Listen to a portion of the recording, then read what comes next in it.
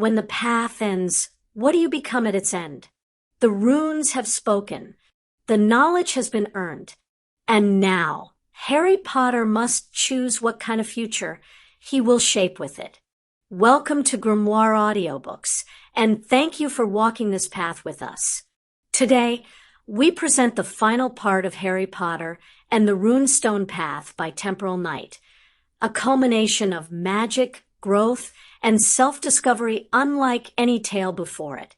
Disclaimer: this fan-created audiobook is based on the original world by J.K. Rowling, but the story itself, the Rune Stone Path, was written by Temporal Knight. This adaptation is for entertainment purposes only, created to honor the depth and creativity of fanfiction storytelling. In this final arc, Harry steps fully into his own power, not as a pawn of fate, but as a master of choice. With the ancient runes as his guide and his allies at his side, the final confrontation awaits, not just against external enemies, but against the doubt that once lived within. If this series has touched your heart or opened your mind, we invite you to subscribe and become a Grimoire Guardian. And if you'd like to help us bring more extraordinary stories like this to life, consider joining the Wizard Army. Now, the final pages await. This is Harry Potter and the Rune Stone Path, Part 8, the final part. Chapter 41, DA Inspiration and Exorcisms. Hey, Hermione. Hermione, wait up. Sirius called down the corridor as he spotted the brunette turning a corner just ahead. He and Amelia ran up, coming to a stop behind her. That was lucky. You seen Harry? We found out. Amy, that hurt.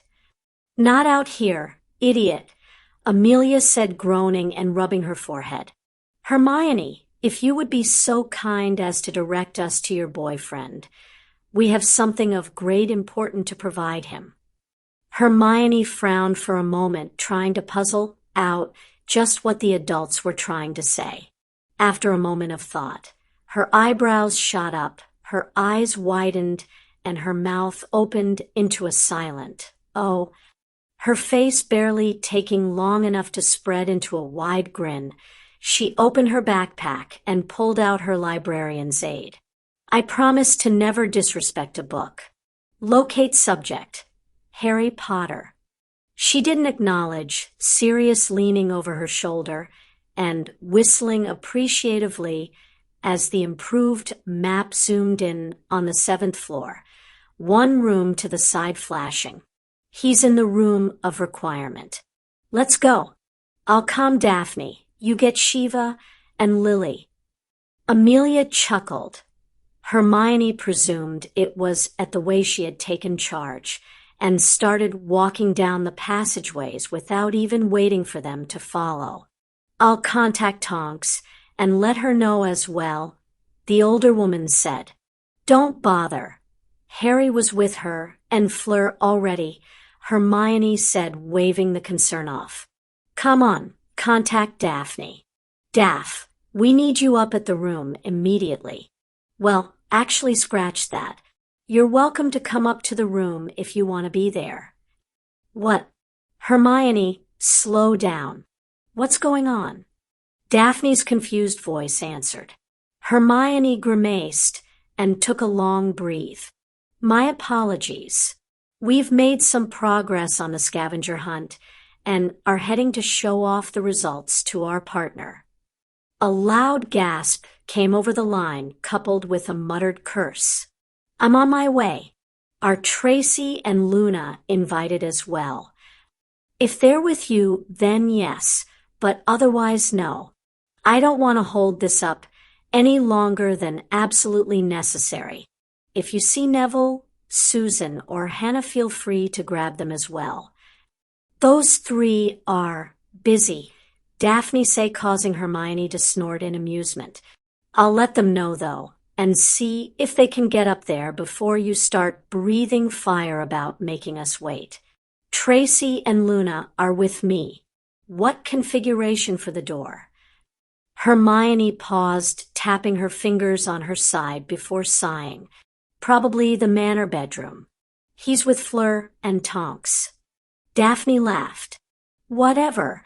Tell him to invite me. Next time, would you?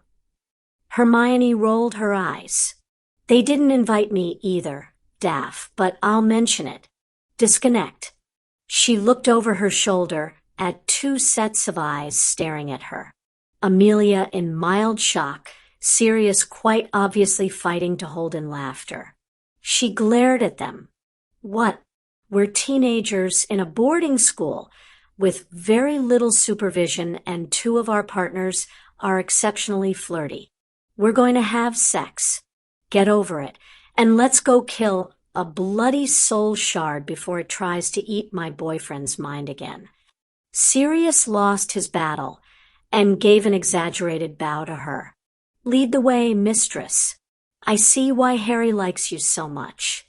Did you get in contact with Shiva and Lily?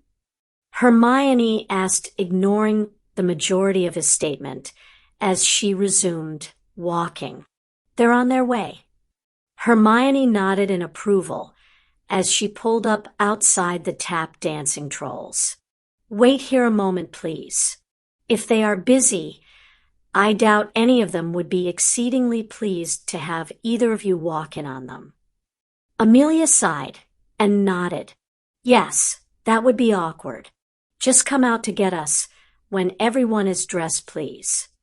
Hermione walked past the tapestry 3 times, concentrating on Harry's bedroom, and smiled in satisfaction when the door materialized. She knocked on the new door to give them a slight warning before walking in. Harry was on the bed curled up in Tonks' arms, while Fleur was sitting up on one arm with her other one lightly stroking the metamorph's back. Hermione crossed her arms as the door closed behind her and eyed the 3. You know, you 3 aren't the only ones who could do with some stress relief. Fleur smiled over. Well, then lose ZE clothes and climb in, Mione. Sorry, Mione, Harry said, waving to her. I walked in on both of them, then Nev, and then these 2. Decided there was no way in hell I was going to leave after that. You know? Hermione just rubbed her forehead in exasperation. Yes. Well, Daphne also requests an invite next time. Get dressed, all of you. Sirius and Amelia have found a Horcrux. What? 3 voices rang out in concert, nearly knocking Hermione back with the force of their shouts. When the bloody hell was this? Harry asked, leaping out of the bed and grabbing his trousers. Fleur started cursing in French as she slipped on her bra and threw the sheets around looking for her top. Tonks' hair flipped through a rainbow of colors before settling on bubblegum pink as she threw her leather jacket on over her shirt. Which one? I can't believe they didn't call us. I don't have details. I just know they found one. It seemed like they discovered it only a few minutes ago, Hermione said, shrugging. Tonks shared a glance with Fleur before sighing and slipping on her boots. Bloody bastards probably figured out R.A.B. R.A.B.? Harry asked. NYM, shirts on backwards. Damn, knew it felt weird, she muttered. R.A.B. are the initials of the guy who stole the locket before us and switched it with a replacement. Oh, he paused and stared at her. I guess we'll get that whole story later on now. Fleur shrugged and cinched her belt closed around her skirt. We were going to debrief you all after we finished up here. Hermione nodded appreciatively at the 3 before moving back to open the door into the room. Everyone's decent. You can come in now. She waved Sirius and Amelia inside and was about to close the door again when Shiva and Lily came dashing around the end of the corridor. Both were sweaty and their hair was tangled. Lily's trouser legs had ridden up enough to show two different styles of socks. Hermione raised her eyebrows at their disheveled appearances and held the door open, muttering, "About time." Shiva cast her a questioning glance, which Hermione ignored. Before she could close the door, Luna skidded around the corner with a huge grin on her face and Coco riding her shoulder. She practically skipped down the hall as Daphne and Tracy followed at a slightly less frantic but still hurried pace. Luna gave Hermione a quick hug and kiss on each cheek before slipping into the room. "She's in a good mood," Hermione remarked to the two Slytherins blinking after Luna. "When is Luna not in a good mood?" Tracy noted with amusement. Again Hermione tried to close the door, and again she was forced to pause midway through as Neville, Susan, and Hannah came into view. "When did I volunteer to become the butler?" she asked herself in mild annoyance, waving the three newcomers inside. "Anyone invite anyone else?" "No." "Good. Harry, you get the door next time. If we're going to be in your room, you should be the one opening the door." Harry cast an amused look her way before turning to Sirius. "Mione says you found a Horcrux." "Yup." Sirius nodded emphatically and smiled at Amelia. Amy was the one who figured out most of it. For those not updated, we raided the cave this morning. Locket was a fake, having been stolen and replaced years back. Neville, the Lestrange brothers, are dead. Both got killed by Infrey hiding within the lake. It wasn't pretty, and they sounded like they were hurting quite a lot before dying. Susan and Hannah both quietly held Neville's hands. His mouth set into a grim line, and his eyes narrowed. 2 down, 2 to go. After we got back to the manor, we found the deception. The one who stole the locket was my brother, Regulus Arcturus Black. Sirius said, his voice hitching slightly on the name. He shook his head and swallowed heavily. I didn't even think of it before. Regulus was always a mama's boy, and he was a perfect pure-blood son. Joined up with the Death Eaters before he even left Hogwarts. I thought he'd pissed off the wrong guy and gotten killed because of it. Turns out Voldemort had used Creature to test the defense around the locket, and when the elf got away, Regulus turned on the bastard. He stole the locket, and Creature's been trying to destroy it ever since. Amelia sent him a reassuring smile and squeezed his arm. Sirius wiped a bit of moisture from one eye and reached into his pocket. He pulled out a cloth-wrapped bundle and placed it in the middle of the floor. I present to you the legacy of Regulus Black, Salazar Slytherin's locket, Tom Riddle's Horcrux. As he peeled open the cloth, an ornate silver locket was revealed. Hermione stared at the small snakes curled around the front-facing side of the jewelry piece, almost entranced.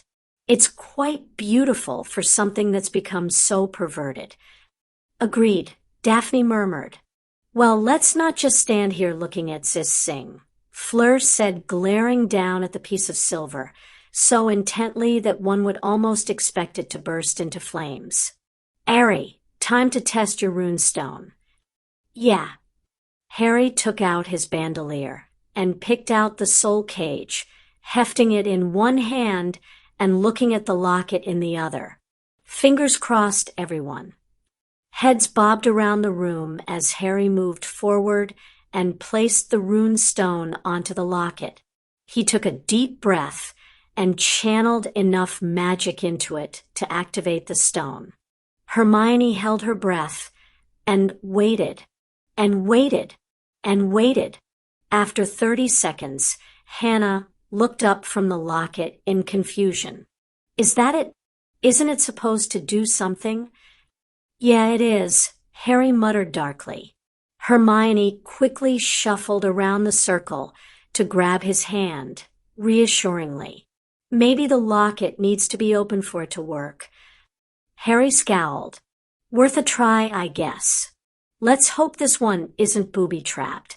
He took the soul cage off the locket and whispered in Parseltongue to it. Before Harry could replace the runestone, the locket popped open, and black smoke spilled out of the thing, causing everyone to jump back. Harry Potter, you seek to destroy me without using me. You are a fool. You could utilize me and become stronger than my original, stronger than your doppelganger could have ever dreamt of being. With my knowledge and your thirst for power and control, you could become what I had only ever imagined. I would rule the country. With my help, you would rule the world. Harry seemed frozen, staring up at the curling black smoke. Hermione used her grip on his arm to haul him back and shove him towards Fleur and Tonks.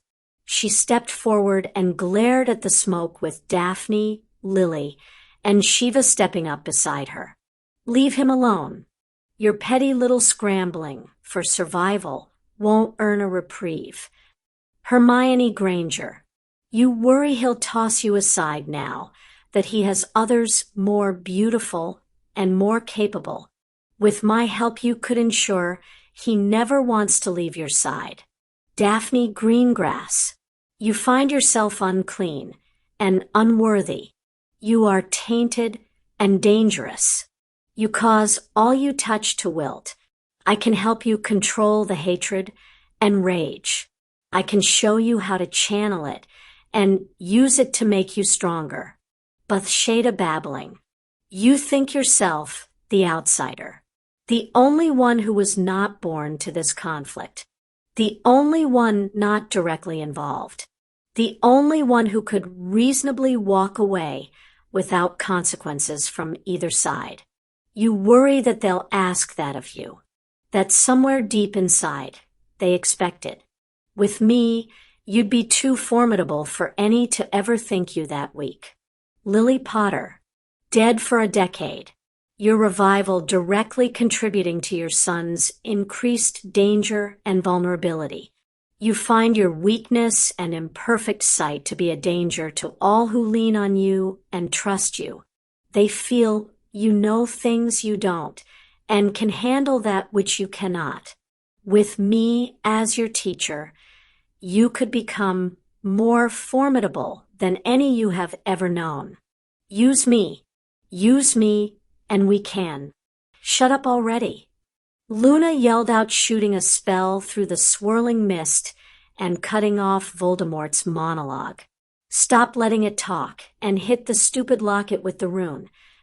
Hermione jolted herself out of whatever trance she seemed to have fallen into and grabbed the rune stone Harry had dropped.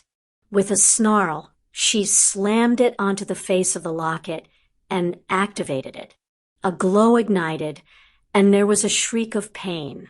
Some of the black smoke began curled back down towards the locket and into the rune stone.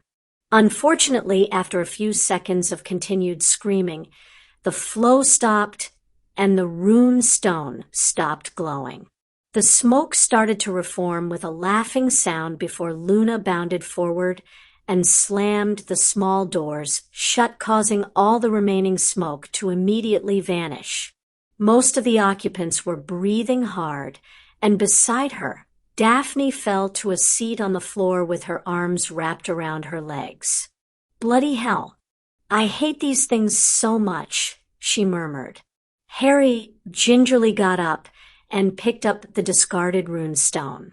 His face twitched imperceptibly as he stared at it. Hermione carefully got up and reached out to him. Harry, she asked softly. He roared and threw the stone at the wall, chipping off a large chunk. It doesn't work. It still doesn't fucking work. What is wrong? Why won't it work? Shiva was pulling him into her arms before anyone else could even register movement. Hey, it's okay, kid. It's okay. Calm down. There are other options. Sue's potion sucks, but it's an option. Not everything can always be solved with runes. We'll deal with this just like we always do, kid.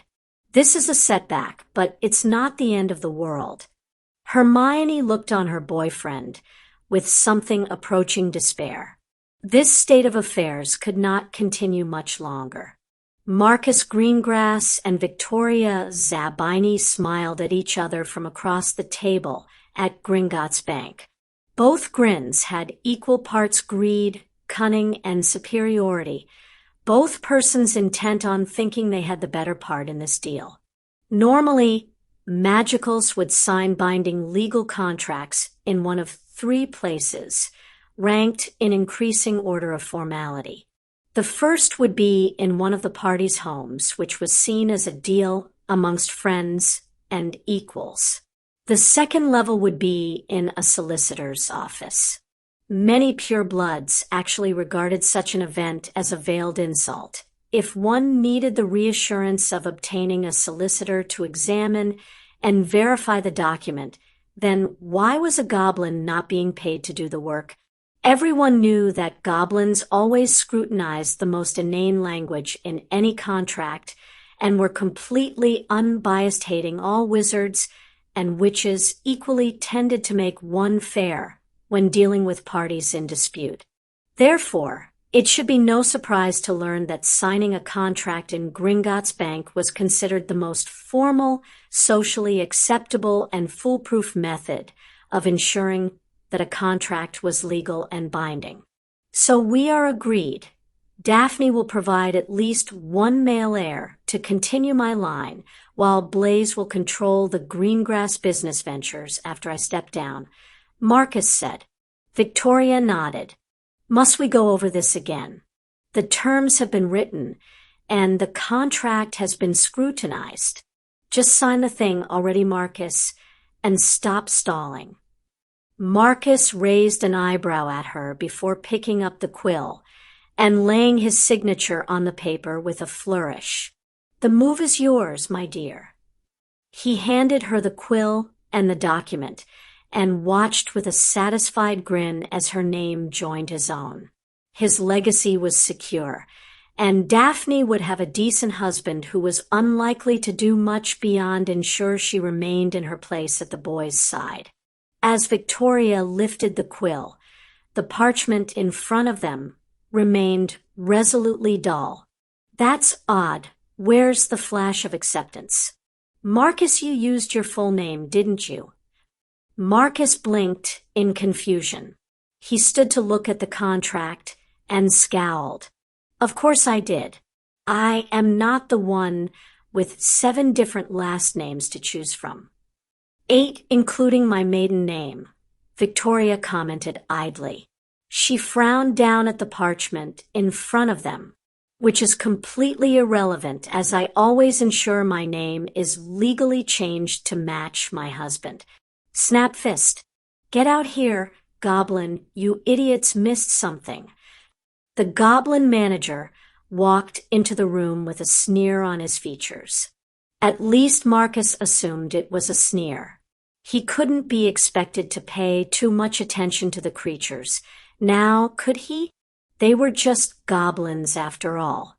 The contract agreement was examined and deemed complete and all-encompassing. If you wish us to determine why you cannot legally sign it, then that will be a new fee for each of you. Marcus scowled at the greedy little thing. Fine. Take your gold from the vaults and tell us what is wrong. I swear you do this on purpose to ensure you get paid twice for one job. Miss Zabini, the goblin asked, utterly ignoring his jibe. Just do it, she huffed. Snapfist nodded. He stepped forward and looked over the contract for less than 10 seconds before a grin spread across his features. Ah, I see the problem. Yes, this is quite simple. Well, what is it? Marcus asked. The goblin really was just toying with them. He'd really have to examine whether he should go to the gnomes for his banking purposes instead. This wizard stipulates that Blaise Zabini is to be Daphne Greengrass' husband. Marcus could have hit the fool for that statement of the obvious. Victoria looked just as annoyed. Thankfully, the goblin continued on quickly. Such an arrangement would be rather difficult to achieve considering that Daphne Greengrass is already betrothed to a different man. Both humans' jaws dropped. What? The goblin withdrew a copy of the Quibbler from his jacket and spread it on the table between them. Grinning, he pointed to one article at the center of the page.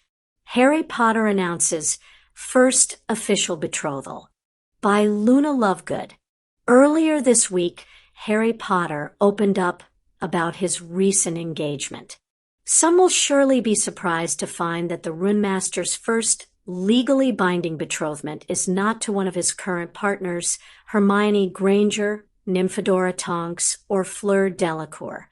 No, Harry Potter is now betrothed to Daphne Greengrass, heiress select of Greengrass Shipping, Greengrass Solutions, Greengrass Maintenance, and Greengrass Alchemy. Daphne and Harry have been friends since 1992, both having come together to assist in solving and resolving the Basilisk crisis at Hogwarts during that school year.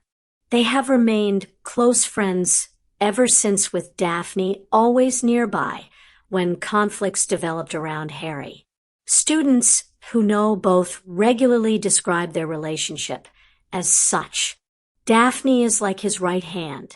Whenever Potter gets serious and goes to beat someone down, Daphne's right there beside him.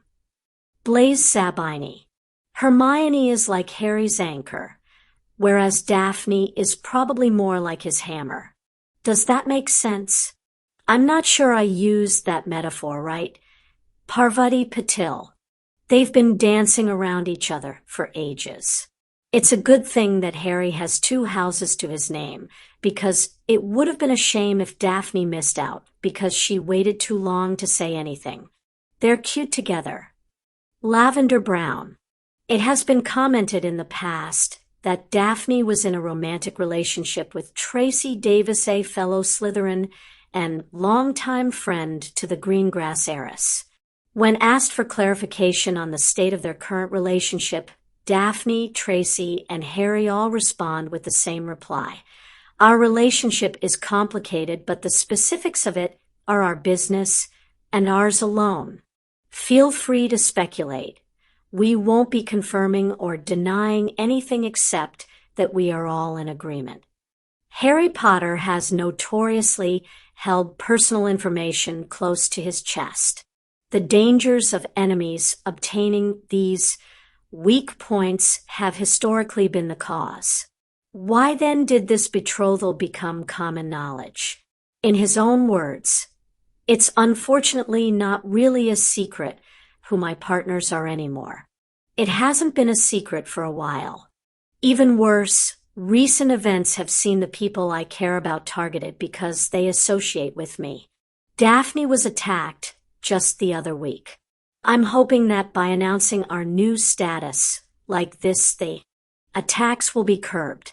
I don't think any of my relationships need to be formalized, but Daphne is a special case. Her family had been in talks to cement another arrangement, and we felt it was necessary to ensure that she was free to choose for herself. Many people in our world have forgotten that a marriage shouldn't be decided by a piece of paper, but by who you care about. The contract between Daphne and myself is meant to remind everyone that we should all be allowed to be with who we desire, not who was chosen for us. Daphne herself goes on to state the following warning to any who oppose this union.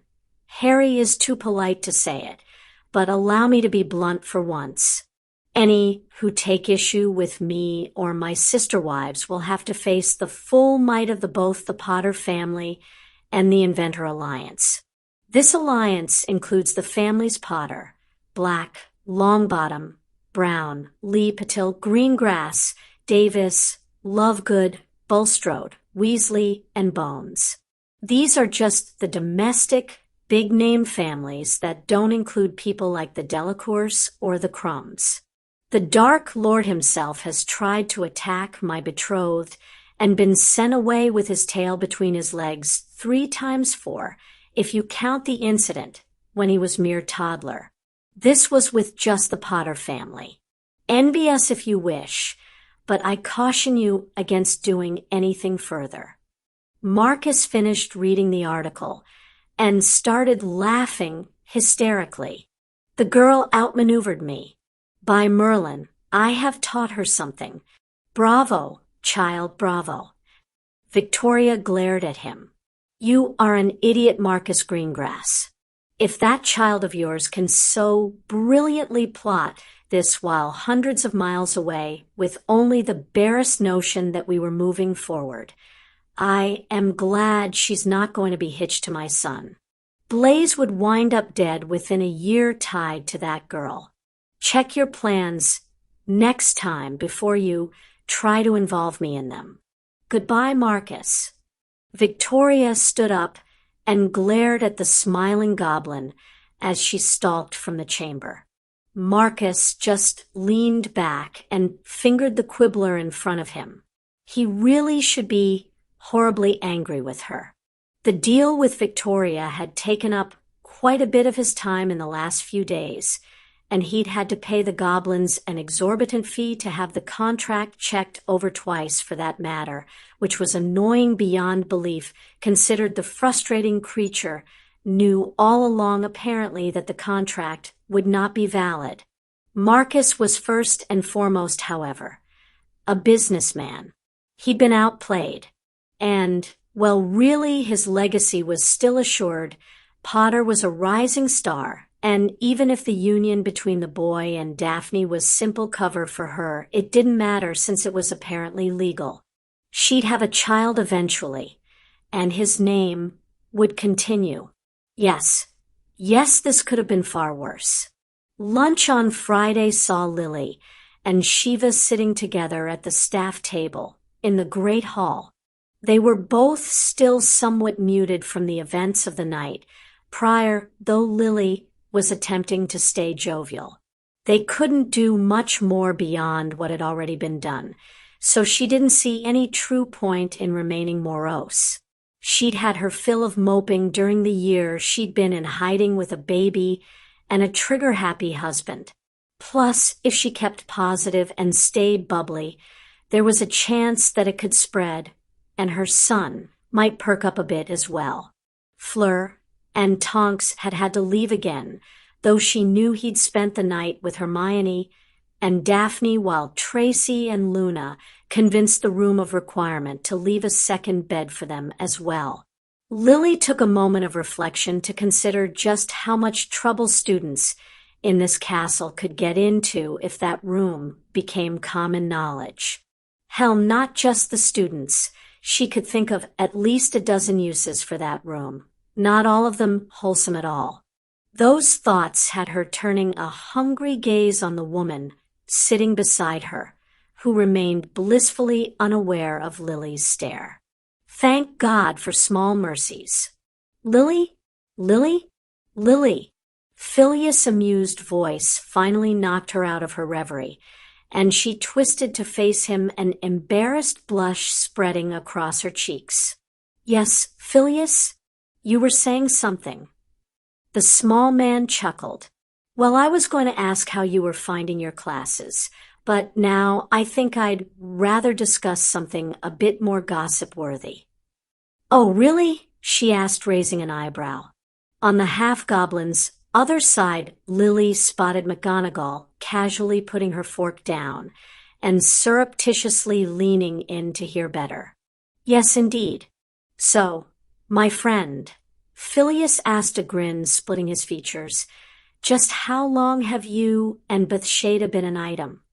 Shiva started choking on her juice beside Lily, and Lily felt her own face burn.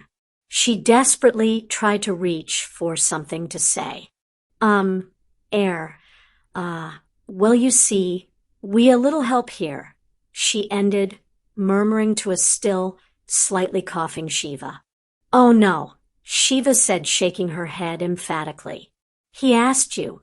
You get to field that one. I'm going to get enough questions from Aurora and Septima." Lily Mock glared at her. "Some girlfriend you are." She turned back to Phileas and shrugged. "As of yesterday afternoon, we're dating. News apparently travels fast. If you keep looking at her like you were then, it certainly will," McGonagall said, hiding her own smirk. "I'm happy for you both. It's nice to see that Bathsheba finally has a date, and it's good to see you moving on, Lily. Do try to remain appropriate in front of the students, though."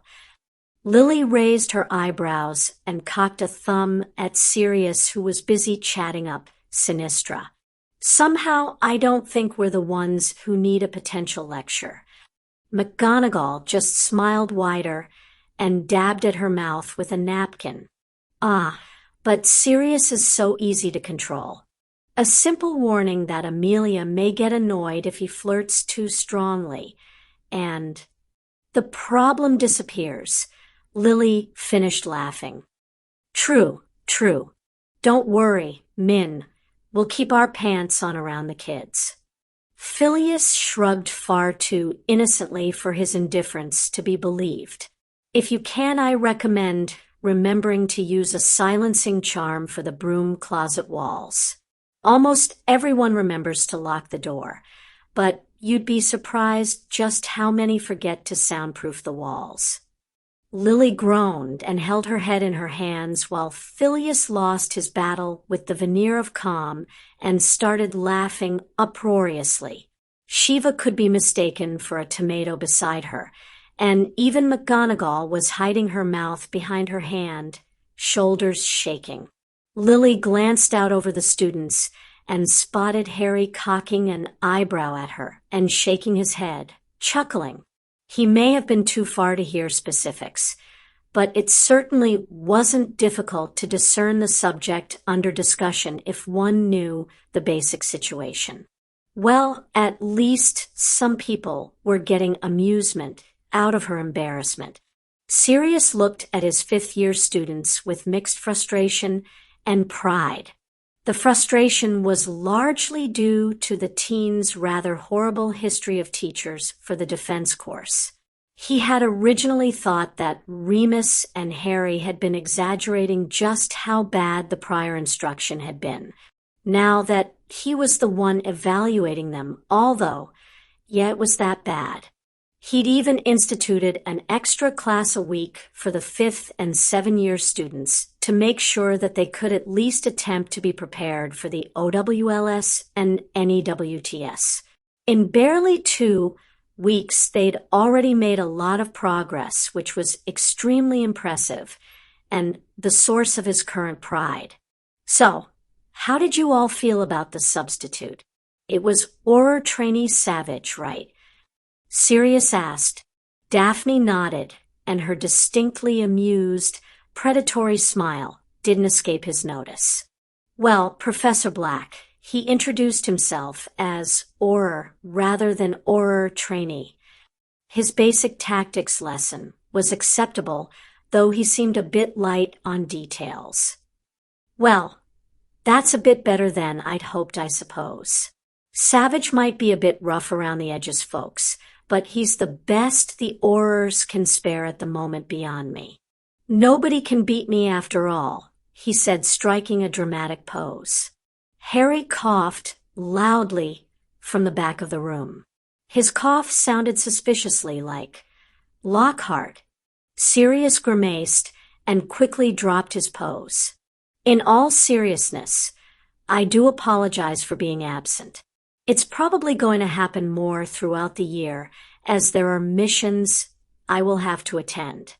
I'll certainly do my best to ensure that these are limited events, and that you'll have proper tutelage for the days that I'm gone.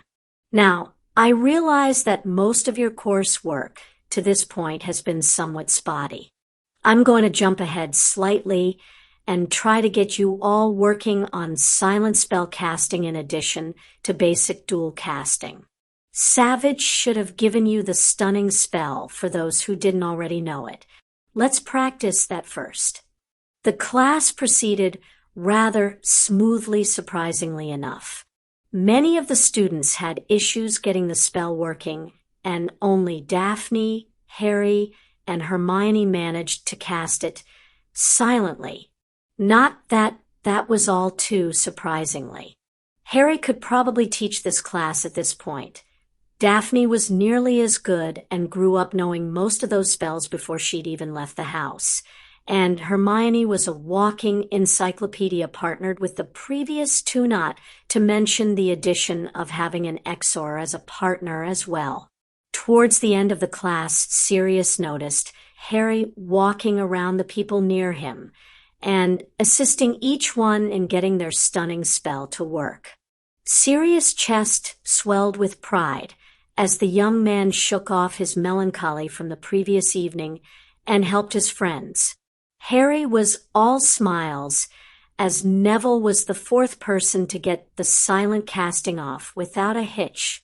Susan followed soon after.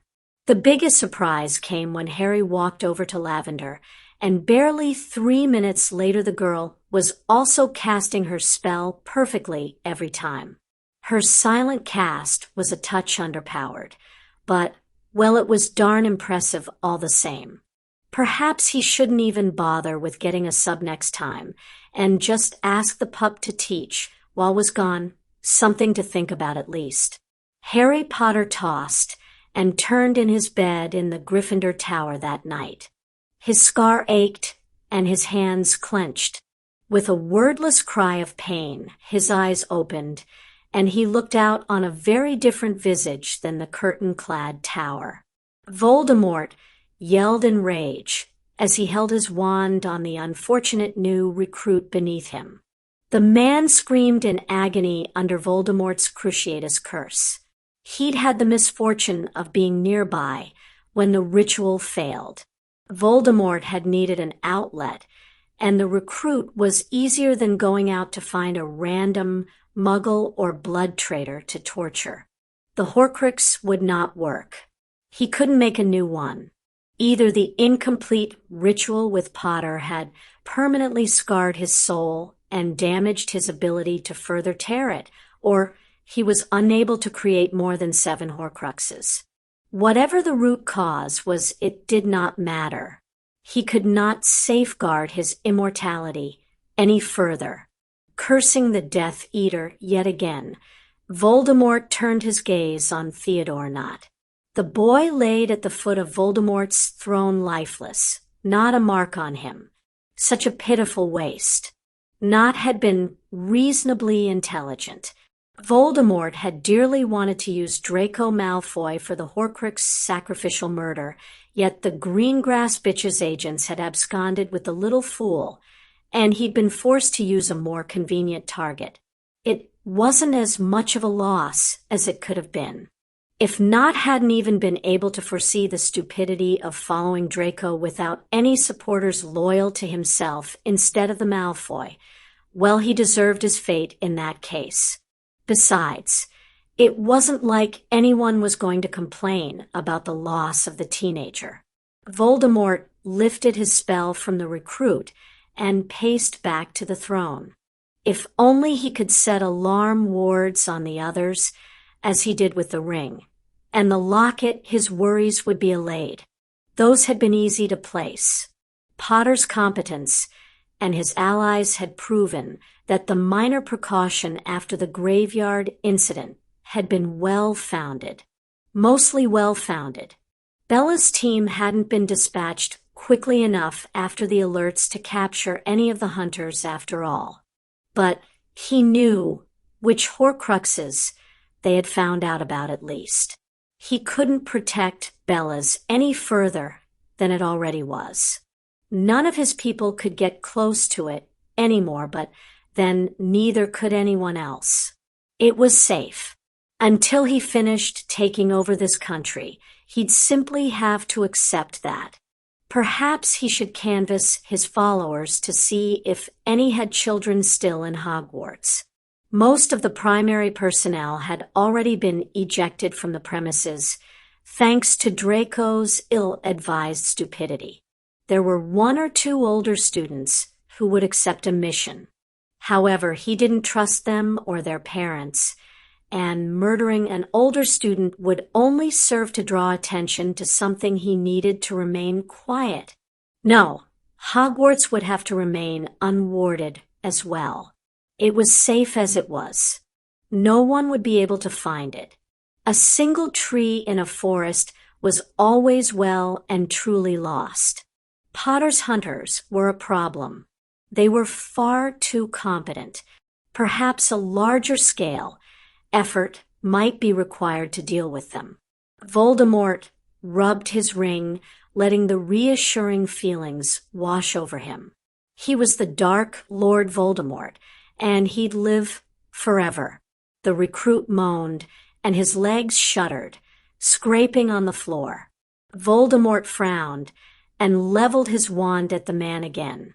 He could wait a few minutes more before deciding what to do about the hunters. Harry wrenched himself back to the tower and sat up shaking with sweat pouring down his face. His scar was aching and his mental defenses were in shambles. But not forcing himself out sooner had been worth it. He may never intentionally open that door to Voldemort's mind, but if Riddle happened to do it himself, well, Harry would use it. This soul shard should be put to use if he couldn't get it out of his head. Bellatrix hid one where nobody could get at it, and there's one somewhere in Hogwarts. Now we have somewhere to start searching again. Wah. Who's the... Lo. Tonks mumbled, blinking blearily around the darkened room, searching for the voice that had awakened her. Wow. NYM, you are definitely not a morning person, Harry commented, sounding amused. Tonks blinked her eyes again and slowly reached up to her ear. Harry, why are you tiny and in my ear? I should be able to hold you or see you if you're that close, but... Oh, never mind. Awake now? He asked. She shook her head to try and clear it somewhat before looking at the clock on the table. What are you doing up at 2 a.m, Wonderboy? This is an ungodly hour to be up. She heard him sigh over the line before he muttered. Dreaming. Look, NYM, I'm sorry to wake you up and all, but I wanted to tell you guys before I forgot. Not that I would forget, but better safe than sorry, yeah? Sure.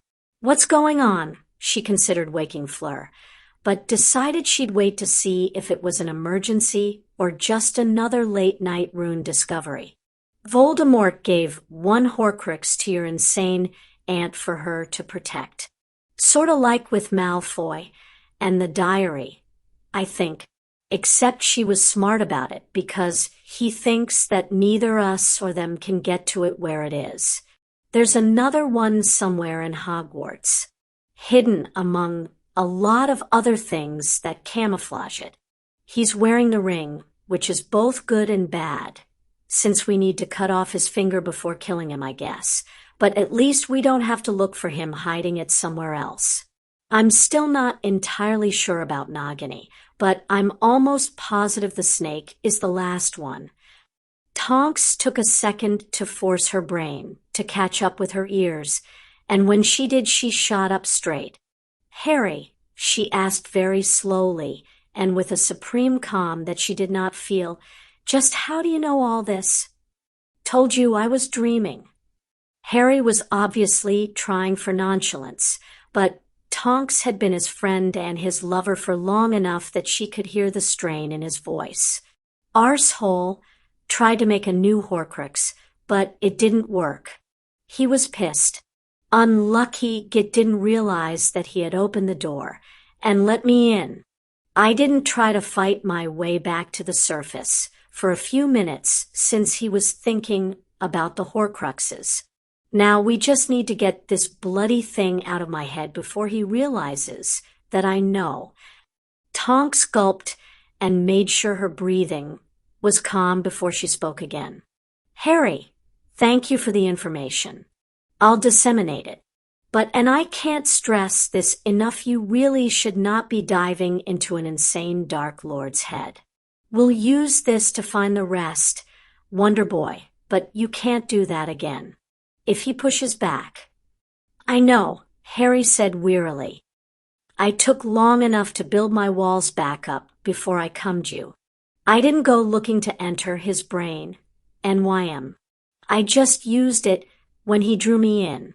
One way or another, this isn't going to be an issue much longer. Sue's mum is starting to brew her potion. So in a few days, I'll either be Horcrux free or dead. I'm sorry for waking you. NYM. Talk to you soon, yeah? I gotta get some sleep. Sure, Harry. Try to dream of us this time, instead of the monster, okay? Good night. Love, she said, fighting down a lump in her throat. Once he disconnected, Tonks rolled over and shook Fleur awake. The Vila opened one bleary eye and stared up at her in confusion. Harry called. Voldemort tried to make a new Horcrux, and it didn't work. Harry saw the results and found out where the last few are. He's okay. A bit depressed, but okay. Fleur opened and closed her mouth several times before sighing. She reached up and wiped a tear from Tonks' cheek that she hadn't even known was there. Lie down, NYM. We cannot do anything to make it easier for him tonight, and we cannot go hunting for Z Azer ones as we are at Z moment. Sleep, mon amour.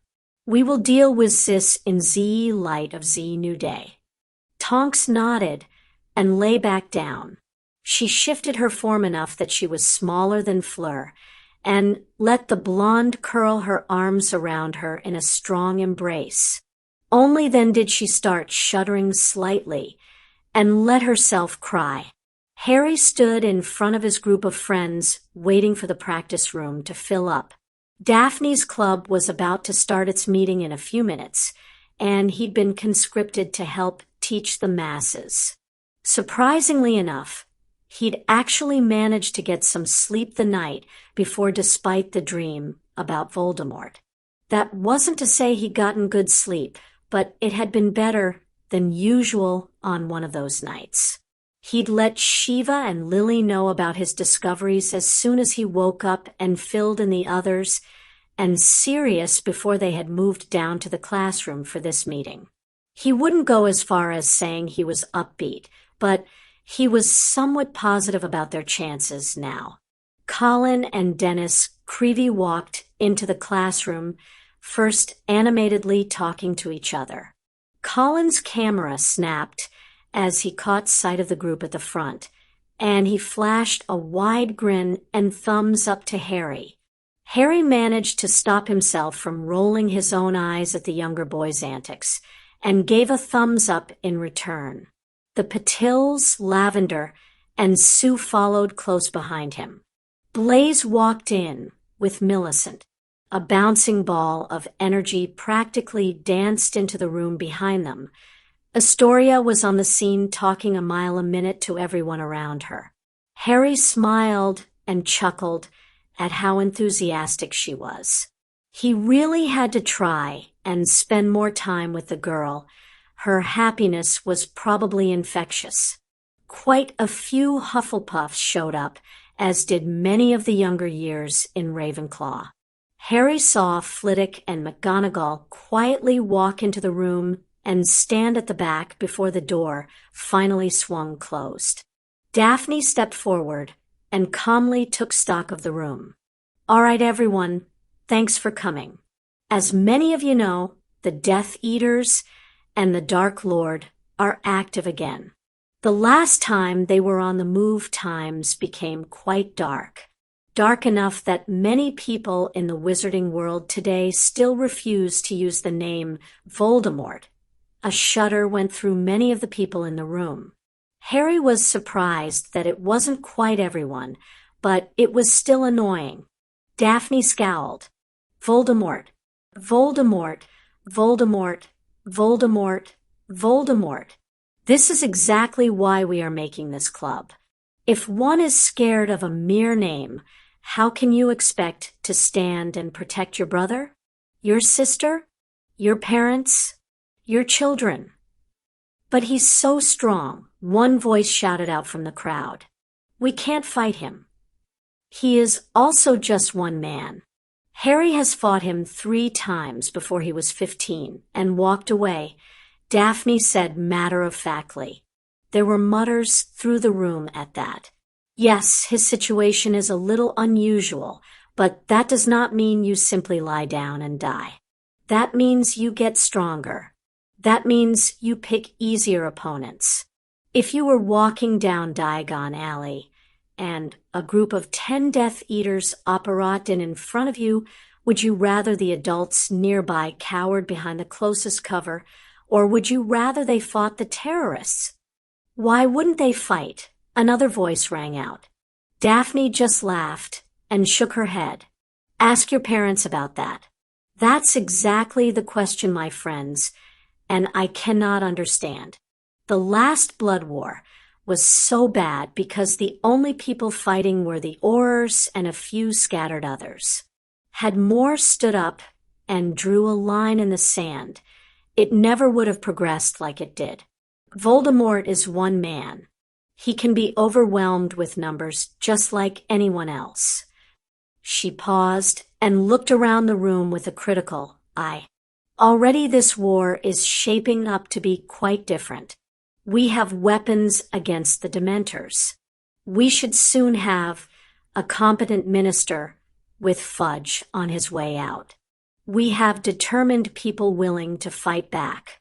Read the Quibbler, and you will see example after example of ordinary citizens standing up to defend others and tell the Death Eaters that enough is enough. Daphne sighed and shrugged her shoulders. I am not starting this club to try and teach you how to fight murderers and rapists. I am starting this so that you aren't forced to hide behind someone else. I am starting this to prepare you, to make sure that you have the tools you need to stay alive without having to kiss someone else's boots. I am starting this to make you strong enough to stand on your own and to stand tall beside a friend in need. Now, please pair off. First, we will be going over stunning, disarming, and shield charms.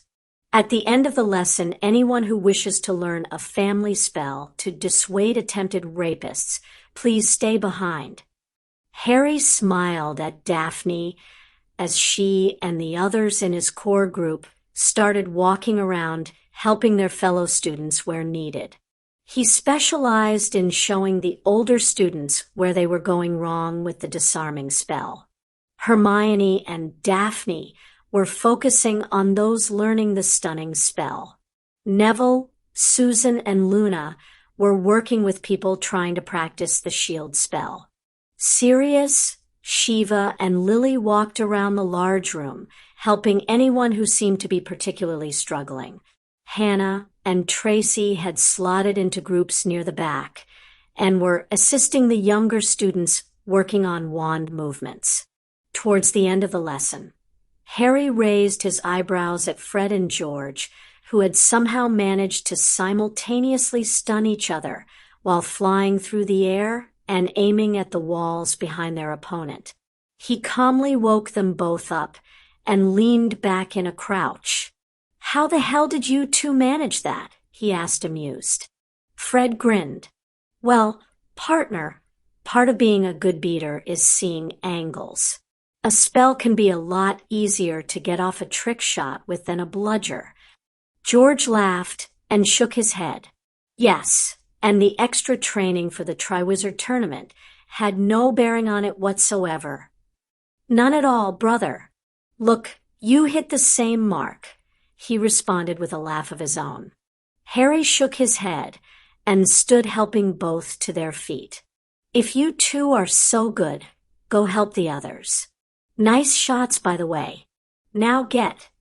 Still laughing, the twins moved off, and Harry shifted closer to Luna. She was working with Lavender, who looked confused.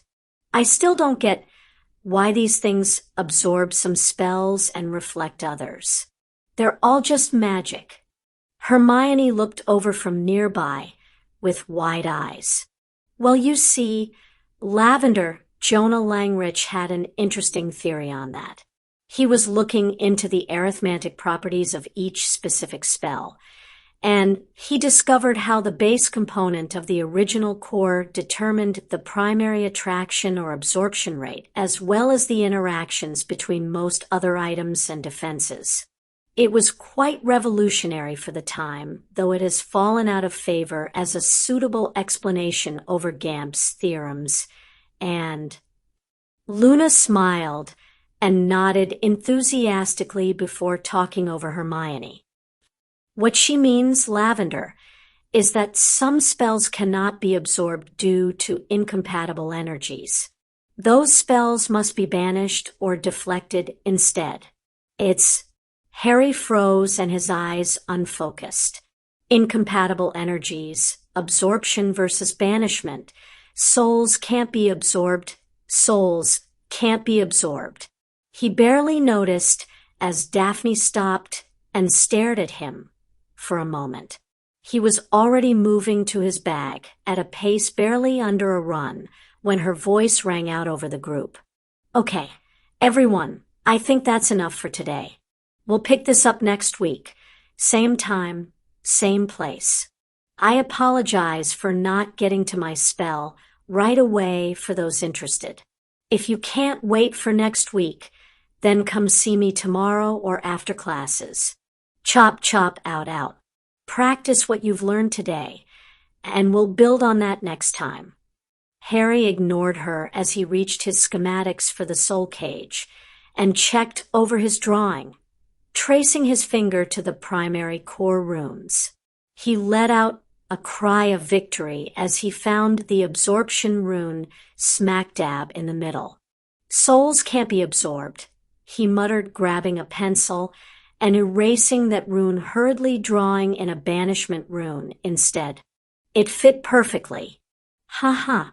Got it. Take that, you bloody thing. Who's the rune master now? Huh. Harry? What brainwave did you get this time? Neville asked, sounding decidedly amused as he crouched nearby. Had Harry cared enough to look up, he would have found his friend in almost the same position he'd just recently been in with the twins. Daphne came up and shook her head. Glad I got them all out before he started yelling. What's going on? Anybody have any clue? Souls can't be absorbed, Harry said, grabbing for his carving kit. He'd have to make a brand new one. Beyond destroying the original prototype the other day, this one needed a different core rather than a simple addition. And that means what? Lily asked, frowning. Harry found a suitable stone and started etching the new design. I made the same bloody mistake the Egyptians made, that's what it means. Souls can't be absorbed. It's why their original cluster never worked. It's why the soul cage keeps failing. Not even Dementors technically absorb souls. They merge with them. It's a subtle difference, and in all practical matters, it doesn't mean a damn thing. But absorb and merge are two very different runes with two very different rules on interactions. Souls can't be absorbed, but they can be banished. Mom, I need the Horcrux. He looked up long enough to make sure that someone was moving to go get his test subject, only to see everyone looking down at him, slack-jawed. Don't just sit there staring. Someone get me the locket. Sirius started chuckling, then laughing, then doubling over inside, splitting chortles. I swear, Pop, I am never going to get used to you doing that. Creature. A pop sounded, and the ancient house elf stood nearby. He looked quite a bit taller, straighter, and prouder than Harry had ever seen him before. "Creature, go get the locket, and then you're free to stay here to watch it be destroyed." Harry saw Creature's jaw set in a primal grin before he popped away, only to return a moment later with the Slytherin locket in hand. Shiva was looking at Harry with her head cocked to one side, and a frown of concentration etched onto her features, and her eyes unfocused. A banishment rune twined into a soul rune cluster. That would function more like an exorcism setup than a true banishing spell. Maybe at least, since it should force the soul out of the current container like the spell generally intends, at least if the targeting segment keeps it tied to the Horcrux instead of both souls. While the Dementor anchor tattoo could be a safety net in case the targeting cluster is flawed Merlin's beard. That might just work. Harry quickly finished his etching and blew the dust off of it. He checked the design over carefully and nodded in satisfaction. "Okay, let's try this thing one last time." He stood and padded over to the locket. Creature delicately handed it over, and the remaining group circled around him again, just like the other night, taking a deep breath and muttering a prayer to several gods. He hissed, "Open." Black smoke started to pool out from the locket again, but this time, instead of letting the horrid apparition speak, he slammed the soul cage down on its face and channeled magic into the stone. The effect was instantaneous. A horrible scream filled the room, and the smoke circled down through the locket and into the rune stone as if it was being pulled through a giant vacuum. Harry's lips spread into a predatory smile that matched Creature's own as Voldemort's piece of soul inside the locket was forcibly separated from its anchor and cast adrift. The magic of the Horcrux only worked while the soul was kept tied to this plane through the specified object. Without that tie, without that anchor, the soul shard died. As the last of the smoke drained away and the scream died out, the soul cage's glow dimmed and went out. Harry reached out a steady hand and plucked it off of the locket. He could feel a bit of magic in the piece of jewelry still, but it no longer reeked of dark magic or Voldemort's taint. Slytherin's locket was no longer a Horcrux. "It works," Harry said, triumphantly holding up the cleansed artifact. Less than an hour after the soul cage test worked, Harry had everyone gathered into the room of requirement. Well, not everyone he knew, but everyone who knew about him being a Horcrux. It seemed appropriate. They had all been in the hospital wing when Dumbledore had gone on and on about how Harry had to die in order to render Voldemort vulnerable, yada yada yada. It felt only right for them all to be present when he proved the old man wrong and cut the Horcrux out of his soul without killing himself. That was the plan, at least. Harry took a steadying breath and looked over the assembled students, teachers, and friends. "Thanks for coming up so quickly, everyone. I wanted you all here, but I didn't want to wait too long, so thanks. So I've already tested the Rune Stone a bit earlier, and it cleansed one of Voldemort's Horcruxes without much problem. I'm pretty sure that this is going to work fine on me too, so I wanted everyone to be able to watch in order to quell any potential rumors or doubts." Harry paused again and grimaced. Yeah, wish me luck." Catching his mother's eyes and the expressions of worry and anticipation crossing his partner's, Harry shook his head and steeled his nerves. He pulled out the soul cage and tried to calm himself. One way or another, this internal battle of wills was about to end. He pressed the rune stone to his forehead and activated it. Pain like he'd never felt before ripped through his head, and he felt his knees buckle. Harry's vision blurred, and he heard a piercing scream that matched the one the Locket had let out earlier. Red and black spotted his vision, and Harry felt himself falling backward with nothing but sky beneath him. Seconds later, he slammed into the ground. Scrambled to his feet, Harry sent a sadistic grin towards the visage ahead of him. He was in his mindscape. The cupboard under the stairs was just ahead. To his left, the door sheltering the Horcrux was finally visible to his eyes. It was standing wide open with the hinges torn off and the wood in splinters. There was an inky blackness beyond the threshold, and a stream of tainted air was flowing out of the door and spiraling into a portal hovering just over the stairs. Harry walked forward slowly, finally noticing a figure clinging to the edge of the doorframe, fighting against the pull of the Soul Cage's portal. The figure was shorter than he'd expected, being only slightly taller than Harry himself, and clad in a deep black robe similar to Voldemort's attire in the graveyard. It had a snake-like face, but was more human than Harry had seen him before. Almost like an amalgam of Memorymort and Voldemort. The eyes were red, the nose was flattened, and the teeth were surprisingly normal. Scarmort roared at Harry. "You fool! I could have made you unstoppable. I could have made you into a god. All I ever wanted was a family," Harry stated as he walked to the edge of the storm. "You took that from me once, and I will not let you take it from me again. Have fun in hell. I'll be sure to send more pieces of you there soon enough." Harry reached back and materialized a spear from his mindscape. Lunging forward, he threw the spear, impaling Scarmort through the chest. The soul shard screamed in pain and rage, and its hands flexed spasmodically, releasing their grip on the doorframe. Still screaming, the broken piece of soul flew up towards the portal.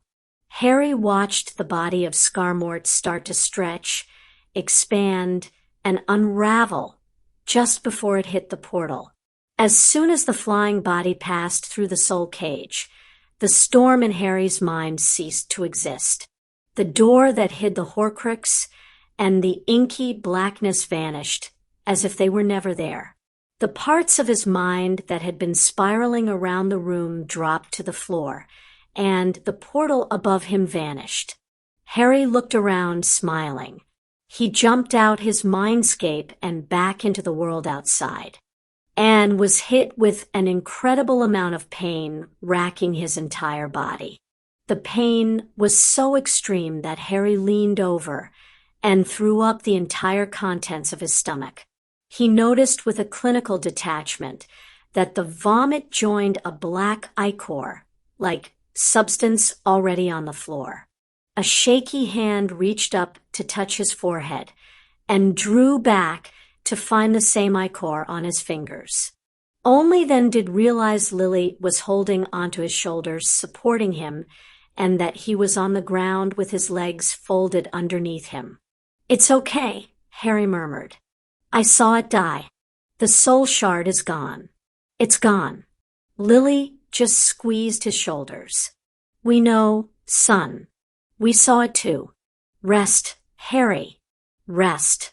Chapter 42. The Last Halloween Hell. "Hey, you okay, Daff?" Harry asked gently as he looked at his newest partner, who had a light sheen over her eyes that he'd almost missed through the sweat on her brow. "I'm fine, Harry. You worry too much," she responded, smiling at him and sitting up slightly, letting the sheets fall down from her bare shoulders. Harry frowned and reached up to wipe a finger across the corner of her eye. "Then why are you crying? We didn't have to have sex, Daff. We could have just gone to sleep. I don't want to, well, you know, I didn't intend to dash." He cut off as Daphne lightly punched his shoulder with a wry grin. "I know we didn't have to do anything, and I know that you were scared of reminding me of Draco, Mr. Noble. I'm not teary because I'm upset. Idiot. I'm teary because this was the first time I've slept with a man and not flashed back to that afternoon. She paused and frowned. That came out wrong. I'm not sleeping around.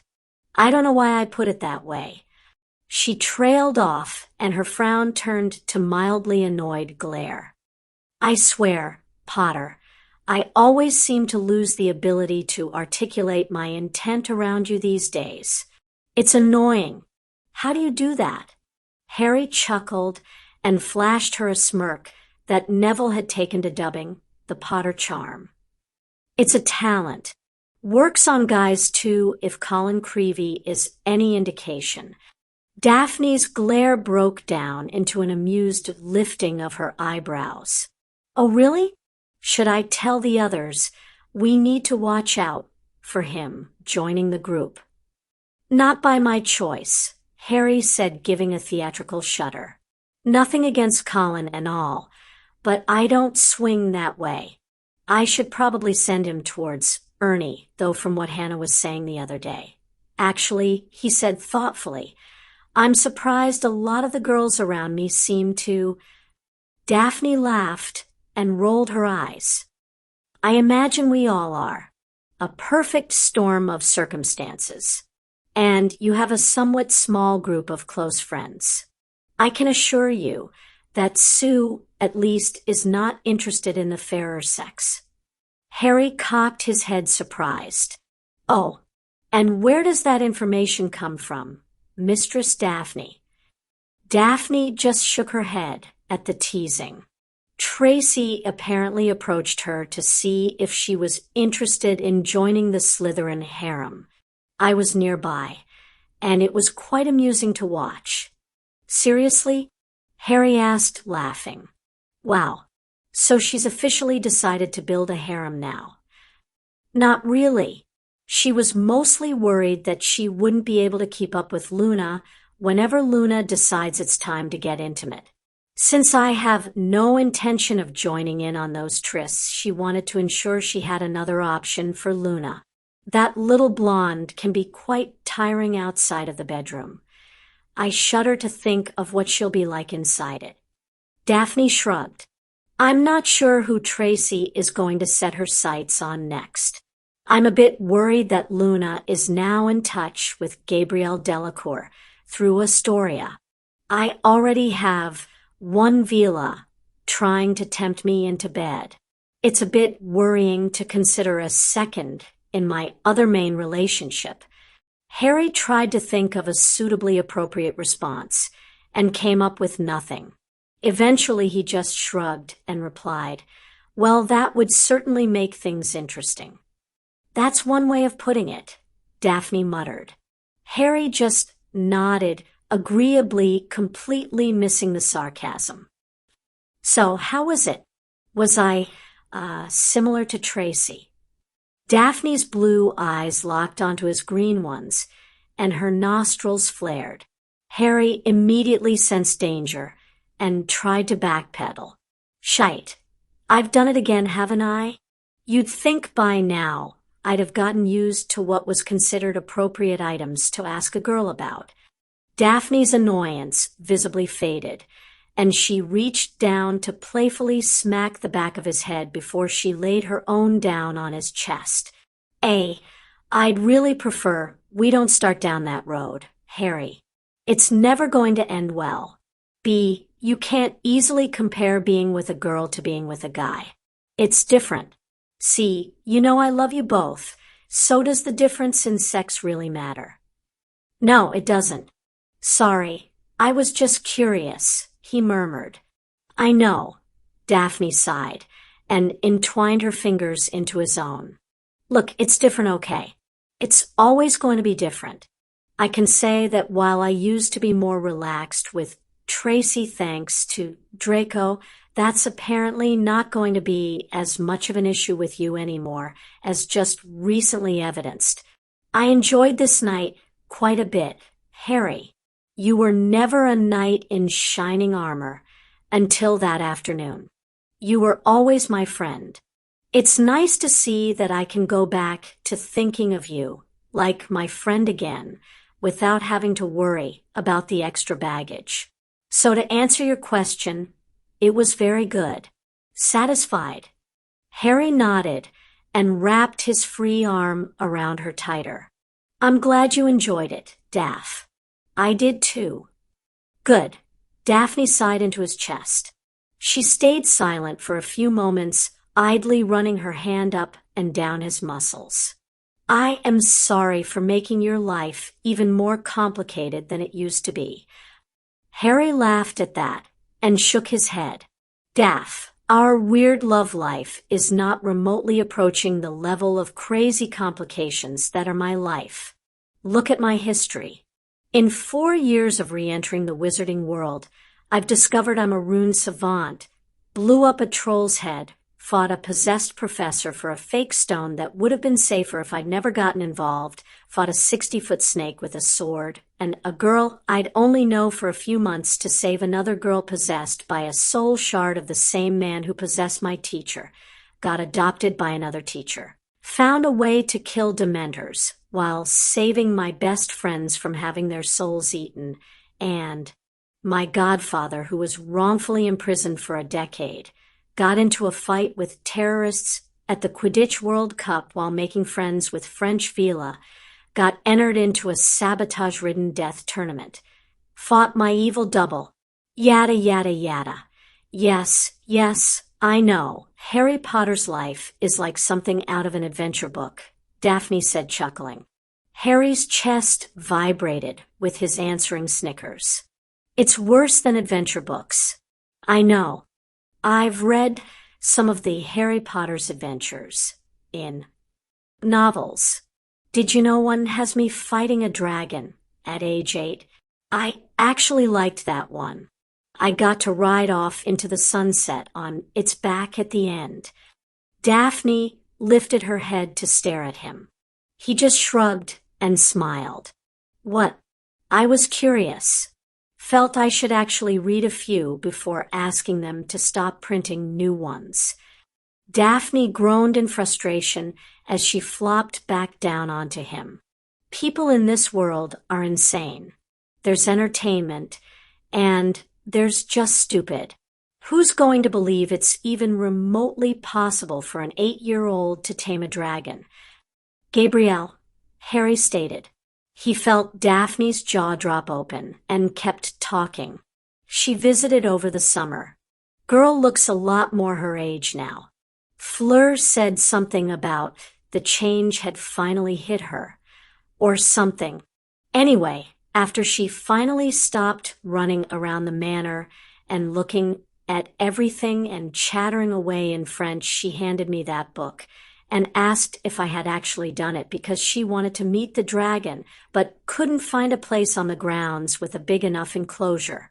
Poor girl was heartbroken when I said most of those stories were made up. She perked up, though, when I offered to introduce her to Charlie, since he could take her to see real dragons. Merlin, thank God you don't have another house to claim.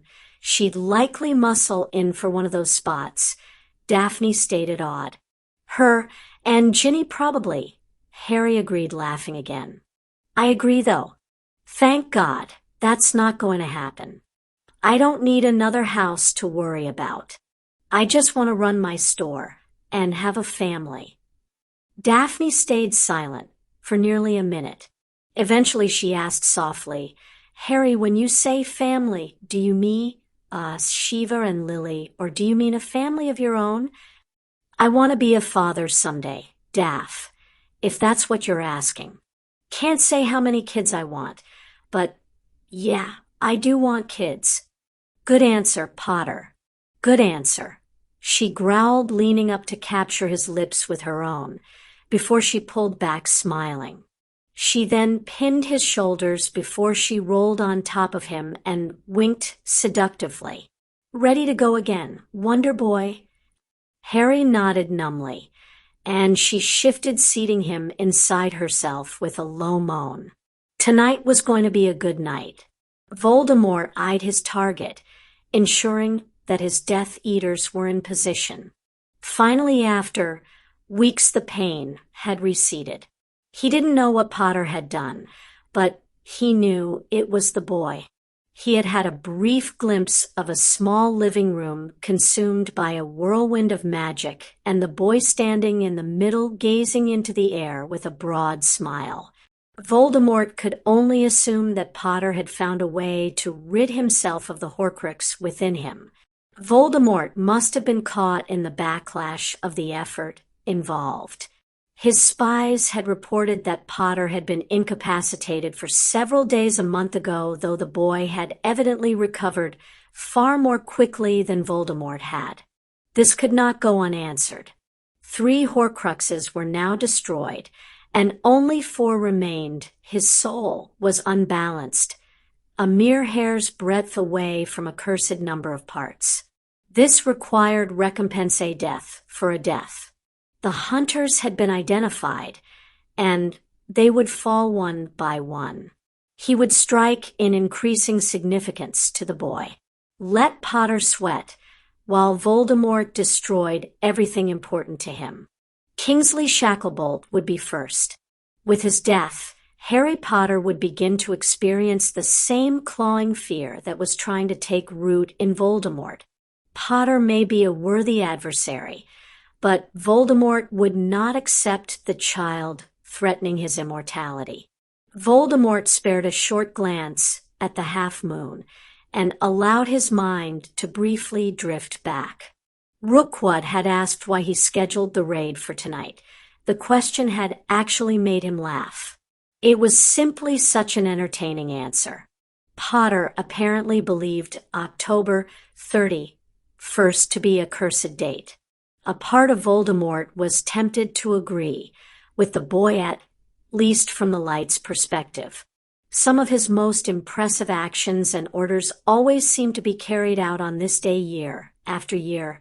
Voldemort chuckled again as he thought how, from his own perspective, Halloween might almost be blessed, as long as one discounted his death in 1981, and his failure to kill Lily Potter that same night, and his failure with the stone. And perhaps this date was cursed for them both. No matter. Begin, he whispered, the force of his prior spell carrying the command to all of his followers. As 140 bodies advanced, only 5 were experienced, and of those 5, only 2 were from his most trusted. He needed at least 1 lieutenant to cover the flank, and the other would lead the charge in case Shacklebolt had any surprises waiting. There was no need for Voldemort to risk his newly healed and reconstituted body after all, not when he had so many willing reserves. Voldemort ensured that the anti-apparition and anti-portkey spell had been raised as the team breached the front and rear doors. His sycophants in the Ministry had already disabled the Flu network. All avenues of escape should be closed to the senior Auror. Voldemort's expression darkened as spellfire flared inside the building, and the screaming cries of pain drifted to his ears before abruptly cutting off. Shacklebolt was alone, but it was no secret that the man was an excellent combatant. He waited until another 3 new recruits died before he moved forward to enter the building himself. His scowl deepened as he passed a deeply lacerated corpse on the stairs. The loss of Dumbledore seemed to have had the unfortunate side effect of unchaining the light from their foolish obsession with stunning his followers. Without Dumbledore, Voldemort was far safer, yet his Death Eaters were in more danger than ever. The irony was not lost on him. He continued his measured pace towards the battle. It would not do to appear worried or overeager. Not yet, at least, not when he was only on the first target. He could not afford to come across as anything less than fully in control until he was targeting Potter's women.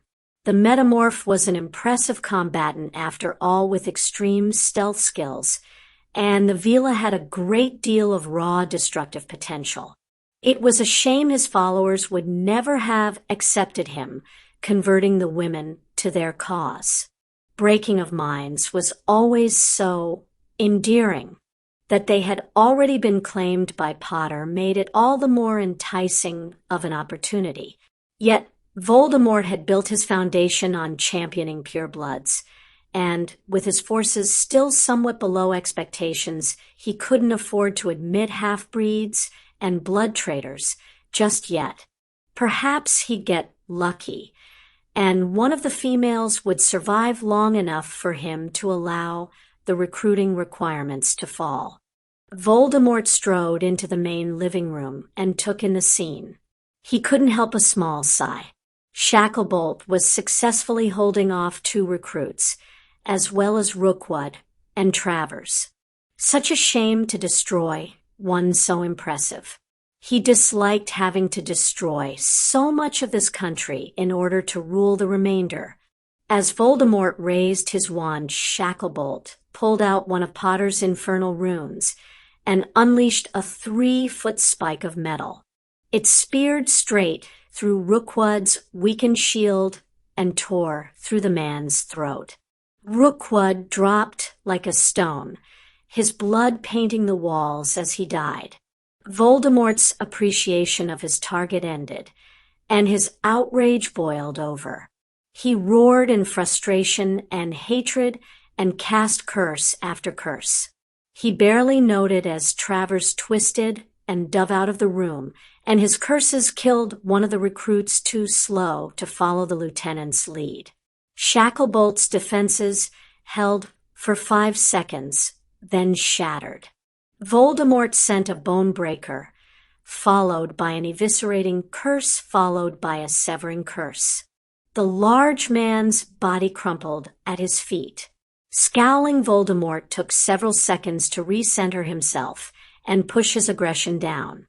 He was having more and more trouble with that lately. It was becoming annoying. "Report," he said softly. "No further resistance, my lord," Travers said, stepping forward and nodding his head. There was no one else present. Shacklebolt was trying to reach for one of Potter's runes when we first breached his study. However, Rookwood managed to destroy it before it activated. I'm not certain what that one would have done. The boy has quite the assortment he has distributed to his friends. Voldemort shook his head. No matter. Enough time has passed that we must leave. Have one of the newer personnel retrieve what they can from Rookwood. He might have kept something useful on his person. You may leave the body. Let them see that our might is impressive enough, that even unspeakables are not safe. A frown of confusion crossed Travers' face, yet he proved his worth by swallowing any objection and immediately moving to comply. Voldemort strode from the room and smiled. One target down. Now to begin planning for the werewolf. Halloween, October 31st. Lily had been subdued for most of the day. For most others, this was supposed to be a happy occasion. It was a day of celebration and fun. Even for the followers of the old ways, it was a time to rejoice, for they could connect with their lost loved ones during All Hallows' Eve. For Lily Potter, all it served as was a memory of the past. Halloween was a reminder of the years lost, the son who was no longer a child, the husband buried, the sadistic murderer still on the loose. She had known waking up that this day would be difficult. What she hadn't quite realized was just how much it also affected her son. Her friends and Shiva in particular had warned her that Harry was especially antsy and jumpy on this day. But, well, the true scale of that warning had eluded her. When he'd shifted to midnight and nearly clawed her, as she simply hugged him from behind in the morning, that warning became far more real. It would have been amusing if he hadn't been utterly serious about the whole thing. Even still, he had to be overreacting. Harry Potter's life was complicated, true, but they weren't talking about Friday, the 13th here. Halloween sucked, but it was just a sad day, not a day to expect the apocalypse. Lily, Sirius said, sitting down at the staff table next to her, his face pale and strained. Grab some food, then get Harry and the others. I have some bad news that everyone needs to hear. Lily felt her stomach clench, and she cast an involuntary glance towards Hermione and Daphne. The girls, Fleur and Tonks, are fine. Remus is too. It's Kingsley. Lily's insides began to loosen, though she hated herself for it. Something bad had just happened to a family friend, and she was happy it hadn't happened to someone she was personally interested in. Finish eating. I imagine the shite is going into the blender soon, so might as well eat while you can. Shite hits the fan. It doesn't go in the blender, Lily responded automatically. His recent attempts to use more Muggle phrases were endearing at times, though the timing of this one left something to be desired. Points for trying, though. Sirius sighed and shook his head. I don't care about the right phrasing. Lils. I wouldn't even be down here if Minerva hadn't made the feast mandatory. Neither would I, Lily murmured. The rest of Halloween feast was extremely subdued and passed in a bit of a blur for her. She managed to grab Shiva as her girlfriend finished her meal, and with barely a glance at Lily's face, the runes professor went rigid. Who died? Lily shook her head and whispered back, I don't have details. I think Kingsley. Goddess, Shiva cursed. I'll grab the teens. Core group. Yes. Sirius is already heading up to the room. Conference configuration. Shiva nodded, then pulled Lily into a hug. It'll be okay, Lils. We're getting close, and we'll take the bastard out before he does anything else, she whispered into Lily's ear. Pulling back and giving her a quick kiss on the cheek, Shiva moved away and let Lily trail off after Sirius. She had just finished materializing the door to the room of requirement when a gang of teenagers practically ran around the corner and into the hallway. Mum, Harry called from the forefront as he skidded to a stop in front of her.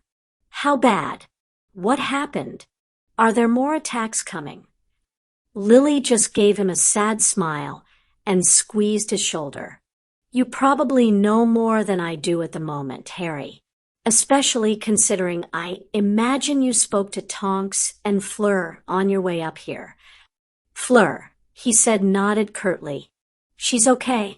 Tonks is busy in the training room cutting down dozens of target dummies, so she's not okay, but she's not hurt.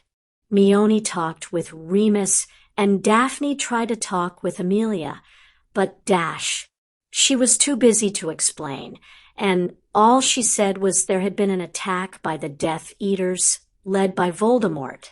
Daphne finished.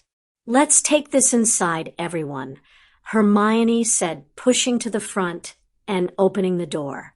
We shouldn't discuss this in the middle of the corridor.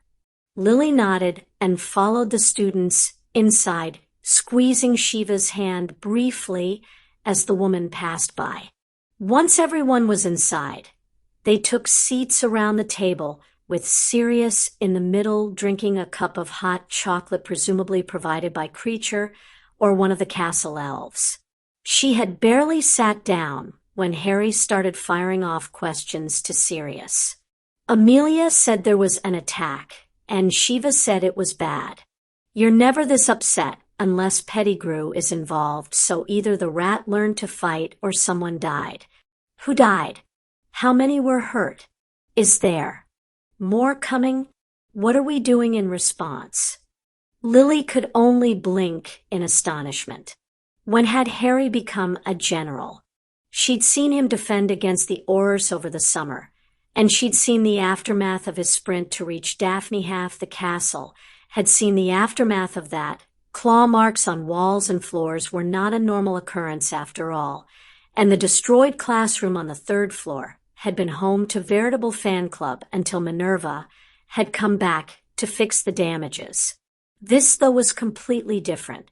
Her 15-year-old son had taken charge of the situation and was speaking of events as if he was getting ready to lead the charge on Voldemort himself. Maybe that was exactly what Harry was doing. Amelia called to tell me as much as she could while the investigation was getting started. Sirius said, sighing and setting down his mug. The Death Eaters conducted a raid on Kingsley Shacklebolt's house.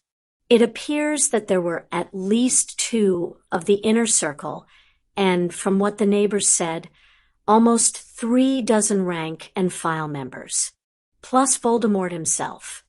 Murmured curses followed that statement, and Lily felt the last bit of hope she'd had died. Kingsley hadn't survived. Shack did good. He did really good, Sirius said, raising his glass in a silent salute. He took out 10 of the regulars, and he managed to kill Rookwood too. Lily's mouth twitched into a small grin at that. The ex-unspeakable had been one of the worst of Voldemort's minions. He had been sadistic in a detached manner, interested only in furthering new research projects without a care to the pain or horror his efforts and work induced. Rookwood's test subjects had been permanent residents of St. Mungo's since before Lily had died. From what she'd heard, several of them had been trying to get the healers to let them die ever since arriving under their care. Sirius grimaced and shook his head. We know that Voldemort fought personally. There were too many bodies in too bad of a shape for him not to be involved. Amelia thinks that he lost it after Rookwood died. Kingsley didn't make it out of that engagement. Faces fell and heads hung around the table. I think it's safe to say that this was in retaliation for the Horcrux hunt. Hermione's gaze snapped up with a deep frown etched across her features. Why wait until now if that's the case? Shiva held her hand up at that question. Snape reported that Voldemort had been staying secluded for the past few weeks. The dates coincided with when Harry used the soul cage, so we assumed that he had been hit by some sort of backlash or something. Why he was knocked down for so long compared to the kid is anyone guess, though. We were tied through it, Harry said. The soul cage may have traced the link back and attacked his connection to his own body while it was expelling the soul shard in me. The link would have broken as soon as the piece of me was gone, but I imagine he'd already been hurt pretty bad. Too bad I didn't think of that before. I could have tried to weaponize it. Luna shook her head, no hint of a dreamy expression anywhere in her appearance. It's good that you didn't, Harry. Killing a ghost would be much harder than killing a living being. We don't know for certain that Voldemort would be destroyed if he was a wraith when the final Horcrux is vanquished. I don't think we can afford to take that risk. Harry sighed and nodded. Yeah, you're right, Luna. It's better to be safe than sorry. I'd hate to have to kill him a 3rd time. Lily frowned. As interesting as that is, Sirius, did you have anything else to report? Sort of, but nothing directly related to Kingsley, so if you have any other questions, ask now, he said. Neville raised his hand. I have a question. Why didn't he call for help? Or pour Key away? Susan asked immediately after. He should have had a finished version of the Tray-Ski. Now, shouldn't he? I thought Harry had distributed those to almost everyone by now with Aunt Amy's help. Sirius nodded. He has, and we do. The problem is that not everyone likes to sleep with earrings in. I know Shaq takes his off and leaves it by the bed at night. The call for help isn't the important thing, though, as he had other means at hand of contacting help. He used them too. It's why the Aurors were able to respond quickly, just not quickly enough. The tray ski is really a mixed bag. The way it's designed, he could have ended up back at their headquarters if the Death Eaters had port-keyed into location within range. Though, I don't think they did. Amy agrees with me. She said that it looked like Shaq might have tried to get to his rune stone before the attackers got between it and him. Hannah shook her head and grabbed Neville's hand. I knew I wasn't being paranoid keeping that in my pocket. I recommend necklaces, Tracy said. A bit of a glamour, and it looks just like a regular necklace. Plus, it's always touching skin, so you can activate it whenever. Lily stared in wonder at Tracy. Was everyone Harry associated with at mad-eye levels of paranoia? At least she wasn't the only one looking askance at the Slytherin. After what happened to my girlfriend, do you really think I'd walk around without a bit of a security blanket, people? Besides, I'm a half-blood, so I'm going to be a target anyway. Luna cocked her head and patted Tracy's arm. We understand, love. Though I think the glamour is a bit much. I find the rune stone quite stylish myself. Harry rubbed his forehead. Sirius, what was the other thing? Remus, Tonks, Fleur, and I are going to be raiding Bella's manor tomorrow. Shouting broke out at that announcement. Sirius responded by shouting over the rest of the voices. We're not going unprepared, people. We're not going to get a better opportunity than this. If we raid now, they'll think this is in retaliation to the death of Kingsley, and they won't suspect we're looking for the Horcrux while we're there. Harry scowled as the room quieted. I thought we agreed that it was unlikely to be hidden in the Lestrange Manor. Just because there are Aurors watching place doesn't mean the Death Eaters can't get into it. Voldemort was pretty clear when he thought about not being able to reach it. Sirius shrugged. We're running out of ideas, pup. Unless my bitch of a cousin dropped the damnable thing into the English Channel, we're going to have to search her house sooner or later. Might as well do it now. It's always possible it is actually there, kid, Shiva asked, trying to mediate between the two. He could have noticed you in his head at the time and tried to trick you. It's not like we've had a ton of luck finding the one here. Harry's scowl deepened. I know, which is ridiculous. We've been going room by freaking room through this whole bloody castle, and nothing so much as twitches. We've found 5 new secret passages, 2 secret rooms, and 1 new staircases thanks to the elves helping out, and yet nothing that remotely feels, looks, or acts like a bloody Horcrux. Hermione laid a hand on his back and rubbed small circles. It's okay, Harry. We missed something obvious, and once we figure it out, we can bang our heads on the table. Until then, we have to stay positive. Kinda hard to do that at the moment, Mione, Harry muttered.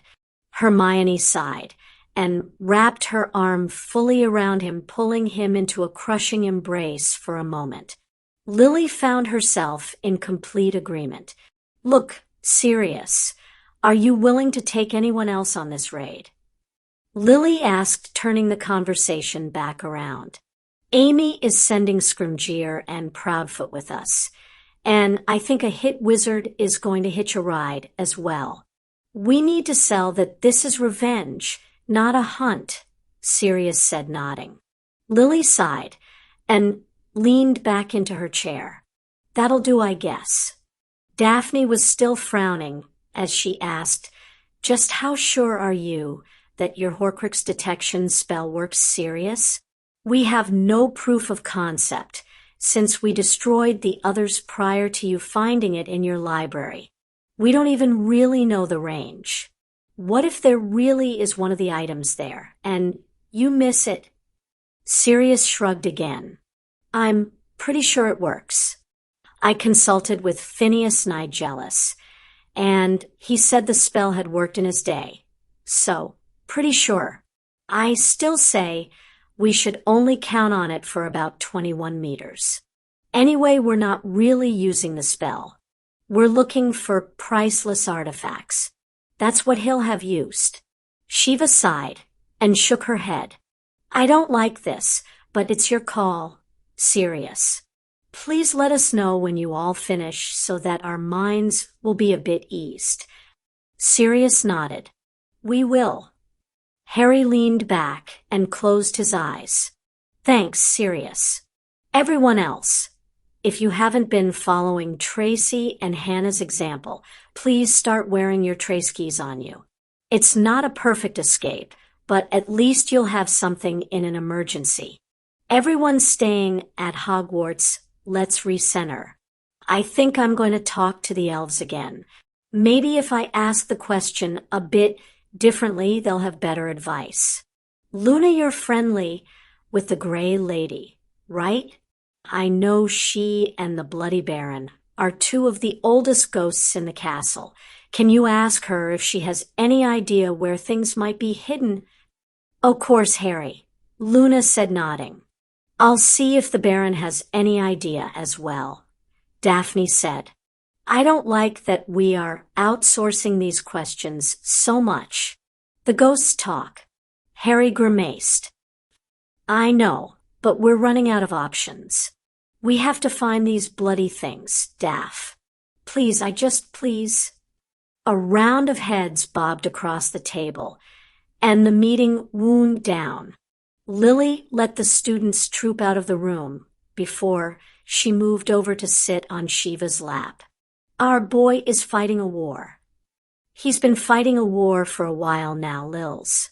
I missed it for a long time, too, she sighed and wrapped her arms around the redhead. This thing with Voldemort needs to end soon. I would really prefer to have a rune savant for a son rather than a soldier. Lily chuckled. Well, at least you got to see his growth spurt. Maybe I'll get to see the next ones. Shiva blinked and pulled back. Come again. Lily rewound to go over the last few moments and paled. Not what I meant. Not right now. Not, oh bloody hell.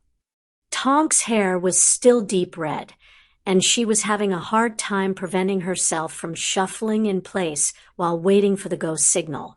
The team was finally assembled outside of Bellatrix's manor, and Tonks was still riled up. Shaq was dead. Even before working with him on the Horcrux hunt, she'd worked with him several times on cases. He was a good guy. He had been one of the few Aurors who'd actually taken her seriously. He was funny and kind and intelligent. And now he was dead because he'd been helping them. Every Auror Exor knew that someday their number might come up. It was the nature of the job after all. Hunt dark wizards, find the evil bad guys, take them down, possibly die in service. The job wasn't pretty, and it was far more dangerous than it was for Muggle coppers. Cops had to deal with guns and bombs. Aurors had to deal with mind control / wipe spells, explosion curses, evisceration spells, invisible attackers.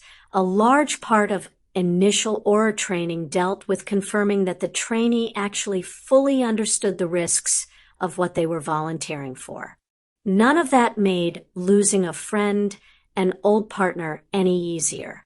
You must keep your head, mon amour, Fleur murmured from beside her, lightly stroking her arm.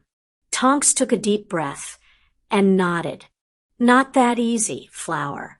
It doesn't help that I think this is useless. Bella's insane, but she's not stupid. It's not going to be in the house. We'll be lucky to find any Death Eaters inside to take out. Fleur sighed. I worry when you get bloodthirsty. Finding these eaters in this house would not be a good thing. NYM. Would be good therapy, though. Tonks muttered, refusing to acknowledge, at least verbally, that Fleur was probably right. All personnel stand by. The Auror Comstone clipped their belt, chirped softly. Sirius was the secondary leader for this raid, while the hit wizard was primary. She didn't know the guy's name. It wasn't like he was going to be around long anyway. Why hit wizards weren't being dispatched regularly to fight Voldemort's forces escaped Tonks. Amelia had said something about the few qualified ones keeping other wannabe overlords from taking advantage of the chaotic situation, but it had all sounded like justification to her. Maybe she was just too disillusioned now. This guy had supposedly owed Amelia a favor, which was the only reason he was tagging along. Tonks was torn between being grateful that her old boss had called it in for a raid on Bellatrix Lestrange's manor and frustration that Amelia had wasted it on a raid that was unlikely to mean much in the long run. No sense worrying about it now. Maybe they would get lucky. Commence retribution in 5, 4, 3, 2, 1. Breach, breach, breach. The small group surged forward. Tonks caught a glimpse of Remus and Sirius blasting out a window on the side and jumping in before she leapt through her own following right behind Fleur's fireball. The Vila landed just behind her, and they went back to back, covering both ends of the hallway. West wing clear. Tonks reported, tapping her rune stone. Copy. East wing clear. North wing clear. Shouts rang out through the halls, and the Auror Comstone chirped. Hostiles south wing. 4 targets. Priority target 3 spotted. Dalahov. Tonks muttered, her eyes narrowing. We need to dash. Nymphadora. Fleur said insistently, we must search the premises as per our mission. Voldemort comes first. Tonks growled, but nodded her assent. Fleur and Tonks moved apart to begin quickly investigating their wing. Fleur used Sirius' suspect spell, while Tonks focused on carefully eyeing the artifacts on display throughout the house. It would be just like Bellatrix to hide something exceptionally valuable in plain sight. She'd think it was being exceptionally clever. And what's worse was she'd be mostly right. Many casual observers would overlook things on display as being simple ornamentation or ostentation, and nothing worthy of more than idle appreciation. This was something Bella had been given by Voldemort, though, so Tonks' scowl deepened. Bellatrix would never have left it in her home. She'd have thrown it into the safest, most secure location she could think of. A pureblood's home may be secure, but it would never be safe. Not while the Death Eaters were still considered terrorists. After 20 minutes of searching, Tonks and Fleur had completed their assigned wing. Tonks' mood had darkened more and more as they finally cleared the last room. Changeling to Beta, she said into her rune stone. West wing swept. 12 prescribed dark artifacts, 7 cursed artifacts, 3 trophies, negative prime target. Beta copies, Sirius replied, sounding just as frustrated as she felt. All other wings are close to completion as well. Regroup in entrance hall. En route. Tonks nodded to Fleur, and they moved back towards the front entrance in the north, the confiscated items floating behind them. Tonks was levitating the 3 corpses they had found in a hidden room. One of them was far too small. One day soon, Tonks was going to find her aunt and remove her from the family. Changeling, Harpy, well done, the hit wizard said, nodded towards them as they stepped into the hall. The others just reported in as well. Good call with this raid. Target 3 escaped, but we got one of the others with him. Unfortunately, the man wasn't in the inner circle, though he seems to have information on the vampire covens joining up. Teams 2 and 4 are bringing him back to base for interrogation. 30 Class D artifacts recovered, and 12 Class C pass off the victims to Hermit. Any casualties? Fleur asked. The hit wizard shook his head. Minor injuries only. We got lucky. This was a win, girls. Take it for what it is. Tonks scowled and moved over to confer quietly with Sirius and Remus, while Fleur moved Bellatrix's prior victims. As she pulled up next to them, Tonks whispered, "Nothing from you two either?" "Unfortunately, no," Remus replied, his eyes narrowed and nostrils flared as he eyed the cloth-draped bodies. "We knew it was a long shot anyway. I still say we should try to detect something in the surrounding waters. If she's insane enough to keep posed corpses, she's certainly insane enough to drop it into a trench." "Not when he might have asked for it back," Sirius responded with a heavy sigh. "We'll have to go back to the drawing board. Hell, maybe we should talk with Charlie Weasley. No better place to safeguard things than in a dragon's hoard." Tonks chuckled darkly, and her hair color deepened until the red turned almost black. "Well, maybe we'll get lucky and capture her. Cut out the middleman." "We can hope to be so lucky, mon amour," Fleur commented, walking over with weary look. "Zayazares will finish cleanup. It is time for us to leave." Sirius and Remus nodded. Tonks moved to follow after them, with one final look around the horrible manor around her. "One day, Ani. One day." "Lily, you can't avoid answering this forever," Shiva complained, glaring at Lily. "Sure I can. Sirius does it all the time. I learned from the best," her girlfriend replied with an infuriating grin. "Lils, I'm serious." Harry groaned from his seat on the couch next to her and rubbed his forehead. "I came here to relax. If you two are going to argue the whole time, I'll go hang out with Tracy." Shiva cocked her head at the boy, momentarily caught off guard. "Tracy? Why her?" "Because," Harry said, rolling his eyes, "Luna is always distracting even when she doesn't play it up. Hermione and Daphne would both pester me over what I'm working on. Susan and Hannah would try to keep working out the general concept. Neville would try to convince me to work on his evil walking plant rune again. Tracy's the only one who'd just let me work." Shiva could only stare at him for a few moments.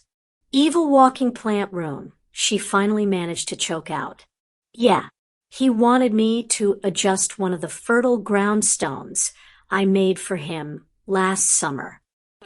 Evil Dead apparently gave him some ideas, and now he's obsessed with making a walking tree that uses its roots and branches like arms to attack the Death Eaters." Harry grimaced and shook his head. The original name he wanted for it was Evil Death Eater Molesting Tree Soldier. Evil Walking Plant was the compromise. I keep telling him that's outside my skill set, but he keeps trying. He'd have far better luck figuring it out than me. I just work with runes, not plants. "Why in heaven's name?" Lily asked, gaping. "He wants to get at Bellatrix and Crouch even more than Tonks does," Harry said, shrugging. "I'm not really one to comment on his choice of revenge, considering what I've thought about doing to Voldemort." Shiva groaned and rubbed her head. "Kid, you know what? Never mind. Just please don't unleash the Triffids on the world, yeah? And Lily, you heard the kid. Stop arguing. Lily glared at Shiva before dissolving into chuckles and rolling her eyes at the woman. Honestly, love, I'm sorry for earlier.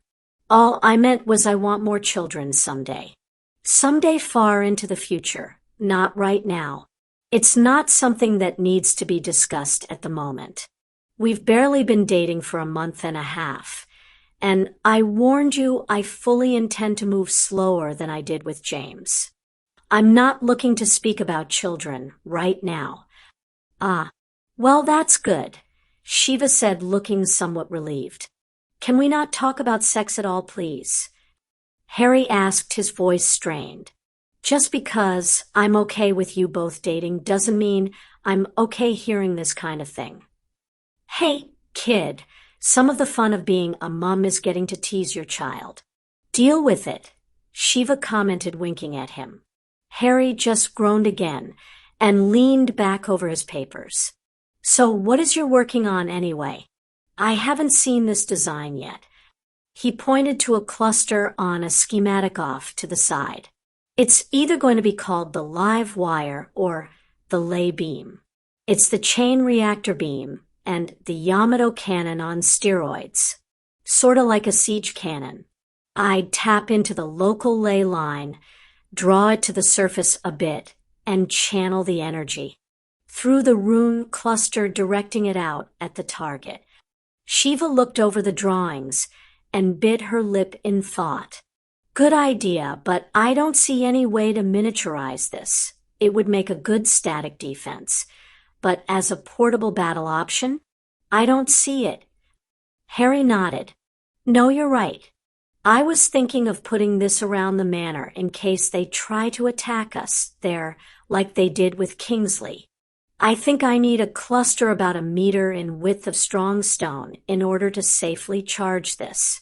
Even then, it probably won't last for long, and the caster's hand will be a little burnt. Wouldn't you need to be near a ley line for this to work? Lily asked, laying her hand on Shiva's back as she glancing over the two. Yeah, so it's not exactly super useful everywhere, but it's a nice, powerful option for the places it can be used. Cool, Lily said. Well, let me know if you two need any help. I'm going to work on this potion recipe. Will do, Han, Shiva said, erasing one segment from Harry's design and adding in a different cluster. 10 minutes later, her calm stone earring chirped. Tonk's voice came over the line shortly after. Hey, Shiva, wanted to call you before Harry, Mione, or Daphne.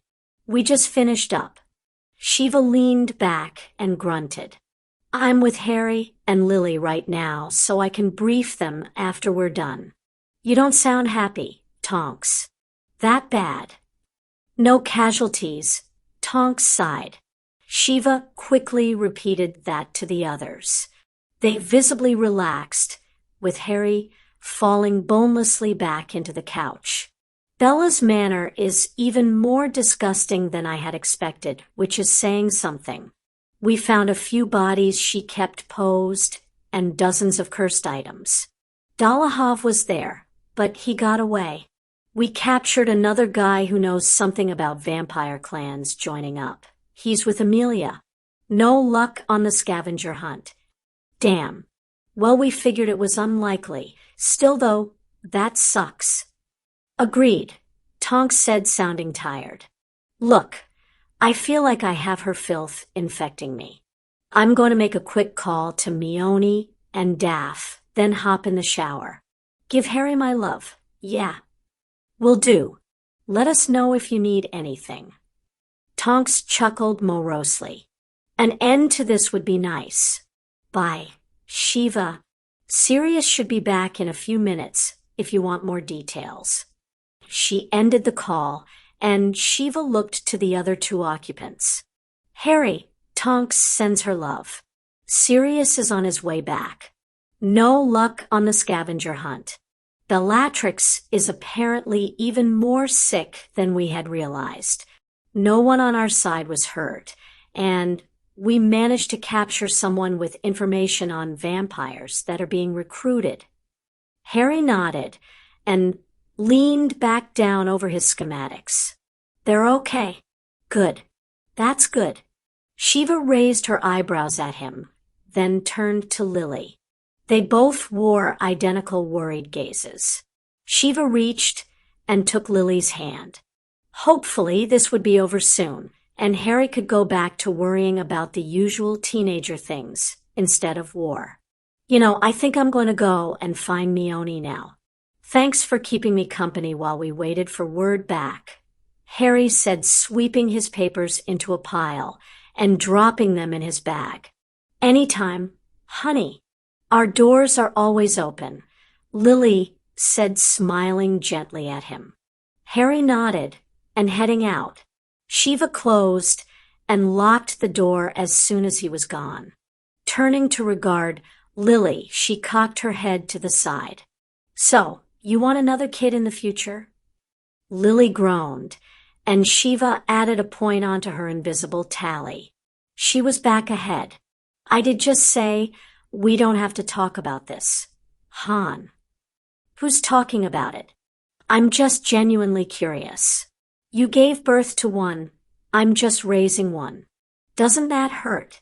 How can you want another after going through that once?" She grinned and waggled her eyebrows, waiting to see how long it would take for Lily to realize she was teasing. "Well, to be honest, I don't quite remember how much it hurt. You can't use spells that near to a birth, and potions aren't recommended for the same reason. I remember screaming at James that I was going to kill him for doing this to me, and then—" Lily stopped and finally looked up to see the expression on Shiva's face. Lily stopped and threw a pillow towards her face. "Start mature scene." Laughing, Shiva caught it and plopped down into the seat next to Lily. "Sorry, really couldn't resist." Lily glared for a moment before her lips twisted up into a scary smile. "Oh, that's fine. I may just have to punish you for that, though." Shiva's eyebrows rose, and she had to fight to push down her own hungry grin. "Really?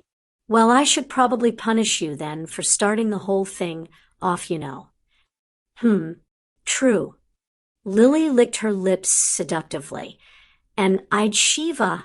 "Perhaps we should move this argument into the bedroom, then." Shiva stood and pulled Lily to her feet. "I'm thinking that's a requirement." She playfully pushed Lily towards the inner door, and as soon as they were through, she paused and grimaced before grabbing a sock and hanging it onto the doorknob. At Lily's raised eyebrows, Shiva just shrugged. "He knows the password for the inner door, too. Do you really want to risk him walking in again?" Lily shuddered and hurriedly shook her head. "Good call. Wait, Harry knows the password to your actual bedroom." I was 19. I had no idea what I was doing, and now it would be weird to change them without telling him. Now, can we please stop talking about Harry? I believe we were in the middle of something. The days around Halloween might be cursed for the Potter family, but if Shiva could succeed in taking at least one of their minds off the sadness of the recent day, her mission would be complete. Lily laughed and moved to take off her shirt. "Well, if you insist." Shiva grabbed Lily's arms and held them behind her back with one hand while leaning in to capture her lips in a deep kiss. "Not so fast, love," she whispered, pulling back a few moments later.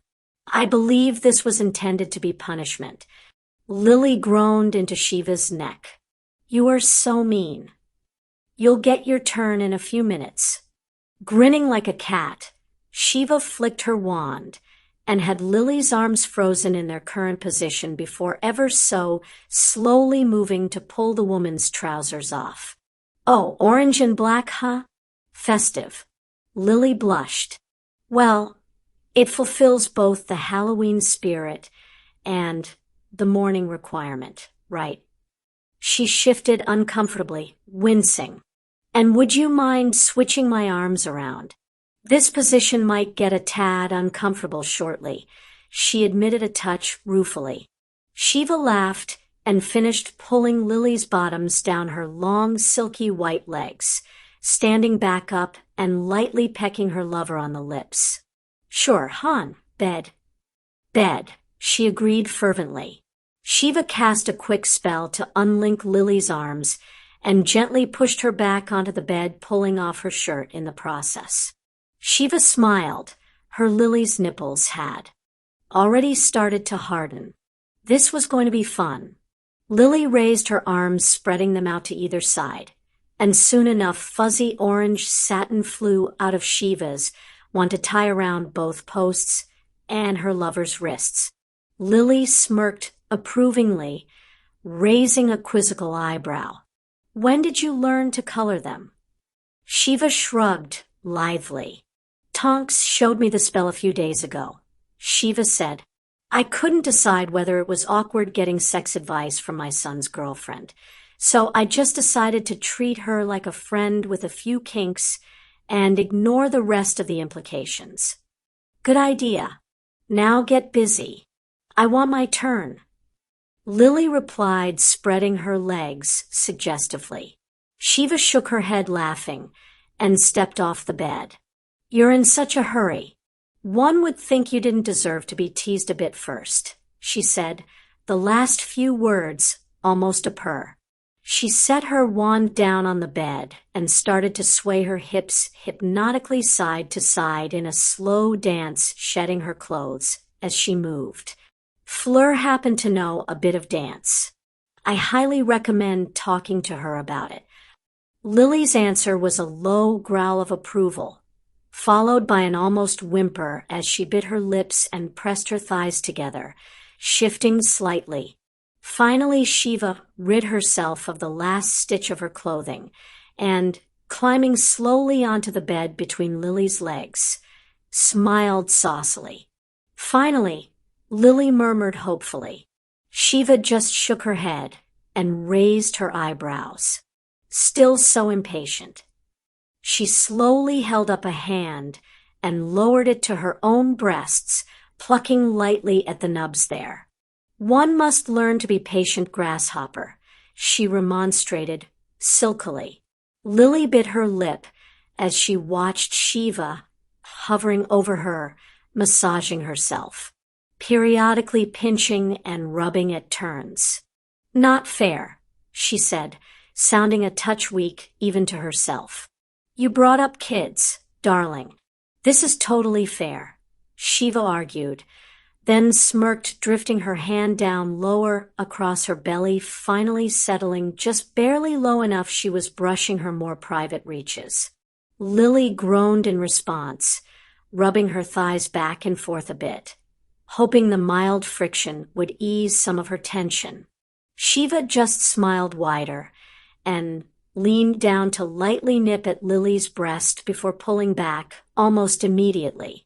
Shiva's breathing increased, and she started panting lightly as she pressed her hand lower, finally finding the cleft between her legs.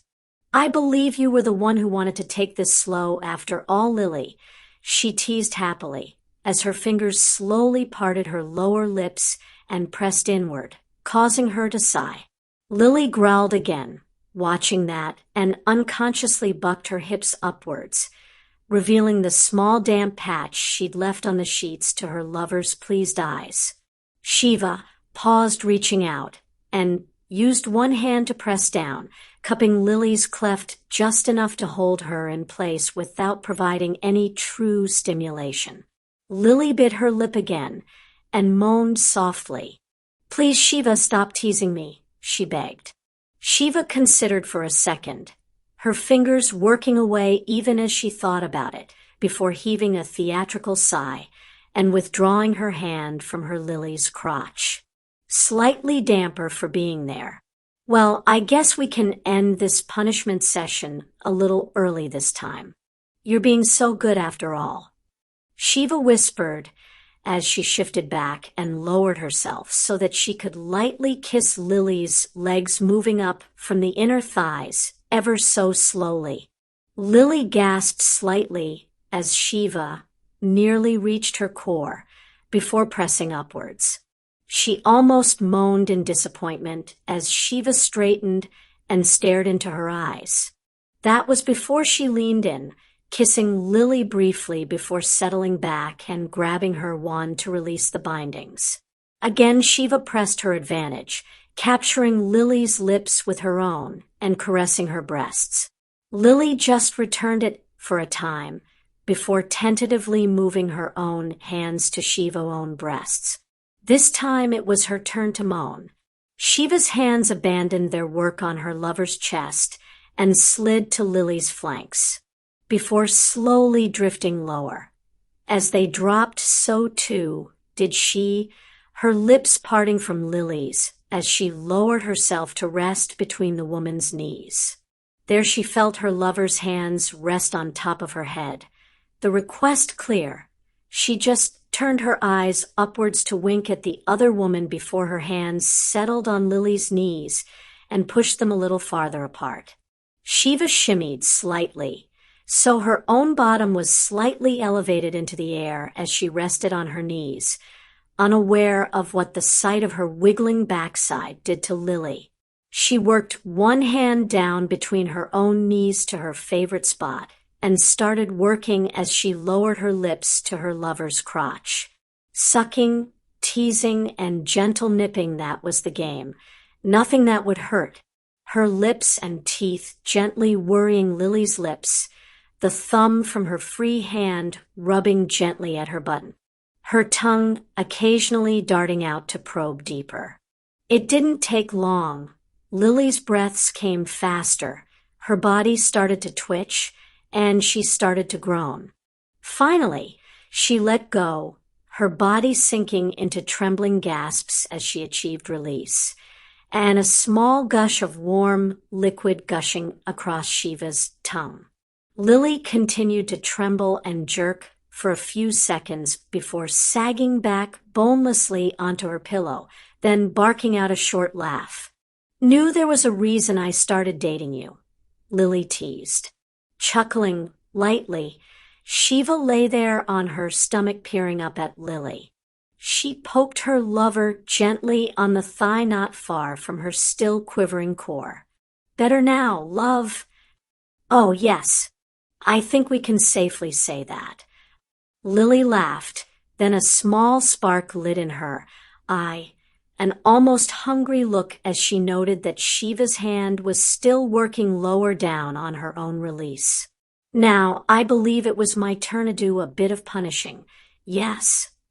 Shiva shivered in anticipation and rolled over, swinging around, so her lower end was closest to her lover. Lily chuckled, clapping her hands on Shiva's hips and dragged them closer to her. "Now then, what will it be tonight, I wonder?" "Fingers, tongue, and lips," she teased, before reaching forward to cup her lover's cleft.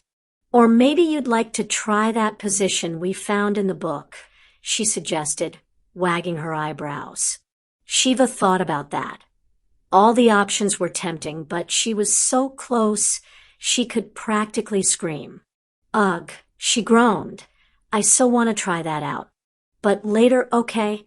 I need to finish, or things are going to get ugly," she teased. "Fingers." Lily nodded gamely. She backed up before settling down on her chest, resting on her elbows, feet kicked up and ankles crossed. She trailed her fingernail down the pale skin of Shiva's inner thigh. "Oh, really?" she asked huskily. "Really?"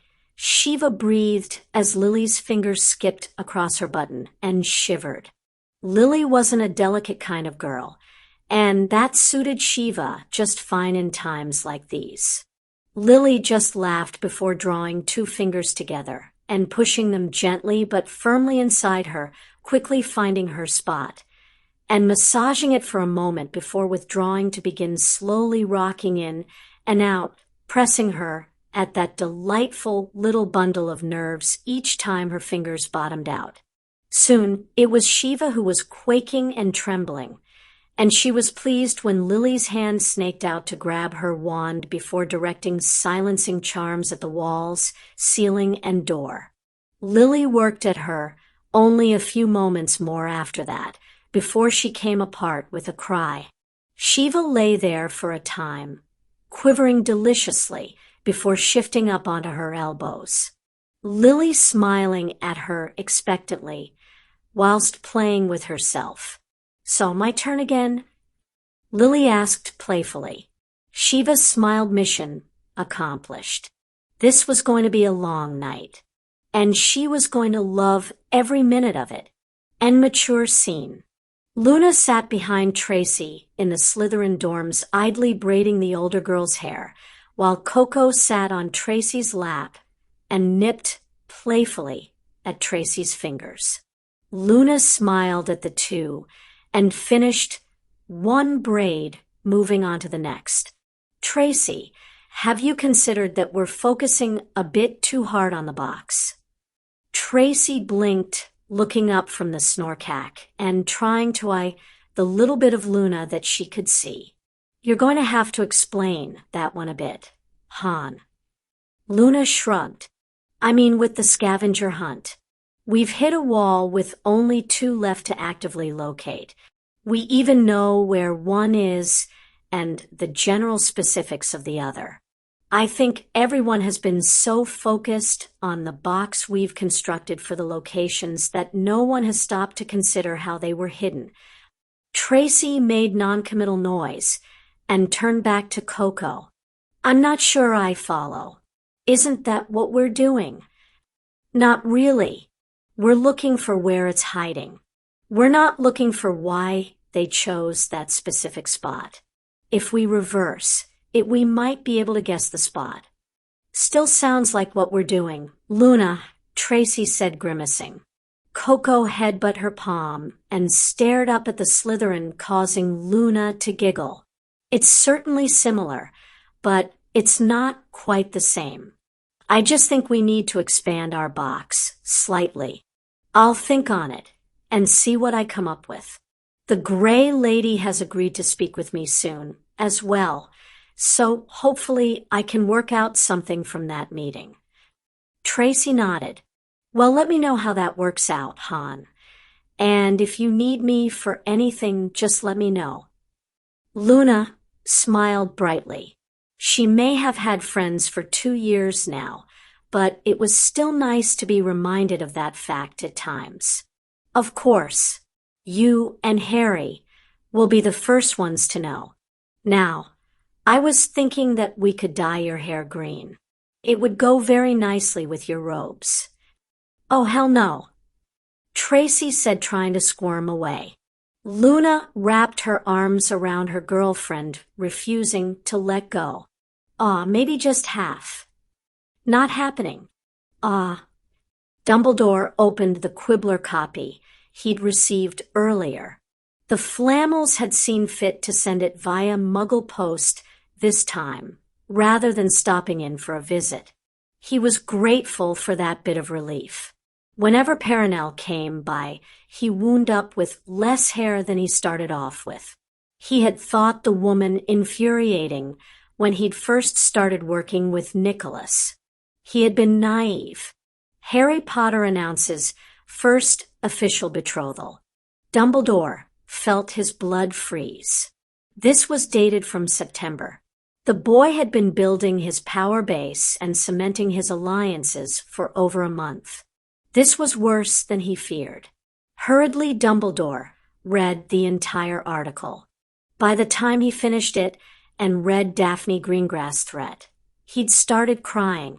The fools were welcoming a new Dark Lord with open arms. He wasn't even trying to be subtle anymore. Harry James Potter had cemented his female chattel. He had cemented his primary supporters. He had cemented his political allies. He was perfectly placed to assume complete control as soon as Voldemort was negated. Dumbledore could wait no longer. Fawkes was still ignoring his pleas for assistance. Why the Phoenix still refused to find and assist him he couldn't fathom. He knew their bond was broken months ago, but this was starting to reach beyond simple petulance and into malevolence. Had Harry somehow managed to corrupt Fawkes as well? If he could make a phoenix fall. I must escape these confines. Dumbledore stood and walked to the nurse's station. He'd learned a little bit about how to fool these healers since his last attempt. Johnson was nearby, already being distracting by waving his cane around, but Dumbledore ignored him as best he could. Hello. I believe that Marcus was discussing a train to something called Elysium with his doll in the rec room. Perhaps someone should investigate. Thank you for letting us know, Al, the woman said, smiling up at him. She stood up and shuffled around the desk, heading down to corridor, gently moving Johnson away from the aquarium as she went. Dumbledore waited until she had disappeared into the rec room. Then he quickly strode through the large double doors and out into freedom. He was out. He could finally return to Hogwarts and save them all from Harry Potter's evil. That was when he noticed the large wrought iron fence towering around the garden entrance, and the pointed tips on each shaft, and the giant gates locked closed at the end of the driveway, and the two bored-looking guards at the bottom of the stairs raising their eyebrows at him. Hello, Mr. Bryan. You wander out again. Let's get you back to your bed, one of them said, reaching out to take his elbow and gently turn him around. No, I was so close. Dumbledore shouted. I need to return to Hogwarts. He's built a harem, and he controls the nobility. He must be stopped before it is too late. Help me, and you will be hailed as saviors of Britain. I will make certain you get to participate in the awards ceremony and receive the Order of Merlin prior to the memory adjustment. Please help me. Together we can stop him. Don't worry, Mr. Bryan. We'll inform the appropriate authorities that he is making his move. Draco Malfoy huddled up against the little garbage can fire and clutched the threadbare jacket tighter around him. This was so demeaning. It had been weeks since that bitch had dropped him off in the middle of nowhere, casually pointing in a seemingly random direction and saying, "City's about 20 miles that way. Get walking." He'd made it to the city somehow, but no one had been willing to take him back to England. No one had even cared when he said his father was rich and would gladly pay for his safe return. No one had given him the food he demanded or the information he'd required. He didn't even know the name of this stupid city. How was he supposed to survive with these peons refusing to help him? It had taken a while, but he'd finally found a decent spot to sleep in and managed to steal some food from one of the weaker idiots nearby. He had managed to save up nearly 30 pounds, whatever that was, and was going to be able to buy his ticket tomorrow to reach London. This nightmare, hell would end soon enough. The little man that he'd taken food and money from earlier in the evening walked up to Draco's, with a large grin on his face. Draco just sneered. What do you want, Muggle? If you think you're getting your stuff back, think again. Told you he was a feckin' idiot, Marty, the man said, smiling even wider and gesturing behind Draco. The blonde barely had enough time to turn around and gape before a mountain of a man grabbed him by the throat and lifted him into the air. You get half, Marty. A grunt from the large man was the only response. Draco whimpered as his captor slammed a fist into his stomach and let go of his hold on Draco's neck. A whoosh of air and a pained cry were all he could muster. A flurry of kicks followed, and when the pain finally let up, Draco found himself alone by the still-burning Ken with just the jacket on his back and the trousers around his waist. They'd even taken his shoes. Draco curled up and muttered another curse at Harry Potter and Daphne Greengrass. Well, aren't you a pretty little thing? It's good that they left your face alone, a soft voice said from above. Draco twisted to look at the man standing and peering down at him. Heard you wanted to go somewhere. I can't get you to London, but I might be able to get you to Thailand for a bit. Give me a few months of work in the bar, and I can guarantee you passage to anywhere you want after that. Draco blinked up and pushed down the pain in his side enough to think. He could be a bouncer in a bar for a few months. He'd watched Crabbe and Goyle guard him well enough to know the general principles. Anything was better than staying in this hellhole. Plus, he'd be able to get back to London in time for the summer in order to take his revenge on Potter and Greengrass. They would rue the day they left Draco Malfoy alive. Draco didn't even bother to pay attention to the man as he stood. If he had, he'd have heard something that might have given him pause. You won't even need a wig.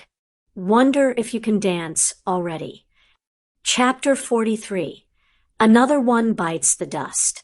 Luna skipped along the corridor towards the inner courtyard. The Grey Lady loved to float around in that part of the castle. Hermione walked along beside Luna, murmuring softly about potential avenues to pursue. Luna had to struggle to stop from chuckling. The Grey Lady had been around for centuries. She'd certainly experienced almost everything that Hermione could come up with to encourage her to talk about her past. Luna was planning on taking a far different approach. The Ravenclaw ghost most assuredly loved the castle. Getting the woman to speak about her home would undoubtedly be simple enough. They didn't need a whole history lesson after all, simply a direction of available secrets to pursue. Sometimes Hermione and the others aimed for the sun, when the moon would do just as nicely.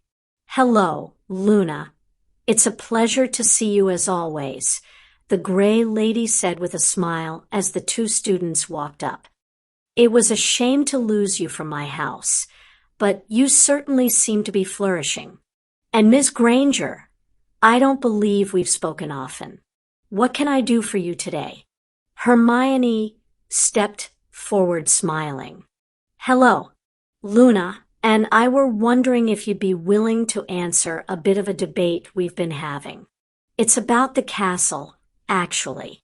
Luna had mentioned that you've resided on the grounds for quite some time, so we thought it would be best to seek out one with the knowledge to settle our discussion. Luna could only smile and nod. She loved being friends with Hermione. The brunette never ceased to amaze her.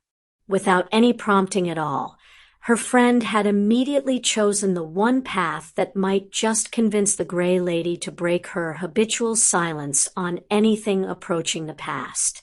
Hermione really was brilliant. Oh, what would the debate happen to concern? The ghost asked, intrigued. Layout mostly.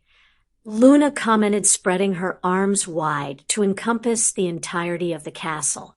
Hermione thought that most of the best hidden areas would have been found already, but I've been trying to convince her that there are still superb spaces that have survived through the centuries without being disturbed. Hermione sighed, theatrically, and shook her head. She's oversimplifying things. The core of our debate focuses specifically on additional rooms that even the house elves wouldn't be aware of. Like the Chamber of Secrets. Luna chirped happily. The Grey Lady frowned and crossed her arms. Salazar really should have told the others about that cave system. My mother could have worded it appropriately had he bothered to tell her there was a basilisk sleeping in it. Luna saw Hermione's mouth start to open, and she pounced before her friend complete wrecked everything. The Grey Lady's identity as Rowena's daughter was not widely known, and Luna was not about to let Hermione to potentially damage their rapport with a question Luna could easily answer afterward. I thought there might be a secret corner that each of the other founders formed somewhere that were similarly hidden away. Hermione says that it's highly unlikely. Hermione sighed, though she took the hint to drop her attempted query. Yes. You see, I've been trying to improve a map of the castle, and we thought you might have some insights into whether there were any locations that we missed. The house elves have been quite helpful, but Luna has made her case well enough that I'm worried and would like to be certain. May I see the map? The Grey Lady asked. Hermione nodded and handed over her aid. Well, it seems you've catalogued nearly all of the passages and locations I am aware of. I assume you've asked the Baron as well? Hermione sighed. 2 of our friends in Slytherin tried, but he wasn't able to assist. He apparently hasn't paid much attention to his wanderings. Well, I can tell you for certain that Ravenclaw did not have any hidden locations. She assisted in the creation of this area with the others, the ghost said, pointing towards the room of requirement. While I can't speak for certain, I was told that all 4 considered it their prime achievement, Ravenclaw in particular. The spells and runic components that went into that room were some of the most complicated ever designed that did not end in complete devastation. Were you aware that it can become whatever you wish? Luna nodded. Yes, we've been using it quite extensively, actually. It is amazingly accommodating. The Grey Lady smiled and nodded. It is indeed. That room can even form new passages to areas adjacent to the grounds if needed, in addition to expanding its own dimensions to an impressive degree. I imagine the storage configuration alone has likely grown quite extensive since initial construction. Storage configuration. Hermione muttered. Luna cocked her head as her friend's eyes widened and Hermione gasped. Ma'am, would the house elves use the storage configuration? The Grey Lady shrugged. I don't know. Many students and staff have utilized it in the past, but I've never seen one of the elves using that version. Generally, they ask for cleaning supplies or something smaller than the original catch-all. As far as I know, only 2 people have regularly used it in the last few decades. Sybil generally hides bottles from her private winery there when Minerva decides it's time for an inspection. The other. Her face took on a look of pure hatred and scorn. The other perverted my mother's legacy. I was murdered for that hated thing, and he tainted it. Luna's froze and blinked repeatedly, trying to determine if they could really have gotten that lucky. Hermione had apparently reached that conclusion earlier, as she grinned triumphantly. Thank you, ma'am. I do believe you've settled our debate. We might just be able to give you a bit of closure in a few hours. Come on, Luna, we have a scavenger hunt to progress.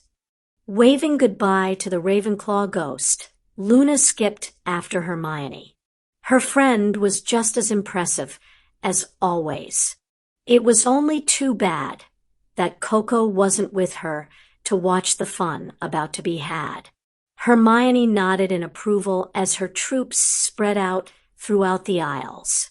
How they had managed to overlook a room that could hide anything you wanted nearly had her beating her head against the nearby armoire. This was Sirius Snuffles Black all over again. They had been too close to the problem. Far too close, apparently. No matter. The room of hidden things was not quite so hidden anymore. It was now filled with over a dozen people, all looking through the masses of junk for an elusive Horcrux. Luna was convinced that it was Rowena Ravenclaw's diadem, and Hermione was tempted to agree. After seeing Helena Ravenclaw's reaction, Helena Ravenclaw, the treasure trove of knowledge the Grey Lady must have had all along, she was certain that, at minimum, this was where Riddle had hidden his Horcrux. Hermione had wasted no time in assembling their allies and organizing a search party as soon as she and Luna had inspected the room. The sheer, staggering size of the amount of detritus that had been deposited in here was frightening. She was willing to put good money on the house elves crying when they saw this place. Whether they'd be crying out of joy or sadness, she couldn't guess. Even after speaking with Dobby and Winky for so long, she still didn't fully understand the thought process those beings went through. "Hey, Lav, does this match my pink shoes?" Parvati's voice floated from the next row over. Hermione rolled her eyes at her roommates. She couldn't really fault them. She'd grabbed 4 intriguing novels and 1 priceless first edition herself. This room was a gold mine. "It does, Parv, but try to focus. We find the evil soul thing first, then we go shopping." Hermione couldn't help but chuckle at that. Walking beside her, Harry raised his eyebrows. "Lavender really is far more impressive than I initially gave her credit for, that's all," Hermione said in reply to his unasked question. Harry nodded knowingly. "Agreed. It can be rather funny sometimes. Hey, what's this, a flute? We've been sitting on this place for years and had no clue. I can't believe some of this stuff that people have thrown away. Mione, look at this broom, it's brand new. It's ancient, but this is in perfect condition. So take it," Hermione said, shrugging. "I worry that we're going to be searching in here for hours or days. The search party seemed like a great idea when I rounded us all up, but there's just so much here." "Hey, you found the room, Mione," Harry said, smiling and kissing her cheek. "We're finally making progress. We'll find it. If we have to go item by item, we will find it. So calm down. We're doing good." Hermione shook her head and smiled. "You're in a good mood today." "I just love it when a plan comes together," Harry said, laughing. He looked at her and squeezed her hand. "Also, you are exceptionally attractive when you're being all smart and stuff." Hermione blushed and stammered for something endearing to say. Thankfully, she was saved by a shout from Millicent further into the depths. "I got a hit. Guys, I got a hit. It's over here." "Well, a Horcrux is over here." Hermione gasped and started to run towards the Slytherin's assigned lane, pulling Harry along behind. "So, apparently this spell works, Professor Black. Nice find," Millicent said to Sirius as everyone started rounding the nearest corners and the 2 came into view. "I told you people it would work." Sirius crowed, puffing up his chest. "My family may be mostly insane bigots, but they keep darn good notes." Lily rolled her eyes. "Yes, they do, Sirius. We are sorry for doubting you. Now, let's all concentrate and actually tracking down the location, shall we? Miss Bulstrode, where was the positive response from?" Millicent turned and pointed down one of the major throughways of the junk towards a large chest with a bust of a rather unattractive warlock. "Somewhere over there." "Nice job, Millie." Angelina said, clapped the younger girl on the back as the Weasley twins grabbed both her hands and started vigorously shaking them up and down. Tonks chuckled and stepped to the front of the group, saying over her shoulder, "Gotta find it before celebrating, guys. Let's see, worn panties. Hey, I wondered where those got to. These were my favorite pair. How'd they wind up here?" Lavender mumbled, snatching the underwear from Tonk's hand and drawing entertaining glances from everyone else. Moving on, Tonks muttered, snorting in amusement. Ugly statue thing, faded tiara, old dresser. I don't see anything that might be a Horcrux. Hermione frowned and took a piece of paper out of her bag. Can you say that list again, please, Tonks? Sure. Lavender's panties, ugly statue head, faded tiara, an old dresser. Why? Tonks said, frowning. A diadem looks like a tiara. Hermione murmured. That's odd. Sirius smirked and chuckled. Yeah, like that old thing is a Horcrux. Good one, Hermione. Pull the other one. It has bells. Harry frowned and narrowed his eyes towards the chest with the tiara on it. With an annoyed growl, he ramped his occlumency up to maximum, and suddenly the ratty old tiara was far more interesting. Arse. Guys, we found it. It's just under some sort of misdirection spell or something. If you push your occlumency, you can see through it. Shiva cursed. Bloody brilliant. You can't trap something in this school.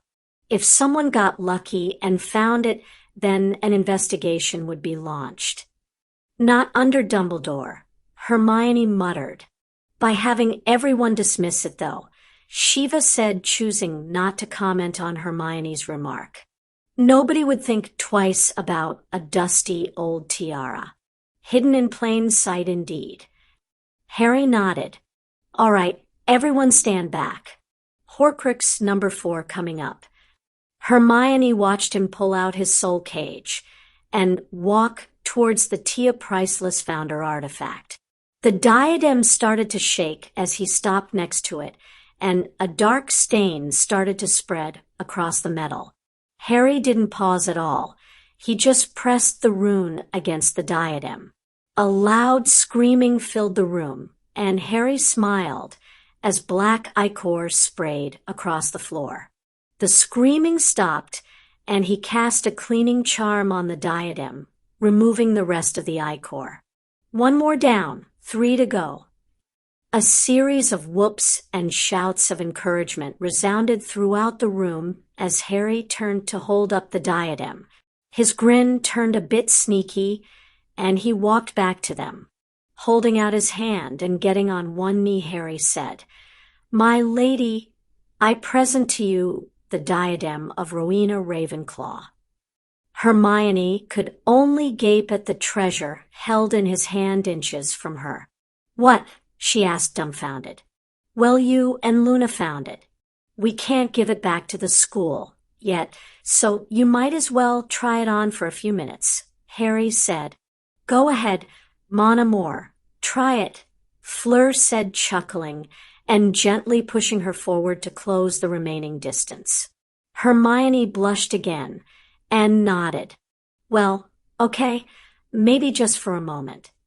With trembling hands, she reached out and plucked the diadem from her partner's hands. Gently, she moved it to her head and sat it down amidst her hair. Blinking in surprise, she turned to the others. Well, how does it work? Solved any riddles of the universe, yet mistress of the tower? Fred asked, smirking. Well, Hermione said slowly, trying to think about something, anything complicated. Burnok's arithmetic formula for entwined empathic response came to mind. She could remember reading the very page it had been on. Actually, she could practically reread that page right now. Well, I seem to have a photographic memory now. Luna smiled and nodded. Yes, that was one aspect of the diadem's powers. A shame its primary function of increasing cognition and cognitive speed doesn't appear to work for you. Hermione. Hermione gaped at the younger girl and tried to come up with a suitable rebuttal, but after nearly a minute of trying to find something, she had to give it up as useless. I feel cheated, Ravenclaw's lost diadem, and all it does is let me reread my books without going to go and physically get one. Tonks laughed and leaned down to kiss Hermione's nose and gently take the diadem off her head. Only you, Hermione, could be completely unaffected by improved thinking and be disappointed that you get a photographic memory instead. You, love, are apparently too smart for Rowena Ravenclaw to have any effect. The group started laughing good-naturedly as Hermione simply blushed further, completely at a loss for words. Several days after the destruction of Voldemort's Horcrux, Remus was sitting in his armchair at home, looking through an old photo album. Flipping the page, he raised his glass and silently toasted. "You'd be so proud of your son, James." "We all certainly are. He's gathered a group of friends that seems set to tumble the entire society we live in and build it back up stronger than it ever was before. We thought we were impressive with our adolescent explorations. None of our exploits hold a candle to theirs."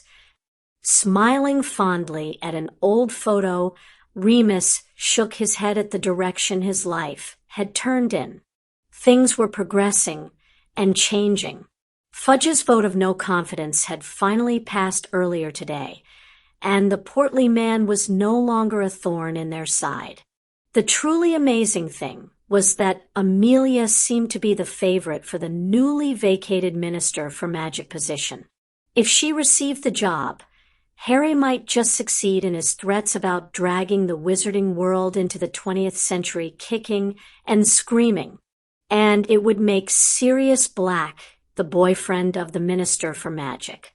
Wasn't that a scary thought? A crash sounded from the front of his property, followed immediately by the wards around his home, screaming alarms. Remus jumped to his feet, all traces of inebriation flung from his system by the adrenaline.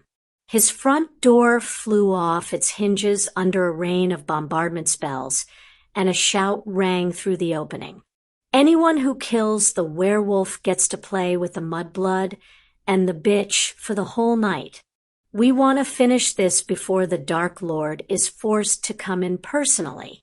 No repeats of last time, boys." Remus growled, and his instincts surged. At least some of these Death Eaters were the ones who had killed Kingsley. He'd be outnumbered for certain. But unlike his friend, Remus had an emergency escape route immediately on hand. He was momentarily torn between wanting to stay and fight until the position was untenable or jumping away now. Judging by how quickly his wards had fallen prior to the alarms tripping, it was likely that the enemy had arrived inside the range of his trace key. His house was small, and his wards very close in. The destination would likely lock onto one of the Death Eater's portkeys had they used any vice his own priming one from last week. Should Remus utilize it now, he might well arrive inside the latest Death Eater stronghold. Unexpectedly arrive inside their stronghold, Remus amended. With a rueful grin, he palmed the rune stone.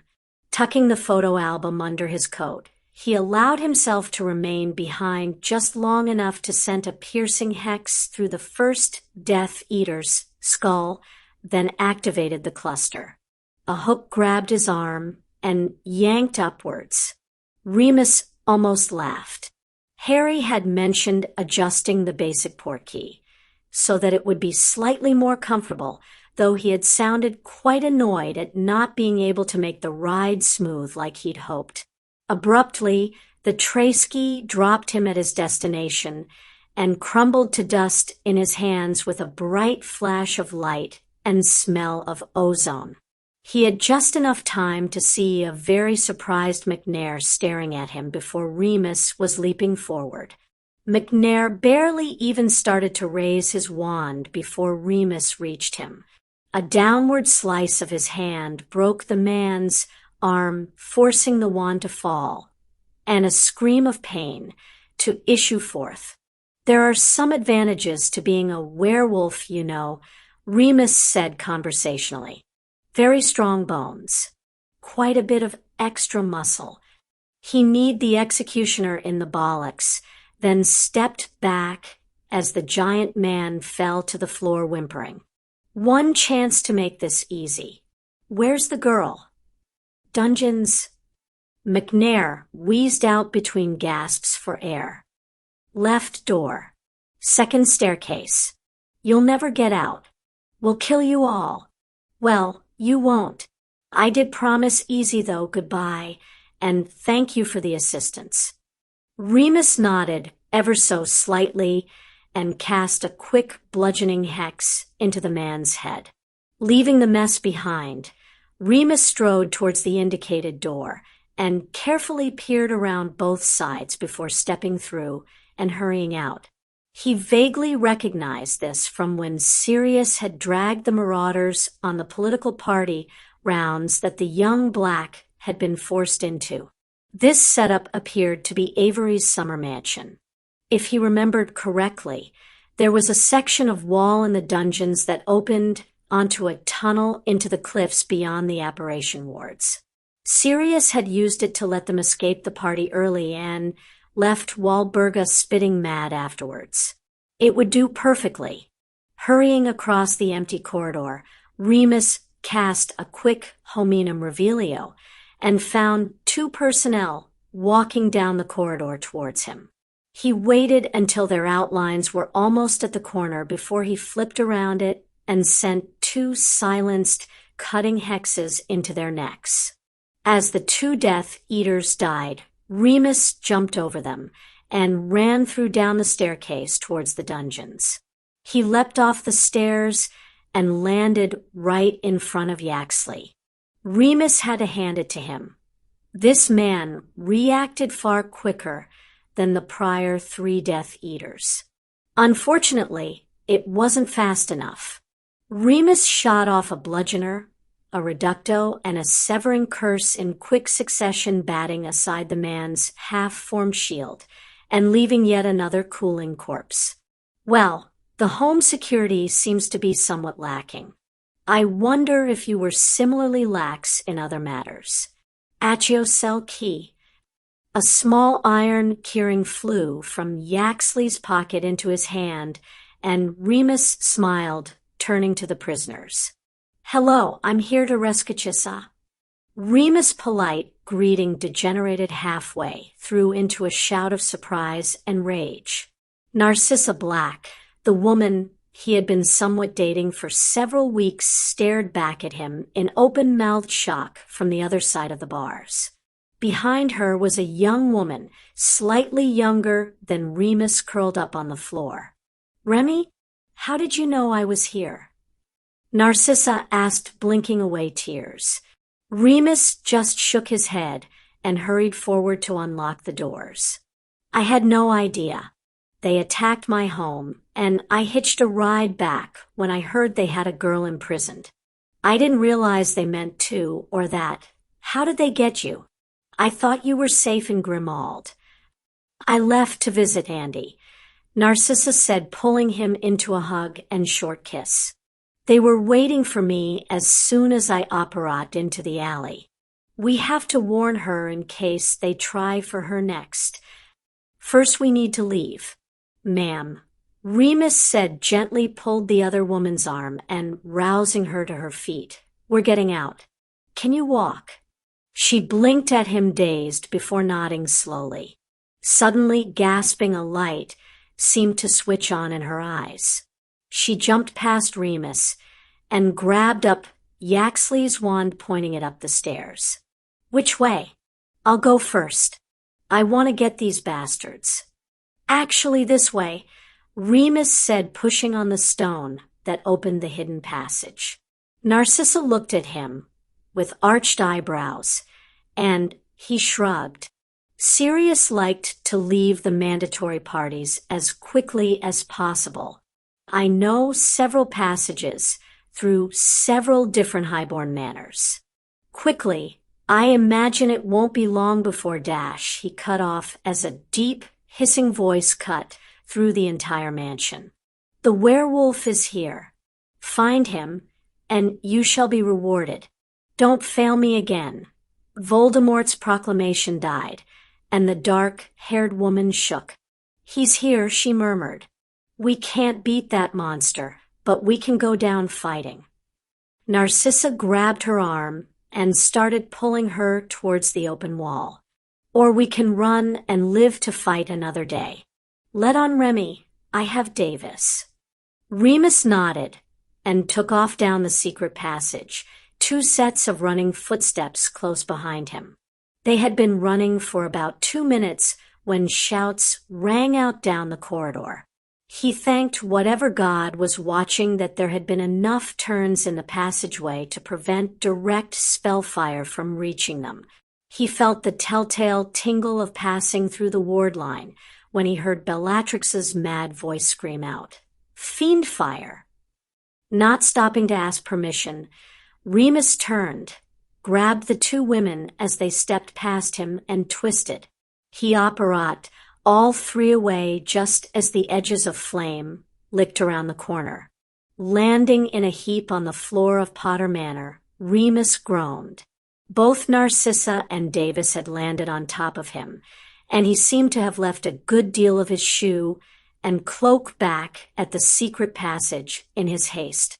Well, at least none of his body parts had been splinched, and he still could feel the photo album digging into his ribs, so it wasn't a total loss. My hero, Narcissa murmured, shifting enough that she could kiss him. I'd say this makes things official then. Remus chuckled. If you'll both let me up, I'll agree to that. The women blushed and quickly shifted to stand. The Davis woman froze as she caught sight of the basilisk skeleton, which had turned to stare at the 3 newcomers. Remus' chuckle turned into a full-on laugh. Don't mind Skelly, she's only there to intimidate people Harry doesn't like. She won't and can't hurt you. Davis's mouth dropped open, and she twisted immediately to stare at Remus with wide eyes. Harry? As in, that's Harry Potter's basilisk skeleton? As in, this is Harry Potter's house? Yes. Remus had expected several things could happen, but the woman bursting out inside splitting laughter was not one of them. He looked to Narcissa, who just shrugged, equally nonplussed. I'm sorry, this is just too ironic, Davis said between her giggles. Let me guess, you're one of the honorary uncles? At his nod, she giggled harder. My daughter is saved by Harry Potter from a giant snake monster and Voldemort possession. Now I'm saved by Harry Potter's pseudo-uncle from Voldemort and his gang of monsters, only to stare in the face of the snake that almost ate my daughter. You can't make this stuff up if you tried. Remus looked at her for another moment before sighing and turning to Narcissa. Chissa, please get Miss Davis situated. Her home is unlikely to be safe. I'll retrieve Andy. And hello, Tonks, Fleur. Hi, Remus. Why is Aunt Chissa and some weird laughing woman in our house? Tonks asked, her hair switching to a bright yellow as Fleur cocked her head to the side. Remus groaned and rubbed a hand along his forehead. It's a long story. Short version is I was attacked. The long one will have to wait. I don't think our homes are safe anymore, and this is the most secure location I know besides Hogwarts, thanks to the goblins and Harry's paranoia. I'm off to collect your mother, Tonks, before the Death Eaters try to retaliate by attacking her. Would one of you be willing to invite Hermione's parents here? I feel it unwise to leave them in a muggle neighborhood at this stage. Tonks paled and nodded. I got them. Fleur, go with Remus. He looks like he's been hit by a lorry, and I'd prefer my parents hold their questions until they're here. She summoned her leather jacket from the hall closet and slipped her gloves on in the time it took Remus to extricate himself from Narcissa's arms. Well, let's go get our family together. Just in time for Christmas too, he said, smiling. You know, mon amour. Fleur said, giggling softly. You are acting rather like Airy at Z beginning of Z summer. You can't just hide in here and hope Z parents leave before you are forced to come out. Tonks stuck out her tongue at Fleur and crossed her arms. What I am supposed to say to them, Han. Hi, Richard. Emma, I'm Tonks. I'm shagging your daughter. And now we're going to be living together for at least a few months while I keep almost dying trying to kill a psychopath evil wizard. I've never gotten to the meeting parents stage in my past relationships. Fleur laughed harder. Well, I would suggest switching, shagging for dating, but that is just me. Perhaps ask them about their work.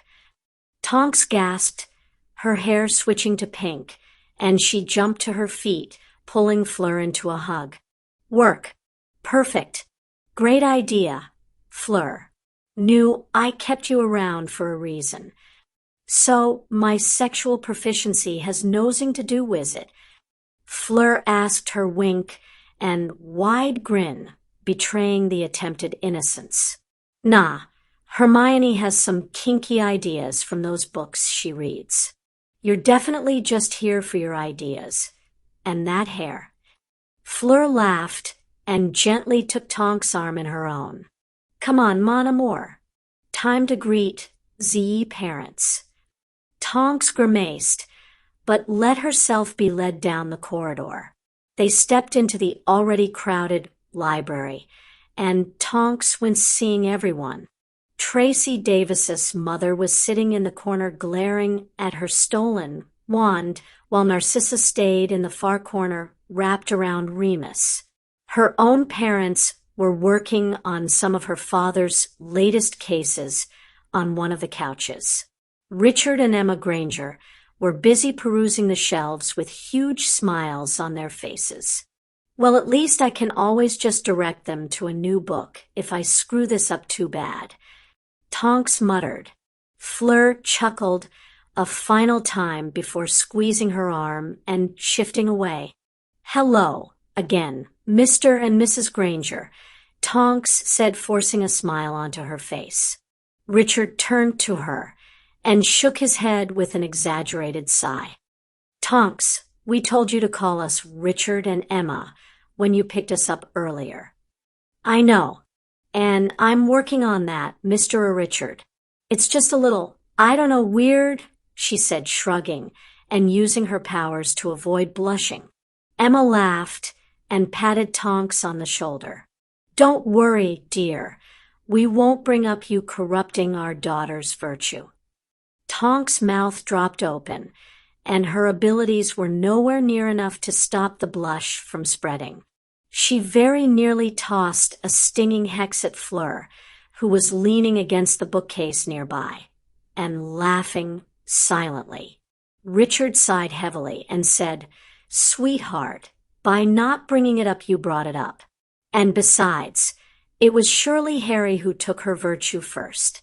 Well, Tonks is the oldest among us, Fleur commented helpfully. Tonks turned a murderous gaze on her partner. True, Emma agreed. And while you seem the most adventurous, Fleur, we know it had to be one of the others. If only because our girl would likely take the lead the first time. Hey, Tonks said after finally regaining the power of speech. I'm right here. Can we please stop talking about this?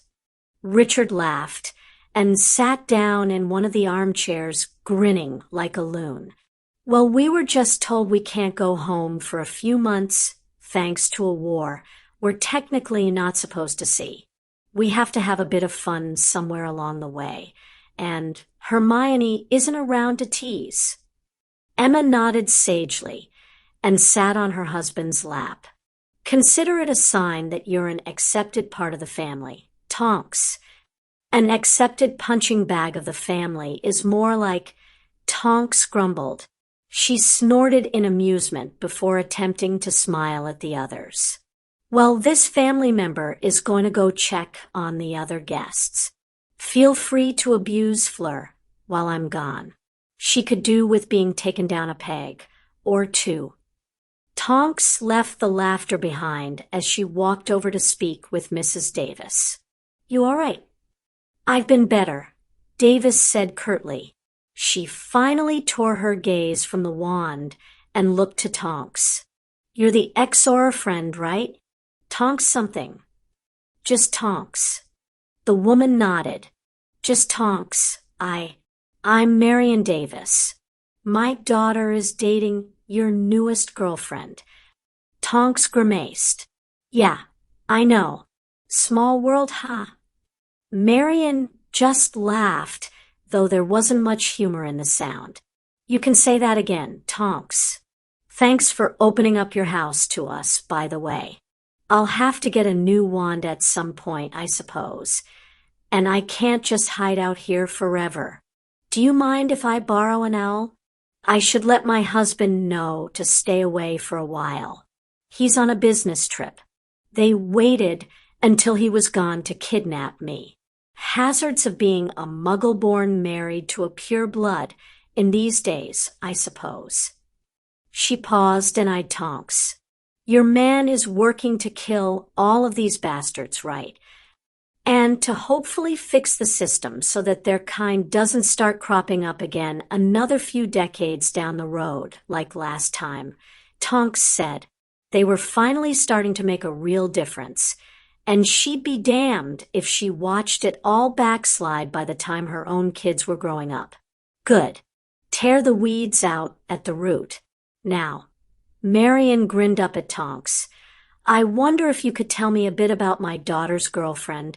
Tracy is always so guarded about these things, and I don't have nearly enough material to tease her with when I see her again. Tonks could only groan and slap her hand to her forehead. What is it with parents?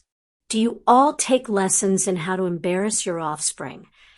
Fenrir Greyback looked down on the town of Hogsmeade, and his lips split into a feral grin. The utter failure at the Avery Manor had been rather supremely unpleasant for the Death Eaters. Greyback couldn't be happier about it. He'd been away at the time and had received sufficient warning to avoid returning until Voldemort's anger had cooled, so he'd managed to escape the debacle without any punishment. He'd even come off looking good from the incident when he'd casually mentioned that he'd warned several of the personal present of the potential advantages of working with werewolves, which would have naturally translated to extra protective measures when fighting against one. Now Greyback was almost assured the honor of going after the wayward wolf himself after this operation was completed. Normally, he preferred his prey to be young enough to avoid puberty, but he could make exceptions for hunting down fellow werewolves. They always made entertaining prey, and it helped to further cement his position as alpha in the pack. Greyback licked his lips as he saw the Hogwarts students milling about in the town. Voldemort hadn't specified a preferred date for the attack, so he'd taken some liberties with it and made certain that the kiddies would be around.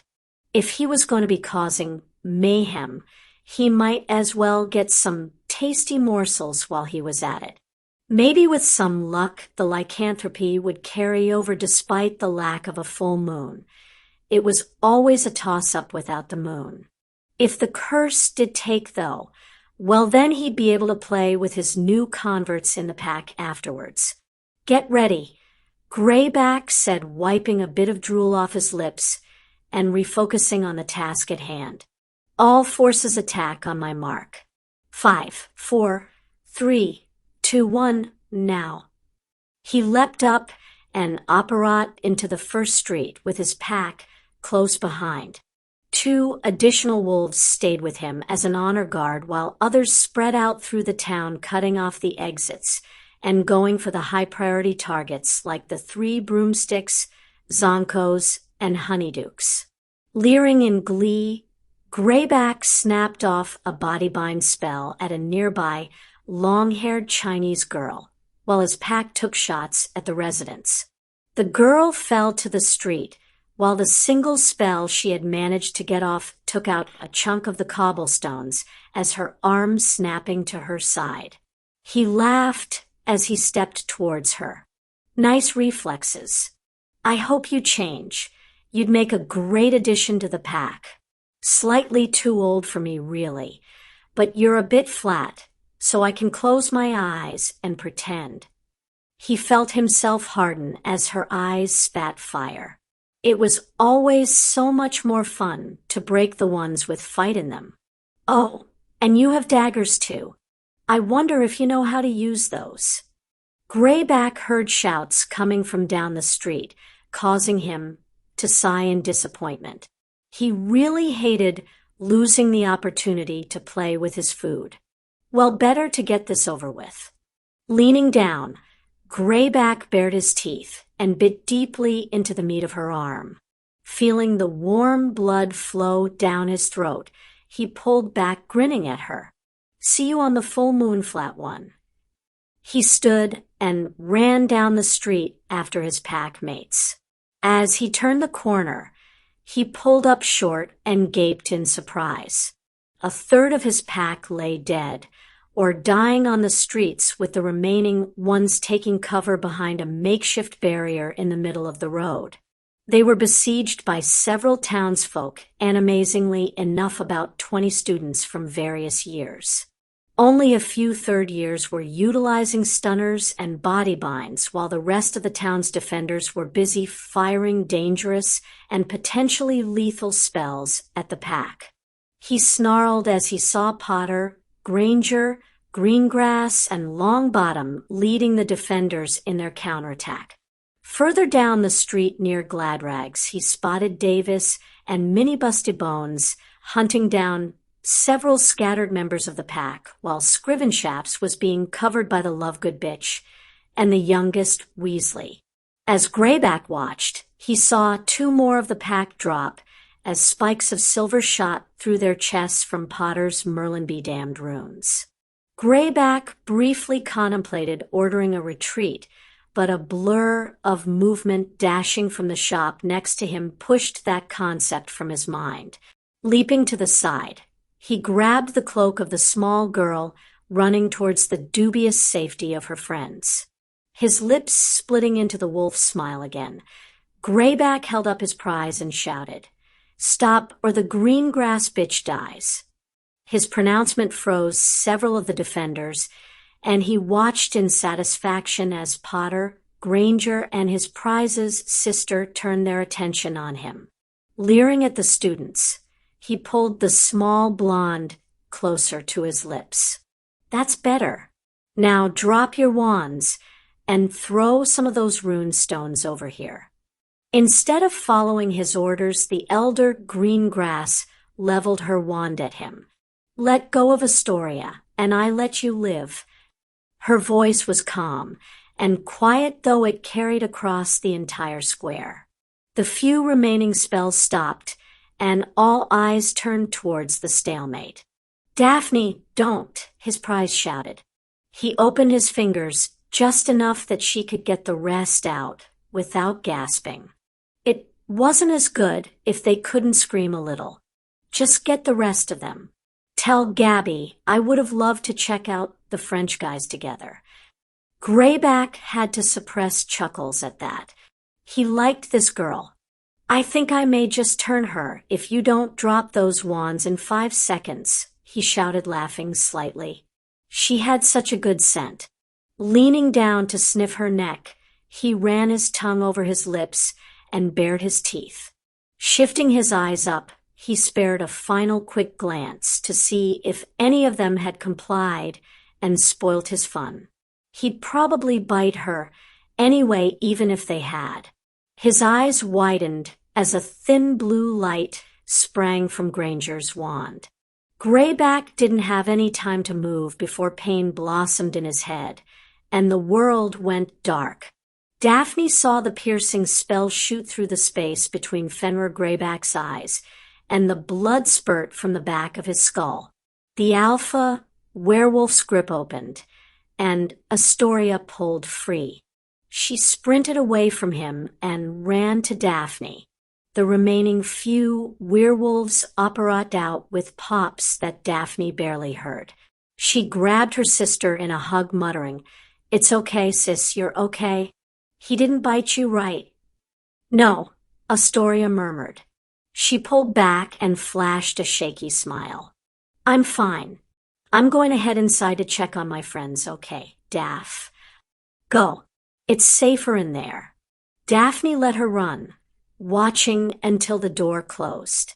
Once it swung shut, Daphne turned to Hermione and grabbed her head on each side, pulling her down into a deep kiss. Hermione made a noise of surprise, stiffening slightly. Daphne pulled back, smiling, and hugged her friend hard enough to bruise. "You saved my sister. Thank you, Mione." As Daphne let a blushing and stammering Hermione go, she saw Harry smiling at them both. "Hey, I'm not the only one to play hero for once. Nice shot, by the way. Mione, let's go make sure that everyone else is okay, and the rest of the attackers are gone." Daphne hurriedly nodded and shifted to shadow him as he started to walk down the street, Hermione and Neville following on either side. They had barely even gotten started before the professors joined in the efforts. Sirius, Shiva, and Lily made a beeline towards the quartet. "Geez, you kids can't even go for a simple walk around Hogsmeade without getting into a fight," Sirius said, shaking his head. His grin did almost nothing to hide the way his muscles tensed and the white knuckles clenched around his wand. Lily and Shiva both paled even further as they looked over the bodies in the streets. "How many children were hurt?" Lily asked. Neville gestured to a small group in the 3 broomsticks. "Not many, surprisingly. Daphne's Defense Association rallied a pretty good defense really fast. They weren't prepared for us to actually fight back. The town helped funnel them all here to keep casualties on side streets to a minimum." Shiva nodded. "I'll help fix up those who need it. Lily, watch this lot. Sirius, sweep the north side. Phileas had the east, and Minerva was taking the west." She squeezed Harry's shoulder and hurried to the pub, waving Madame Pomfrey over to assist.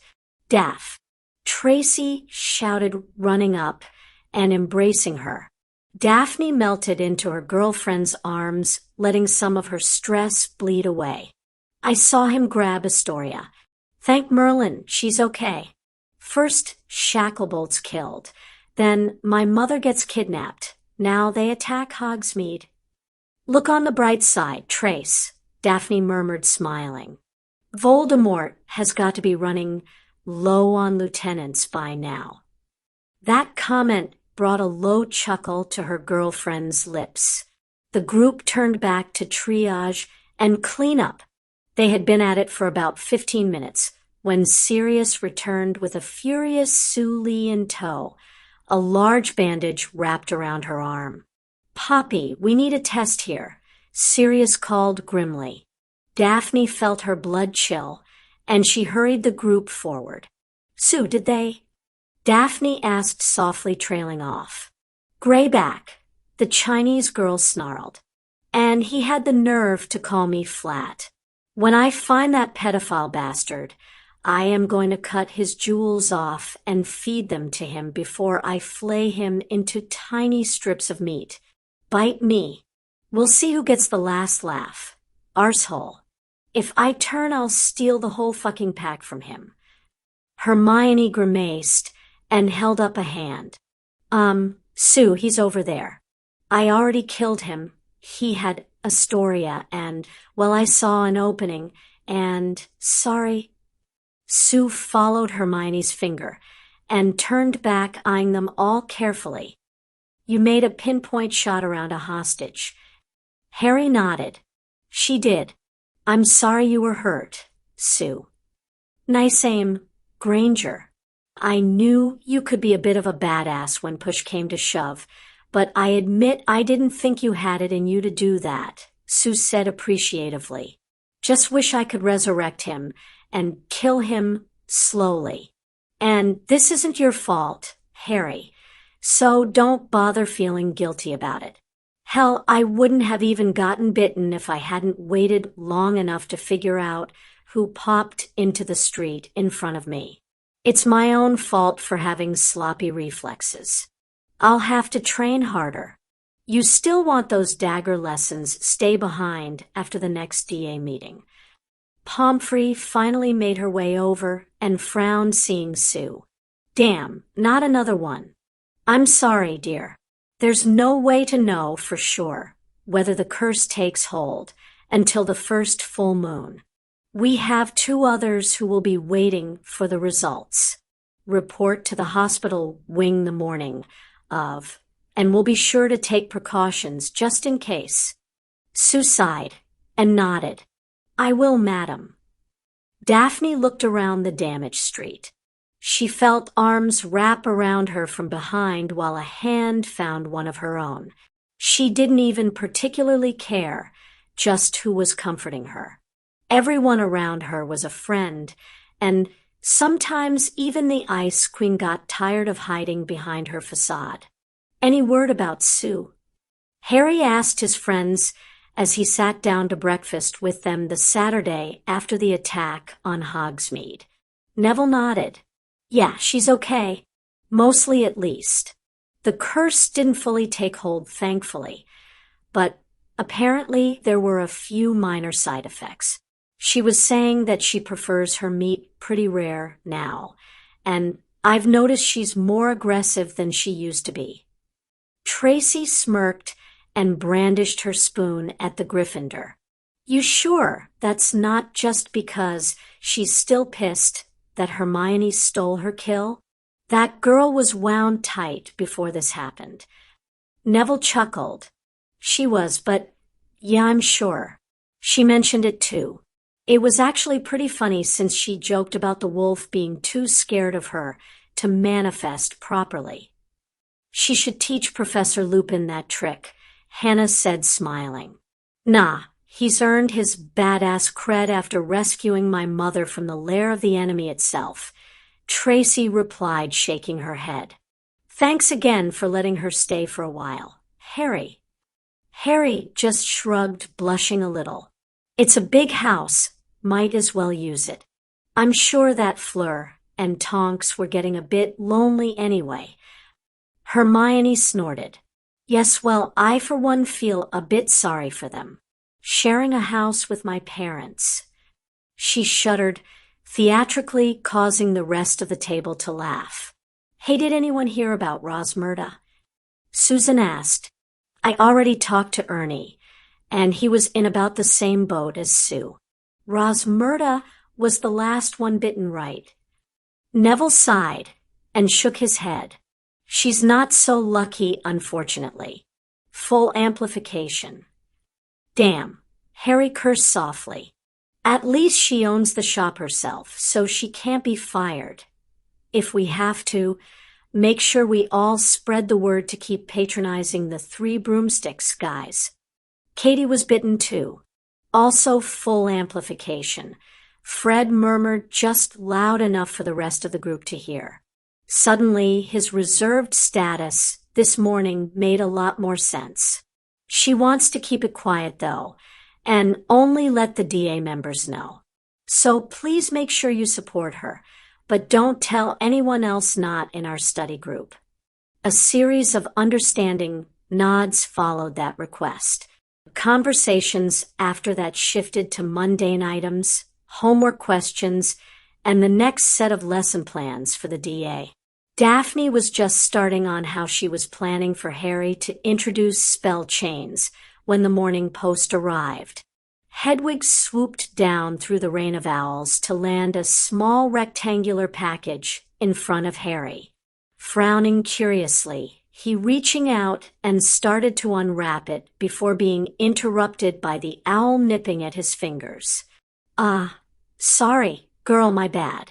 Here, he said, handing her a string of bacon and getting a bark of approval, going along with an evil eye. Hey, you just got me a package I wasn't expecting. I'm curious. You can't blame a guy for being curious. Hedwig barked again and lashed out a wing to slap his head. Ow, no need to get mean. No, it's safe, otherwise you wouldn't have delivered it, girl. Hedwig puffed up her chest, but still refused to meet his eyes for longer than a second. I promise, the next time you deliver a surprise package, I will remember to praise you and give you your reward before trying to examine it. Deal.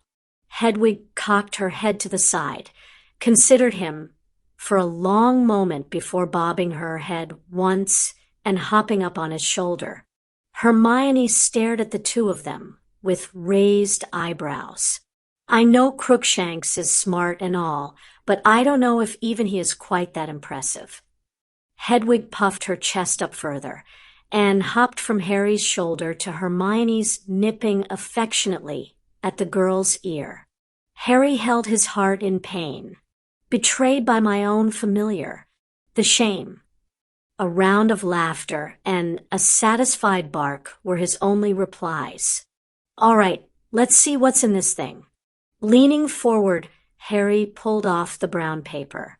As his fingers touched the second layer, a light, filmy coating on the surface luminesced briefly before the paper fully unwrapped itself. Daphne blinked in surprise. That wasn't a spell. That was some sort of alchemy. Harry finished, most of the prior levity drained away from his voice. The package contained a single VHS tape with a note on top.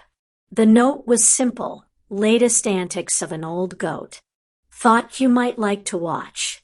Heard about your shopkeeper and Quidditch teammate. Included a recipe for a wolfsbane variant. We just finished the first round of tests. Let us know if it works better than the usual variety. Yes, there are 3 sample doses.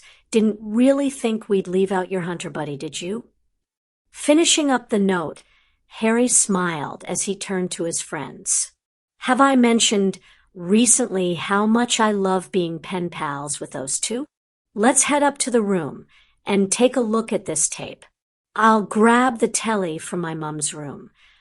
Barely 10 minutes later, the entire group had assembled in the room of requirement, and Harry was setting up his telly while Lily pored over the formula that the Flammels had sent. This is absolutely brilliant, she muttered. I never would have thought of adding in Wiggentree bark. It should make the entire mixture unstable, but with the additional tubers here. Harry called out in triumph, and his device flared to life. Got it up. Mum, you need another minute. I'm good, honey. You can play it.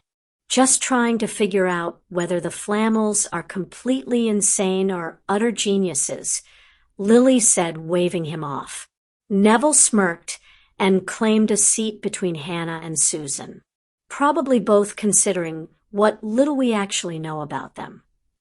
Harry pushed the tape they'd sent him into the machine and sat back with Daphne and Hermione to watch while Luna curled up on Tracy's lap and Shiva leaned over Lily's chair. Sirius had actually made popcorn and was happily snacking away as the screen shifted to a display of the mental ward where Dumbledore was held. He's assembled an army. Dumbledore screamed at the nurse in front of him while an older gentleman swatted at the ceiling fans with a cane behind him. They're elite units.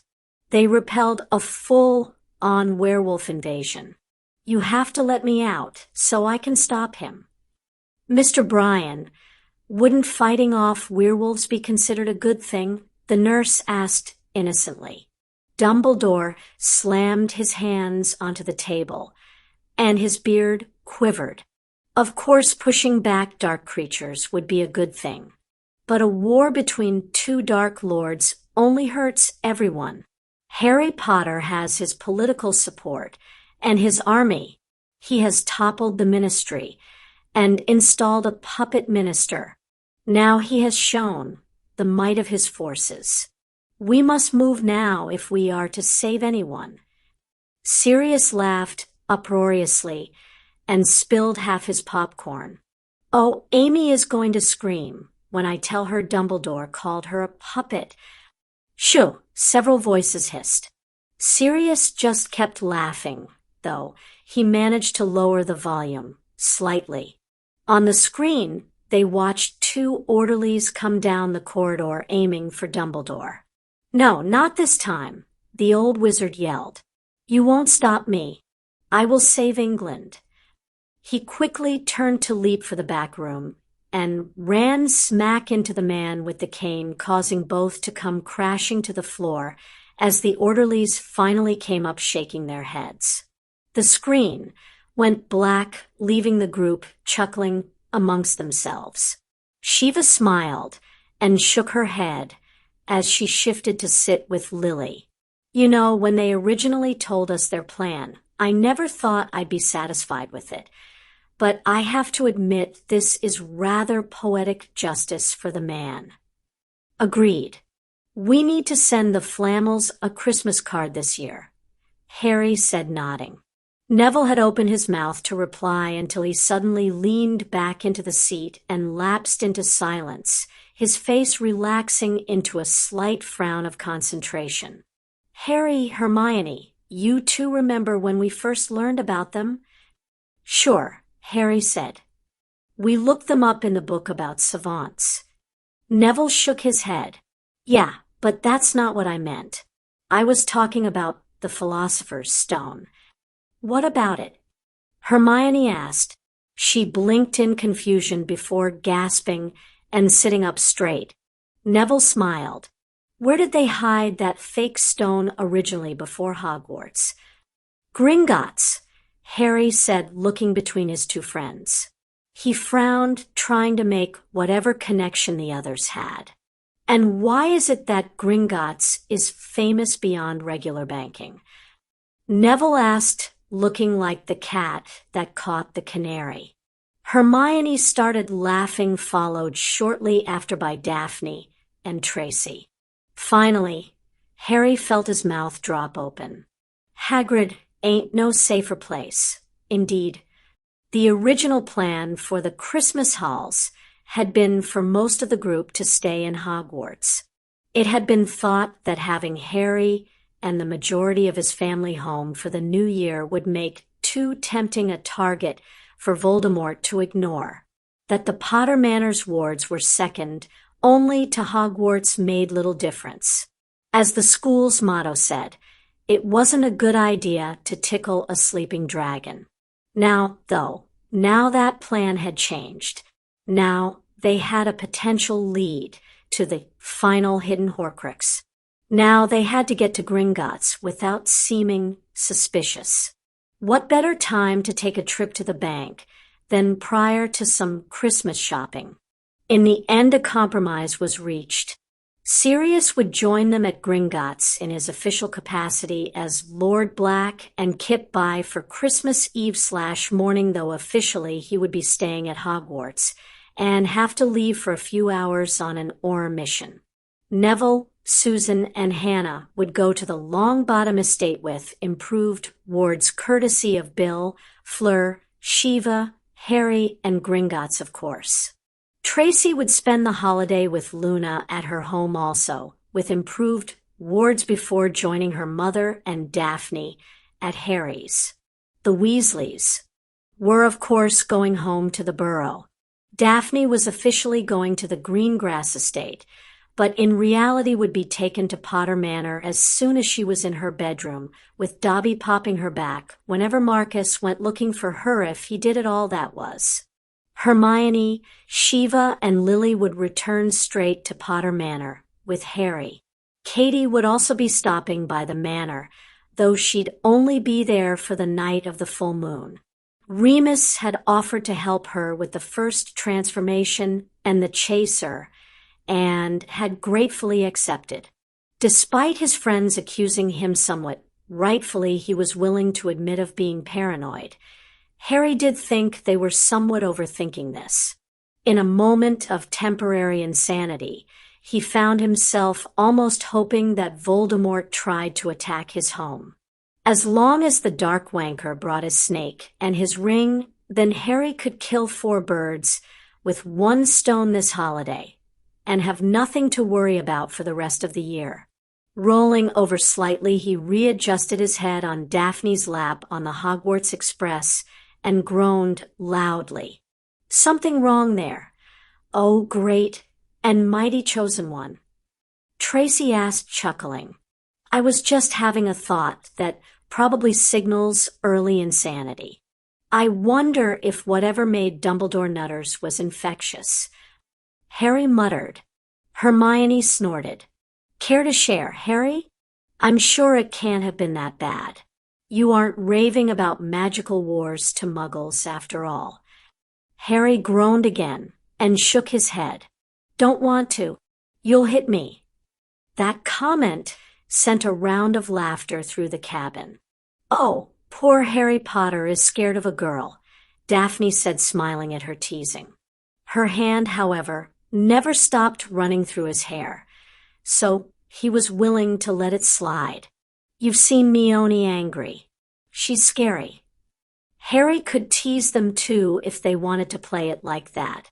An exaggerated sigh rang out above him, setting on more giggles. Well, if I must, I must. Harry, as your right hand, I promise to protect you from the danger represented by Hermione Granger. Harry could practically hear Hermione's eyebrows rise in amusement. You might be able to take me standing up Greengrass, but do you really think you can get away while the boy Wonder is lying sprawled across you? Well, his legs are sprawled across you too, so I figure we both have even odds, Daphne said nonchalantly. Hermione chuckled. Nope. You forgot, dearest Daphne, that I can toss his legs aside without worrying about hurting him while you can't do the same to his head. She has you there, Daph. Tracy tossed in. Daphne's hands kept up their attentions despite her deep sigh. Shite, you do have a point. This is all a moot point anyway, Harry said. My right hand can't defend against my left hand. That'd just be weird. Oh, so I'm your left hand now? Hermione asked, doing her best to sound affronted and failing miserably. Do I get a say in this? Harry paused to consider. After several long moments, he stated, very imperiously, Nope. Luna laughed along with the others, though as the noise died back down, she cocked her head to the side and looked at Harry with a smile. If he didn't know better, he'd have called it devious. That was a quite decent distraction, Harry. What was the thought you had had earlier to prompt all this? Harry groaned again. Devious. The girl should have been in Slytherin. Coco, giving her little rolling laugh, certainly helped make his case for him. I was just thinking that after we make our withdrawal, it might have been nice for the Dark Wanker to show up at my heavily fortified house, so I could finish our scavenger hunt and kill him all in one night. Daphne sighed while the others groaned. You're right. You do deserve to be hit for that. If he shows up and we kill him, that's one thing. But, Harry, don't you know better by now not to tempt fate with these things? Agreed, mate. Neville chimed in. You're already cursed. No need to help it along. Thanks for the support, Nev, he muttered. The fellow Gryffindor saluted him. No problem. Harry groaned again. No love. I get no love. Besides, it's not Halloween or the end of the school year. Those are dash, he was forced to cut off, as Hermione leaned down and put her hand over his mouth. "Shush now, love," Hermione said, pulling her hand back. While the sentiment may be correct and the hypothesis upheld through prior observations, there is no need to challenge whichever god or goddess you annoyed and break the pattern. Try not to even finish the thought. Now, I was wondering if anyone had any requests for movies. A chorus of voices answered the girl, and Harry tuned them out, going back to his nap. By the time he woke back up, the train had already arrived in London, and he and his friends exchanged thoroughly rushed goodbyes before being hurriedly apparat along to their respective abodes. Rather than returning home, though, Harry, Shiva, and Lily went straight to Gringotts to get their actual holiday business done first. All play, and no work would a Voldemort Britain make. As they walked into the bank together, Harry saw Tonks standing next to Sirius, rolling comically huge eyes at the man, while Sirius smiled innocently. It was unexpected to find his partner here, but he certainly wasn't about to complain about getting to see her early. Less than 5 minutes after disembarking the train, Harry was striding forward towards the metamorph and wrapping his arms around her. "Hey, NYM." Harry greeted his partner as she let out a surprised huff of air at his embrace. "I didn't think you'd be here, too." She twisted in his arms until she was facing him and raised her eyebrows before sticking out her far too long tongue at him. "Well, you can't really expect me to let my head of house go to the bank alone, can you? Lord only knows what the overgrown child will take from the vault without some supervision. Hey, Amy has firmly proclaimed me a teenager now. I am no longer a man-child," Sirius proudly proclaimed. Even the goblin teller groaned at that comment and waved them along to follow after Griphook. The group was led into Snapfist's office and promptly greeted by the account manager. "What can Gringotts do for you today, Warrior Potter? I assume there is a reason for the presence of Lord Black, the future Lady Black, and your legal guardians." Snapfist asked, looking thoroughly amused at the extra people invading his space. Harry nodded. "There is. They are here because we need to look inside Bellatrix Lestrange's vault." Snapfist's expression hardened, and Harry hurried on before the goblin truly got angry. "With her husband's death and no children, I'm told that Sirius is recognized as her head of house again. That should entitle him to inspect her holdings, shouldn't it?" Snapfist narrowed his eyes at Harry, looking between all 5 humans present. "This is an unusual situation. The body of Lestrange would need to be recovered for that to be the case, or the ministry would need to declare him legally deceased. Neither has happened yet. As such, her holdings remain her own." Shiva scowled and flopped into her chair. "Damn it, Snapfist, this is important. Isn't there a loophole or something?" Snapfist glared at her and lifted a clawed finger in warning. "Gringotts takes the protections of its customers' assets very seriously. The nation may like you humans, but that only extends so far. If we compromise once, when do we stop compromising? Our enforced neutrality and complete trustworthiness is our greatest defense against any who seek to further undermine our constantly dwindling political capital and rights as a species. Until a formal declaration of war is made by the nation, we will continue to safeguard all clients equally." Harry sighed and held out his hand to summon the Sword of Gryffindor. As it materialized, he reached over to lay it on his account manager's desk. "What if we wish to add an item to her vault?"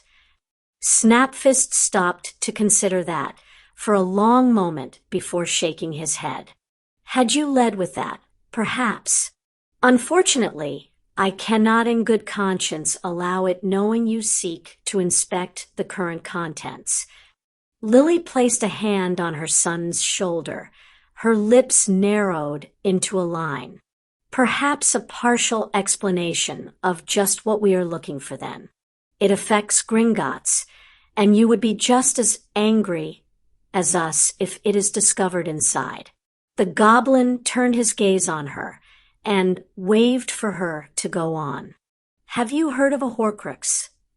Snarling, Snapfist reared back, his lips pulling over his teeth and baring their points to the group. The insane bigot has made one of those abominations. Lily shuddered. Let us hope not. We believe she may be holding one, though, for a certain individual.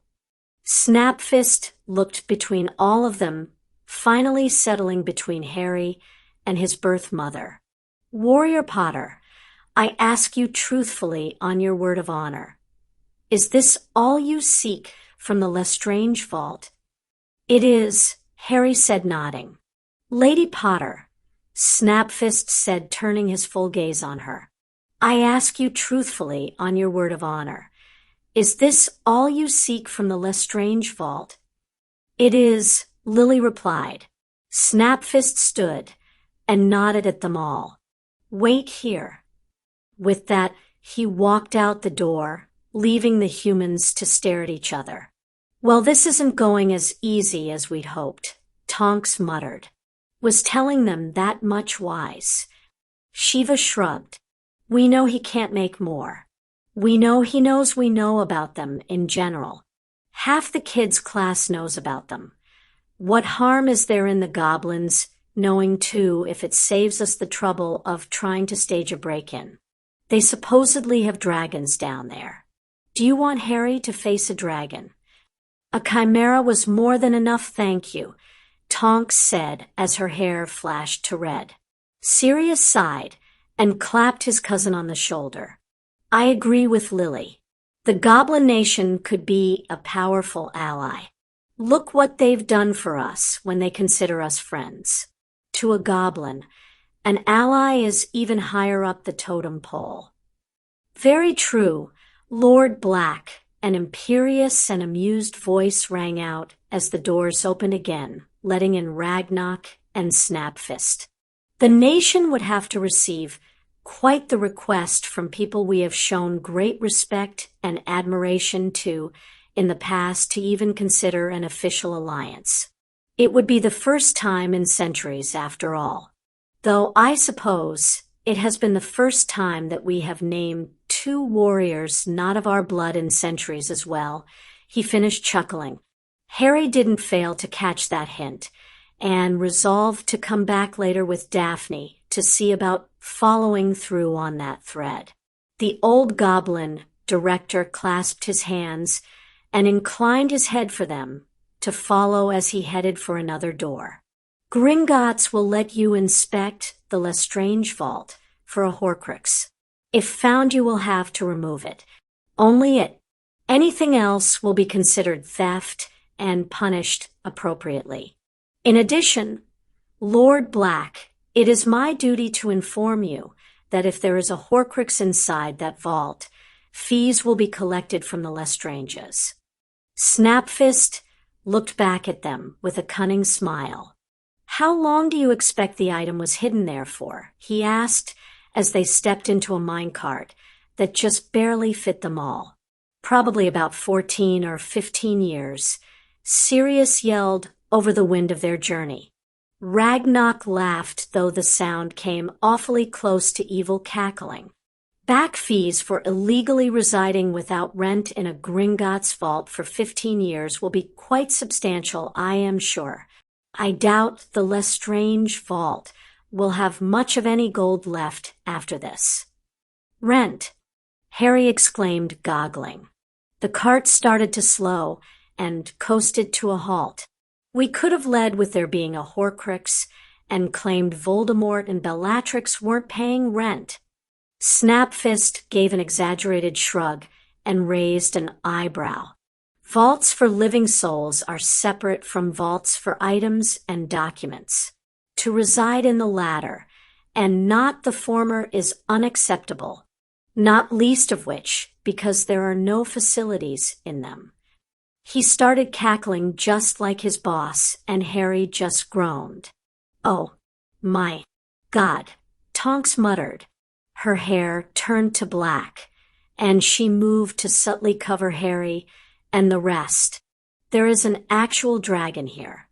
Shiva blinked in surprise as the creature turned toward them and huffed out a small flame from its nostrils. "Well, would you look at that? It's not just a story." "I love Gringotts," Sirius said, practically tearing up. Lily and Harry just nodded. Harry couldn't help but notice the shackles on the poor thing, and how it appeared to be blind. None of that would stop it from trying to bite his head off, though, so his sympathy was somewhat mitigated. Snapfist pulled out a pair of metal tools, banging them together a few times. The dragon immediately cringed away towards the other side of the large central space, allowing the group to move towards a newly revealed vault door. "We've trained it well. It is old and will have to be replaced in a few years, but it used to be much stronger and livelier. No point in having a dragon guard if your guard looks like it's on the verge of death." Lily opened her mouth to reply twice before finally getting words out. "Even so, I recommend not taking additional family members down here. I can't see Hermione reacting well to this." "Yeah, well, Hermione didn't almost get eaten by a basilisk and a chimera," Harry muttered. "She can have her magical creature rights ideals while I maintain a healthy distance from all 5 ex-beasties." "Good plan. I vote for this plan," Tonks said, nodding enthusiastically. Ragnarok ignored their banter and reached up, running a finger down the door in front of him. A moment later, the door melted away. Grinning, Sirius stepped forward to cast his spell. Unfortunately, he bumped into a plate near the door, and as it fell, he clutched his leg, yelling out in pain, and the plate bounced onto the floor, splitting into 2 identical copies. Both goblins growled. "Illegal charms and defensive spells," Snapfist snarled. "More fees. Stand back." He lifted a hand into the air and swiped it down. Harry felt a wave of magic wash over him, and the double of the plate vanished. "The illegal spells have been removed. You may try again, Lord Black." Sirius glared at the plate that had dared to burn him and stepped carefully into the room again. A short muttered spell later, and a small goblet near the back of the chamber glowed. "Ah, Bella. Good, but not good enough." Sirius walked forward and plucked it off the shelf with 2 fingers, wincing in disgust as he dropped it in front of Harry. Harry, for his part, immediately whipped out his soul cage, though he hesitated a moment before handing it to Tonks. Tonks just stared at the rune in her hand, blinking up at Harry in confusion. "I got the others," he said, shrugging. "I killed the locket, and that probably should have been serious to destroy since his family got it. You're going to be Lady Black one day, and this thing was hidden by your aunt who is hell-bent on killing you. You deserve to get to destroy one of these things. NYM." Flashing a feral grin to him, Tonks turned back to the locket. For one of the few times he could remember, Harry saw Tonks drop all her morphs at once as she leaned over the Horcrux. "Stay the hell away from my family, wanker," she snarled.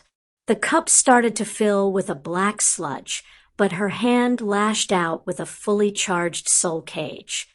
A loud scream and shooting black ichor signaled the death of yet another of Tom Marvolo Riddle's Horcruxes. All the personnel watching wore identical satisfied grins. Well, Ragnarok commented, appearing quite happy. I do believe that the fees levied on the Lestrange family will be quite exorbitant. Chapter 44. Avengers Assemble. Masters of Evil Unite. Part 1. Harry heard the chime signaling a visitor and watched his mother get up to collect their guests. Lily met his eyes as she walked out, and they shared a small grin and wink. Sirius wasn't the only one in the family who could mess with people. Despite having known about and actively advocating for this arrival, Harry couldn't help the way his stomach flipped or his shoulders tensed. Of course, Hermione, sitting next to him, didn't fail to notice his nervousness. While Tonks and Fleur continued to eat their popcorn and watch It's a Wonderful Life, Hermione twisted in her spot to peer closer at her partner with a curious tilt to her head. Harry gave her a small smile and nodded that he was okay before watching the entrance to the library carefully. His vigilance was rewarded when 30 seconds later Lily walked back in with a couple right behind her. The woman was tall with long, wavy black hair and an amused expression dancing in her eyes, while the man was toned with a rough cut to his chin and short-cropped hair. "Who was at the door, Lils?" Shiva asked. "I thought Remus and Katie weren't coming for another hour or so." "Is that any way greet your parents, Bathsheba?" Mrs. Babbling asked, with a huge grin splitting her features. Harry saw Hermione's jaw drop as she switched her gaze between the two newcomers, Lily and Harry. Tonks and Fleur froze with their hands halfway to the popcorn bowl. Shiva's reaction was by far the most pronounced, as she literally fell out of her armchair. The crash of his adoptive mother hitting the floor was followed by silence for a long moment before Shiva carefully poked her head over the side of the chair and stared wide-eyed at the couple. "Mum? Dad, what are you two doing here?"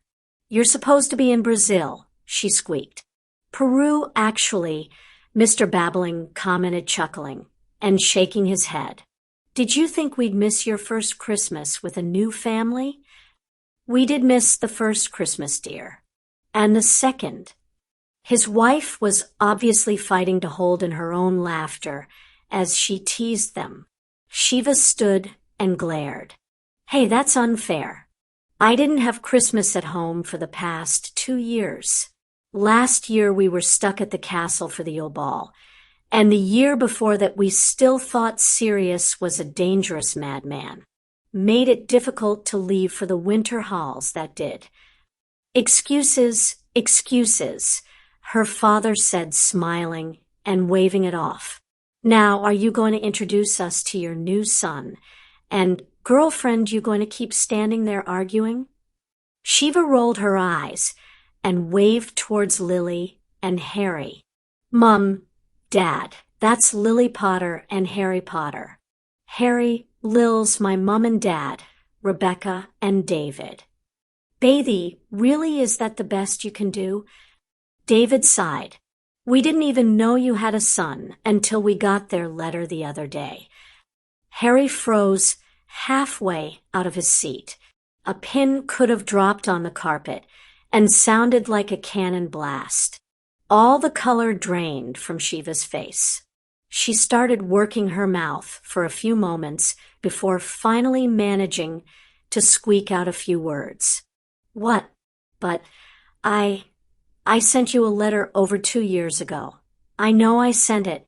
I gave it to the owl right after I picked up the Guardian forms. Oh, bugger."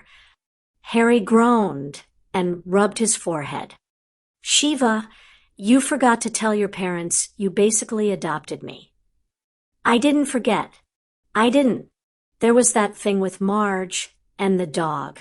You had all those medical issues, all that stuff about the magical guardian and Dumbledore. I still thought Sirius was going to try and kill you, Dash." Everyone ignored an indignant, "Hey," from an implicated godfather, while Shiva kept babbling. I didn't forget. They travel like all the time with their work. They're gone for months or years at a time. I wrote a letter, and I got distracted. I could have sworn I sent it out. Lily finally took pity on her girlfriend and stepped forward, all smiles. Well, the lack of social skills aside, your daughter has been nothing short of wonderful to Harry and I. She's been extremely supportive every step of the way and is a great reflection on the both of you. Right, Harry? Right, Harry said, noting his cue and walking up to briefly hug Shiva before stepping next to Lily. Shiva helped me trust people above my age group and probably saved my life a few times.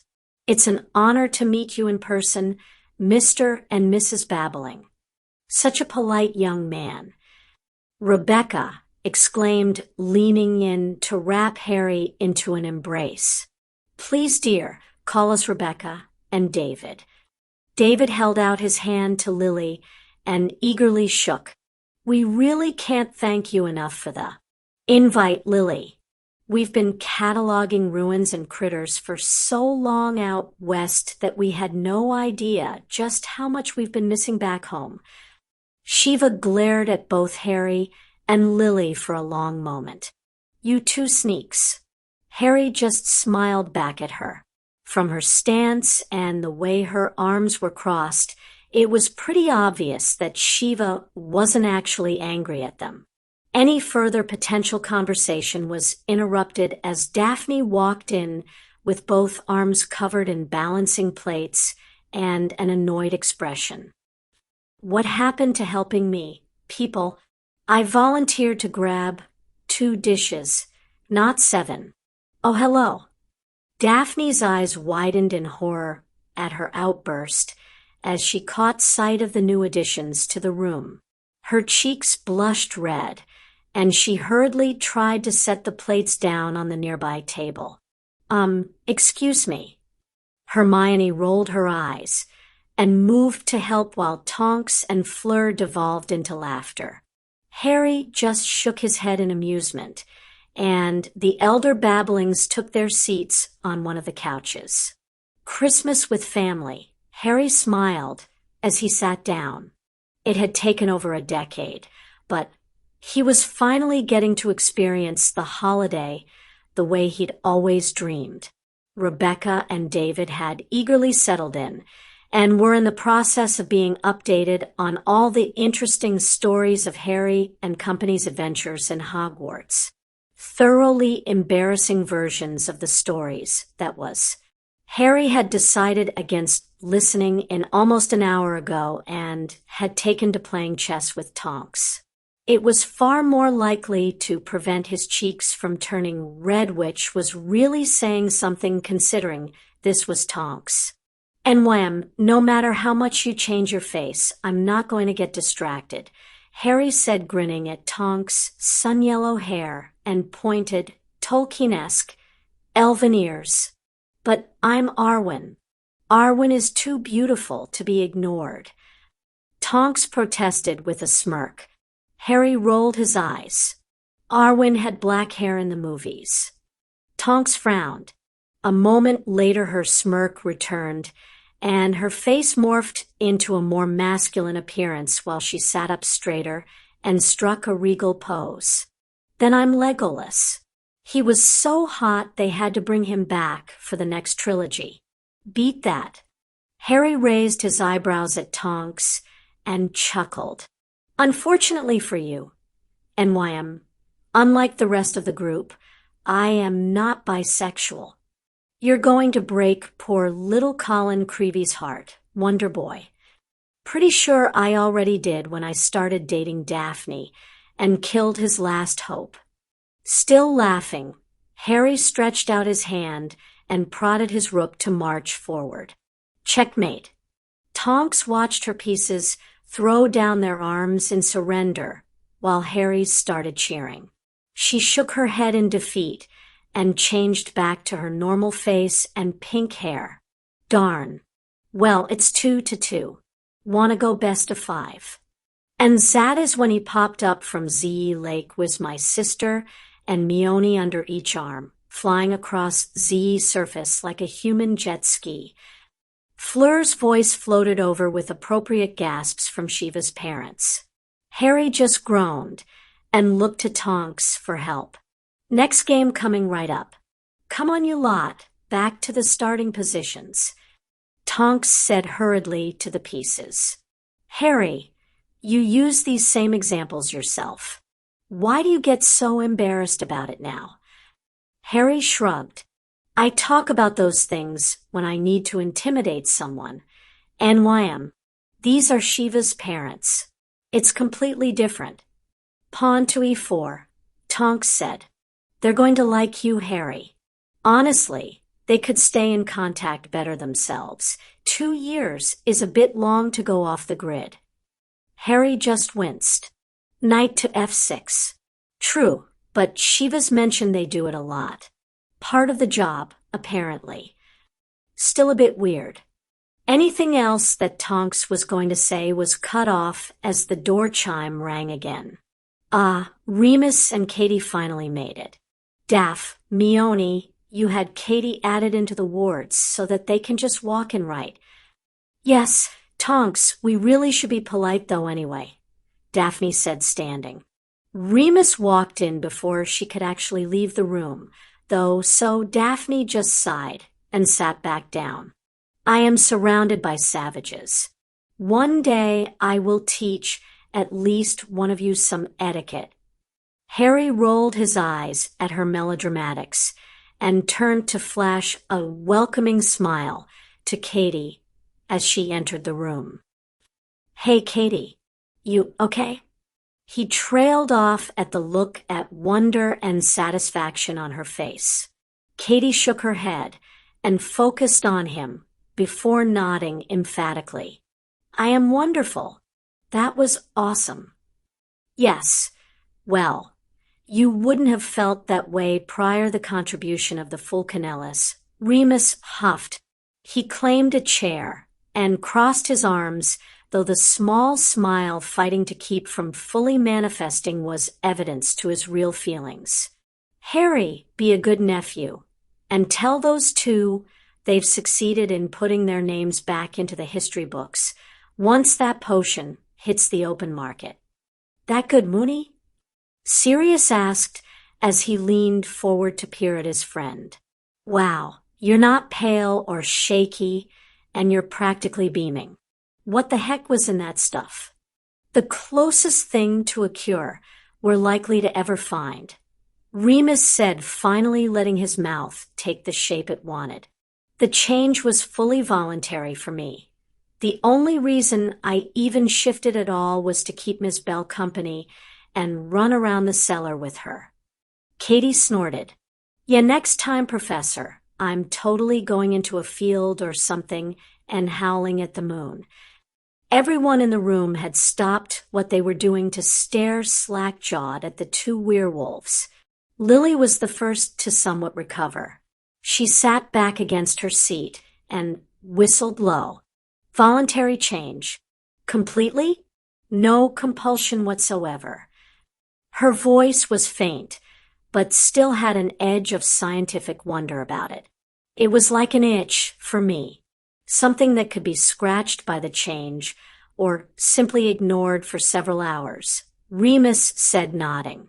Ms. Bell's transformation was involuntary, though she retained full human intelligence while in her wolf form. The first moon is part of the magic that seals the lycanthropy curse, meaning that it is intrinsic to the disease. It's highly likely that any werewolf ingesting this new potion after their first transformation would have similar voluntary control of the shift that I did. Katie smirked and laughed. If you have any sense whatsoever while a wolf, even on regular wolfsbane, I have no idea why you hate it so much, Professor. Between the senses, the power, the energy, that was just awesome. Sirius laughed and lightly punched Remus' shoulder. She has a point, Mooney. You always did focus on the negative. To be fair, Daphne commented, her eyebrow arched, there are quite a few negatives.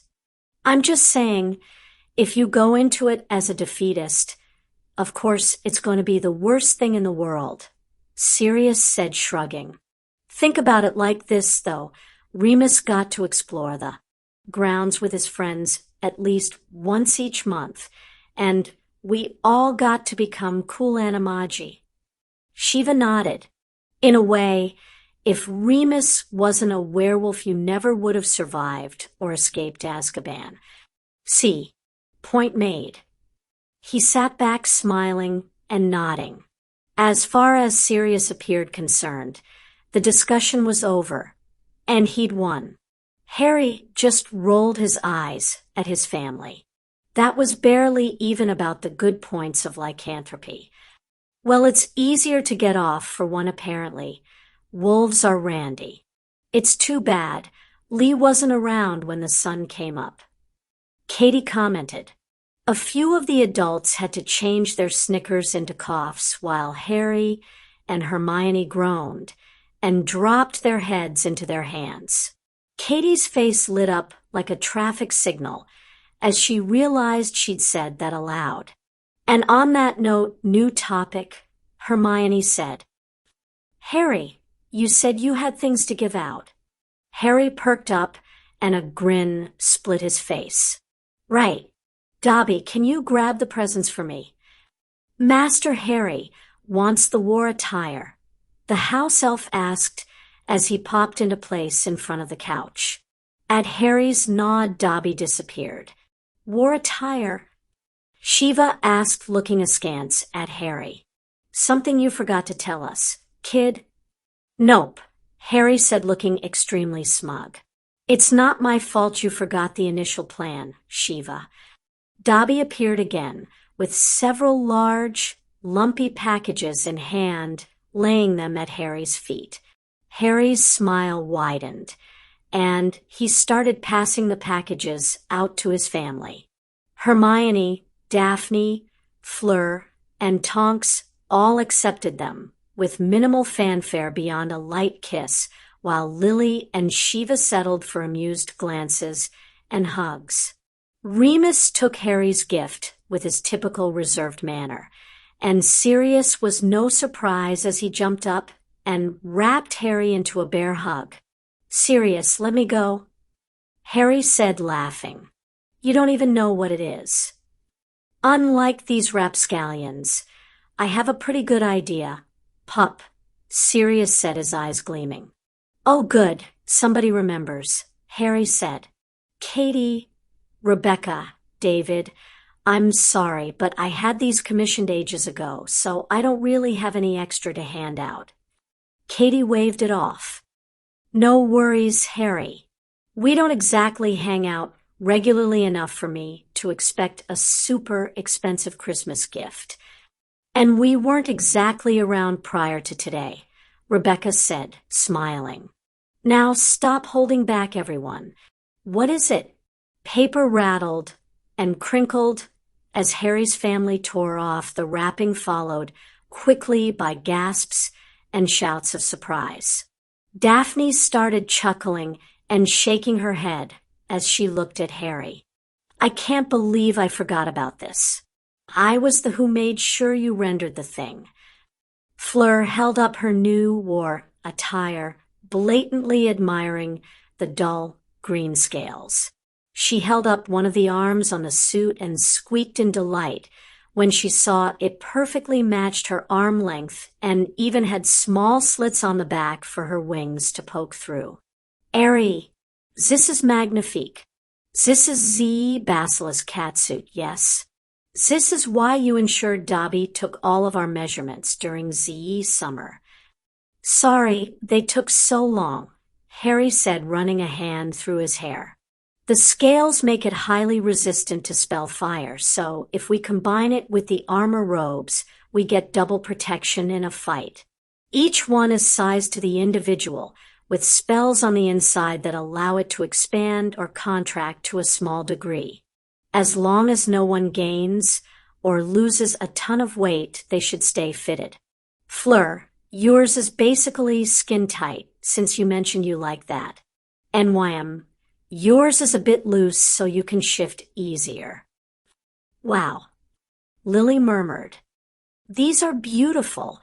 Did you have any additional ones made, Harry? Yeah, a few more. Amelia, Tracy, Luna, and Neville all have one as well. Dobby delivered them a little while ago. Harry smiled and shrugged. There's enough left over for Astoria and Gabrielle as well once they finish puberty. Tonks leaned over the chessboard and pulled Harry's head down, proceeding to capture his lips until a light cough from the direction of the parents forced her to release him.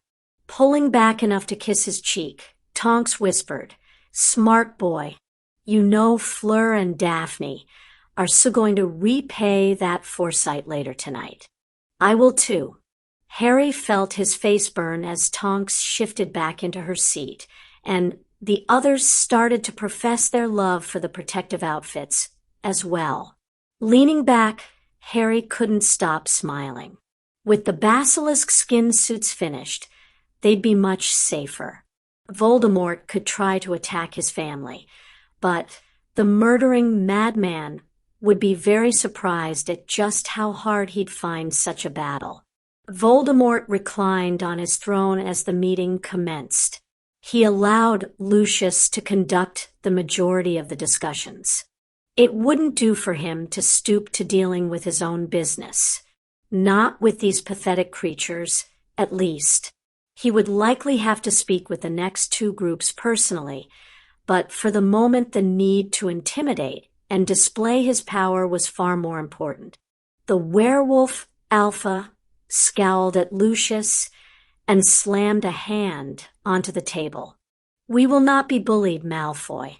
With Greyback's death, my pack represents nearly every remaining werewolf in the United Kingdom, and I speak for them.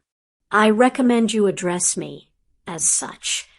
"Of course," Lucius said, smiling and cocking his head. Voldemort suppressed a sigh. The man had a silver tongue with those who lived for gold and commiserations. He had never been nearly as accomplished with those who lived for battle. Not for the first time, Voldemort cursed the loss of the knot. "I merely wish to express the likelihood of disaster, especially now in the aftermath of a werewolf assault on Hogsmeade. You are not the only power in this country anymore, Death Eater." The Alpha growled low before leaning back, smiling and crossing his arms. The urge to separate the beast's head from his shoulders was strong, but Voldemort resisted. Killing this man would certainly remove the remainder of his werewolves from the army. "I'm sure you don't mean the Ministry." Lucius laughed and clutched his cane tighter. "Those fools just ousted their own minister for magic and installed a competent leader," the werewolf said. Voldemort's rage grew further. Amelia Bones. He should have killed her first while she was still undefended. Now she was constantly surrounded by Potter's personnel or Potter's wards, and she was basically untouchable until the rest of the country had been dealt with. But no, I don't speak of the Ministry. The packs historically align with the dark or remains neutral. Our affliction makes it difficult for the majority to accept us. Your administration would let us have free reign, but there are rumors of a potentially more appealing option. I don't like you or your cohorts, Malfoy. That said, if it was best for my pack, I would still throw our forces behind you." He paused, narrowed his eyes, and stood to glare down at Lucius. "Unfortunately for you, Lucius Malfoy, I don't believe you will win this war. Goodbye." As the werewolf stalked out of the room, Voldemort's wand arm literally began to vibrate as he suppressed the murderous urge welling forth. He could not afford to have bodies of envoys falling at his doorstep until after the army was established. There would be time for revenge and retribution later. Lucius, what rumors did the beast speak of? The blond man flinched and bowed low enough for his hair to brush the floor. My lord, there is talk that Potter has a new form of wolfsbane potion that can curb the destruction of the werewolf form. And the threat in Voldemort's sibilant voice quickly drew out Lucius' remaining information. My sources tell me that Lupin has claimed the potion allows for voluntary transformation. Voldemort scowled. More of his cursed runes, no doubt, no matter. We will deal with this situation as we obtain more information. Perhaps we'll be able to corrupt whatever rune scheme he is using to create them. My lord, actually he is Dash. Lucius tried to expound on the failure, but Voldemort quickly cut him off. Send in the soldiers. Lucius winced and nodded. Yes, my lord. Voldemort waited patiently as 4 men in pressed military uniforms strode into the chamber. The leader moved to seat himself at the table facing Voldemort's throne, while the others remained standing behind the chair. Lord Voldemort, I am General Schultz, first of Grindelwald's remaining wizarding Schutzstaffel. We were surprised to hear your invitation. You were never interested in allying previously. Times change, my friends. I find myself more open to assisting you in your future endeavors if you would assist me in mine, Voldemort said, waving his hand dismissively. The SS wizard smiled, though the expression did not reach his eyes. You mean that your recruitment efforts are now as ineffective as ours? Voldemort glared down and fingered his wand. Careful, General. For half a century, your efforts have been barely enough to maintain your own philosophy. My setbacks are merely temporary. Yours are endemic to a new worldview. If Harry Potter and his allies have their way, your problems will be the same as ours, Lord Voldemort. The general leaned back and folded his hands on the table.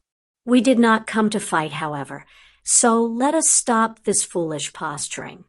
You seek the assistance of my men, so what do you plan to do in return? Voldemort stayed silent for several long moments, taking stock of the man and the situation as a whole. I am prepared to cede you the majority of the mainland.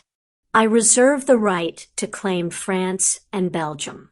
Once Britain is secure under my banner, I will allocate my Death Eaters and Aurors to assist you in taking over a single country of your own choosing. From there, additional negotiations would be required for anything further. That would be acceptable, General Schultz said. For that, I could agree to send 40 elite personnel to assist. If you swear an oath to free Grindelwald, I will send an additional 60. Voldemort nearly laughed at the fool. Such a poorly worded request for a huge gain in forces. Done. The general smiled and raised his eyebrow. Free him and ensure he is alive and unharmed upon delivery to my team. Voldemort seethed inside. Perhaps the man wasn't as short-sighted as he seemed. You never could tell with the WSS. Grindelwald's shock troops had always been too aligned with the Nazis they had supported to be truly predictable. He'd avoided seeking their support originally as they personally disgusted him. Growing up during the war had left lingering hatred for these types of men that his knowledge of magic had done little to dispel. The WSS cared nothing for blood status. They focused on the skin or religion. Voldemort's Death Eaters, on the other hand, cared nothing for religion or skin color and merely sought to purify the nation. In truth, Voldemort cared little for either philosophy. He was only interested in power and he could stand to work with his hated rivals for long enough to obtain it. Once his base was secure, he'd be able to stamp them out like the insects they were. Agreed. Do we have a deal? We do. Assembling my forces and closing down our current operations will take some time. Say we move to attack in May. General Schultz said, standing. That was my intention as well. A decisive battle will break them more than small fights. My own forces will be trained for true combat by then, and my alliances will be secure. Excellent. I'll ask for the oath prior to sending my people. We'll keep you informed. Please do the same. Good evening, Lord Voldemort. Nodding his farewell, the general stood, and all four walked out of the room in lockstep. Voldemort scowled at their backs, fingering his wand.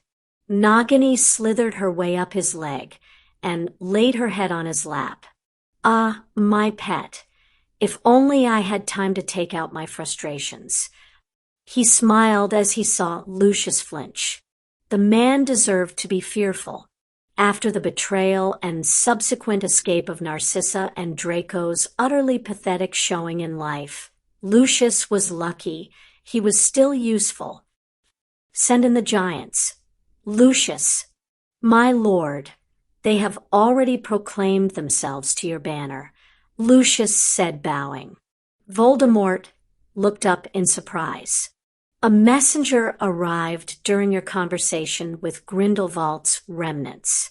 The giants ask only for further territory to the north, which you had already agreed to. The stupid beasts didn't even think to ask for more. The mountain and river trolls are marching under your banner as well. Excellent, Voldemort said, smiling. He rubbed his ring, wondering at just how much destruction his forces would cause to this country when they moved. Hopefully, he wouldn't have to rebuild everything. Then let us move on to the vampire covens. Of course, my lord. Lucius hurried out of the door, returning shortly after with 2 vampire lords following in his wake. Dark Lord Voldemort, I present Lords Elmont and Shuzen. Both vampires were tall and stately. The male seemed like he was born to the regal bearing, while the brown-skinned female appeared to have only learned how to play the part instead of having it ingrained into her since birth. Voldemort frowned at the foreign-sounding name of the female. What had a Japanese vampire done to get exiled to this section of the world? Please sit. I can provide refreshments if you'd like. No, thank you. I try not to sate my appetite until the battlefield, Elmont said. In direct contrast to her counterpart, Shuzen smiled, showing off her fangs, and nodded. Someone younger, late teens tall, with silvery or pink hair, and female if possible. Detailed. One would think you were substituting her for your actual target. Voldemort mused. Nevertheless, he snapped his fingers, and Lucius scurried off. As far as he knew, there were no personnel on the grounds that fit that description. However, Lucius would ensure one of the slaves was properly glamored before bringing her in. My stepdaughter, Shuzen said, waving a hand dismissively. Now, I believe we were about to discuss how your Death Eaters want my coven to assist in killing off the humans. Voldemort smiled. He liked this woman.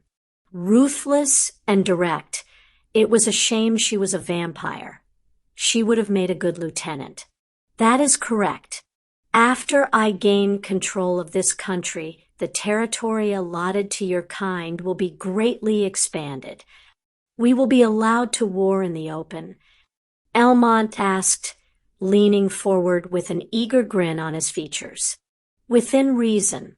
Until we have secured more of the world population under our control, we cannot risk revealing our full existence to the Muggles at large. However, should you ensure that any witnesses were permanently silenced, I see no reason to take away all of your fun." Both vampires smiled. Lucius chose that moment to return with a girl walking ahead of him. Her dull eyes provided the proof of the Imperieuse curse, and she stopped to the side of Shuzen. "Ah, excellent. Dinner." Without further ado, the female lunged and latched onto the girl's neck. In the 30 seconds it took to fully drain the child, the other 3 occupants watched on with utter indifference. Voldemort stroked Nagini and thought to what he would offer the Acromantulas. With their help in addition to these others, Hogwarts was sure to fall, along with Harry Potter and his primary backers. "Ah, that hit the spot," Shuzen said, pulling back and wiping the drops of blood off her mouth. She dropped the corpse to the floor beside her and nodded to Voldemort. "My coven will support you. We return to Japan come summer, so I recommend you attack prior to that. Mine will come to your aid as well," Elmont said. "I warn you, the other covens will not be open to negotiations. They received visits from your minister several months ago thanks to leaked intelligence from one of your agents. They are very unhappy that their nests are known to the British ministry." Voldemort scowled. That fool who had allowed himself to be captured at Bella's Manor was still causing problems. No matter when he took the ministry, the man would suffer greatly for allowing himself to be interrogated. "Then it seems you will be the primary beneficiaries of the new order I bring to this country." "It seems so. Perhaps I will move my operations here in the future, if we are successful. Good luck, Voldemort. I look forward to playing with your targets." Shuzen and Elmont both nodded and left the room. Voldemort idly waved for Lucius to collect the corpse and clear the table. He returned to stroking Nagini as the Death Eater cleaned. "Soon, my pet. Soon. We will be able to claim our right. Soon." Harry, Lily, and Daphne walked into Gringotts the day after Christmas in their finest cloaks and basilisk skin armor.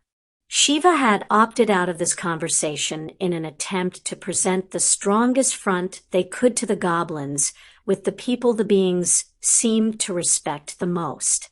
After speaking with the teller, they were quickly brought before Snapfist, who grinned at them and immediately left to retrieve Ragnarok without even having to be asked. "This seems to be going well so far," Lily commented, shifting her suit slightly. "And I can't believe how well this breathes." "Women," Harry muttered, rolling his eyes.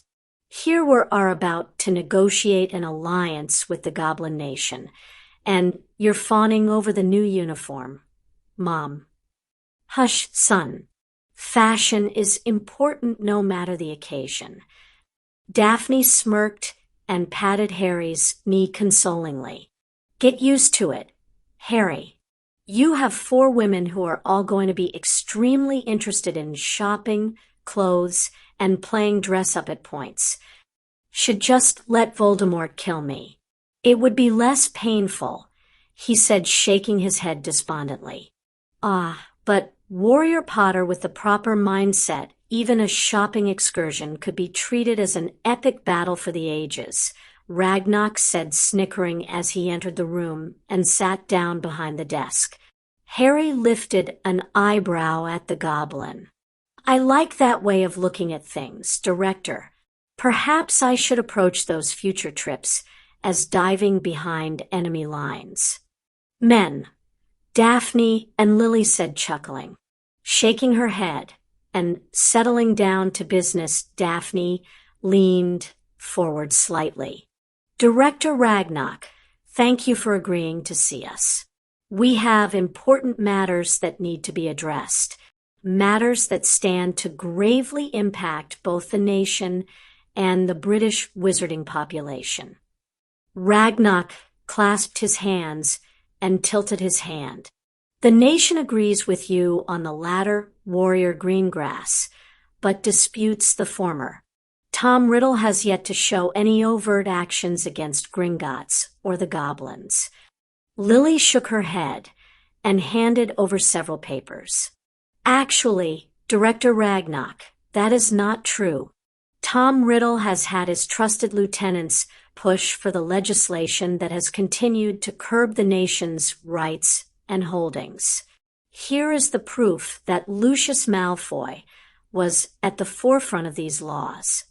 Ragnarok took several minutes to read through the offered files before carefully laying them out and turning back to the humans.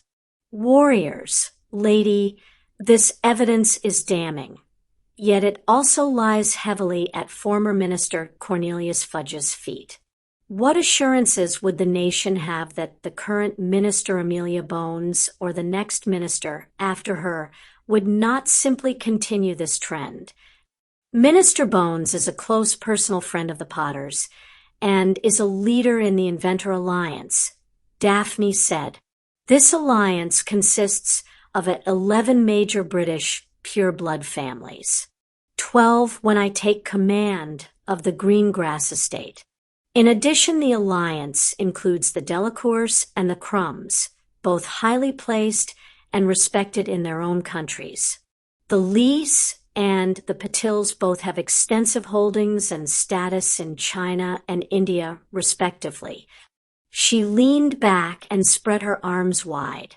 Should Minister Bones attempt to invoke any legislature against Warrior Potter's allies, she would quickly find the motion blocked by the rest of the alliance and multiple foreign countries. We have a history of taking care of our own. Harry nodded. Warrior Greengrass speaks the truth. You've heard of many of our accomplishments. Director, you know what a gaggle of school kids can do. Imagine how much ground we'll cover in a few years. Even if our families don't respond to our requests at this specific time, we will be leading those families one day. And we can vow that if nothing has been done to increase the rights and privileges of the Goblin Nation, it will be done as soon as we have control.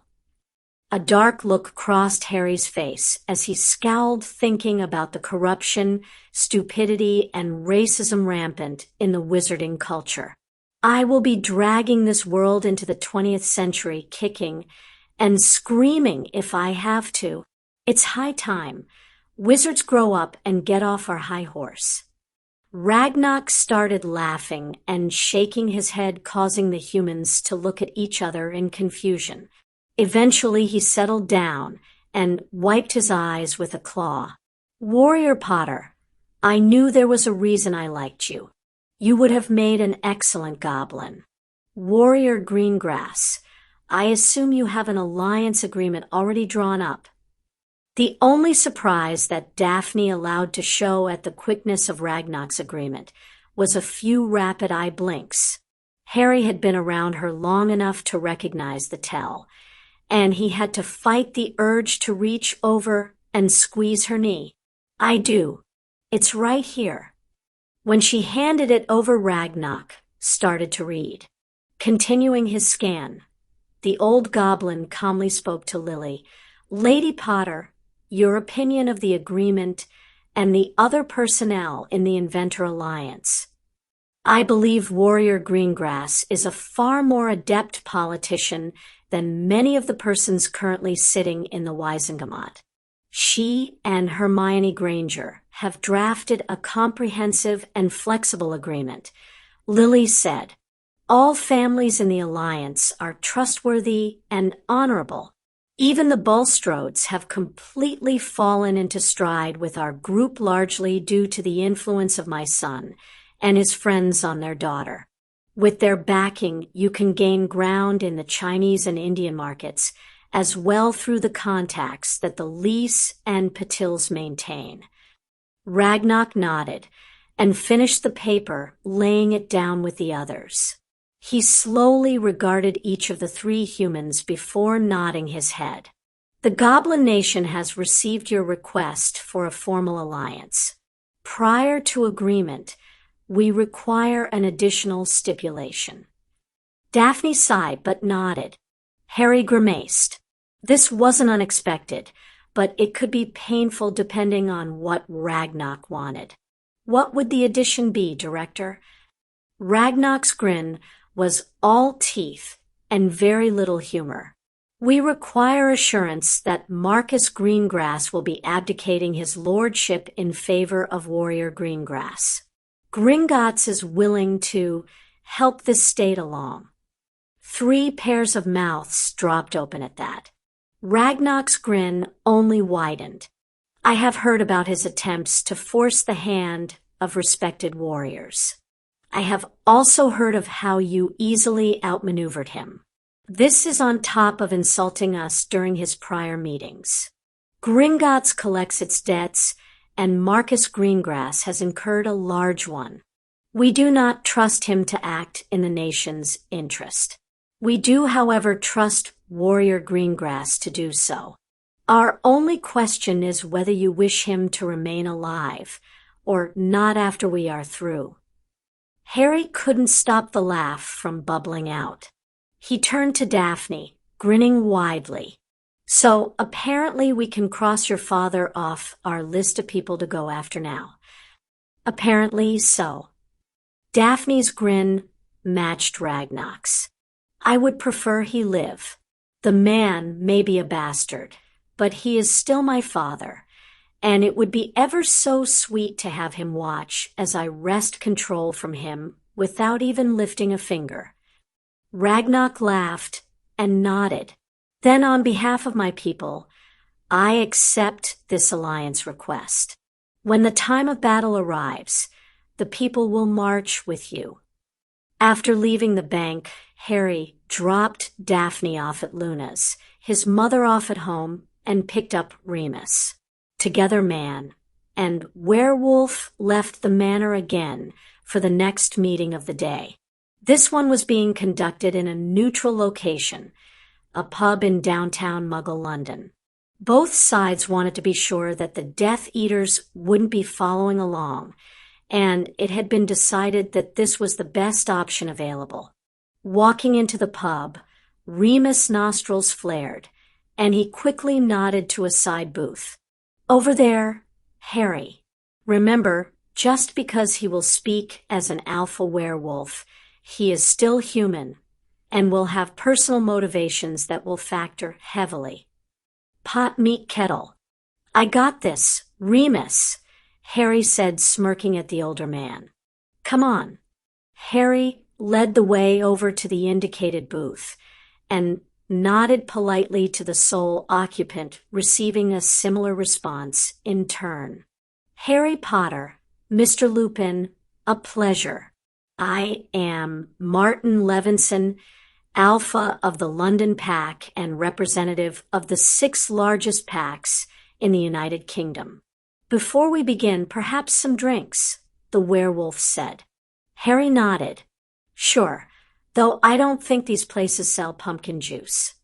Martin laughed, shaking his head. They don't, but they do have a great black tea here. Suits the throat after a full moon. Hopefully that won't be needed for much longer, Remus murmured. We had heard rumors about that possibility, Martin acknowledged. To be perfectly honest, that is why I am here instead of attending you-know-whose meetings. I want to tear the man and his personnel limb from limb, yet I can't deny he talks a good game with his promises regarding my people. I hope there is some truth to these rumors, as I would hate to crawl back to him. Harry's lips twitched, and it took a great deal of effort to avoid snarling. From the way Martin's eyes shifted to his mouth, Harry knew that the werewolf had noticed and chosen to ignore it. Mr. Levinson, allow me to make something clear early on. Don't go back to Voldemort. He took not a small amount of pleasure in the flinch that Martin displayed at the name. Levinson may be alpha of several packs, but Harry was the one in charge of this meeting. Tom Riddle is going to die soon.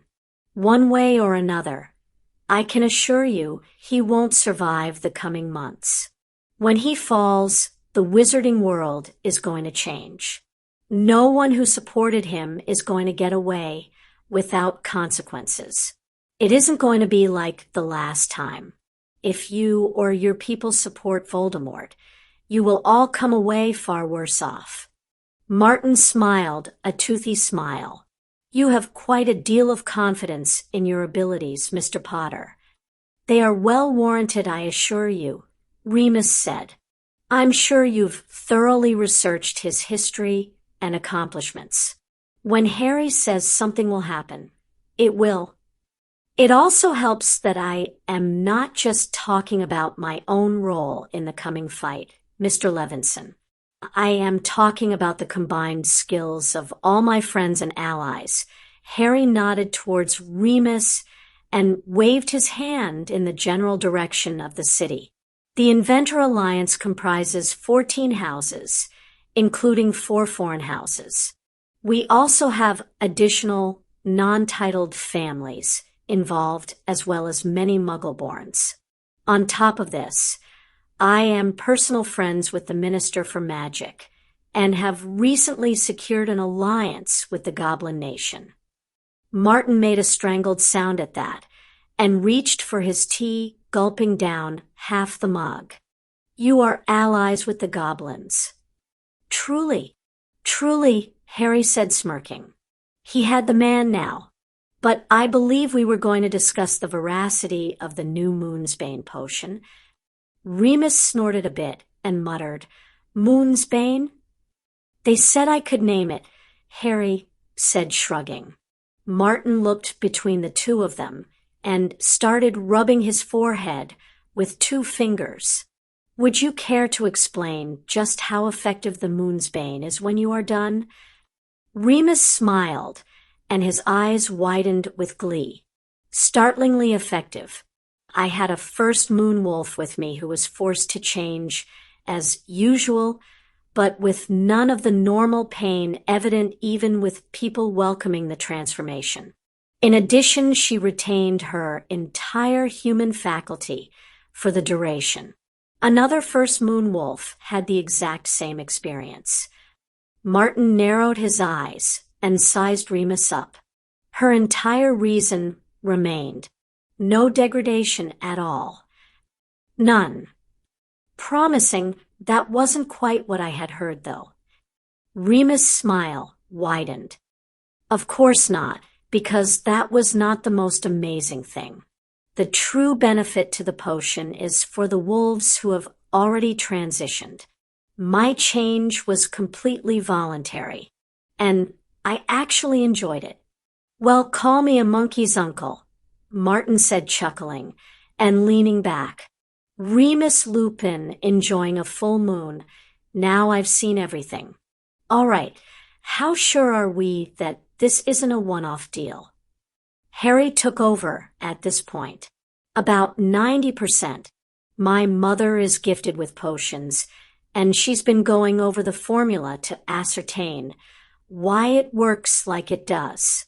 She's convinced that this should make the transformation voluntary for every werewolf not allergic to the ingredients. We've also spoken with the creators of the new potion at length, and they agree with our conclusion. Their only addition was that there is a chance that 1 in 1,000 won't be able to prevent the change. However, every other aspect should still work the same for them. Martin whistled and crossed his arms in thought.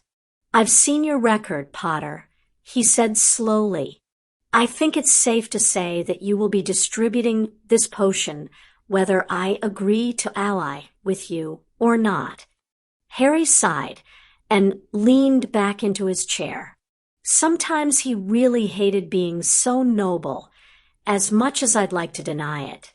That would be a good assumption. Understood. Martin breathed out heavily and stared into his tea.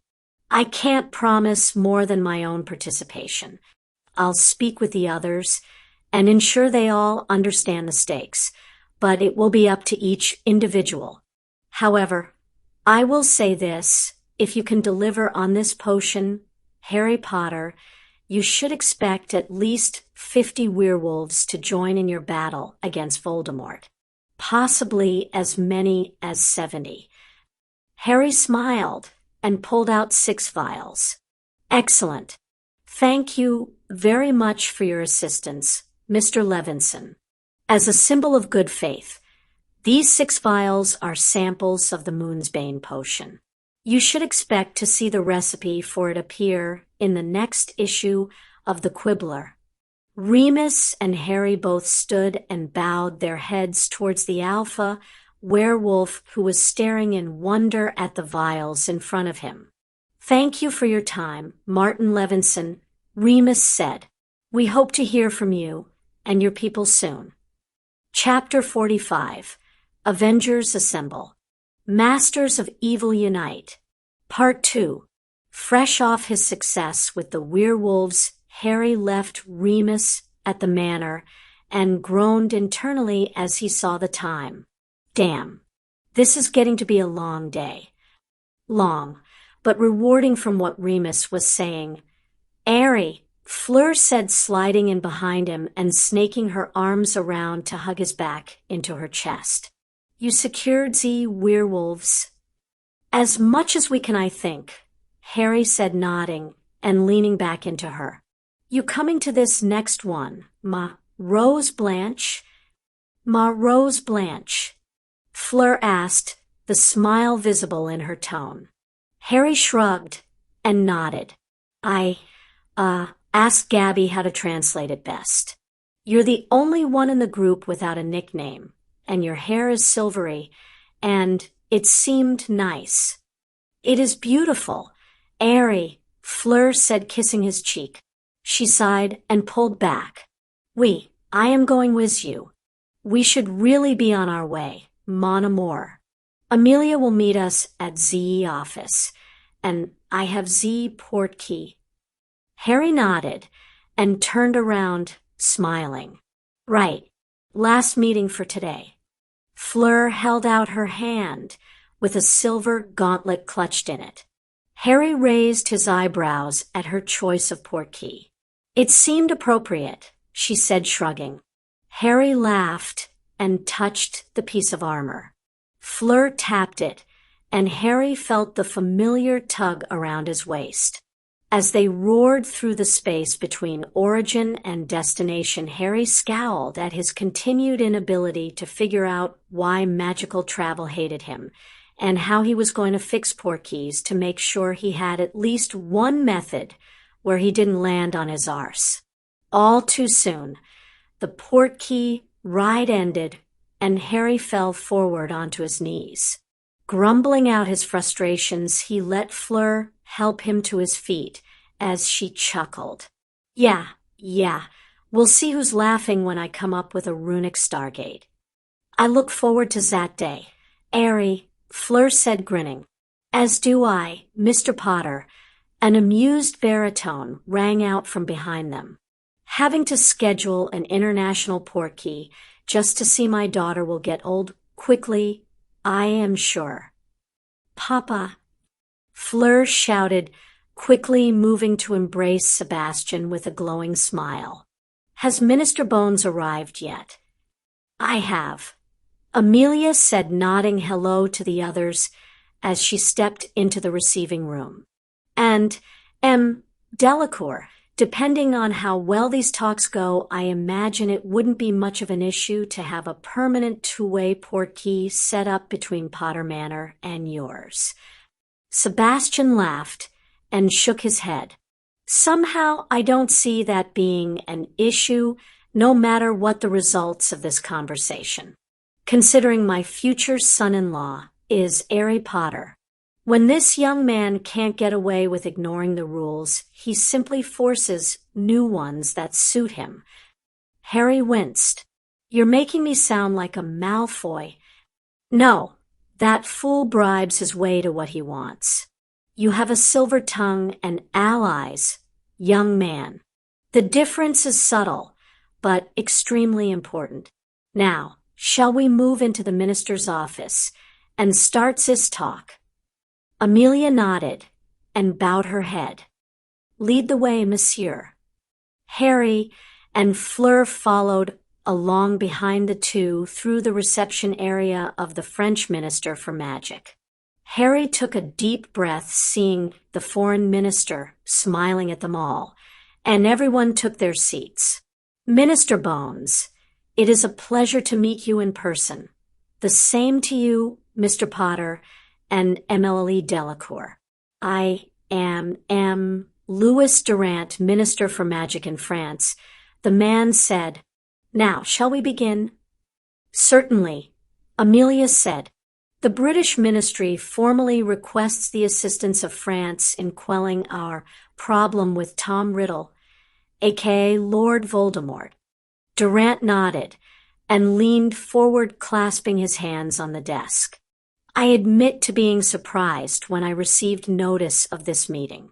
Your predecessor was rather hostile to my country, as are many of your own citizens. Amelia sighed and nodded. Fudge was an idiot through and through. Worse, he was a corrupt idiot in the pocket of a terrorist. I have many issues that I'm trying to sort through from his era. The British people may be annoyed that I am bringing in outside help, but I will do what I have to in order to protect them. If they don't like it, they can feel free to kick me out when the elections roll around again. Durant started laughing and shaking his head. Oh, I like you. Would you be willing to send Aurors to assist us in rooting out remaining bands of WSS soldiers after Voldemort has been eliminated? Certainly. I can't guarantee a specific number, as we are currently undermanned, as it is, and I will need to rebuild our forces somewhat. But I see no issue with repaying your assistance with our own. Amelia replied. Excellent. Durant turned to regard Harry and Fleur for a moment before he continued. And Mr. Potter, I understand that you are beginning to manufacture items termed armor robes through Potter runes in conjunction with a... He paused while searching for a paper. Ah, here it is, in conjunction with Weasley Wizarding Wheezes. Are you willing to supply the French ministry with a contract for these items in addition to the British contract already in existence? Of course, monsieur. I have no issues at all with that. I'm not attempting to ensure my friends have the best items. I'm mostly just trying to ensure that my more dangerous inventions don't fall into the wrong hands, Harry said. I actually have a set of order forms with me. These include all of the rune stones that I feel comfortable distributing. Harry handed a set of forms to the minister, who took a moment to look them over, nodding agreeably. This Tresky is the modified portkey capable of tracking others, correct? An answering nod set the minister's grin firmly back in place. I would agree to this alliance solely for access to that, honestly. The patents are in place, Minister Bones. They are, Amelia said. Excellent. One final piece of business, then, before we sign anything. Everyone leaned in to see what else Durant was looking for. His grin spread from ear to ear as he wiggled his eyebrows at the two youngest members of the meeting. Will the consort bonding ceremony be in France? And if not, can I expect an invitation anyway? Harry's face blazed red, while Fleur and her father started laughing hysterically. Amelia just shook her head, rolling her eyes. You'll get an invite, sir, Harry finally managed to mumble. Details on location won't be available for a while, at least 2 years. While Amelia immediately left for her return to Britain, Harry was persuaded to take a walk around the Delacour Manor before returning home.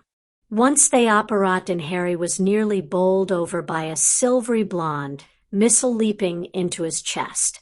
Airy, you visited. Harry gaped down at the girl in his arms momentarily, at a loss for words.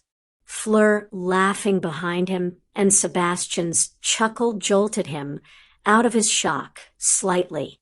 Hi, Gabby. Wow, you got a lot. I'm taller. I finally hit Z. Fleur, what is Z word in English? Change, Fleur said.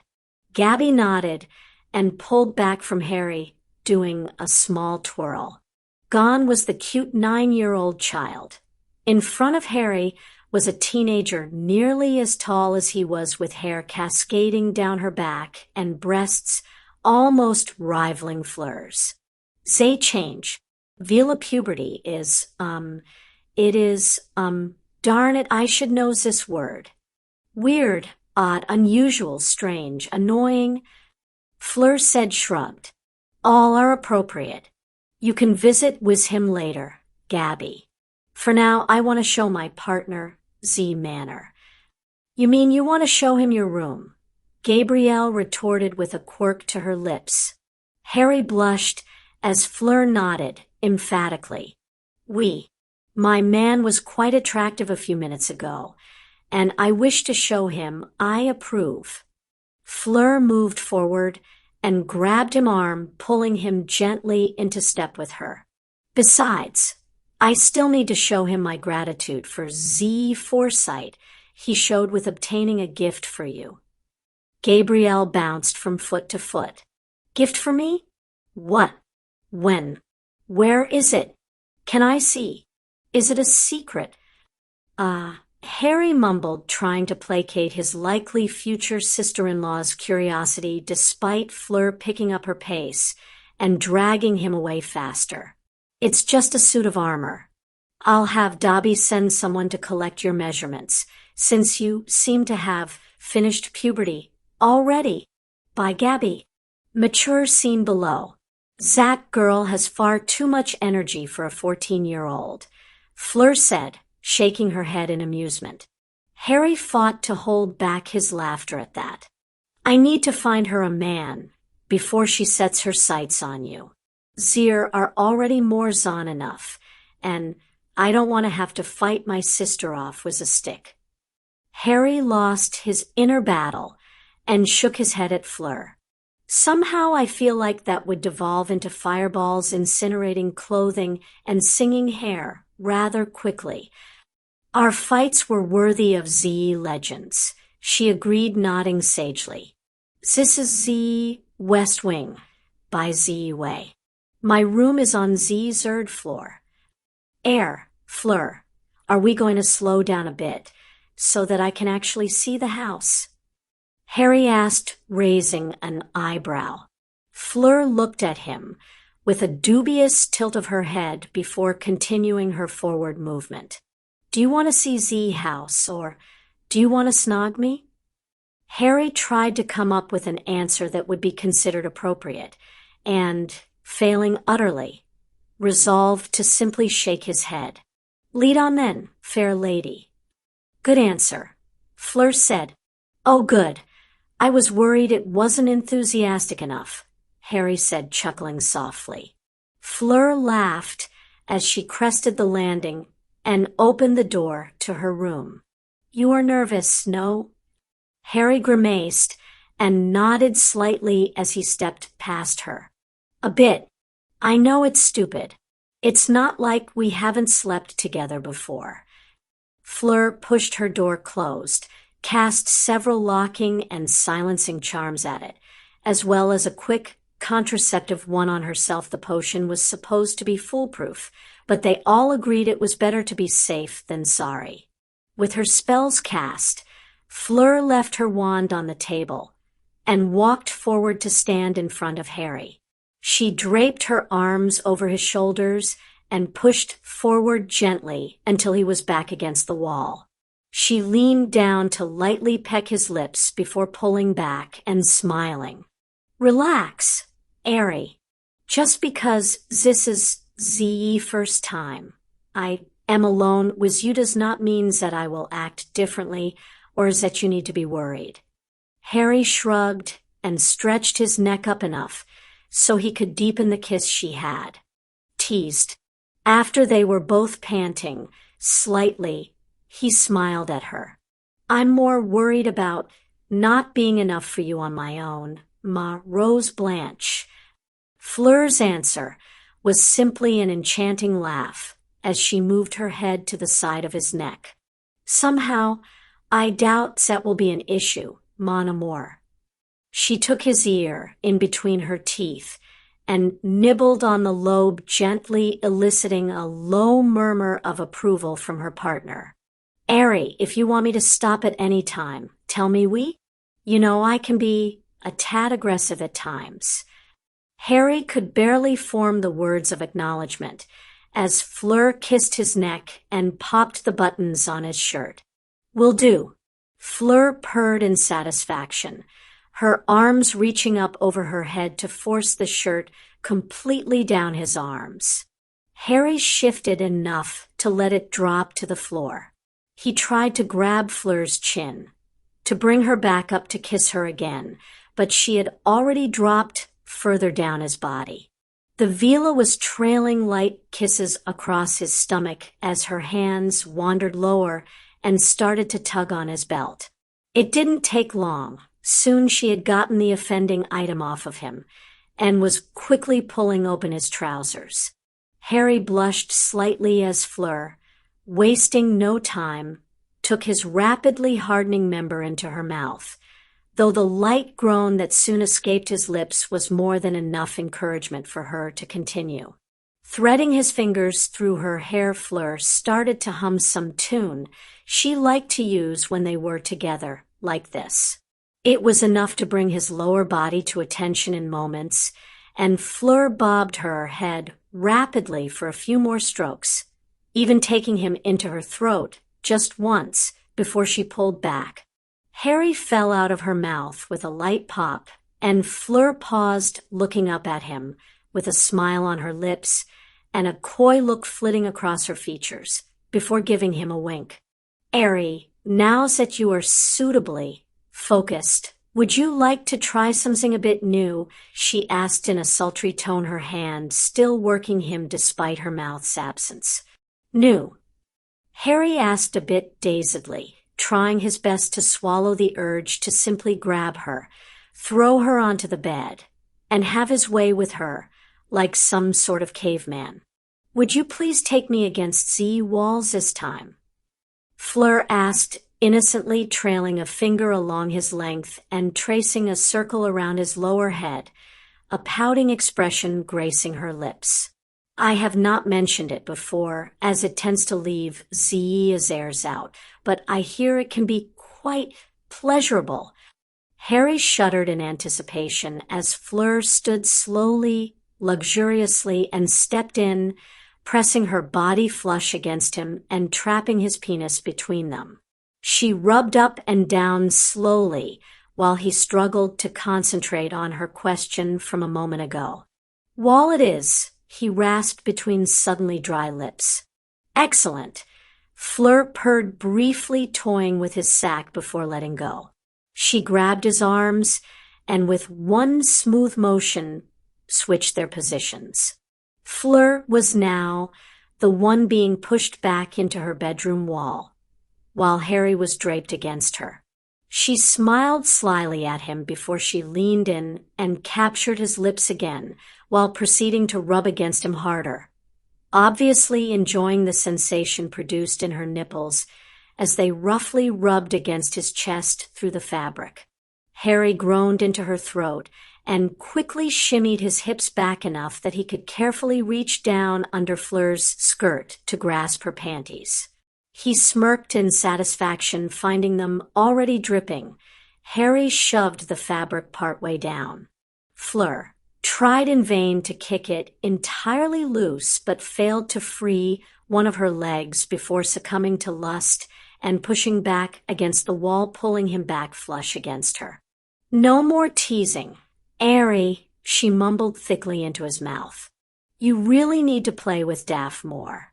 She teases a little first, Harry said, smiling.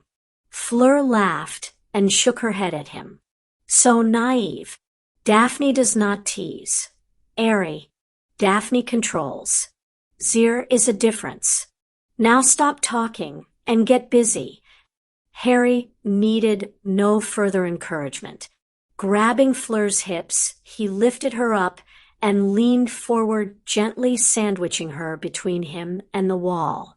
Fleur pushed against his shoulders and rolled her hips just enough that when he thrust his own hips forward, he slipped right into her without issue. Never understood how you know just the right angle. He moaned into her neck, fighting to stay standing at the sensations rippling through his body. It was like being gripped in a warm, wet velvet vice. I am just that good, she breathed into his ear as he stretched her pleasantly. A shudder of pleasure ran through her, and Harry felt her legs wrap around his waist, and a clatter sounded as her shoes fell to the floor behind him.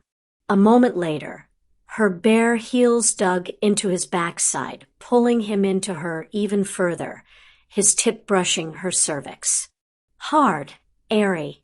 Make me feel it, she moaned piteously. Harry bit down on her collarbone as Fleur loosened the hold her legs had on him enough for him to pull back and thrust forward. A groan of pleasure sounded from both of them as Fleur was pushed up the wall with a small amount of force.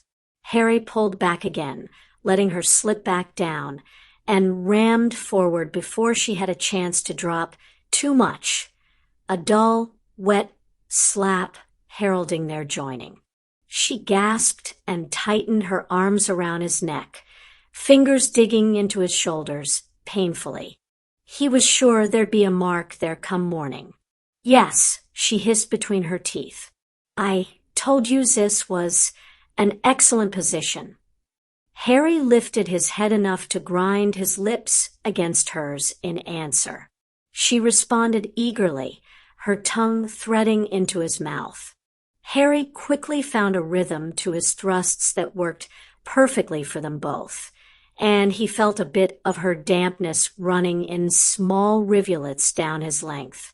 Fleur soon started to pant into his mouth, occasionally nipping at his lower lip, and Harry felt her limbs start tightening their hold around him. He pulled back from her mouth and tried to focus on the bouncing of her breasts against his chest to keep his own excitement from boiling over.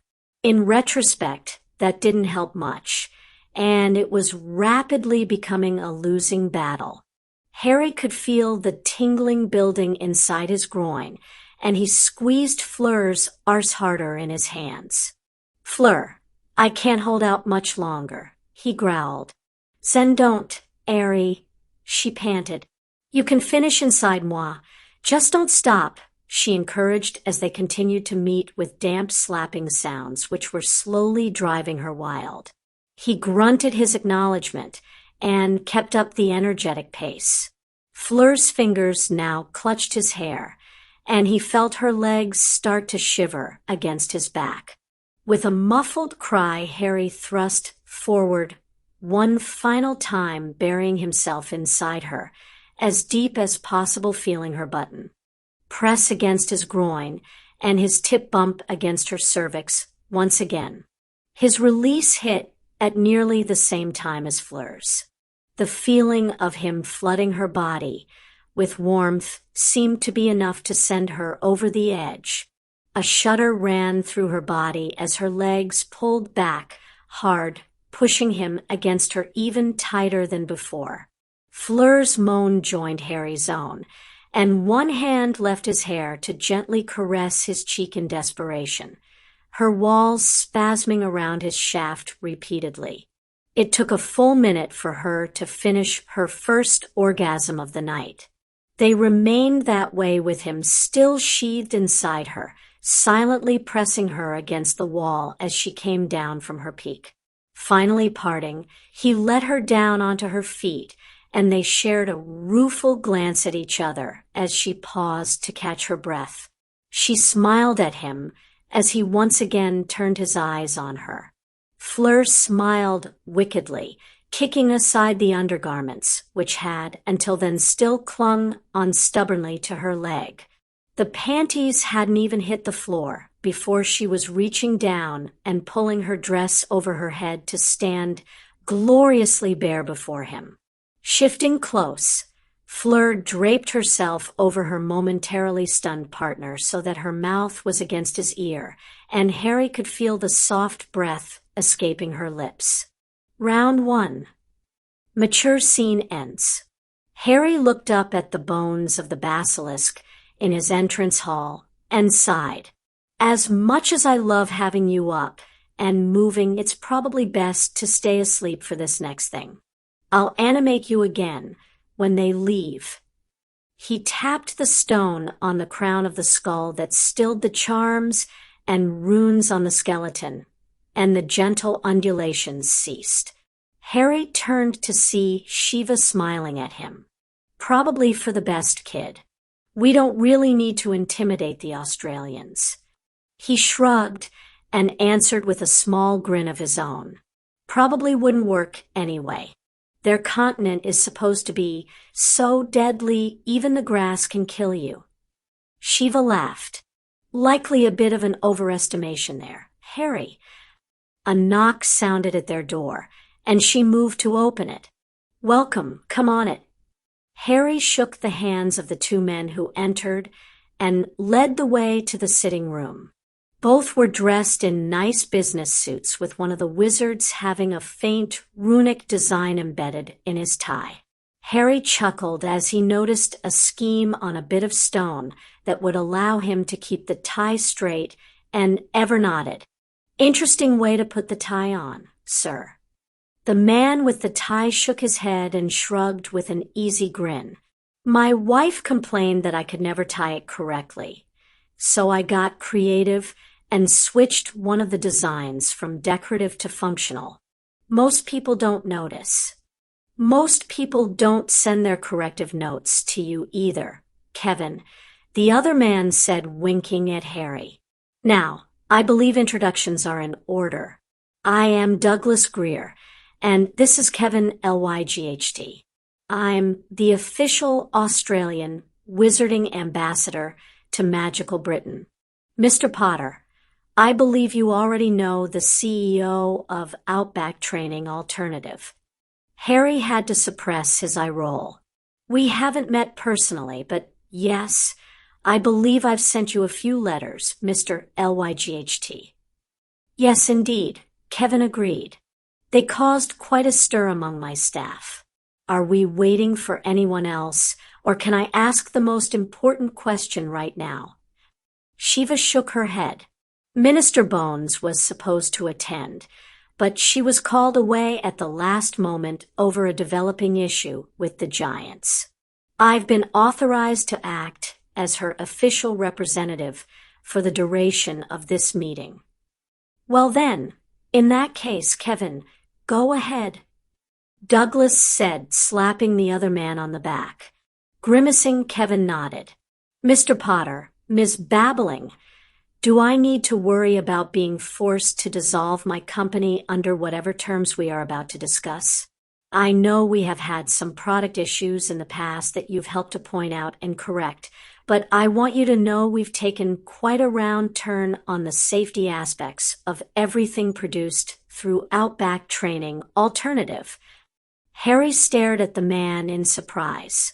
Wow, I must really be doing good if you think that Potter Runes can buy you out already. Actually, my marketing section says you hold nearly 30% of the contracts for the European nations, the United States, and Canada, along with 80% of the United Kingdom. Australia is lagging only slightly behind Europe, with nearly 25% of our prior customer base flocking to your equipment instead, Kevin said, shifting uncomfortably with his face blushing red a bit. I'm not sure whether to congratulate you or curse you. Shiva whistled. Goddess kid, you didn't tell me you were doing so well. Harry blushed crimson and leaned back into his seat, blinking rapidly. Honestly, I didn't know. I've let Fred and George deal with the majority of the order forms since they're also the ones doing the actual manufacturing of the rune stones. They sent me a few receipts and statements, but we've been so busy with Voldemort and the Soul Cage that I just never really got around to checking the details beyond the bottom line. Douglas laughed and slapped his knee. Well, I for one shudder to think how your sales will improve when you can devote your full attention to it. Harry just nodded. Yeah, anyway, no, Mr. LYGHD, you don't have to worry about a hostile takeover. I'm not really interested in muscling in on your primary market yet. Instead, I intended to offer a formal partnership, actually. We'd share some profits in several areas with R&D on new designs being floated between both personnel. I'm also offering to double-check your rune schemes to ensure that no potential safety concerns were overlooked, as I would like some of your personnel to do with a few of mine. Between Ms. Babbling and myself, we tend to catch most things. But I know there are some mistakes I've made in the past that an outside I would have seen. Kevin smiled and shook his head up and down, rather emphatically. Excellent. We are certainly open to such an arrangement. I'll have my law department draft Oh, you already have one. My betrothed is rather good at these things. Two of them, actually, Harry said, smirking as he handed over another copy of a form that Daphne and Hermione had drafted. Feel free to have your personnel check it over. I just ask that you get back to us as soon as possible. We're trying to be ready for an offensive against Voldemort's fanatics in May, and your additional manufacturing capabilities would certainly help us achieve that goal. Douglas frowned at that. May I ask why so late? That is 5 months from now, after all. Part of it is the preparation issue, Shiva said, sighing. We're trying to create enough of the protection runic equipment for a good deal of ministry personnel in addition to some for Hogwarts faculty and the students. Harry repressed an amused snort that Snape had actually managed to pass along concrete information about Voldemort's intended target for once. She grimaced before continuing at a much slower pace. We're also still attempting to vet all of the ministry personnel. There were some breaches in internal security, and we need to ascertain that anyone who will be participating in a defensive action or assault on Voldemort will be on our side. Douglas nodded. That makes sense. Thankfully, we haven't had terrorist issues for quite some time, so we haven't really had to deal with such a problem. Is your government seeking simple verbal support from the Australian ministry, or are you hoping for personnel to assist in the operation as well? We'd really prefer personnel if you can spare them, Shiva said. Fudge gutted the entire law enforcement branch, and attempting to build it back up in short order has created almost as many issues as it's solved. In addition to the partnership with Potter Runes, Britain as a whole is prepared to offer tax incentives and support personnel of our own for a future issue should you require it. Not a bad deal for us all as long as our people come home, Douglas said slowly. I would request that we also relax immigration restrictions both for Australians attempting to emigrate to Britain and British citizens seeking to make Australia their home. Shiva nodded. Minister Bones mentioned that might come up. We're prepared to accept those stipulations. Excellent, Douglas said, smiling. Then I believe we have the makings of a deal. I'll speak with my minister tonight and ensure that he signs the agreement with yours first thing tomorrow. Thank you. We look forward to increasing the bonds between our two countries, Shiva said, shaking his hand. Harry stood with the others and nodded to each. I'm also looking forward to increasing the economic business between our countries, Harry said, winking to Kevin. All four chuckled at the lame attempt at humor. Walking the visitors to the door, Harry pushed it closed and leaned his back against it, sighing heavily. Yup, this is Daphne's job as soon the Voldemort thing ends. Amen to that, kid, Shiva breathed out. She ruffled his hair and joined him against the door. Only one major group left before school starts back up. Thank God for that.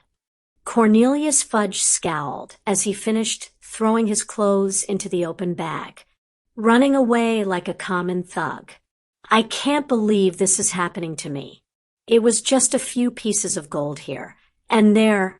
Why do these idiots care so much about it? Fudge hefted the bag and dragged it into the drawing room, grabbing a few of his priceless paintings and shoving them inside. Bunch of foolhardy fearmongers, the lot of them. It's not like he who must not be named is actually back. At worst, it's some trumped-up dark wizard stealing his name to play against our fears. A gleam entered Fudge's eyes, and he started laughing. The manic edge to the laugh would have been readily apparent to anyone nearby. It's probably that Pettigrew fellow. Yes, that makes perfect sense. He stole you-know-whose name, and is gathering allies to find Dumbledore, and throw me out. That must be it. It's the only thing that makes sense. This was all designed to kick me to the curb and steal my power. Well, I won't let them win. I'll be back, and I'll show them why I should be the Minister for Magic. Fudge nodded at his brilliance hard enough that his bowler hat flopped to the floor. Quickly scooping it up, he grabbed the bag and trumped across the hall to the office. Now to get my nest egg and dash. The bag clattered to his feet as Fudge pushed open the door and caught sight of the figure sitting at his desk. A jet black robe ensured the pale, white skin and red eyes stood out even more than they normally would. The noseless visage staring back at him caused Fudge to relieve himself right where he was standing, and his mouth fell open in a silent shriek of terror. Ah, former Minister Cornelius Fudge, he who must not be named, said calmly. The demon tapped the desk idly and frowned. Such a shame you were removed from office. You were doing such an excellent job of assisting me and my personnel. Lucius Malfoy pushed Fudge to the side as he strode into the room, nose crinkling at the smell. My lord, there is nothing in the bedroom. I know he kept at least 6,000 galleons here. It must be in this room. Ah. Fudge finally managed to regain his voice as he saw his longtime friend bowing to the Dark Lord.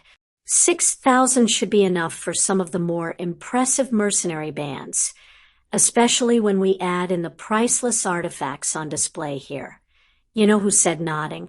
His eyes narrowed, and his voice took on a slight, hissing quality. I am glad you were not the only one lining his pockets, Lucius. Such frivolous waste of resources would have greatly displeased me. Lucius gulped and hurriedly replied, Yes, my lord. Should I search the room? Let's just ask him first, shall we? The red eyes turned and bored into him. Cornelius, where is your gold? Fudge could only squeak as a wand raised to point between his eyes.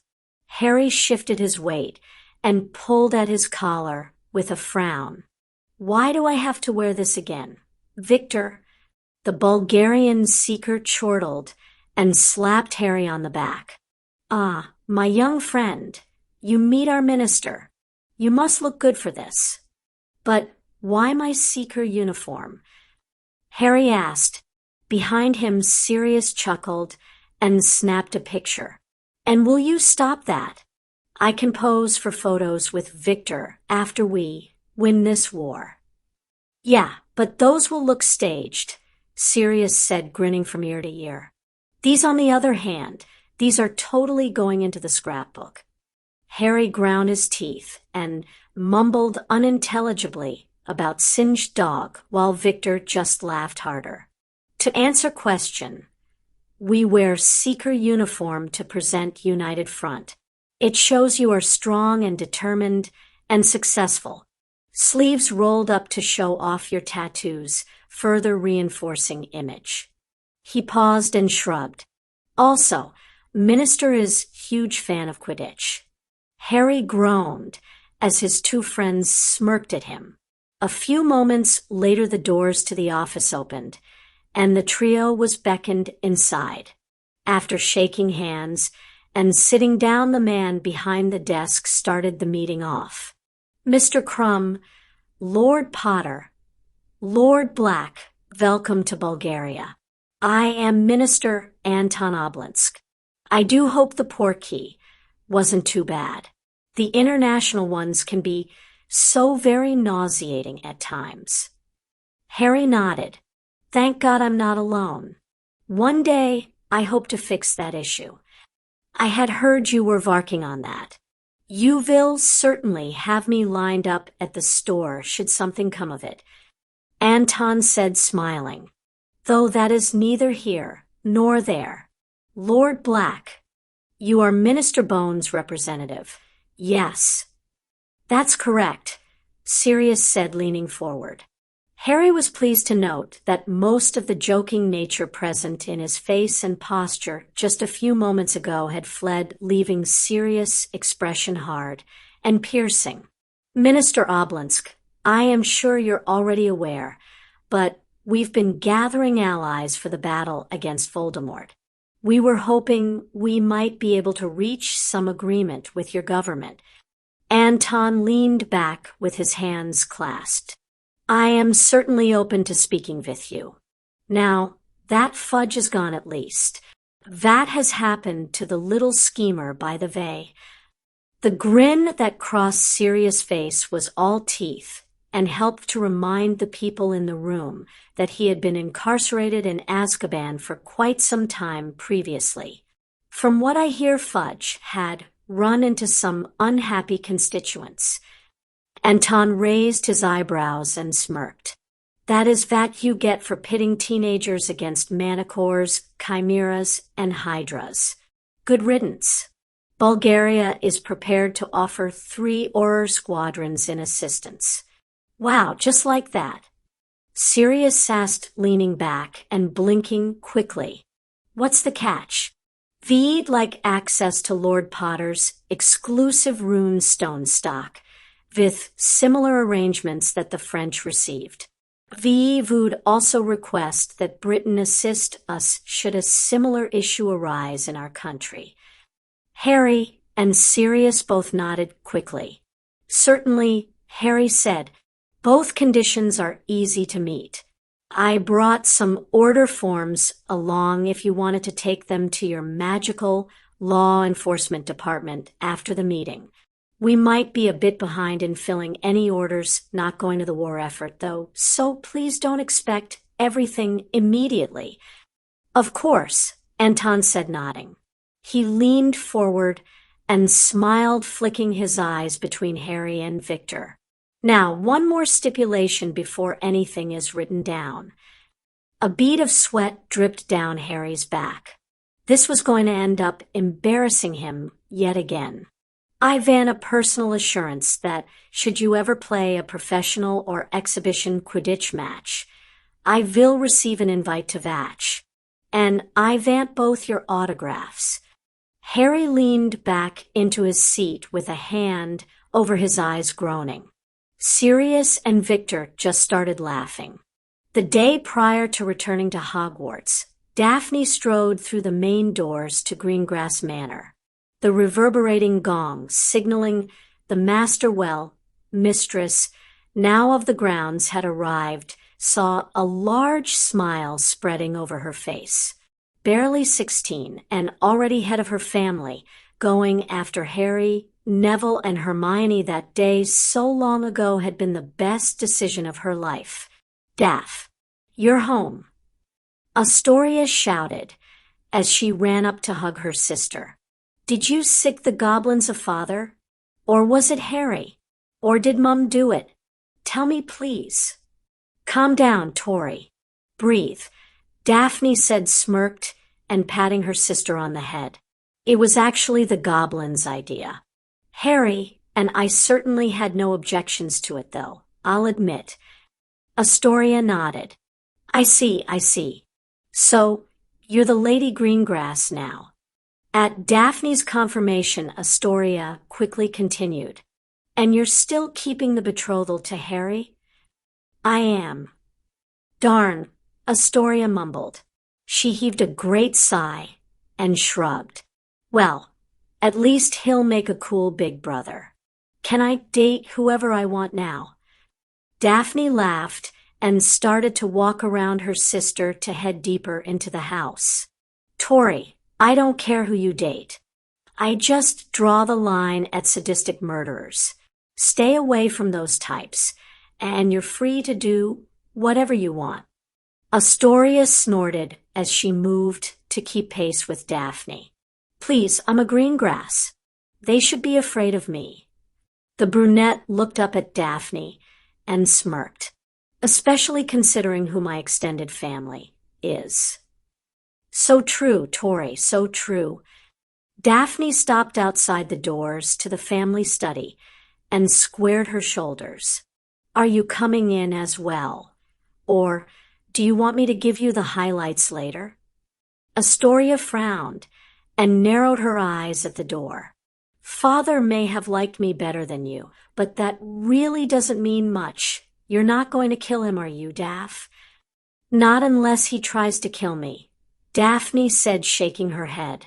If I had thought he would attempt it, I would have brought backup.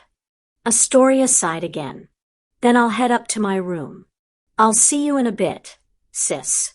She padded softly down the corridor, and Daphne turned back to the doors. Taking a deep breath, Daphne stepped forward and pushed inside. Marcus looked up as she entered, and he chuckled, raising his tumbler of fire whiskey to her. All hail the conquering lady. Scowling, her father tossed the drink back and poured another, glaring at the bottle as it ran dry, with the glass only half filled. Out of ruddy liquor. Perfect. Daphne, be a good lady of the house of Get Me another bottle, would you? Daphne raised her eyebrows at him. I can honestly say I never expected to find you drunk, father. Raging, certainly, murderous possibly, utterly depressed, likely, but not drunk. Marcus raised his head and glared at her for a moment before draining his glass and falling back into his chair. Of course I'm drunk. I can't kill you. Hell, I bloody made you. More successful than I had ever dreamed. I was there, stole my own house out from under me. Bravo, girl, bravo. I didn't think you had it in you.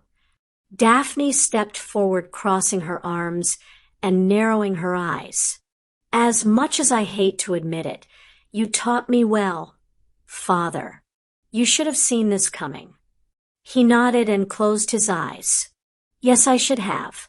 Especially after you outmaneuvered me with that bloody betrothal. Made me look like a fool, and I didn't even think that you had deeper plans. I deserve this. What do you plan to do with me and your mother now, Daphne? Are we to disappear? Daphne laughed, though there was little humor in the sound. Why would I go against Mother? She has only ever helped and supported me. Unlike you. Marcus scowled and leaned forward to glare at her again. The heavy swaying in his movement sapped a lot of the effect. I was making you strong and worthy to lead. You were making me into a glorified baby factory. At least have the decency to admit it, she snarled. You would have had status. Marcus fell back into the seat and sighed. Though I suppose if Potter wins this, you'll have that anyway. Are you going to kill me, Daphne? Daphne almost moved to say no, however she held her tongue. Her father may have been defanged, but he could still be dangerous if his bitterness was allowed to fester. That depends on you, Father. As much as I dislike you, you are correct that you made me into who I am. So if you wish to live, I will require an oath from you. You are to never harm me or mine. You are to always pass on information that could lead to harm against us. You are to remain out of the political arena henceforth. Do you think you can do all this, Father? Marcus nodded slowly. Am I in exile as well, daughter? To a degree, Daphne said. You will live in one of the smaller houses in the countryside. I will ensure you have a reasonable stipend to live on, though it will not be to the same standard you are used to. It won't even be close. Mother may accompany you, or not as she wishes. Daphne sighed and stood up, shaking her head. You are not evil, Father. You are simply a bastard and a horrible parent. I don't want to hurt you. I just want you out of my life. Stay at the cottage and keep quiet, and we can both move on with our lives as we each see fit. I'll have the necessary papers for the oath sent over by tonight. As she walked to the door, a shifting sound behind her saw Daphne pausing with a hand on the handle. You are far stronger than I ever gave you credit for, Daphne. You are more worthy of the Greengrass lordship than I ever was, Marcus murmured from his position near the fire. Don't let anyone stamp that out like I tried to do. Daphne nodded and closed her eyes. I won't, Father. Goodbye. After a thoroughly uneventful train ride on, Harry and his friends filed out of their chosen carriage and headed into the castle. Harry and Hermione immediately split off from the others and walked hand in hand to the kitchen entrance. Hermione's grip on him tightened, and Harry paused and leaned over to feather his lips against her cheek. I promise, Mione, we'll work on getting them more rights after this is all over. Think of how much easier it'll be if they actively participate. Hermione sighed and leaned her head against his shoulder. I know, and I know they'll be a huge help if they agree. But, well, I just hate that we have conditioned them to slavery. Mione, we've been over this. House elves have very different values and outlooks. They're not human. You really can't treat them like they are. You've talked with Dobby and Winky enough to know that, Mione, getting rid of a lifetime of beliefs doesn't exactly happen overnight, you know, Hermione commented with a slight huff. Just because I learned to deal with being in a multiple relationship does not mean I have learned to deal with an entire race that actually desires slavery. I'm working on it. Just let me be surly for a bit. Harry nodded and patted her back. Yes, ma'am. Reaching out, he tickled the pair, and with a small squeak, the door to the kitchens opened, allowing the two teens into the house elf headquarters at Hogwarts. Short shouts rang out around them, and a flood of elves rushed to offer food and assistance. Harry smiled politely at them and tried to ignore Hermione's brief grimace. Hello, and thank you for the food, but we're actually waiting for dinner before eating. However, Miss Granger, and I do need to speak with your primary representative for a few minutes. Soft murmurs flowed out from the elves before most shifted back, and one ancient-looking elf stepped to the front of the group, bowing low. Master Harry Potter, Mistress Hermione Granger, I is Killick. I is head elf for Hogwarts. How can Killick be assisting you? Hermione took a deep breath and squared her shoulders. Hello, Killick. It's a pleasure to meet you. If at all possible, we'd prefer to be addressed as Harry and Hermione, though it is of course up to you how you address us. As to what we want, we'd prefer to ask in private." Killick's face took on a thoughtful bent as he cocked his head to the side and scrunched up his mouth. After a few moments, the old elf shook his head and waved them towards a table just behind the group. "Master Potter and Mistress Granger may speak here. Elves have no secrets in the castle." "Okay, we understand," Harry said, taking the offered seat. "Killick, I'm sure you're aware that Voldemort is gathering his forces and that things will likely come to a battle sometime before the end of the year." Killick knows this, yes. The elf bobbed his head while many of the other nearby beings twisted their hands and frowned. "Does Master Harry expect the Dark One to attack Hogwarts?" "I do." Harry grimaced and shook his head. "I hate to ask you this, Killick, but we need to be sure that the school and the students will be safe. When the attack comes, would any of the house elves here be willing to assist in the defense efforts?" Killick stayed silent for a long time, as did the rest of the elves. Harry couldn't help but notice that all of the background noise had ceased. All of the house elves in the kitchen had drifted closer to listen in.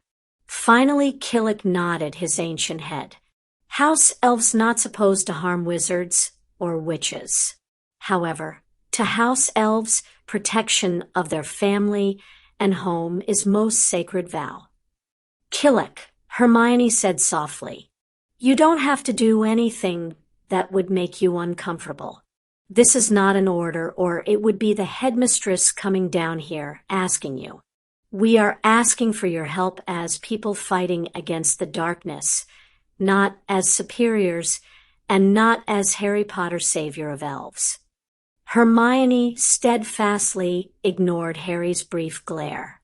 They had heard Dobby quietly referring to him as that to Winky the other day, and he'd been adamant about no one ever repeating that title near other house elves. "If you agree to help, please don't agree because of who we are. If you want to fight with us, fight for yourselves. Fight because it is right. Fight because you want to." The old elf smiled at her and patted her hand. "Killick and Hogwarts elves consider students our family. We consider castle our home. Elves will protect family. Elves will protect Hogwarts. When the Dark One comes, Killick will lead elves to war." After dinner, Harry collected Luna and moved off to his final, theoretically at least, ally recruitment mission. He nodded to the others and took a second to collect himself as they reached the main doors. Luna just smiled at him as he paused and looped her arm through his, pulling him along behind her. "No need to worry, Harry. I'm sure they already know you're coming." "Luna," Harry said, rolling his eyes and picking up his pace to keep up with her. "You can't play the psychic card. We all already know that you aren't actually a seer." Luna looked at him with wide eyes and tilted her head just enough that she appeared so innocent even Santa would cry. "I didn't say anything about seeing them being ready, Harry." She tapped her chin with one finger before shrugging. "I did, however, neglect to mention that I saw Bane and Firenze near the forest border waving to us as the carriages emptied." Harry groaned and rubbed his forehead. "Luna, please warn me if you ever go into politics. I think any session you attend in the Wisengamot would leave me with nightmares." "Not you, Harry, just our enemies," Luna said with a spreading smile that promised pain to anyone standing in her way. Harry raised his eyebrows at the younger blonde. "Yup, nightmares." Luna's smile shifted to something radiating sweetness and contentment, and she hugged Harry's arm. He reached over and patted her head, suppressing a chuckle. They stopped at the edge of the forbidden forest behind Hagrid's hut and waited patiently for the centaurs to arrive. They didn't have to wait long. Less than a minute after arriving, two of the magical beings melted out of the gloom and stepped forward to stand in front of the humans. All four bowed, slightly, to each other. Not enough to show any deference or fealty, but enough to prove mutual respect. The smaller of the centaurs pawed the ground and pointed hesitantly at Harry. Harry Potter, the stars have said you would come bearing ill tidings. We have foreseen change sweeping behind your path like a hurricane. Luna Lovegood speaks highly of you. I am Firenze. My companion is Bane. Harry smiled politely at them. It's an honor to meet you, Firenze. Bane. Has Luna mentioned why we're here? Bane scowled and turned narrowed eyes on him. She did not have to. Tom Riddle has recently invaded our territory and sought out the Acromantulas. We do not know what exactly was discussed, but it is not hard to reach the correct conclusion even without consulting the heavens. The death of Aragog before the end of the meeting certainly left out all possible doubt. Harry frowned at that. Aragog. Firenze waved a hand to indicate the forest. Aragog was the one rescued and raised by Hagrid. Aragog was the sole Acromantula capable of keeping his spawn tame. Aragog was the reason the school has remained untouched. Aragog was the reason we have allowed the monsters to remain in our forest. Now Aragog is gone. Now the spawn will swarm at Tom Riddle's command. Harry growled and ran a hand through his hair, while Luna just sighed heavily. One bloody thing after another, he muttered. Looking up at the centaurs, Harry spoke louder. Firenze, Bane, we have reason to believe that Voldemort, Tom Riddle, will attack Hogwarts in May. If I can assure you that the Acromantulas will be exterminated afterwards one way, or another, will you agree to fight by our side during the battle? Firenze moved to speak, but Bane cut him off. I wish to hear from Luna Lovegood first. Luna nodded happily and smiled up at the two. Certainly, Voldemort is going to try and destroy Hogwarts. He won't stop there, though. He'll raise the forest just to make certain he kills you all. Voldemort won't do this because he cares about killing you. He'll do it because he needs to in order to maintain his power. Voldemort is every bit as much of a monster as the Acromantulas you hate. So much. Help us with our monster, and we will ensure that our friends help you with your monster. Bane nodded, and Firenze looked up at the stars just starting to twinkle in the darkening sky. Thank you for the candor, Luna Lovegood. Harry Potter, the stars say that you keep the promises you make. You promise to ensure our forest is cleansed of its infestation. I do, Harry said. Firenze and Bane both bowed their heads. Harry Potter, Luna Lovegood, Firenze proclaimed, you both are trustworthy, and the stars have foretold that our fate would lie in your hands. Our bows will sing at your command. About an hour before curfew, Harry walked into his mother's room after having thoroughly knocked and received the all-clear several times just to be sure. He collapsed onto the couch with a muffled groan and ran his hands through his hair. Done. They're in. I think we have everyone we're liable to get now. Lily smiled and sat down next him, patting her son on the leg. Excellent. You do realize you've not only made alliances with 3 separate foreign nations, but you've also managed to gain the assistance of house elves, centaurs, and goblins. I may be muggle-born, but I read more than Bin's lessons. Those 3 races haven't fought together on a single side for 4 centuries. They haven't fought as our allies for nearly 6. Harry pulled one hand away from his face and cocked an eyebrow at his mother. Way to make me feel more normal, Mom. Lily just laughed and went to get some tea. Harry, I am the wrong mother to go to for normal. Physically, I'm barely older than your future Lady Black. In no way are you and I normal. Harry grimaced. Please don't remind me of how weird that is. On a scale of 1 to Shadow Panther, I think we hit giant squid on that one. Lily's hand hovered over the tea kettle as she turned her head to stare at Harry with wide eyes. A moment later, she just shook her head and finished with the tea. You are one strange child. Thanks, Harry said, rolling his eyes. So you're only physically older than NYM, huh? How about mentally? He teased. Lily set the cup in front of him with raised eyebrows and a smirk. Really? Half the time I'm amazed she's mature enough to tie her own shoes. She's not that bad, Harry laughed. She's like 17 tops. Well, minimum. Anyway, yes, Mom. I realize that I have a veritable army ready to fight under my banner. I just hope it's enough. Lily shrugged and snorted into her tea. You obviously have developed a very poor sense of overkill.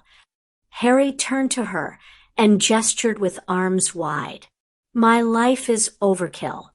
I blew up a troll's head as an 11-year-old. My mind is guarded by the Bloody Death Star and the Xenomorph Queen. I have Nicholas and Perenelle Flammel on my comstone. Lily laughed and held up her hands in surrender. I give. I wasn't criticizing, Harry. I was making a comment. Besides, I like overkill. I married your father to keep him out of trouble after all, she said, smiling. Harry shook his head at her. You did not marry Dad just to keep him away from pranking. Well, it was part of the reason. He also had the most beautiful hair.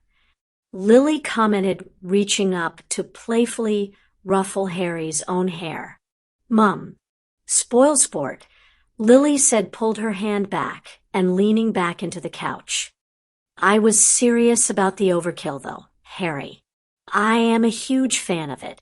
If you're going to do something, might as well make sure you don't have to do it a second time. If you want to secure a home, make it a fortress. If you want to kill someone, blow up their house and fiend fire the ashes. If your enemy is bringing an army, bring your own 5 times as large.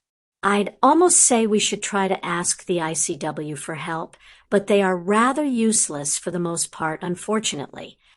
Harry chuckled at that. Agreed. Plus, I think we recruited pretty much everyone we could possibly get already. That you have, son. I'm proud of you, Harry, Lily said, giving him a hug and a kiss on the head. Harry leaned against her shoulder and nodded. Thanks, Mom. That means a lot. Lily could only smile at that.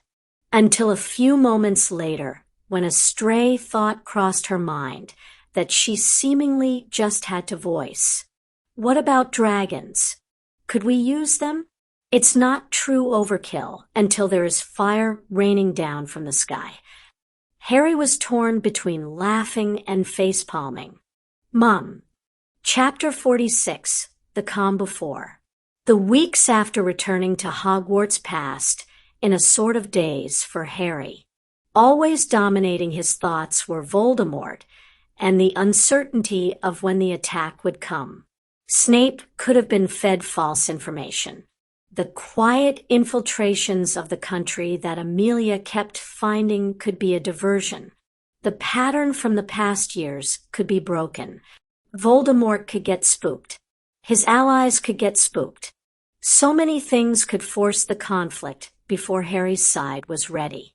He quickly forced himself into a routine in order to avoid dwelling on the issues. They still weighed on him, but as long as he kept busy, he could keep the stress to a minimum. No matter the horror show coming, he did still have to pass his OWLS after all. The one time he tried to get out of it, Hermione and Daphne had both ganged up on him. Hermione was adamant about him not neglecting his studies completely, irregardless of the fact that he could likely pass his NEWTS for ancient runes in third year, and that was really the only important class he needed for the life he planned after Hogwarts. Harry James Potter. No future husband of mine is going to drop out of school with one passing grade to his name. You march back into that library and start studying right now, she had yelled, her face crimson and hands clenched into fists. You may be content just running Potter runes, Harry, but I plan to change our society. Daphne had piggybacked into the argument. How is it going to look if I end up the consort of a man who couldn't even finish his OWLS? Harry had rolled his eyes, mumbled about domineering women ruling his life, and trudged back to his revisions. He couldn't even say he disagreed with them. It had just been a nice fantasy avoiding the tests and all, at least for the few minutes that the idea had existed.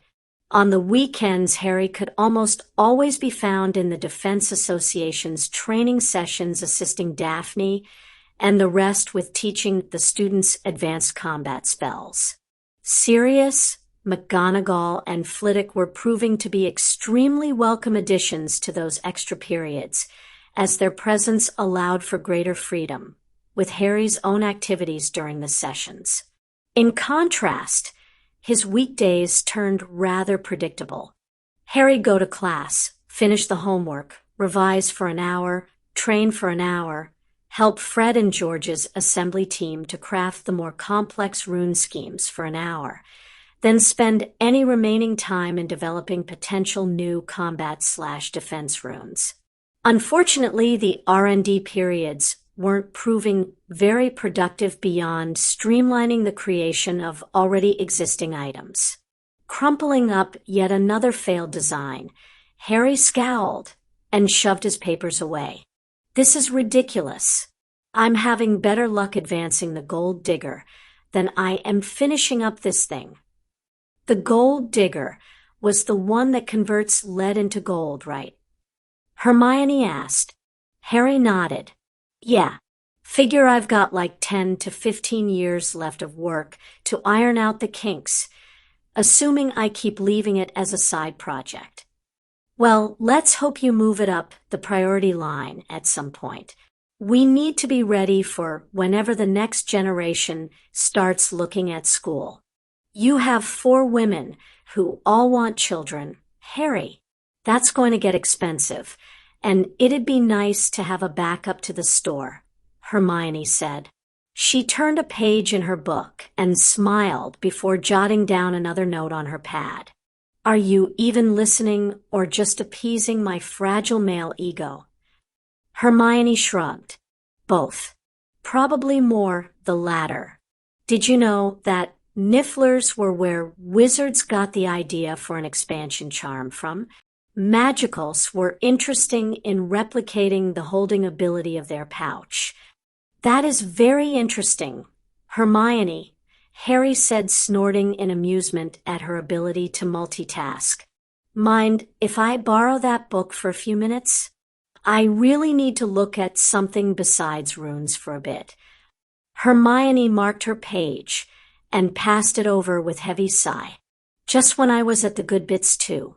I've been trying to figure out how Newt Scamander managed to capture a Nundu by himself. He's horribly vague about the whole incident.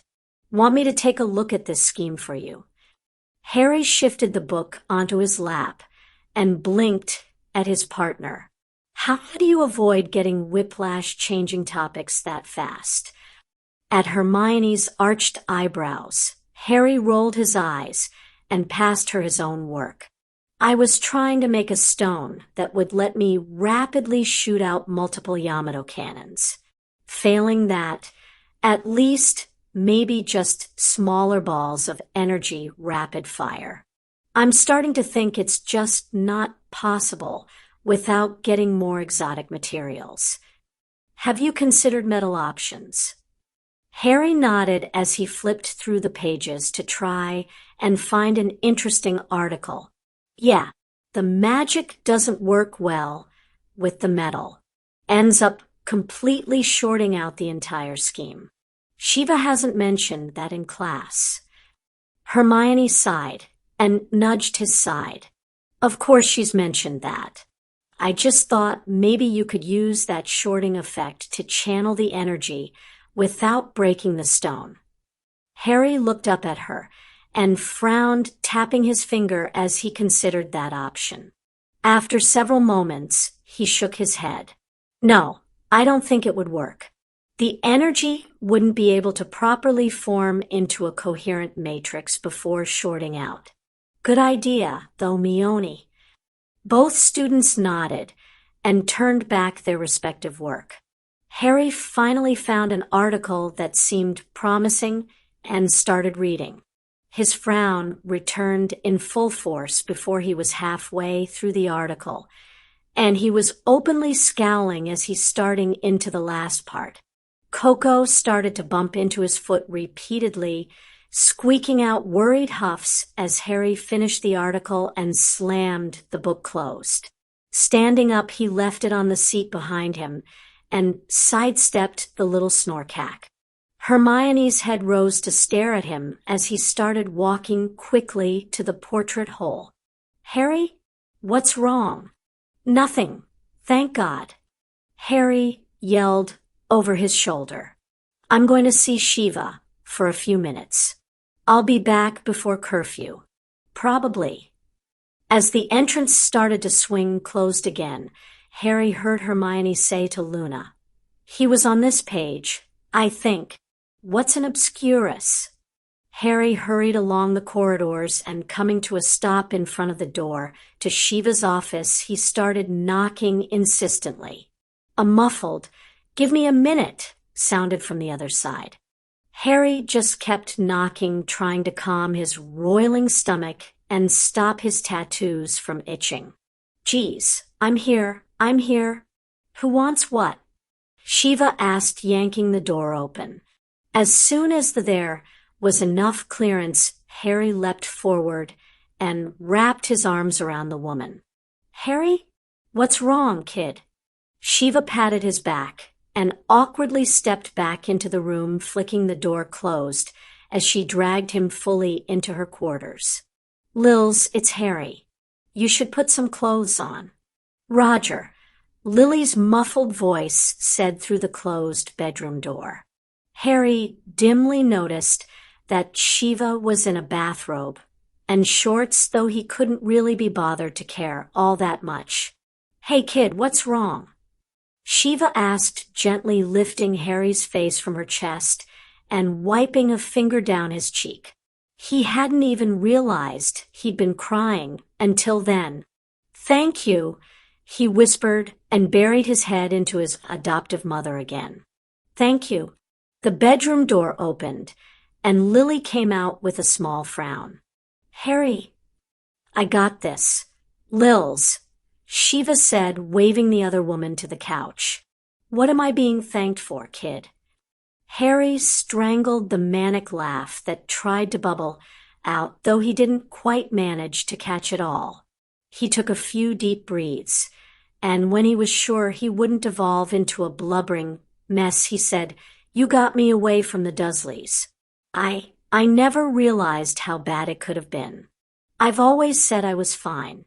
I've always avoided talking about them, about how much I hated being different and getting punished for something I couldn't control and didn't understand.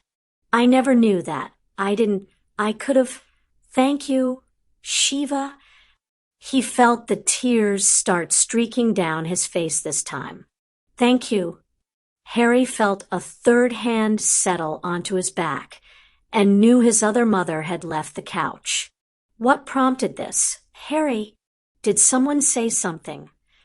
I read about obscurials, Harry said softly. A gasp from above him, and a tightening of Shiva's arms told him he didn't need to explain further. Goddess, I never even thought of that. Shiva muttered. Lily, when a magical child actively suppresses their magic due to mental or physical trauma, it bottles up like a volcano. Given enough time, enough pain, and enough power, the child becomes an obscurial, releasing a destructive rage force called an obscurus.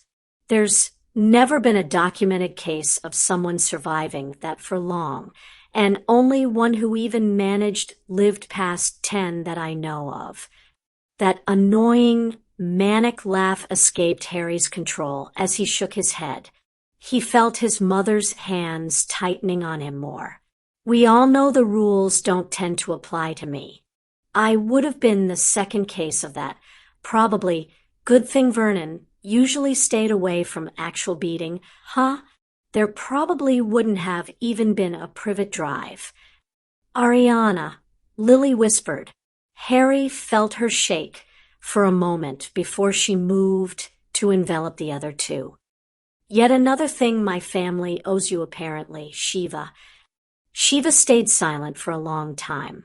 Eventually, all three seemed to calm down enough for her to say quietly, once Voldemort is gone, those relatives are following right along in his wake. Kid, I promise you that. The next day was the regular DA meeting, though Tonks had stopped by to help out for a bit this time. Harry'd given Hermione and Luna a brief, heavily edited explanation of why he'd run off the night prior, and proceeded to use the perfectly timed meeting to take out some of his remaining stress. His spells were more powerful, his casting faster, his runes more prone to breaking, his tattoos more itchy. He'd even swapped into midnight for a few minutes to practice jumping between the shadows of different people in the room. Breathing hard, Harry finally sat down on a bench to take a break when Sue came up to him. Someone's worked up, she said, arms crossed and eyebrows raised. Harry shrugged. It's not really a secret. Just needed to work through some stuff. Sue shrugged. You make the mistake of thinking I'm criticizing. I'm not. I think this is a good time to step up your dagger lessons if you're game. You channel that energy into your stances and movements, and we'll make you into a martial master in addition to a rune master and a duel master. I don't need to be a master at hand-to-hand. Sue, Harry chuckled. I just need to hold my own. Master is a bit out of my reach for the time we have. Sue rolled her eyes and yanked him to his feet, pushing him towards the little section where she taught her admittedly small group. Yeah, whatever. Just grab the black and silver ones. Colin's up to this point too, so you two are facing off against each other. Harry, use your longer reach. Colin, use your agility and size.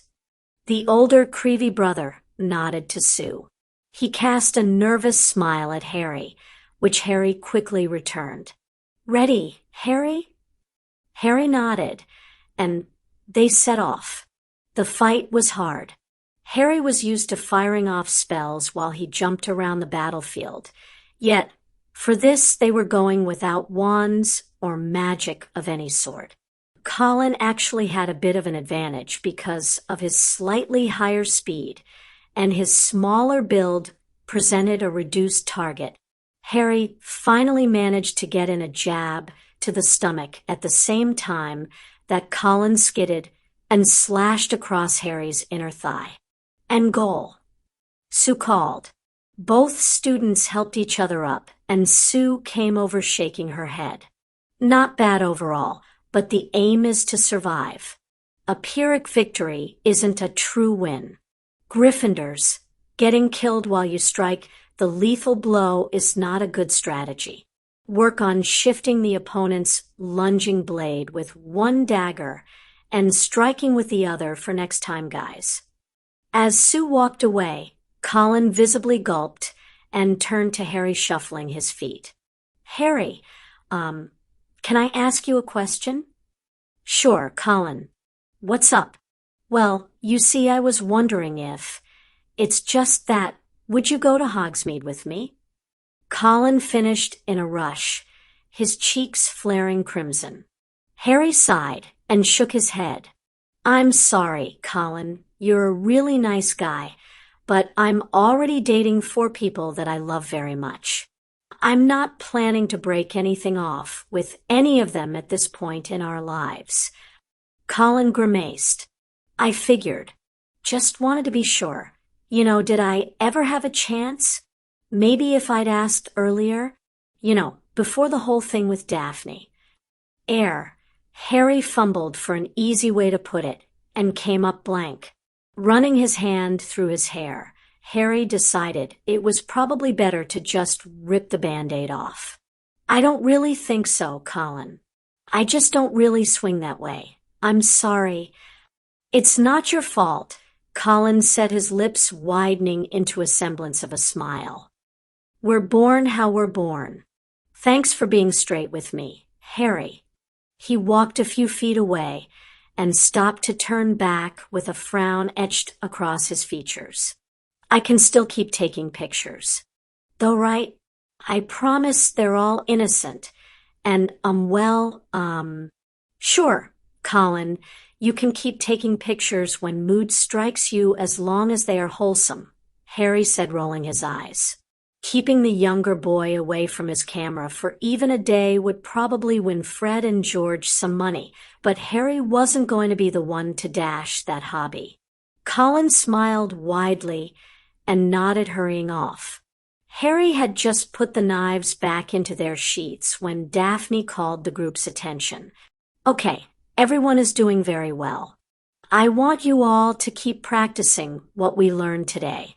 Next week's class is canceled for 5th and 7th years in order to allow them a final study weekend. Harry snorted at that. He still wasn't sure whether that had been Daphne's or Hermione's idea, though he could see both reaching that conclusion independently considering their class ranking. Professors Black, Flitwick, Potter, and McGonagall have all offered extended office hours throughout the week in order to make up for the lost time. Have a pleasant evening, and don't hesitate to ask one of your peers for assistance if required. The group started to file out of the room, while Harry continued to clean up the area near him. Tonks threaded out of the throng and paced over to him. The room resets all that stuff the next time we open it up, Wonder Boy.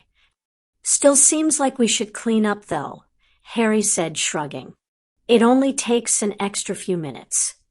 Well, let me help then, Tonks said, picking up some of the mats and lugging them into the corner. They worked in comfortable silence for a few minutes as the last of the DA members left. When it was just the 2 of them left, Tonks asked, So, what got you so worked up last night? Hermione mentioned it to me this morning. Harry grimaced and shrugged. Guess that's why you showed up to help with the training today. That and the War Council meeting in the afternoon, Tonks agreed with a smirk. It's not always about you, Wonder Boy. Oh, really? Harry's raised eyebrows and askance glance had them both laughing in short order. Coming down from the amusement, Harry shrugged again. Honestly, and it's not that big of a deal. I was reading Fantastic Beasts and Where to Find Them, and found the article about obscurials is all. Tonks frowned at that. I remember hearing something about that in training, some sort of super powerful, invisible raw magic force or something. Something like that. That's the obscurus itself. The obscurial is the wizard releasing it. Basically repressing your magic, while still young, leads to bad things. And death, Harry said. He leaned against the wall, folding his arms across his chest. I just got spooked that could have been me if Vernon had gone one step further, or if Shiva hadn't gotten me out when she did is all. Tonks nodded and stepped forward to lightly kiss him. See, not so bad talking about your feelings, is it? You should take your own advice sometimes. NYM. Harry replied with a low chuckle, snaking his arms around her waist and pulling her against him. He sighed at the feeling of her pressing close. This is nice. It better be nice, Wonder Boy, Tonks murmured, smirking in amusement. She pulled back and tilted her head to look at him with a playful grin. You need to loosen up and relax a bit, Harry. You're way too worked up. Close your eyes for a minute. I've got a surprise for you. Harry raised his eyebrows in question, but did as he was told. He found it was best not to try and predict what his partner was up to. He felt Tonks pull away and heard a rustling of fabric, followed by a muffled curse as a dull thump sounded. You okay, NYM? He asked, cocking his head curiously. A grumble was the answer. Before she spoke up. Don't mind me. The crash dummy and I got into a disagreement. Tonks said. Much better.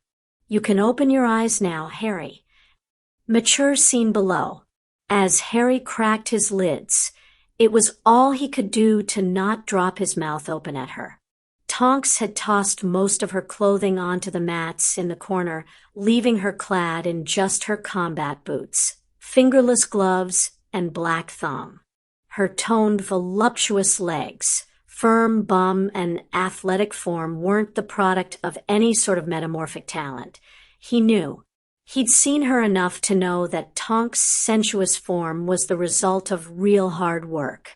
Harry licked his lips as she paced closer, swaying her hips seductively. The image of beauty broke somewhat as Tonks' boot caught on something, and she squawked indignantly, flying forwards through the air. Harry reached out and caught her, slamming them both into the wall behind him. Looking at Tonks glaring at the mat behind her, Harry couldn't help laughing, which soon set her off as well. You and your clumsiness, Harry murmured, brushing a lock of pink hair out of her eyes. Tonks' lips lifted into a rueful smile as she shrugged. What can I say? The room apparently has it out for me. At least my hero was here to catch me. She shook her head, and the hair in his hand switched into cascading gold flowing down her back.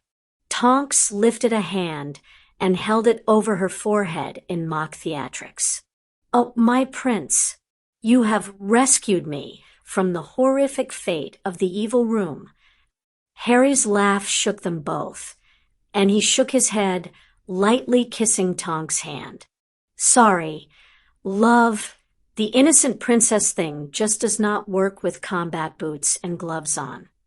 Tonks eyed him and rolled her eyes in amusement, shifting back into short blue hair and pulling back to stand up. Well, I could always switch to Tracy, I suppose. She's a strong type. I could see her in boots. Tonks posed with one arm behind her back and settled into a low stance. What do you think? Harry hurriedly shook his head. Please don't give me ideas. I'm fine. I really don't need to see Tracy naked. Tonks tapped his chin with a smirk and raised eyebrows. Well, anyone else you got the hots to see under their clothes? One of your chaser friends, perhaps. He sighed, exasperated. NYM, I'm dating 4 girls, including one who can constantly shift little things here, and there to always be someone ever so slightly different. I don't need to fantasize about anyone else. Spoil sport, Tonks said, shaking her head. Well, one day I'll wheedle your fantasy out of you, or I'll switch to Fleur, and you can have 2 of the girl at once. There's an idea. Harry stepped forward and placed a hand behind Tonks' head, gently pulling her into a deep kiss. When their tongues started to twine against each other, Harry pulled back and kissed her nose, ignoring the mewl of protest. Just because I don't ask for changes doesn't mean you have to search for ones. NYM. I know, but it's fun being able to choose to shift for you, Harry. You don't ask, which makes it my choice. I'll stay me for this time. Fully you or this you? He asked. This me. I still don't really like my default, you know. Harry shrugged. Nice breasts, though, he said with a smirk. Tonks rolled her eyes and stepped into him, letting her chest drop down into the B range. Just for that, mister, you get to play with them smaller today. Harry laughed as Tonks started to pull his shirt over his head. Someone's eager. Someone is talking far too much and ignoring his randy partner. She returned, sticking her tongue out at him and proceeding to remove his shoes and trousers in record time. Her boots were kicked off and joined the growing pile as she let Harry drop them both to the few mats still on the floor. Did you already cast the contraceptive charm, NYM? Harry asked, lightly kissing her neck. On the potion. Wonder boy, she breathed out, suppressing a shudder at the tingling from his lips. But, yeah, doors locked and silence too. Good, Harry murmured. He lifted his head and without warning shifted one arm underneath her arse and leaned forward, laying Tonks out flat on the mat. Her brief protest died as he shifted his mouth onto her nipple, gently rolling it between his tongue and grazing it with his teeth. He couldn't help but wonder if the piercings there shifted as she did to avoid discomfort. The tiny bar certainly looked like it had to adjust slightly if she altered her breasts too much. Unaware of his musing, Tonks gasped and wrapped her arms around his head. Harry didn't let her keep him trapped there for long, though, and quickly started to trail kisses down her delightfully muscular stomach. Reaching her damp center soon enough, Harry lifted his head to meet her eyes. Tonks' bright green irises stared back at him, and his smile widened. Her irises always seemed to shift to match him when he'd gotten her ramped up. Diving down between her legs, Harry ran his tongue briefly along her lower lips until he found the small button at the top. Tonks' moan of pleasure and slight tremble was enough to let him know he was in the right spot. Smirking to himself, Harry shifted his thoughts so that the next words he spoken were in Parseltongue. He didn't say anything that made sense. He'd long ago learned that simply humming in the language or murmuring sweet nothings was more than enough to satisfy the girls. His tongue rapidly vibrated back and forth with the hisses and flicks. Tonks gasped and clutched his hair with her hands, pulling him against her harder, and her legs wrapped around his shoulders. Merlin, I swear, men were behind vilifying Parseltongue. No woman would ever speak out against this. She shuddered and bucked underneath him, reaching release ridiculously quickly and dampening his lips somewhat. Slowly easing off his humming, Harry unwrapped Tonks' legs from his shoulders and crawled up her body, placing soft kisses as he went. He spent a moment on each breast before returning to her mouth and plunging his tongue inside to do battle with hers. Tonks responded eagerly, flinging her arms around his neck and wrapping her legs back around his arse. She pulled him into her and shifted her body subtly to make them fit better together. Pulling back, Harry murmured, "Not interested in me teasing you today, then?" "Screw teasing. Just fuck me, Harry, please," Tonks whispered, taking his ear into her mouth and nibbling. Harry suppressed his own grunt of approval as he pushed his hips back far enough, so when he bucked forward again, he entered her with a muffled clap. Tonks moaned loud in appreciation, and Harry couldn't help the answering one from his own mouth. He'd only gotten in a few thrusts before Tonks was shuddering underneath him again, and her arms clamped around him hard enough to bruise, mewling piteously. Harry lifted his head and kissed her nose as she came down from her high, continuing his slow thrusts. "You cheat. Hey, if you've got the power, use it," Tonks said between gasping breaths. "Just because I can extend my, G-spot a tad to make sure you hit doesn't MMPH mean I'm cheating per se?" She protested, grunting slightly as they continued. He chuckled. "You're cheating. Wait till I tell Mione." Tonks moaned again, clutching him tighter.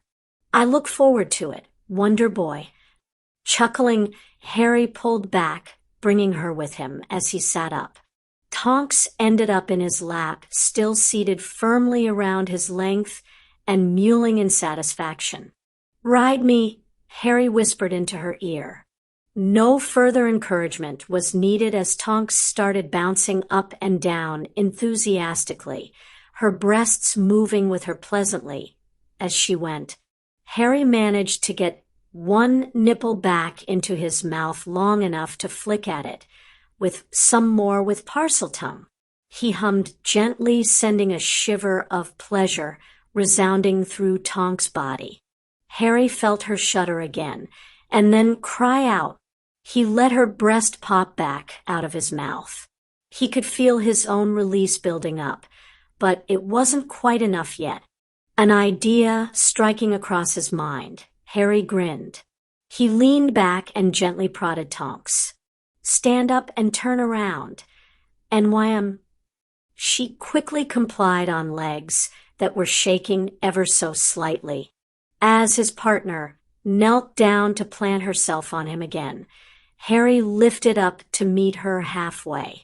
As soon as he was buried back inside her wet folds, Harry immediately rose to his knees and, leaning a hand on her back, pushed her forward onto all fours.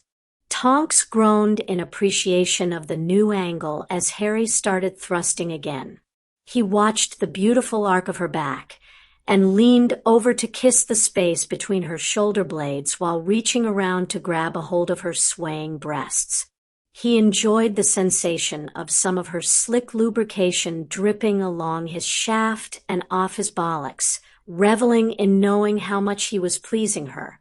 This time, when Tonks started shuddering underneath him even more strongly than before, her legs gave out completely, and she collapsed to the ground, moaning long and loud as she clenched around him. Her climax, massaging his length with her fluttering spasms, sent Harry over the edge, and he bit down gently on her neck. Groaning into his lover's tender flesh, Harry let loose inside her repeatedly before he let his weight settle onto her back. Panting heavily, his manhood still inside her, Harry gently leaned up enough to kiss Tonks' flushed cheek and the edge of her mouth as she turned her head. "Bloody hell! And why you need to visit more often," he gasped.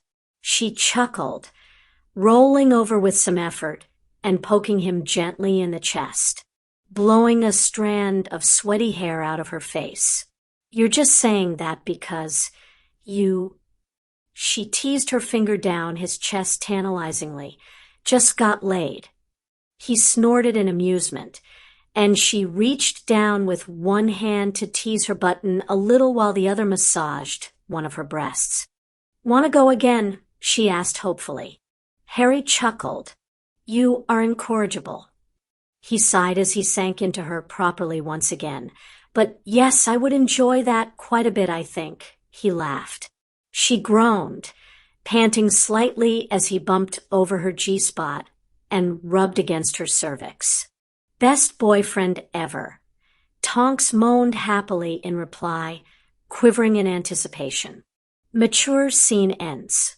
After another few hours with Tonks, both she and Harry cleaned up and briefly left the room in order to reset it to the conference configuration.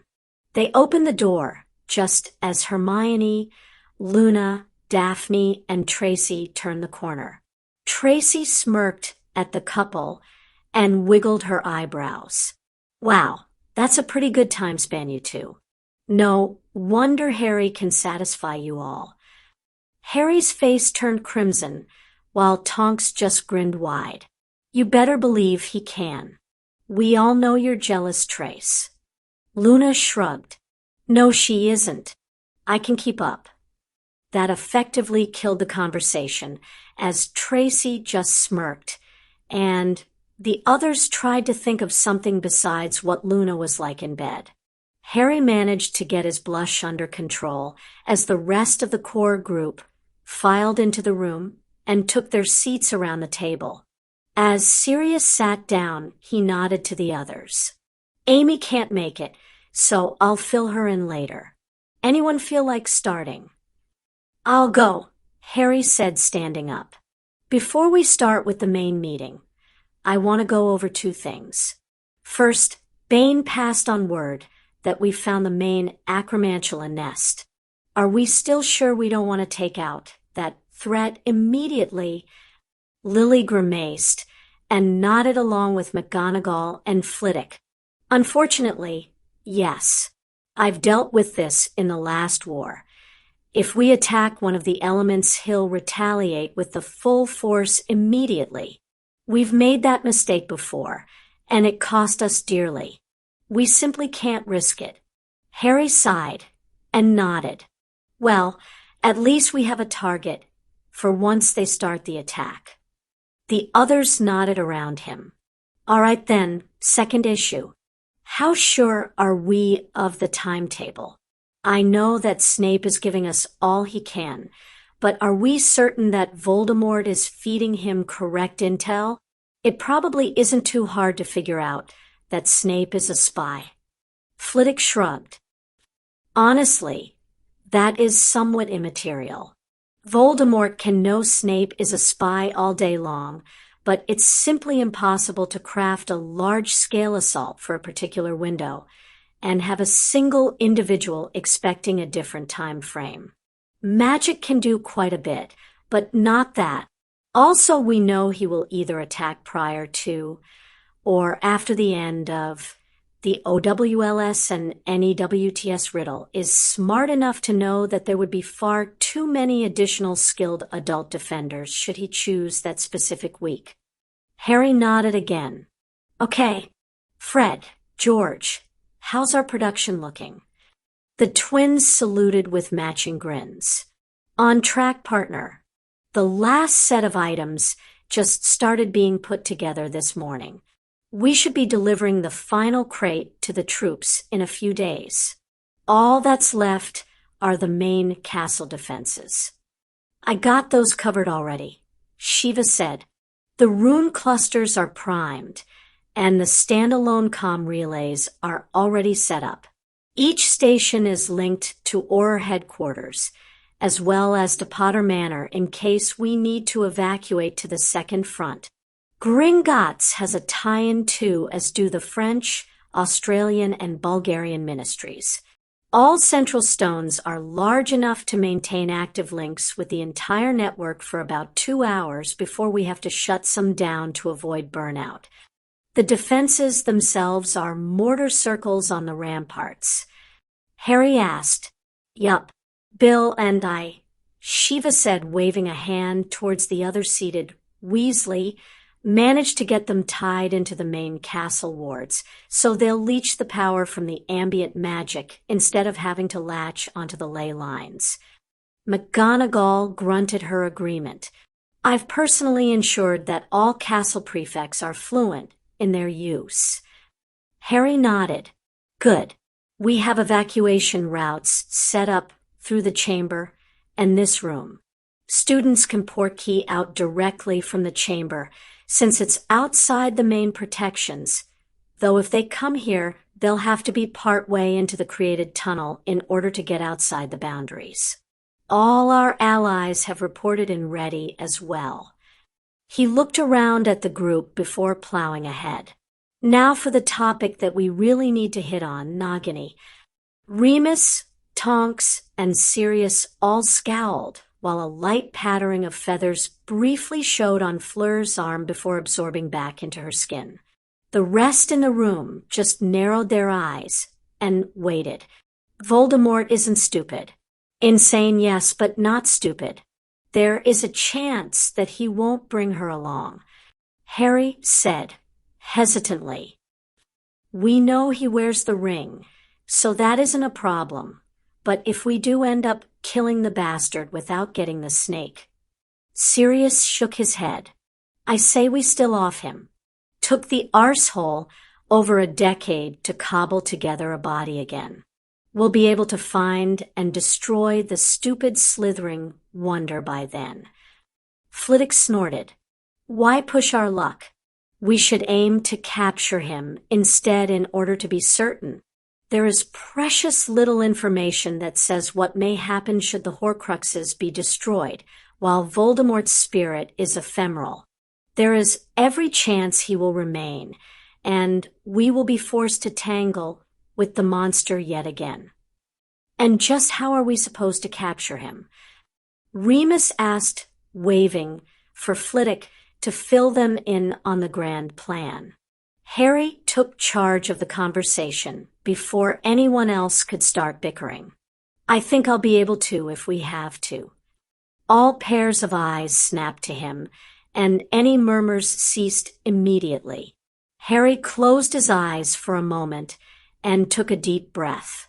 He stood straighter and faced his friends and allies. Look, let's be realistic here. He has decades of experience on me. I've held my own until now, and I have a lot of tricks up my sleeve and on my bandolier. However, Voldemort still has a reputation for being one of the strongest wizards of the age for a reason. I'm confident that I can pull out ahead and take him out. However, I'm fairly certain that even my strongest attacks won't kill him in a single shot. I plan on being able to wind him or knock him senseless, but I doubt I'll be unintentionally killing him. Get me next to him, and I'll get him on the ground for capture. A few grimaces greeted that response, though most of the people present sighed and nodded. Millicent was the first to speak up about the potential flaws. So if we manage that, then how do we keep him down? Daphne stood, her expression frozen into her Ice Queen persona. Harry had to hold himself back from reached out to grasp her hand, seeing that. His eyes briefly met Tracy's to find the other girl in a similarly conflicted position with her own fists balled and her lips set into a thin line. We prevent him from using magic to the best extent we can. Daphne held up a hand to stop anyone from interrupting her as she forged on. Voldemort is skilled in wandless magic, so simply destroying his wand is not enough. We need to amputate his limbs after we capture him. Arms and legs both. Wandless magic is still possible at that point, but only after weeks or years of practice. It will be enough time for us to delve into his mind and ascertain the location of the snake. Lavender held up a questioning hand and waited for Harry to wave her on before she started to speak. So if we have him in our custody at that point, rather than cutting off all his limbs. She turned slightly green and had to pause for a second as she gagged. Rather than amputating, why don't we just obliviate him? Make him into the next Lockhart. The man can finally speak again from what I hear, but he's barely at the toddler level. Padma shook her head. It's a good idea, Lav, but it's too risky. We'd be leaving a Horcrux out there, and if that thing managed to leech enough strength from Nagini, it could come back and re-embody, like the diary one tried to do. Voldemort probably locked the snake under a Fidelius with himself as secret keeper. Anyone know what happens when the secret keeper forgets the secret? Sue asked, frowning. Lily sighed. The The secret remains protected, unfortunately. The charm doesn't break until the secret keeper dies, and even then it only splinters into the remaining personnel who previously knew the secret. Once that second set dies, the Fidelius permanently falls. Parvati paled. Bugger. So since Voldemort can't die without Nagini dying first, that's a brilliant defense.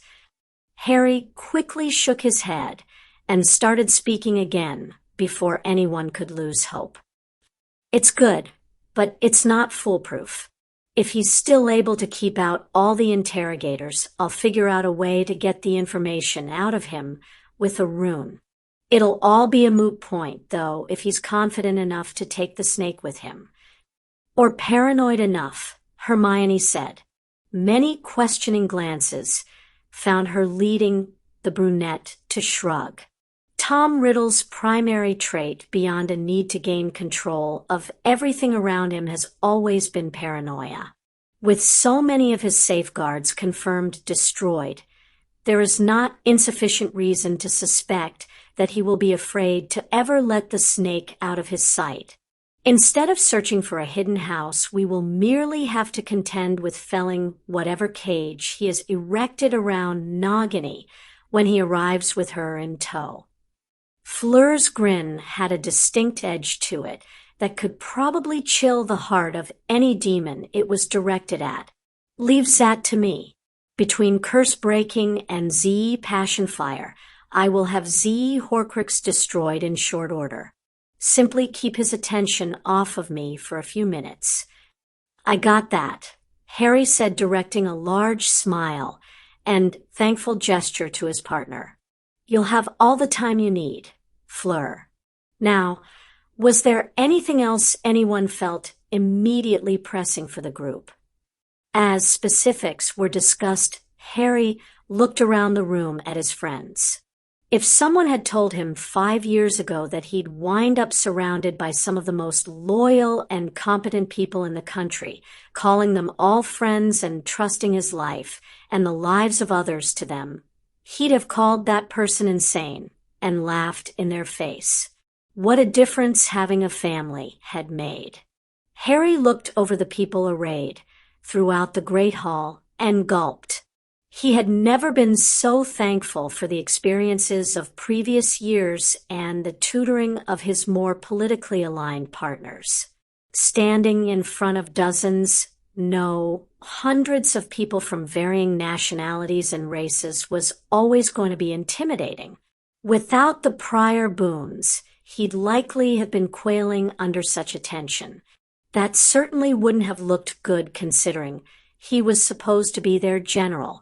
I appreciate everyone being willing to stay in the castle's guest quarters for the next 3 weeks, Harry said, his voice carrying to all corners of the room.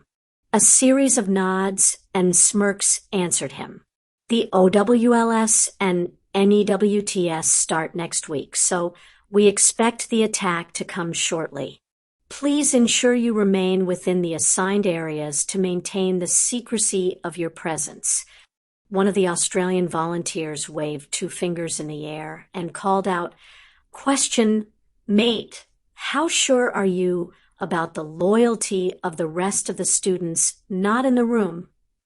Harry grimaced and leaned back against the desk to prevent himself from shrugging. His mother shifted slightly from her position nearby and stood up beside him. Lily nodded towards the Australian oar before replying, "We're pretty sure that most of the people who would betray us have already been kicked out or are otherwise too wary to do/say anything. Just to be safe, though, we are asking you to remain within your assigned sections until the operation commences. Only people who have been properly vetted will be trafficking those areas." A goblin frowned in response. "Will we be required to berth above ground? Lady Potter, Warrior Potter?" "No," Harry said, shaking his head as Lily resumed her earlier position and left the floor to him. "The goblins have an area near the Chamber of Secrets, actually. We found a side tunnel that is still within the main Hogwarts wards. Now to go over some of the major items you should have recently received. Harry paused to ensure that everyone was paying attention. The robes that are being handed out now are called armor robes, he said, gesturing to parcels that Fred, George, and Lee were distributing. They are a bit heavier than regular robes, so I recommend practicing with them in order to get used to the extra weight. They'll shield you from a few spells, though if too many hit it in short order or if a spell is too powerful, the robes will disintegrate. A few snickers greeted that pronouncement, and Harry barely managed to prevent his face from blushing red. One goblin held up his hand, and at Harry's nod asked, "Warrior Potter, is the damage from spells cumulative, or will the armor regenerate after a time?" Harry frowned. It's not so much a regeneration as a recharge. The robes work because of runic inscriptions on the stone inlays. As long as you allow enough time for the runes to bleed off the energy they've absorbed, you'll be fine. Sue's hand was the next to rise, only barely beating out Victor. "Harry, you said a single strong spell would cause it to be overload. What type of strength range are we speaking of?" "Fred," Harry said, nodding for the Weasley twin to take that question. "From our bench test, any spells up to the 6th year curriculum can be taken up to 3 times in 5 seconds before catastrophic failure. 7th year spells drop that to 2 spells in 5 seconds. Anything 4th year and up that is relatively overpowered will also lead to immediate failure. Same with most of the dark spells. You'll be able to block a single Bonebreaker or Blood Boiling Curse, for example, but expect to be running around in whatever you have on underneath afterwards." Fred said, no trace of his usual joking. George jumped in on his twin's heels. "And for the love Merlin people, do not think that this can tank a Cruciatus or Killing Curse. Both will shred through it like parchment." Lee held up one finger and grinned. "Ironically, it actually can block a single Imperio. Make of that what you will." Harry blinked and stood up straighter at that. "I created a robe that can block an Imperio," he muttered. Shaking his head of the distraction, Harry held up another 2 rune stones. "Moving on, these 2 are your Demented defenses. This is the Silver Spirit. I'm relatively certain most people already know about this one, but for those who don't, it functions similar to a Patronus spell. The major exception is that this can actually kill a Dementor instead of just ward it off. Be careful with its use. If the apparition is forcibly dispelled, there will be some feedback on the caster." He grimaced, remembering the time his evil doppelganger had proven that rather painfully. The second one is a Dementor anchor. This was originally designed to function as a tattoo, so if the Dementors get close, you need to be certain that it's physically touching your skin in its entirety.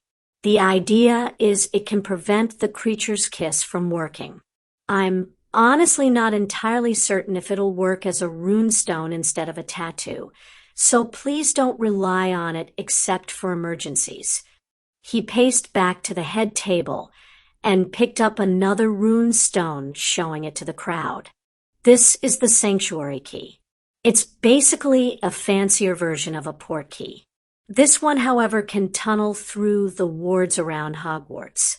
Each has been keyed to work with the specific individual in order to prevent Death Eaters from stealing one and using it to escape. They're all already targeted to our rendezvous location as well. Try not to use this unless you're completely surrounded. We don't want to telegraph that we have this option to our enemies. Also, there's no easy way back from the rendezvous, so assume that once you use the key, you're basically out of the fight. This is a one-time use thing as well." That sanctuary key is going to be massively overloaded by jumping through these wards, so if you use it as soon as you land, throw the thing into the air. It's going to explode.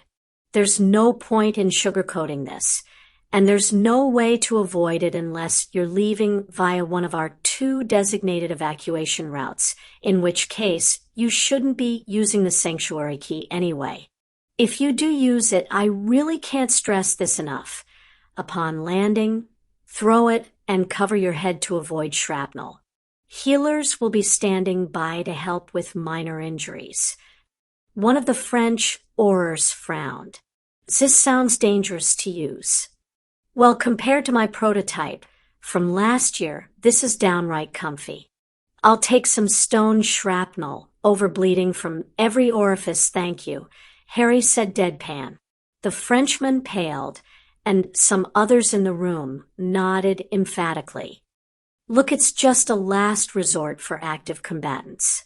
I don't want anyone else from our side to die, if we can avoid it at all. Millicent grinned and smacked a fist into her open hand. Yeah, we just gotta kill all the other guys instead. Make them die for their stupid beliefs, instead of us for our cool ones. Harry rubbed his forehead and silently counted to 5, as many of the occupants voiced their agreement, and those nearby slapped the Slytherin on her back. Sure, let's go with that. Okay, moving on.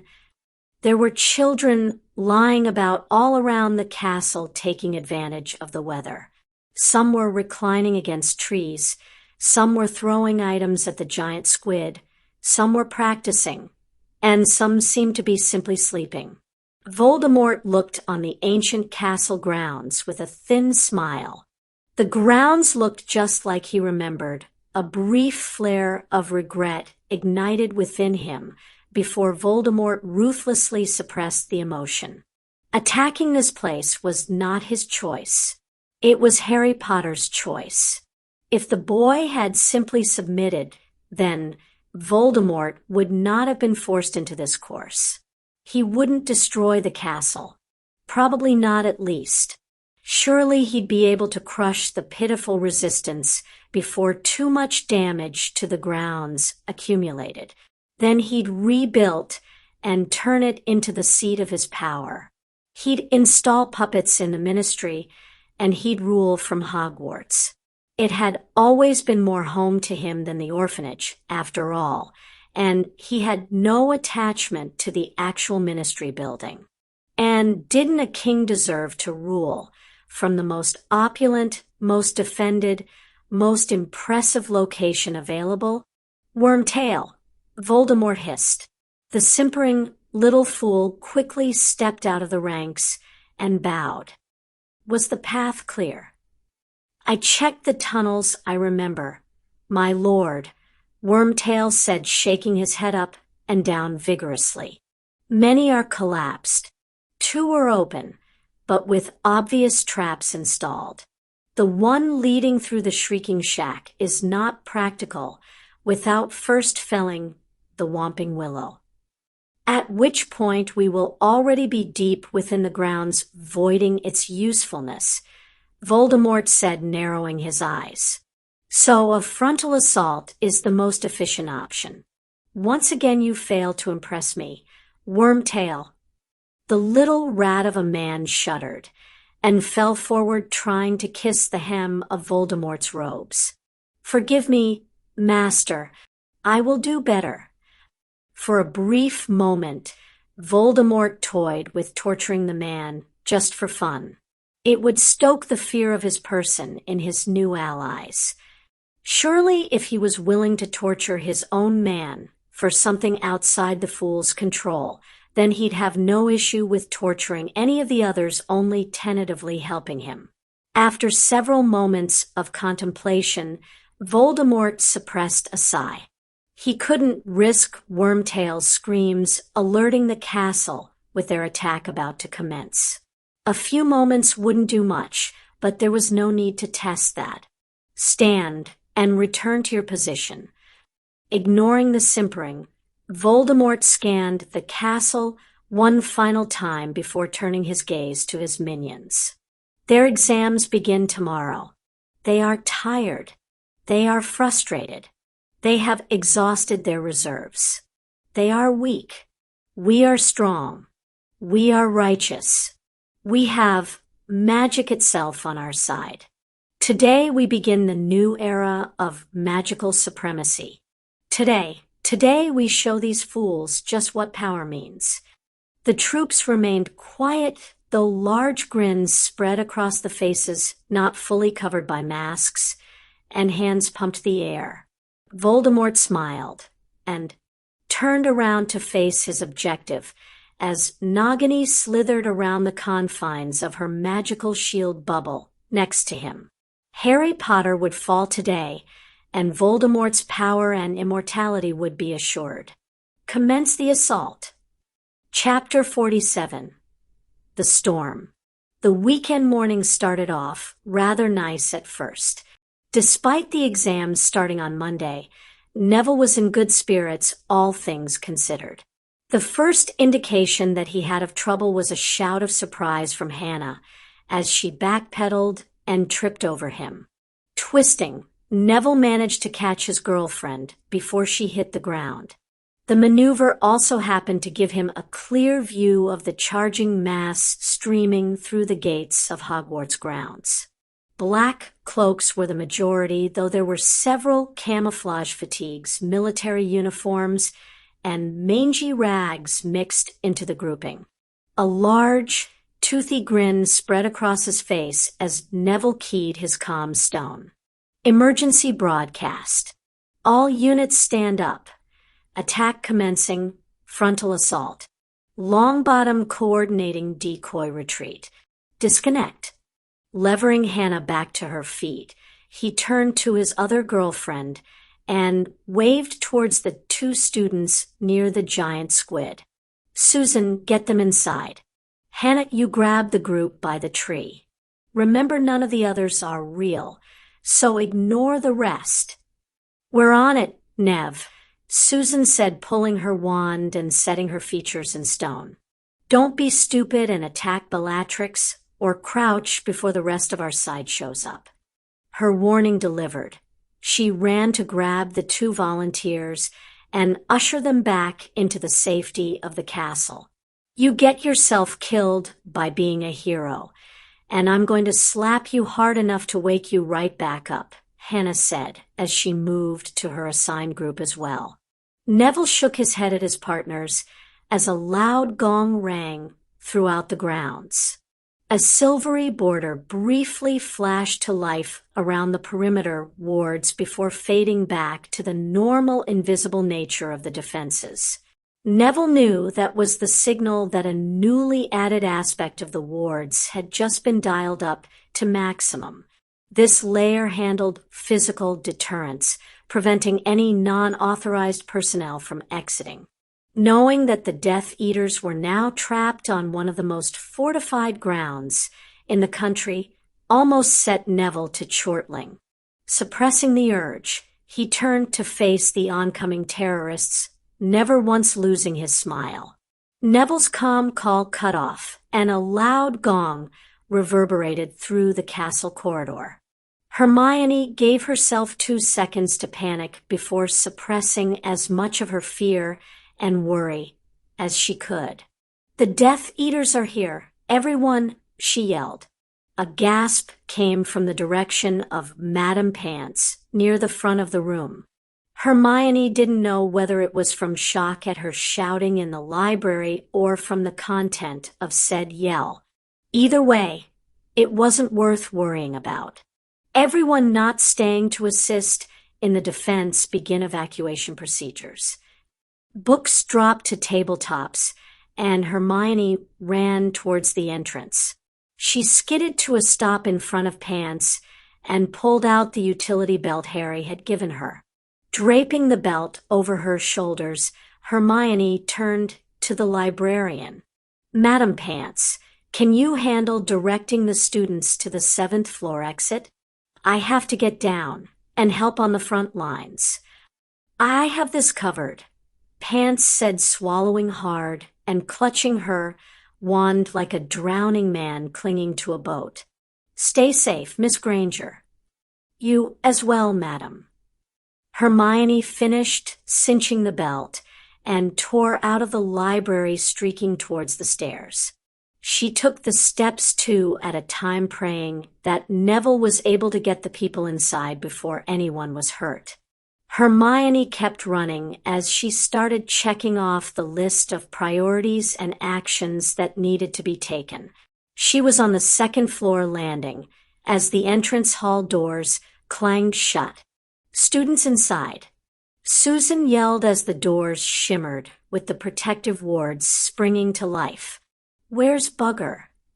Hermione hit the ground floor just in time to see Susan swing back to the door with a scowl and wand raised. "Drop the wards. I need to get my boyfriend away from his revenge before the army of arseholes kills him." Hermione grabbed the redhead's arm and started dragging her to the side. "Secret passage is 1 corridor over. Our own people will be streaming out from the others now, so Neville will be fine. I'm going to kill him. I'm going to fucking kill him," Susan mumbled as she followed behind. "Hannah okay?" She got her group and headed up to the hospital wing. "Neville is so dead." The 2 teens skidded to a stop, and Hermione pushed in the second brick above the sculpture, shifting the section of wall to the side. "Let's go. He better have killed Bellatrix and made this idiocy worthwhile," Hermione heard Susan mutter. As her friend surged forward, Hermione couldn't help the slight shiver that ran through her. "Harry, you better not be taking similar stupid risks," she said, scowling and rushing out to join the battle. A muted gong sounded down inside the cavernous, not-so-secret room beneath the castle. Lily Potter reacted immediately, jumping to her feet along with the group of allies around her. "Everyone up." For those who didn't hear, Longbottom is the current defense, and the attackers are advancing. "Move your arses, and let's make those bastards bleed." Shouts of agreement and determination met her proclamation. A small grin spreading at finally getting the chance to pay back the people who'd taken her husband from her. Lily led the group of goblins and French aurors out from the Chamber of Secrets into the Forbidden Forest. They had dug up through the ceiling of the original tunnel in order to make a second exit closer to the school. That effort's worth was immediately evident as the group of defenders streamed out of the trees and took the Death Eater army on the right flank. The spell volley launched by the French and the thrown axes lobbed by the goblins cut down 20 of the black robes and 5 of the uniformed men before anyone was even aware that they were under attack. Shouts of surprise rang through the Death Eaters, and the next volley of spells slammed into shields. Several of the goblins had closed the distance enough by that point, though, to leap into the fray directly, and Lily saw Snapfist riding a camouflaged man to the ground. The mercenary had an axe embedded in his chest, and his mouth was stuck open in shock. A flash of purple light from near the castle doors caught her attention, and Lily caught a brief glimpse of Neville tossing spells out at the attackers. She didn't have a chance to angle to help him, though, as the army of Death Eaters finally started to return fire on her troops. Shields sprang to life, blocking most of the barrage. The few curses that made it through splashed somewhat harmlessly on the armor robes. One French auror started to laugh as he dropped his shield and lobbed a feedback stone at the group. "This is almost too easy." Scowling, Lily barely had enough time to think he shouldn't have said that before their fortunes turned. A scream of rage wrenched her attention, and she could only watch helplessly as Grip Hook, cackling madly, while swinging a sword through the legs of a Death Eater, was struck from behind with a curse that cut his back open to the bone. The goblin dropped to the grass, twitching, while Lily's eyes narrowed. She found the one who launched the spell just in time to see a green light streaking towards her from the same man. Lunging to the side, Lily barely managed to avoid getting felled by the killing curse again. Scowling, she locked eyes with the Death Eater, and the world seemed to slow. Travers, the man who'd killed Marlene. Screaming in rage, Lily jumped forward and sent spell after spell at the murderer. She ignored the rest of the battle raging around her and focused solely on Travers. Woman possessed. I like it. Travers taunted as she sent a blood-boiling curse at him. The fiery ones are always fun to play with. Reminds me of my last bitch before they tossed me in the hole. McKee or something. Lily roared. I may not be powerful enough to kill Voldemort and avenge James, but I am sure as bloody hell strong enough to fucking kill you. Lily pulled one of the spikers from her side and sent a 4-foot-long stone hurtling towards him. Travers dodged the spike with little difficulty. Unfortunately for him, his move put his head directly in line with the bone breaker launched from her wand. The shattering sound his skull made sent a grim sense of pleasure through her as blood burst from his crumpled head. Travers fell and Lily turned, hunting for a new target. The dull gong of the activating wards sounded, and Shiva launched to her feet. They're attacking. Let's go, everyone. We need to get out there and support the others. Shouts of what she could only assume were agreement rang out in Bulgarian behind her. Shiva launched a spell at the ward anchor nearby, shattering the illusion, surrounding her small group camped on the side of the lake in their small hollowed-out section of the grounds. Jumping up the shallow embankment, they dug. Her troops surged forward into the left flank of the army in front of them. The Bulgarian aurors sent multicolored spells streaming towards the Death Eater army, felling a large number of the mercenaries with the first volley. As the nearby enemies raised their shields, Shiva held up her Yamato cannon and unleashed hellfire towards them. The rune stone dissolved in her hands, but the roiling ball of destruction cut a swath through the attackers, incinerating some and flinging others to the side before it petered out. Shouts of encouragement rang through her troops. Shame we can't use more of those.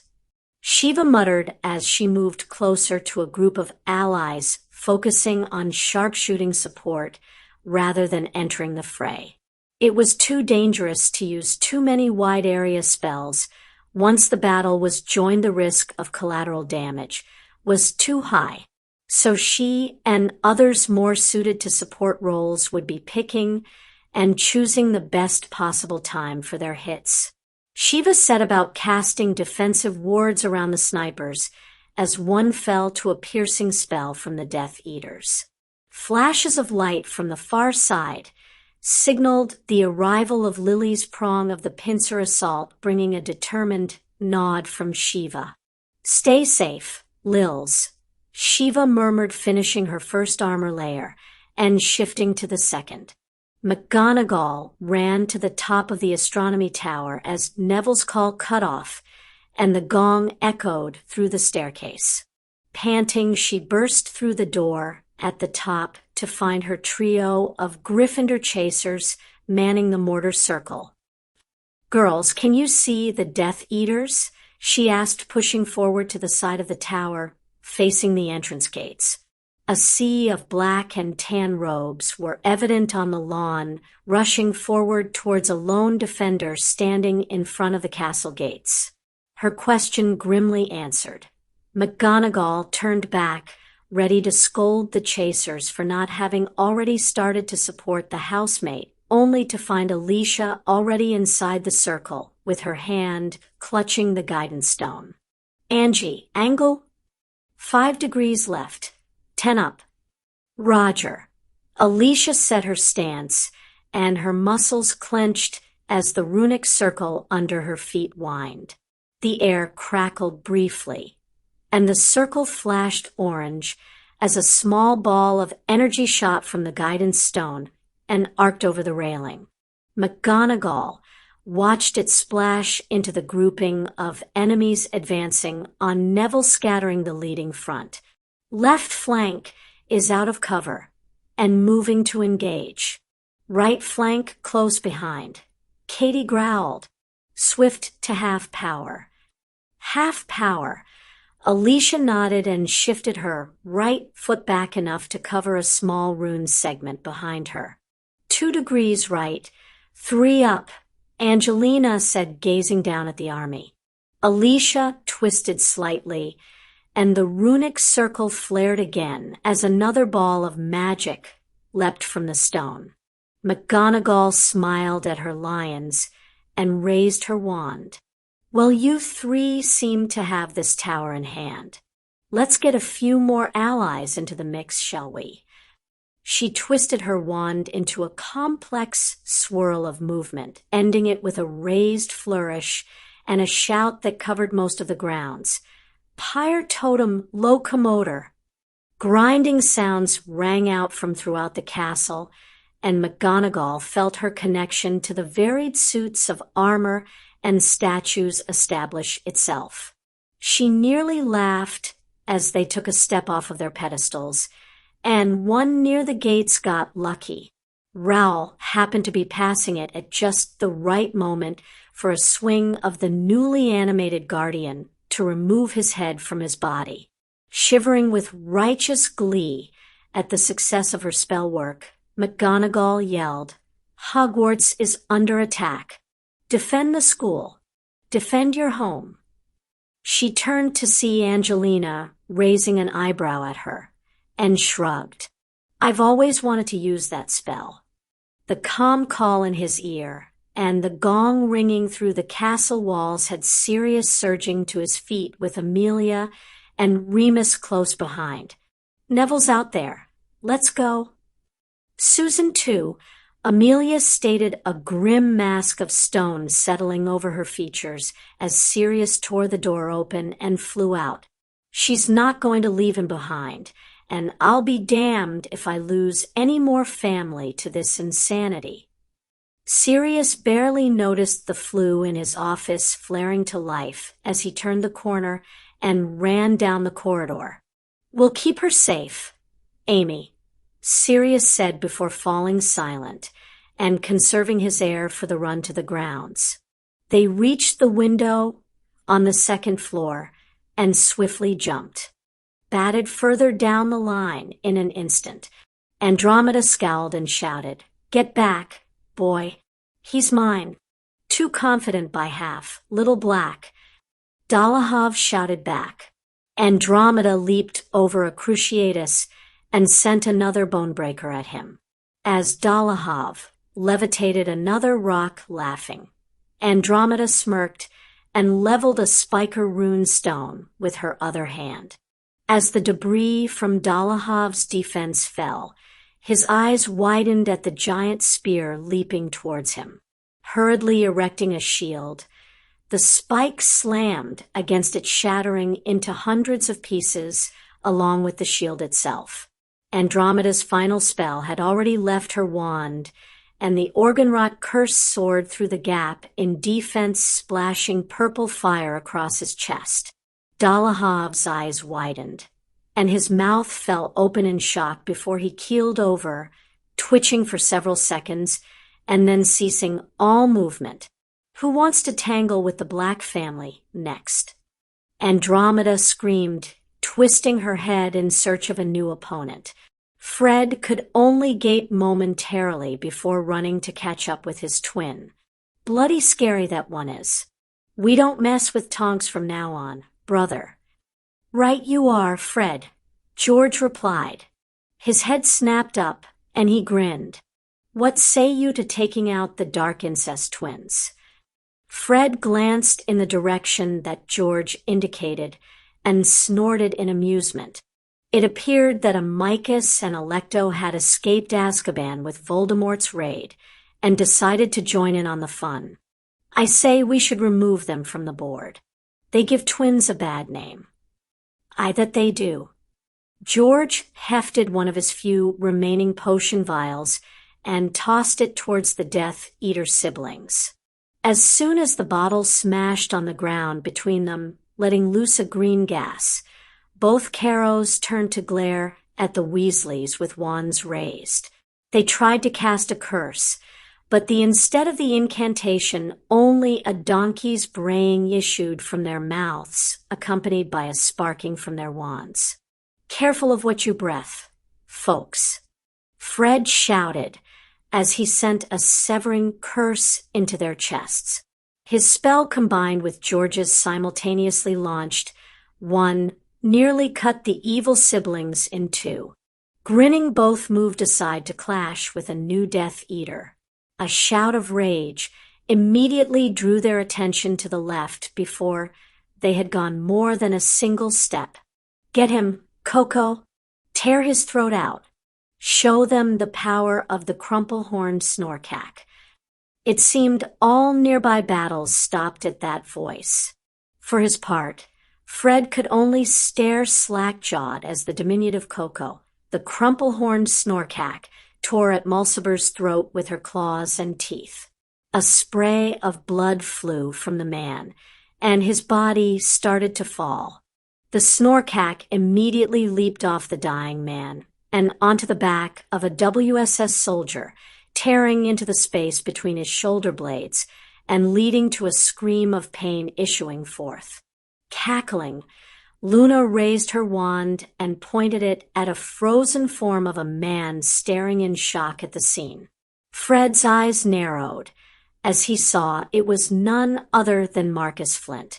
That finally broke him from his paralysis, and he started to run towards his blonde friend. Not so loony now am I, Flint. Let's see how you like being the one getting beaten down.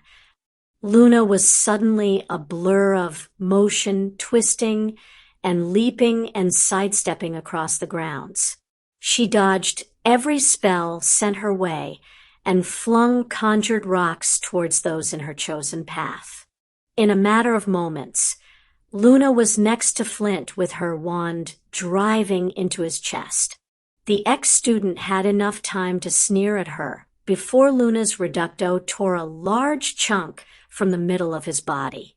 Luna turned to Fred and George with a smile that had dropped all pretense of her default persona. Come on, boys.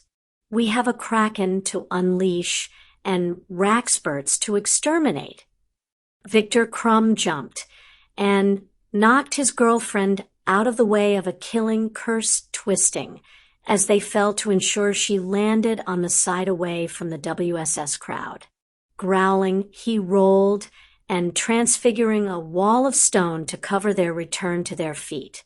These visiting Nazis are far more efficient than the others. Yeah, Millicent said, glaring at the uniformed men. But that just means we can feel even more accomplished when we kill them, Vic. Victor shook his head at her. Millie, I would much prefer a living woman attending my games than a satisfied corpse. You need to watch your left side. Oh, I'll be at your games. Big boy. You just focus on clearing us a path through the monsters and back towards Shiva's group. I'm not the only one bleeding. Victor shrugged. It is nothing. Scratch. I've had Vorse during practice sessions. Now grab your Vand. Millie. V charge.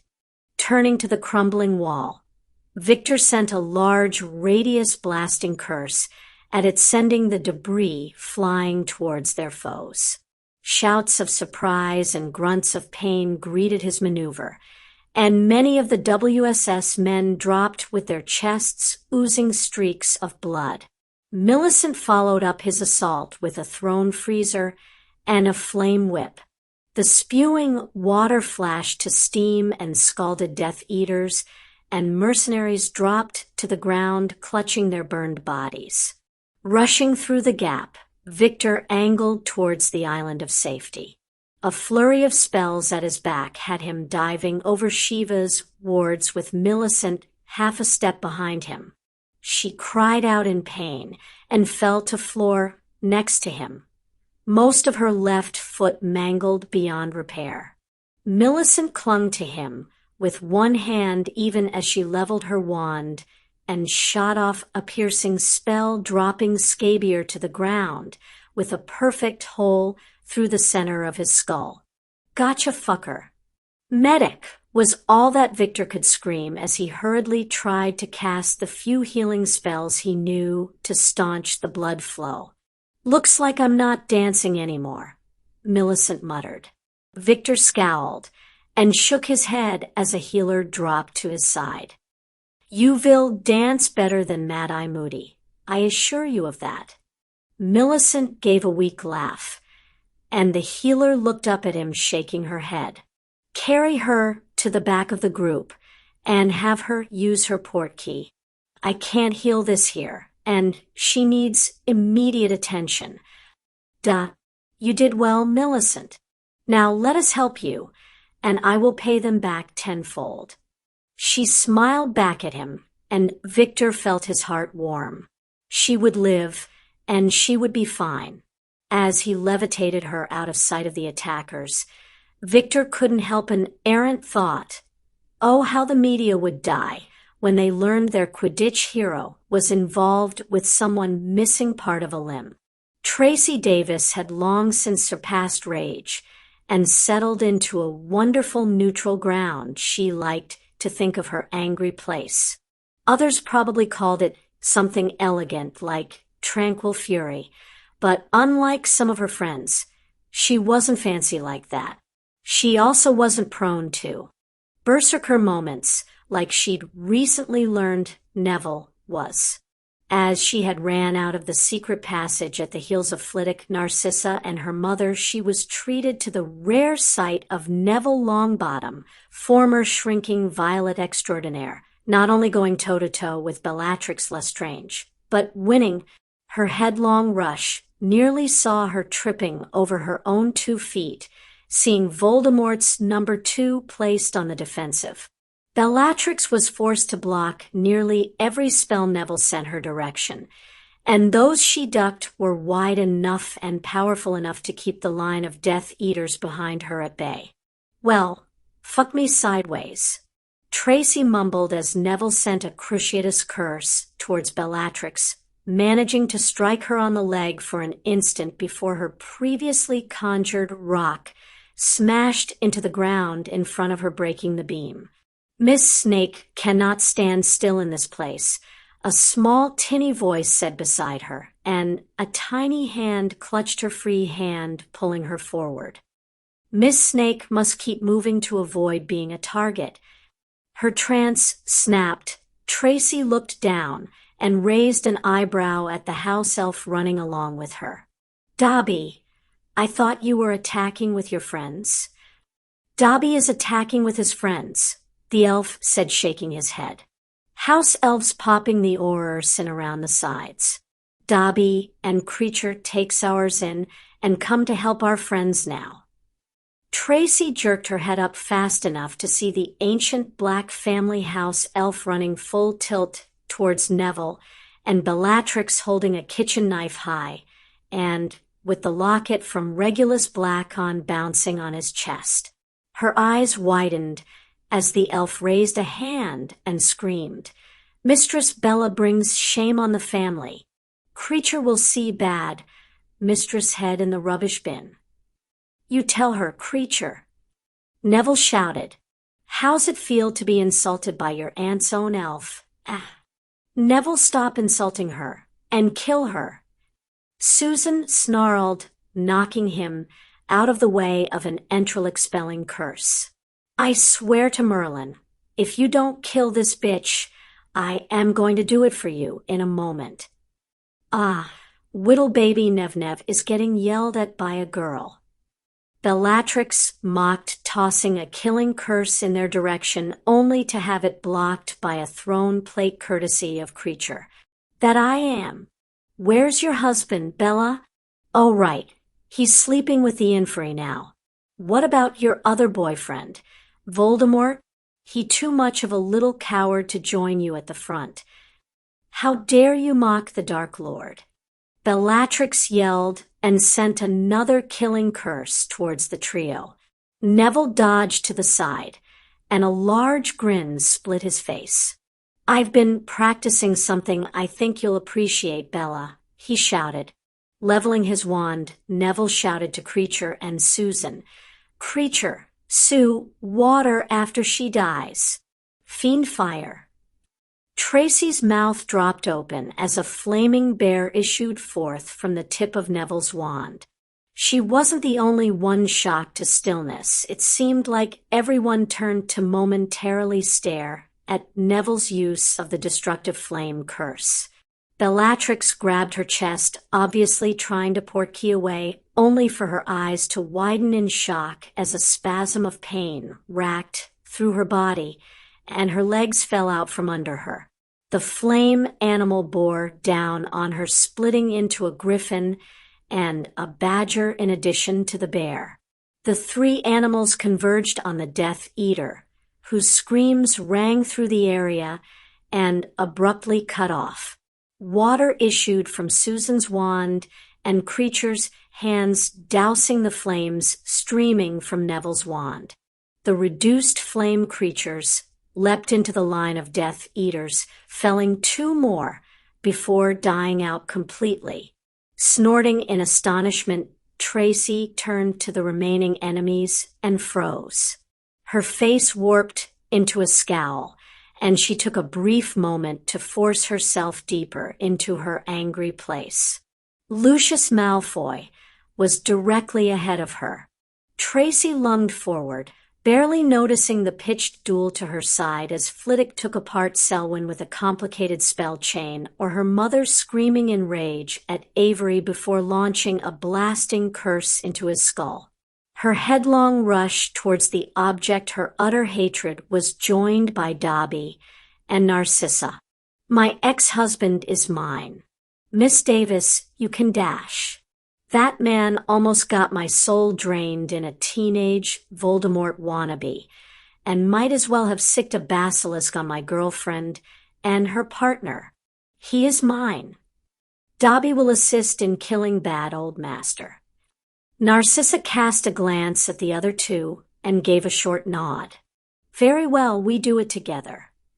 Casting her gaze towards Malfoy, Narcissa shouted, Lucius, dear, have you learned yet the difference between tradition and bigotry? He whipped his head around, the blonde hair flying across his face, not quite masking the shocked expression. I suppose it doesn't matter, because hell doesn't particularly care about semantics.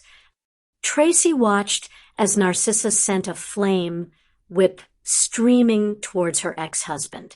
Lucius parried with a shield and sneered at them. A woman, a girl, and an elf? You seriously think you can defeat me? Yes, Tracy responded, narrowing her eyes. She punched her wand forward, sending a killing curse towards the man who had nearly destroyed her life before she'd even had a chance to truly start it. Lucius' eyes widened as her spell streaked towards him. He tried to leap to the side, yet a quick conjuration by Dobby had him smacking into a wall of stone and falling back directly into the path of Tracy's spell. The green beam struck Malfoy over the chest, and he dropped bonelessly to the ground. Good riddance to bad rubbish, Tracy muttered, lowering her wand slightly. Didn't think you had it in you, Davis. Well done. Narcissa nodded to her. Our work isn't over yet. No, it isn't. Tracy turned and hurried forward, looking for a new target to introduce to her angry place. Gabrielle was not supposed to be here. She had been told to stay home. She had been told to stay safe. She had been told she was too young. Like that was going to happen. Her sister had been fighting this sadistic bigots for months. Her ex-crush, almost big brother, had been fighting them for years. Her mother and father were fighting in the battle today. Her recent best friend, Tori, was fighting. Gabby would be damned if she was going to stay snuggled up at home. So she'd snuck away from the elves, grabbed a broom, and flew to the United Kingdom.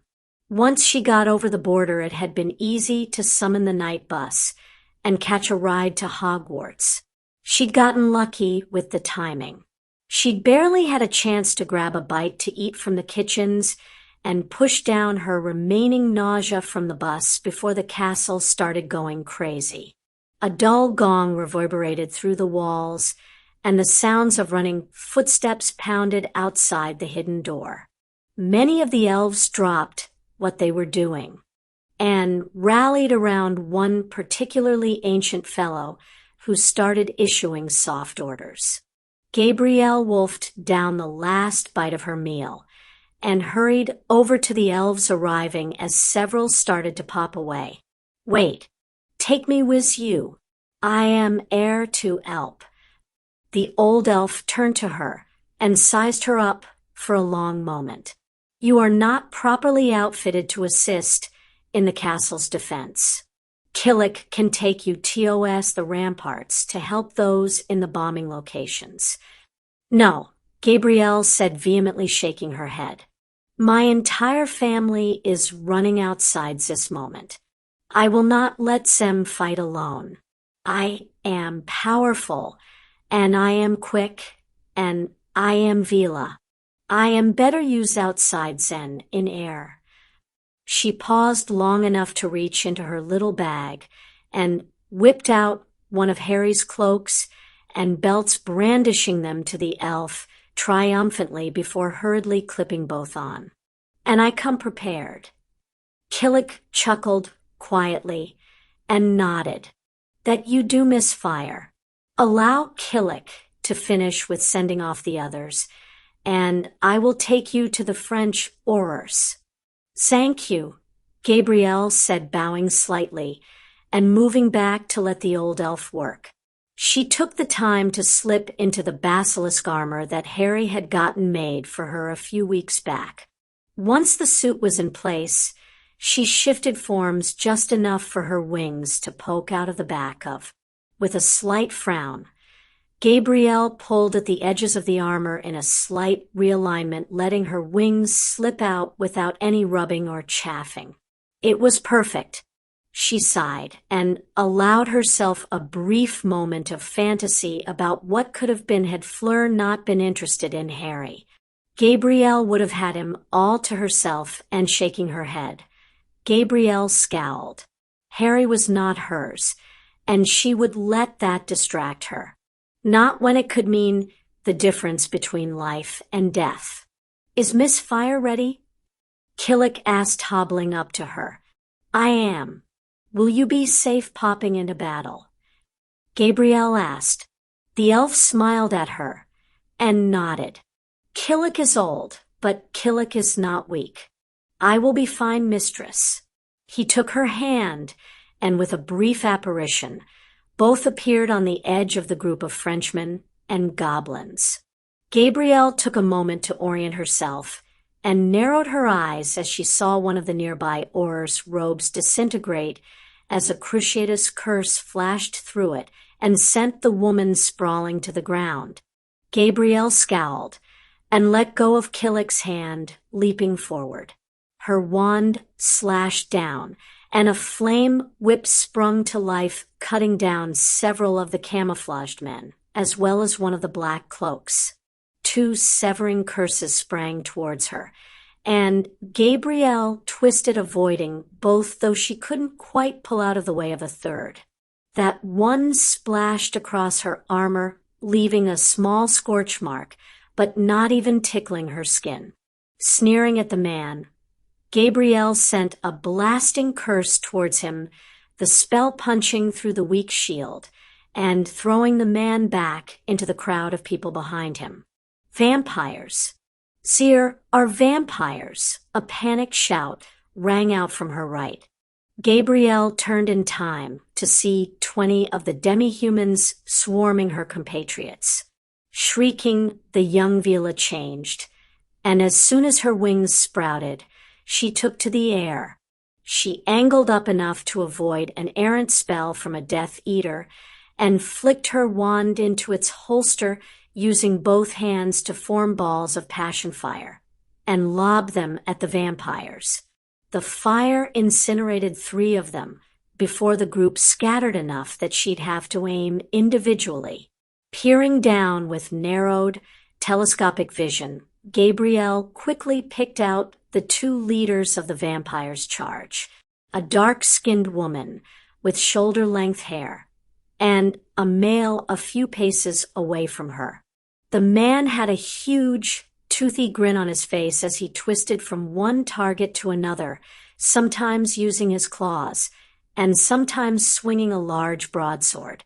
Goblins and Aurors fell back from his berserker fighting, yet a few still fell before him, their cloaks blunting but not preventing injuries. The woman was more clinical. She took the time to pick her targets, always young women, and ensured that each fell in a spray of blood. "Papa!" Gabrielle yelled, wheeling around in fear as she caught sight of her father in the path of the male vampire's blade. She hurried to form a fireball, but knew she'd be too late to save him. "Not my husband, you bastard!" A shout rang out, carrying over the field. A ball of liquid fire smashing into the large vampire an instant before the sword hit her father, bringing a brief dying scream from the unfortunate creature of the night. Gabrielle cheered for her mother as Apollon moved forward from the ranks, raining deadly fireballs at all nearby vampires with each step. Seeing the dark-skinned vampire female turn to her mother with a predatory grin, Gabrielle's eyes narrowed again. "You will not ave them," she muttered with a scowl. Forming 2 fireballs, she launched one into the path of the vampire, expecting the woman to dodge backwards, as she had done a few moments before with one of Apollon's. The vampire noticed the passion fire at the last moment and dodged. She laughed and yelled, "You'll have to do better than that to hit Gyukuro Shuzen." Gabrielle merely smiled and raised her eyebrows as the vampire queen finally looked up, only to see the second ball of fire a bare inch away from her face. She shrieked in disbelief and terror as Gabrielle's passion fire coated her face, quickly burning the woman to a crisp. It was short work from there to finish off the remaining vampires, and the defenders' forward momentum quickly resumed as spells started to streak towards her again. Gabrielle dropped to the ground and curled her wings back in, leaving her claws extended and her face partially morphed. The redhead, she landed next to glance towards her for a moment and started to laugh before turning back to the Death Eaters. "Welcome to the fight, Gabrielle. We never met. I'm Harry's mother. If your parents haven't seen you by the end of this, I'm totally going to hold this over you as leverage one day." "That is fair," Gabrielle said, grinning. "Shall we push forward?" Sue was at the forefront of the second wave of reinforcements streaming from the castle. These ones mostly included werewolves and Hogwarts students, along with some British Aurors. As soon as the younger years had been evacuated and the Death Eaters had been halted far enough back, the professors threw open the doors to the entrance hall, and Sue ran out the door, leading the others. Her blood was raging and her vision was red. She should have gone with the first group of defenders, but she'd let Lupin and Katie convince her to stay behind. They'd said she stood a high chance of losing her wits once the fighting started, and that the wolf would come to the fore, leading her into situations she wouldn't be able to get out of. They'd said that she would be better off waiting with the second set of people, as she'd have more allies around to back her up. They didn't understand. Even Katie, despite embracing the wolf unlike Lupin, didn't quite get it. Sue loved the anger and rage that came from her partial curse. It fed into her natural inclination towards violence, and the increased stamina let her both cast more spells faster and get up close and personal with her daggers. Sue didn't need to fear the anger. She needed to feed it. And feed it she had. She'd taken the time to stoke the fire inside and bring up as much of the werewolf as she had within her. Pepper UPS were for pansies. This was where it was at. As she charged outside, she noted with mild surprise that Lavender, Parvati, and Colin were keeping pace with her. Nodding towards them, she sighted onto a primary target and yelled out, pointing towards her chosen victim. The foursome subtly changed direction, heading towards the hulking giant of a man in a pristine military uniform. With all the death and destruction he was doling out, the man had to be using a spell to keep his clothes clean. A spell that wouldn't play nicely with her blades. Cleaning spells never did, like her daggers. The man grabbed two of the people near him and smashed them together, both falling limp at his feet before he turned to the charging students. Chuckling, he raised his eyebrows and readied his wand. Come to play. At war, children, you have chosen poorly. I am General Schultz, last of Grindelwald's Devouts and captain of the WSS. You have one chance to turn away before I destroy you. Sue sneered, but it was Lavender who shouted back first. I am not just a pretty face you get. You attacked the wrong school. Parv. She slashed her wand low, and a bone-shattering spell flew out towards the Schultz, while Parvati sent a bludgeoning spell high. Parvati's impacted on his shield while he batted aside Lavender's spell with his wand. Not bad, little one. Shame you're on the wrong side. Schultz retaliated with a volley of spells, and the students scattered. Sue continued on the straight path, dodging everything sent her way as she closed the distance.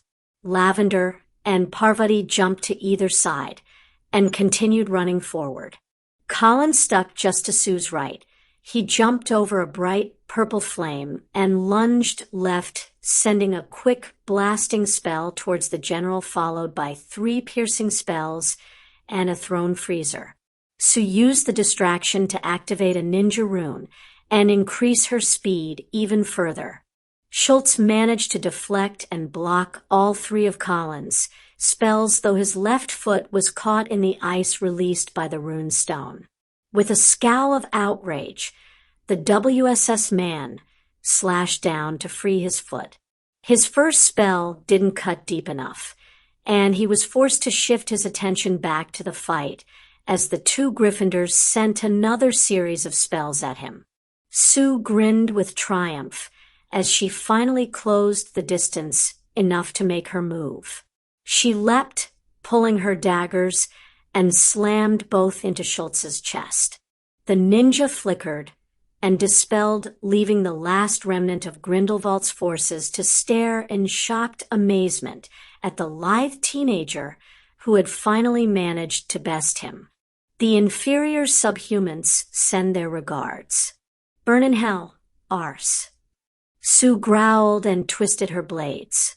A gurgle was his only reply as his body crumpled beneath her. Sue leaped off and turned to the others. Next victim, she asked. Colin just raised his hand to the left and pointed. She grinned and took off, running, falling in behind Lavender and Parvati. Harry hovered over the battlefield on his firebolt, with Tonks on her own broom next to him to the right, and Fleur beating her wings on the left. All 3 were using linked ninjas in order to maintain sight of each other, while remaining invisible to the main combatants below. He had his father's cloak wrapped around his waist just in case he needed to drop the runic invisibility in order to cast spells. He'd also grabbed the wand he'd taken from Dumbledore in the hospital wing, just to be safe. While Harry may prefer runes, one could never be too careful, and 2 wands was better than 1. "My insane, Anne is going straight for Neville.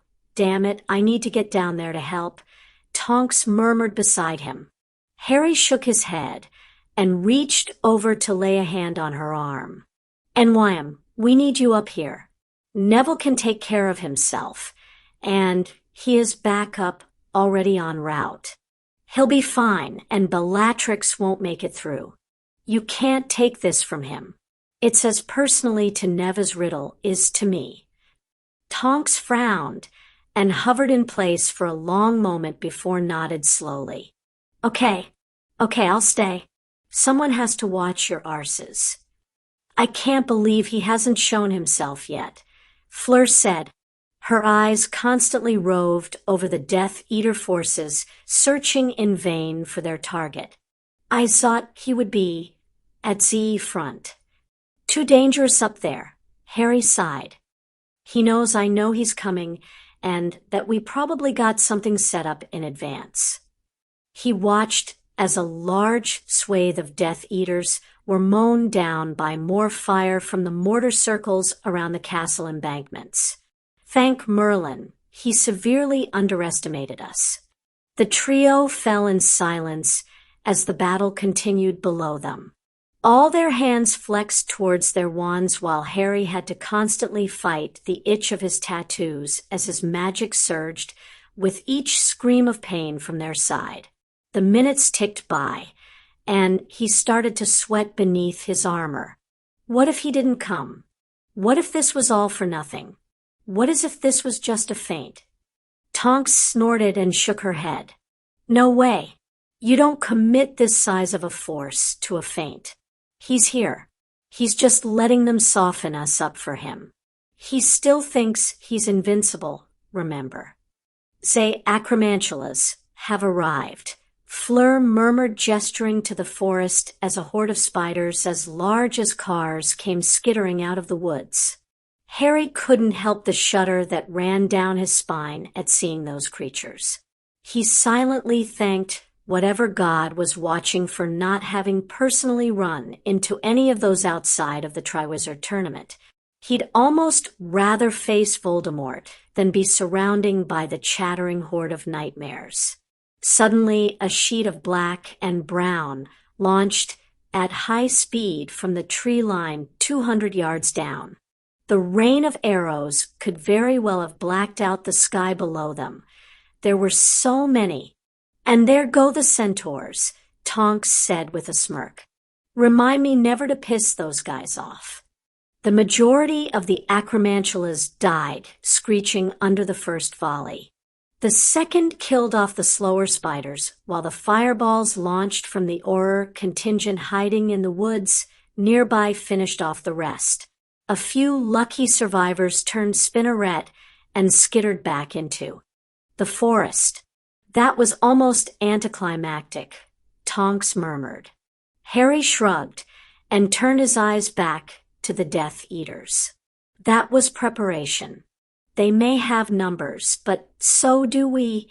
Know where they're coming from, and with a bit of warning, a trap can be just as easily turned into an ambush." Tonks turned to Fleur and raised her eyebrows. "Look at our little general. He does know we've been watching this whole thing right next to him, yeah. He is busy. It may have slipped his notice," Fleur said. She sighed and shook her head. "All joking aside, I am beginning to question the wisdom of this. Perhaps Z.E. little man truly did turn tail." "Giants on the right," Harry said, glaring off to the side of the lake. "Damn, Shiva's wards aren't going to hold against those. We need to what the bloody freaking hell." A loud roar echoed across the battlefield, and nearly everything stopped moving. Harry's trio was rocked with the slipstream of a massive form streaking past them at high speed, forcing Fleur to briefly grab onto his broom before she got the wind under her wings again. Harry caught a brief glimpse of short-cropped, flaming red hair and a cackle of glee as the shape flew by. "Go get them, Norberta. Dinner is served. Roasted giants coming right up." Harry could only stare slack-jawed at the gigantic form of Norberta the Norwegian Ridgeback, formerly known as Norbert Hagrid's pet dragon. The black-scaled monster was being ridden by an ecstatic man, waving one arm in the air like he was on some American Western riding his horse into a gunfight. "I don't believe it. Mum actually got a bloody dragon. Looks like Charlie is having a grand time," Tonks said, tracking the dragon's path and shaking her head with wide eyes. "Aligning with your family has been the smartest thing I have ever done, bar nothing. Wonder Boy even has bloody dragons following in his wake." Norberta roared again and let loose with a large ribbon of flame that streaked out, engulfing the lumbering giants whole.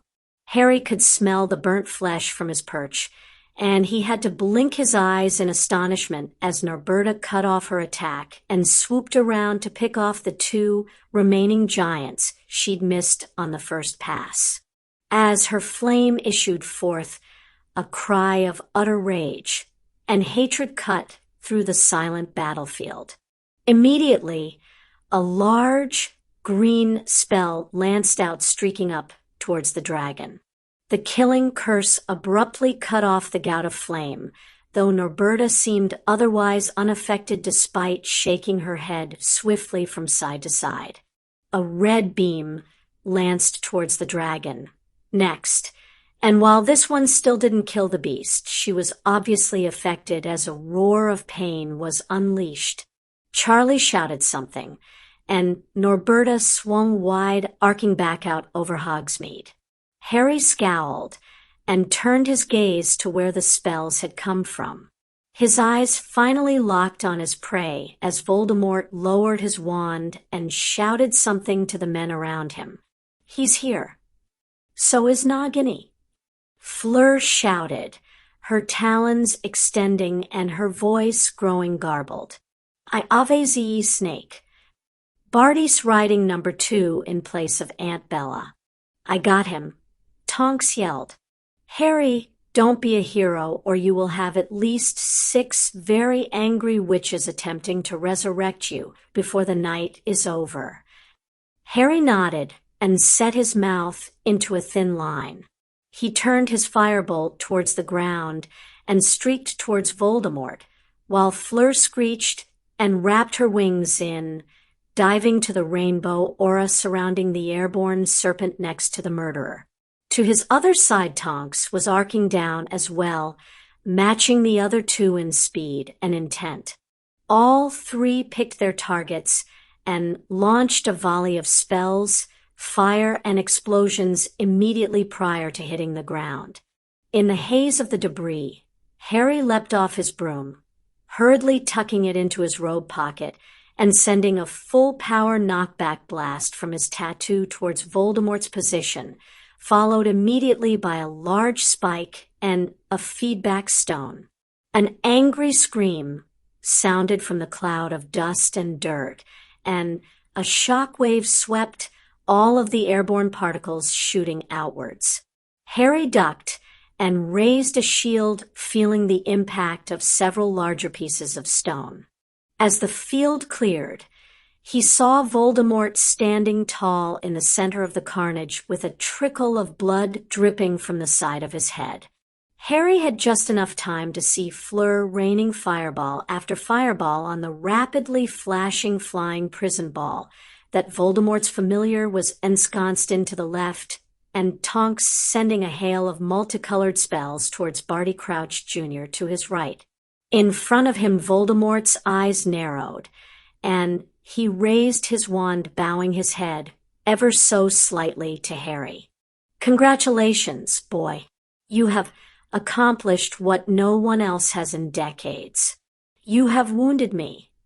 Yeah, well, I think I've done that more times than I can count now.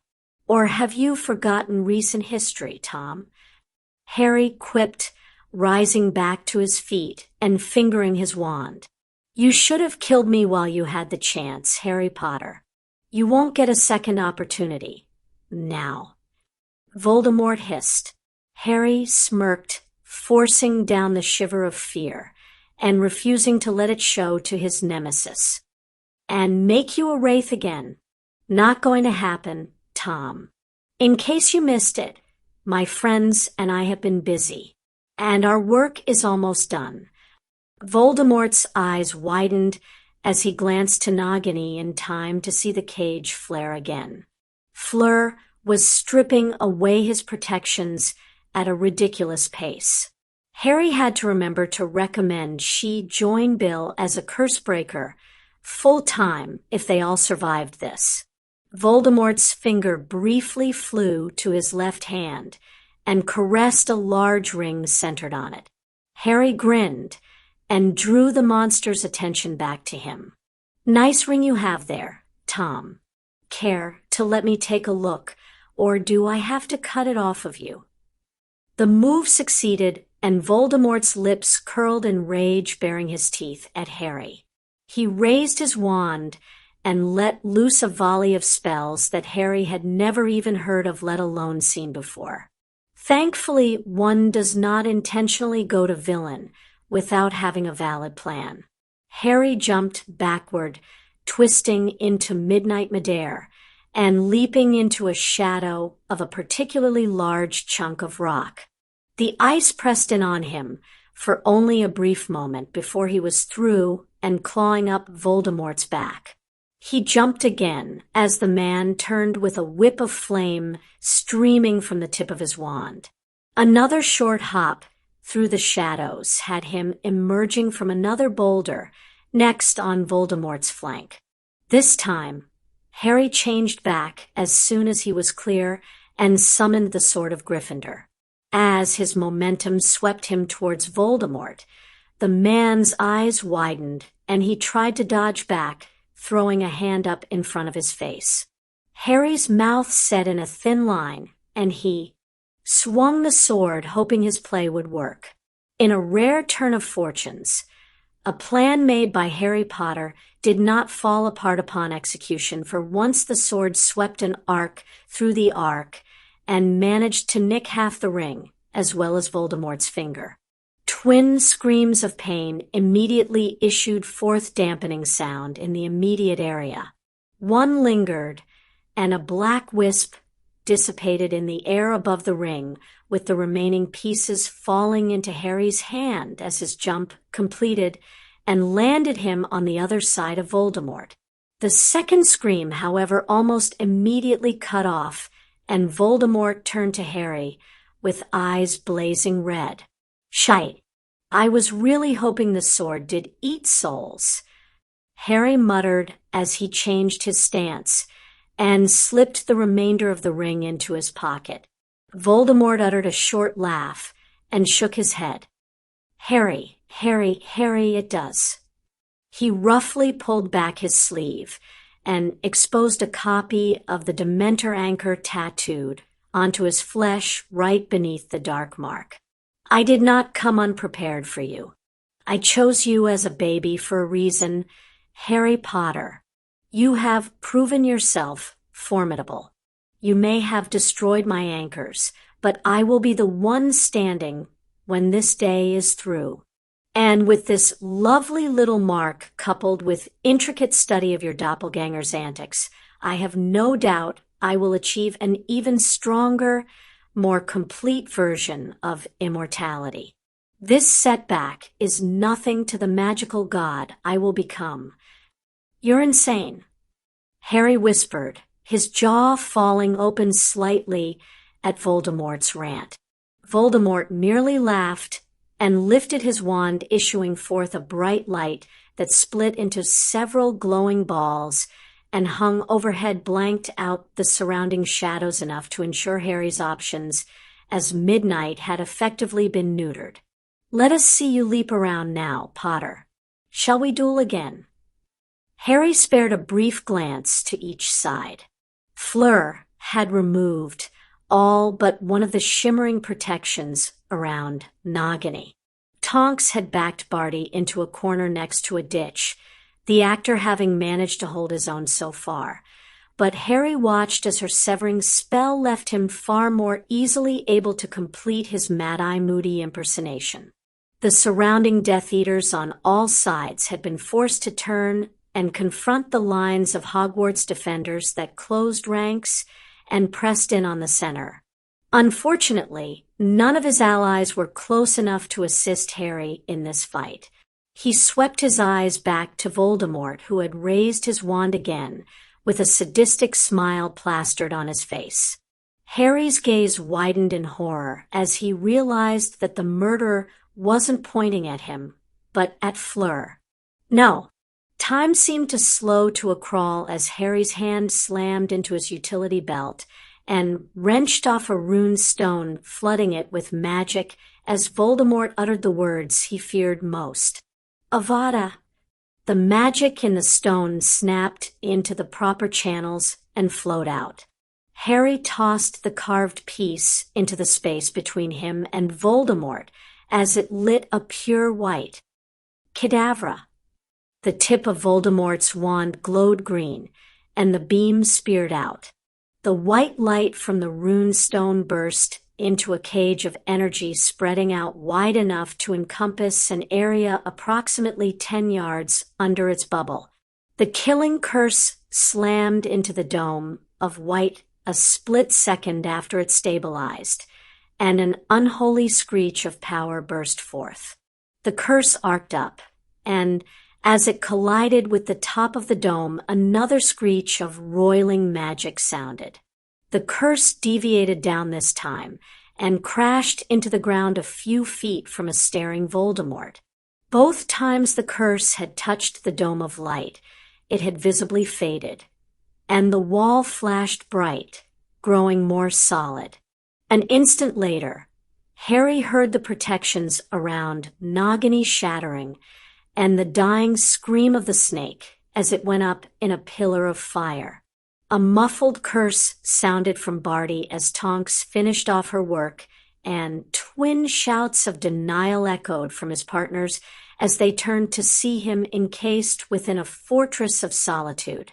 Voldemort cast a critical gaze between the wall of semi-solid light and the smaller dome of light encasing the rune stone before turning back to Harry.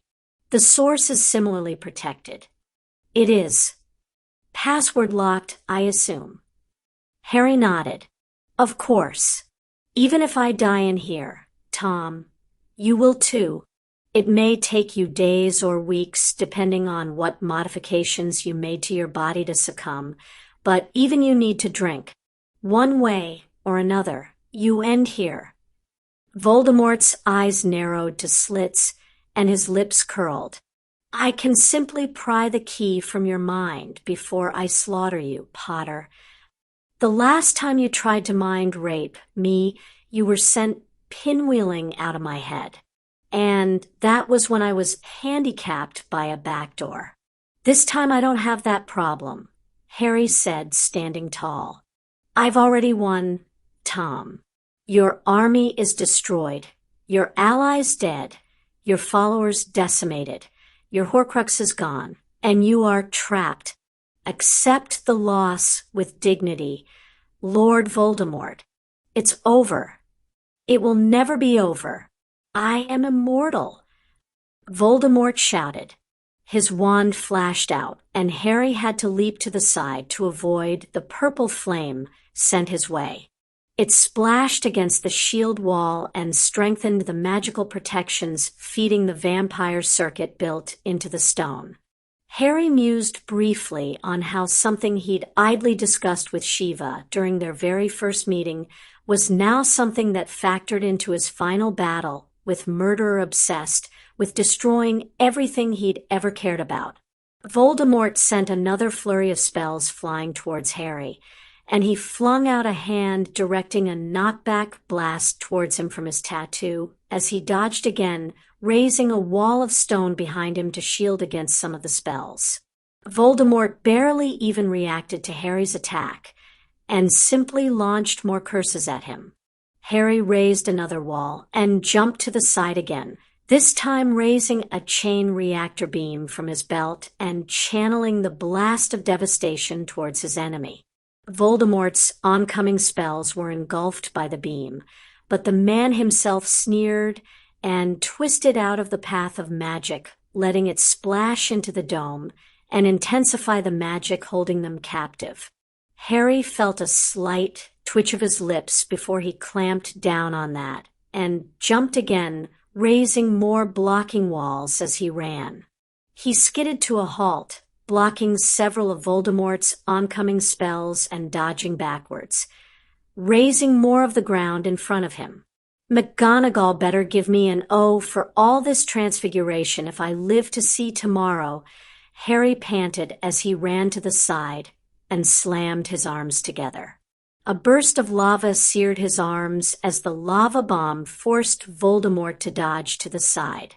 Harry tracked his foe for a moment before the pain grew too intense, and he had to wrench his arms back apart. Quickly running.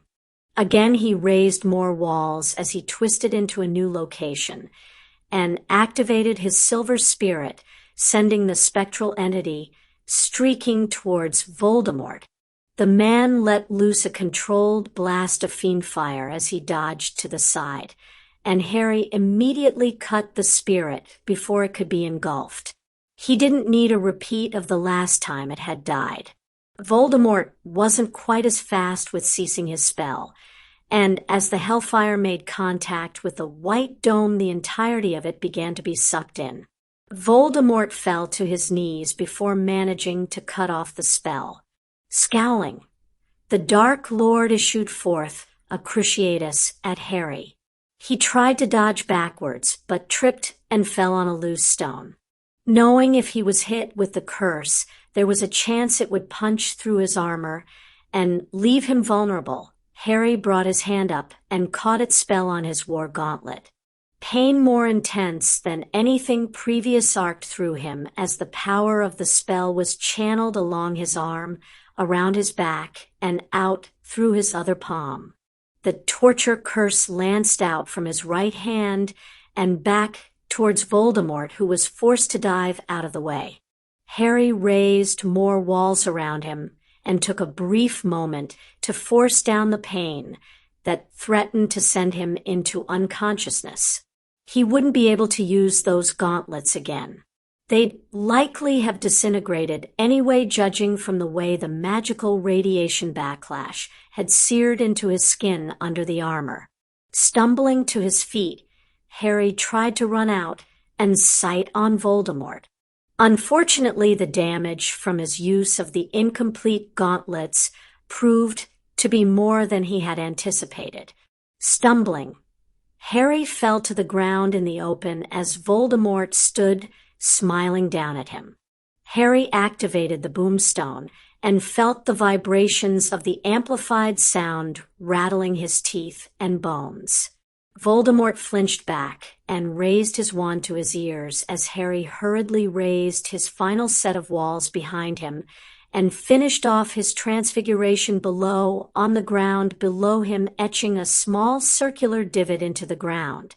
Harry released the boomstone and crawled back slightly while Voldemort walked over to stand above him. "Would you like to accept your loss with dignity, Harry Potter? You have fought well, far better than I would have ever expected from one so young. But you could never have surpassed me. I have decades of experience on you, hundreds more spells in my repertoire, a complete lack of conscience to hold me back. What do you have?" Harry let out a weak laugh, his injuries and fatigue showing. "I know I could never beat you one-on-one, Voldemort. Not with spells. You're right. How is a teenager who hasn't even finished school supposed to win that fight?"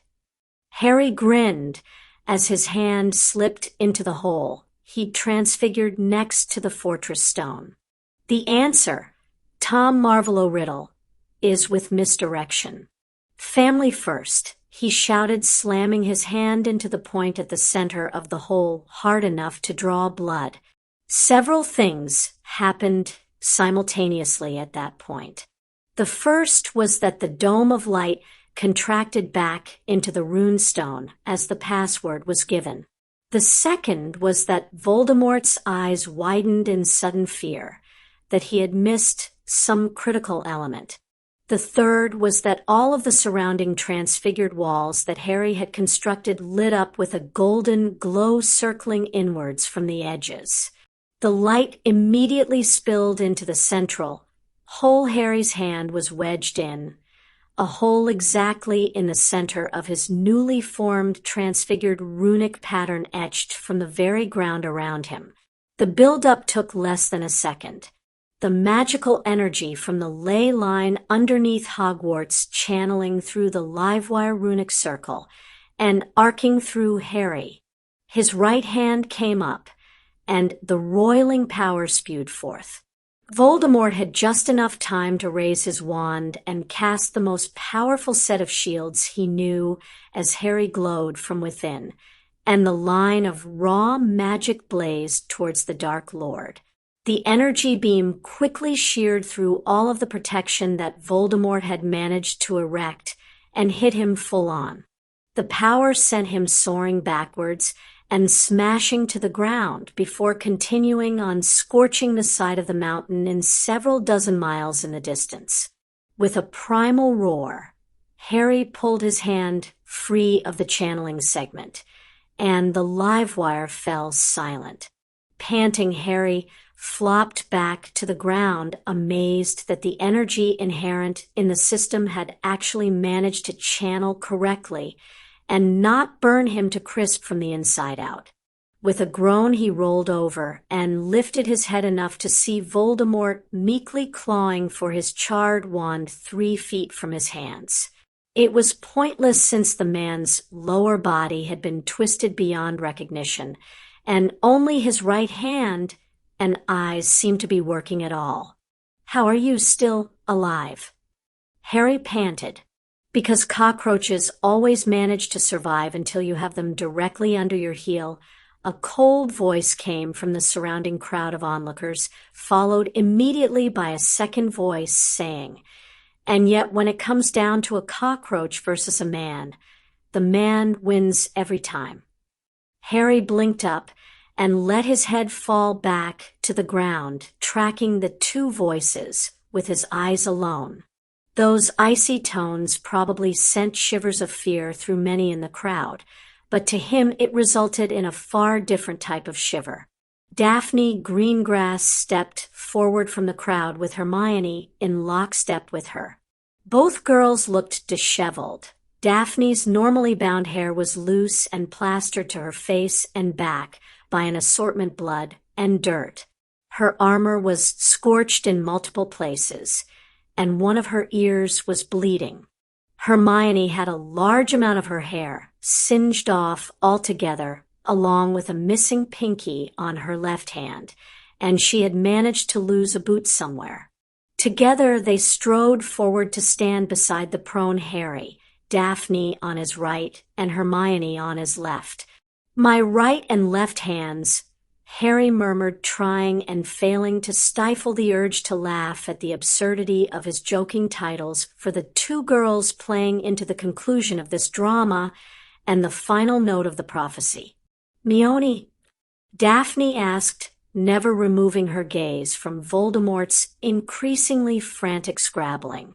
"Ready when you are, Daph," Hermione responded, leveling her wand at the creature that had haunted their nightmares for so long. "Goodbye, Tom Marvolo Riddle. Do try not to come back this time," Daphne said. "Reducto!" she and Hermione both shouted. The twin spells lashed forth, and Voldemort's body was reduced to nothing more than ashes. Death Eaters and their allies' death tally. Acromantulas, Centaurs and Aurors, Alecto and Amicus Caro Fred and George. Avery, Marion Davis. Barty Crouch Jr., Tonks. Bella, Neville Creature and Susan. Crab, previously killed in Azkaban Breakout. D's Rank and File. House Elves, Goblins and Orcs. Dolohov, Andromeda. Elmont, Sebastian and Apollon. Flint, Luna.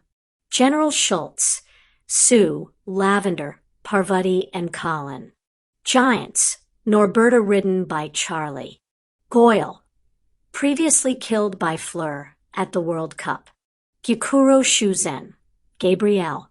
Lestrange brothers, previously killed by Inferi in the cave. McNair, previously killed by Remus in the Avery Manor infiltration. Malfoy, Tracy and Dobby. Mercenaries, Australians and Bulgarians. Mulciber, Coco. Nagini, Fleur. Not, previously killed by Harry in the graveyard. Peter Pettigrew, Sirius and Remus. Rookwood, previously killed by Shacklebolt in his final stand. Rowell, McGonagall. Scabier, Crumb and Millicent. Selwyn, Phileas. Travers, Lily. Umbridge, previously killed by Shiva during the final task. Yaxley, previously killed by Remus in the Avery Manor infiltration. Chapter 48, Closure. So now that the Dark Lord is simply another name in the history books, can I assume we will be seeing far less of each other, Mr. Potter? Madame Pomfrey asked, raising her eyebrows with her hands on her hips. Harry rolled his eyes as he swung his legs over the side of the bed. You realize I don't ever intend to get hurt so often, right? All the same, I believe you've been my patient far too often, young man. Hopefully this latest brush with death has been enough to sate you through the last 2 years. Barring Quidditch mishaps, sure, Harry said, chuckling, letting his eyes roam briefly over the plaque above the bed with his name on it. I think I've hit my limit on almost dying for this lifetime. Besides, if it happens again, my partners will probably end up making me wish I died. He paused and hefted the cream from the table as he stood. Will this actually help with the scars, or is it just to make me feel better? Pomfrey sighed and shook her head. It should lessen them slightly. I am sorry, Mr. Potter. Unfortunately, that is the best I can do. At least you didn't take a killing curse on those gauntlets of yours. If I may be so bold, don't try to make those again. Harry grimaced and nodded. Yeah, I don't think I can get them to work any better than that, and it's not really worth the damage they can do. Thanks for the help, Madame Pomfrey, and for keeping the reporters away. Me? Huh, I didn't do that. You can thank Miss Granger and Miss Greengrass for that. Pomfrey winked at him. Apparently, they drew quite a lot of attention for dealing the final blow. Good for them. With any luck, people will forget I was even involved, and I can just stay quietly anonymous, Harry muttered. Pomfrey laughed so hard at that comment she had to clutch her sides before wiping away the tears leaking from her eyes. Anonymous, he says. Anonymous. Potter, I should keep you here for another few hours simply because you're delusional. No thanks. I'm good. Bye, Madame Pomfrey. Harry yelled quickly, hurrying away from the still laughing, which before she could make good on her threat. His pace slowed as he made his way down toward Shiva's room, and he took a moment to recenter himself before reaching out and quietly knocking. Doors open, his mentor's voice shouted from within. Everyone decent? Harry yelled back with a grin. He could practically hear the eye roll in Shiva's reply. No, kid. Lily is lying on the couch, Starkers, and I'm dancing around in just my knickers. Open the bloody door." Chuckling, Harry complied and walked in waving hello to his very much clothed, red-headed mother, sitting on the couch. Shiva was sitting on the armchair, sipping her tea and looking with amusement at the pile of papers surrounding Lily. "Hey, Mum. Grading papers? I thought exams were cancelled."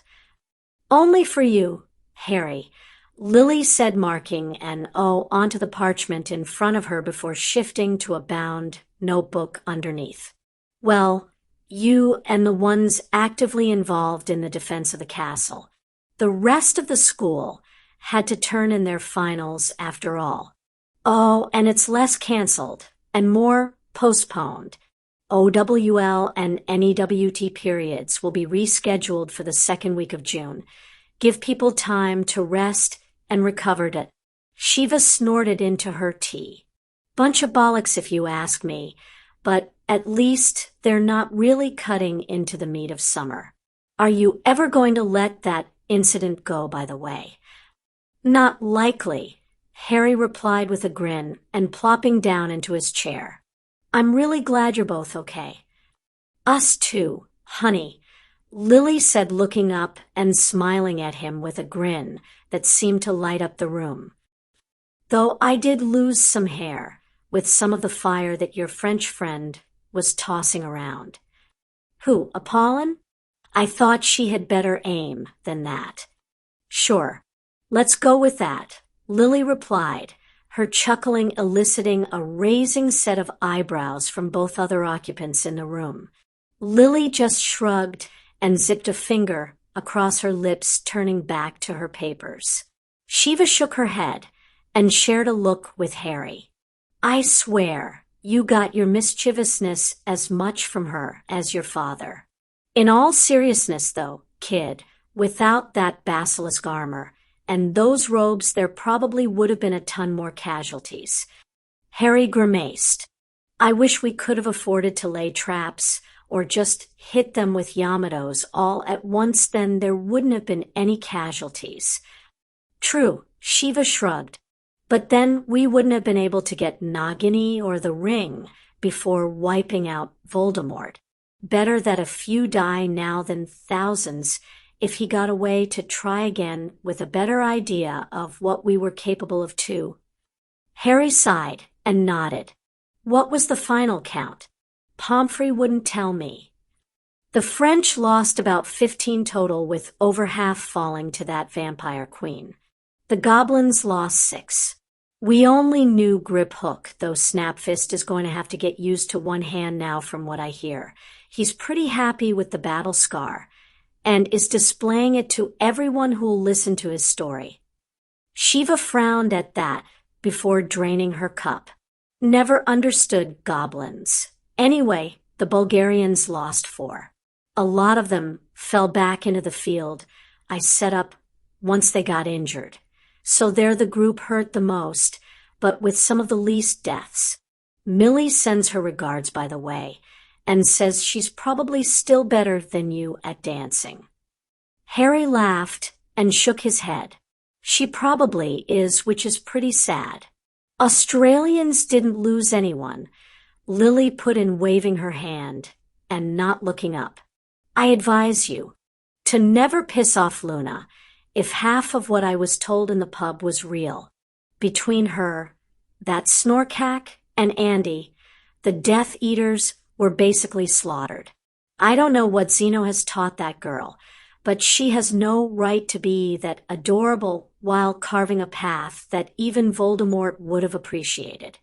Harry could only stare between the two women for a few moments with his mouth hanging slightly open.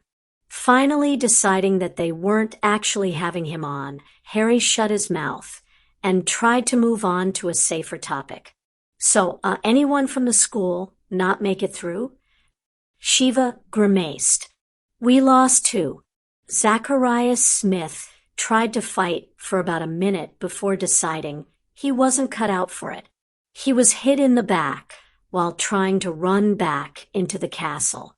Almost got Lavender killed too, when he pushed her right in front of Sue's spell as he ran from what the girls said at least. Cormac McLagan didn't do too much better, sadly. He tried to take on Avery and lost. Marion saw the whole thing, but didn't get there fast enough to help. Harry's eyes fell, and he shook his head. Cormac was a git, but he deserved better than to die at their hands. Things would have been a lot worse, Harry, Lily said softly. We had a lot of injuries, but considering the force against us, it was extremely few deaths. Proper planning and equipping cut this war off at the knees before it ever even really started. That's thanks to you and your friends. We shouldn't have been that good. School kids have no right beating adult wizards with years of experience like that. It's almost enough to make me actually believe in Merlin or your goddess, Shiva, Harry murmured. Don't piss off the goddess, Shiva said, playfully slapping the back of his head. You never know when Morgan is listening. Leaning back into her seat, Shiva refilled her glass and shrugged. It's really not that much of a mystery that you guys all did so well, Harry.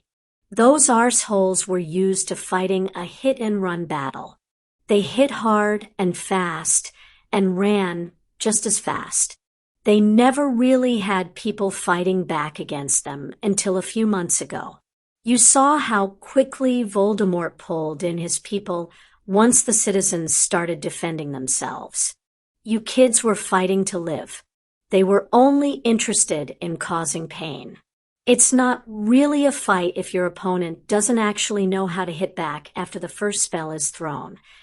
Harry frowned. I think you're downplaying them, but I really don't want to argue about this.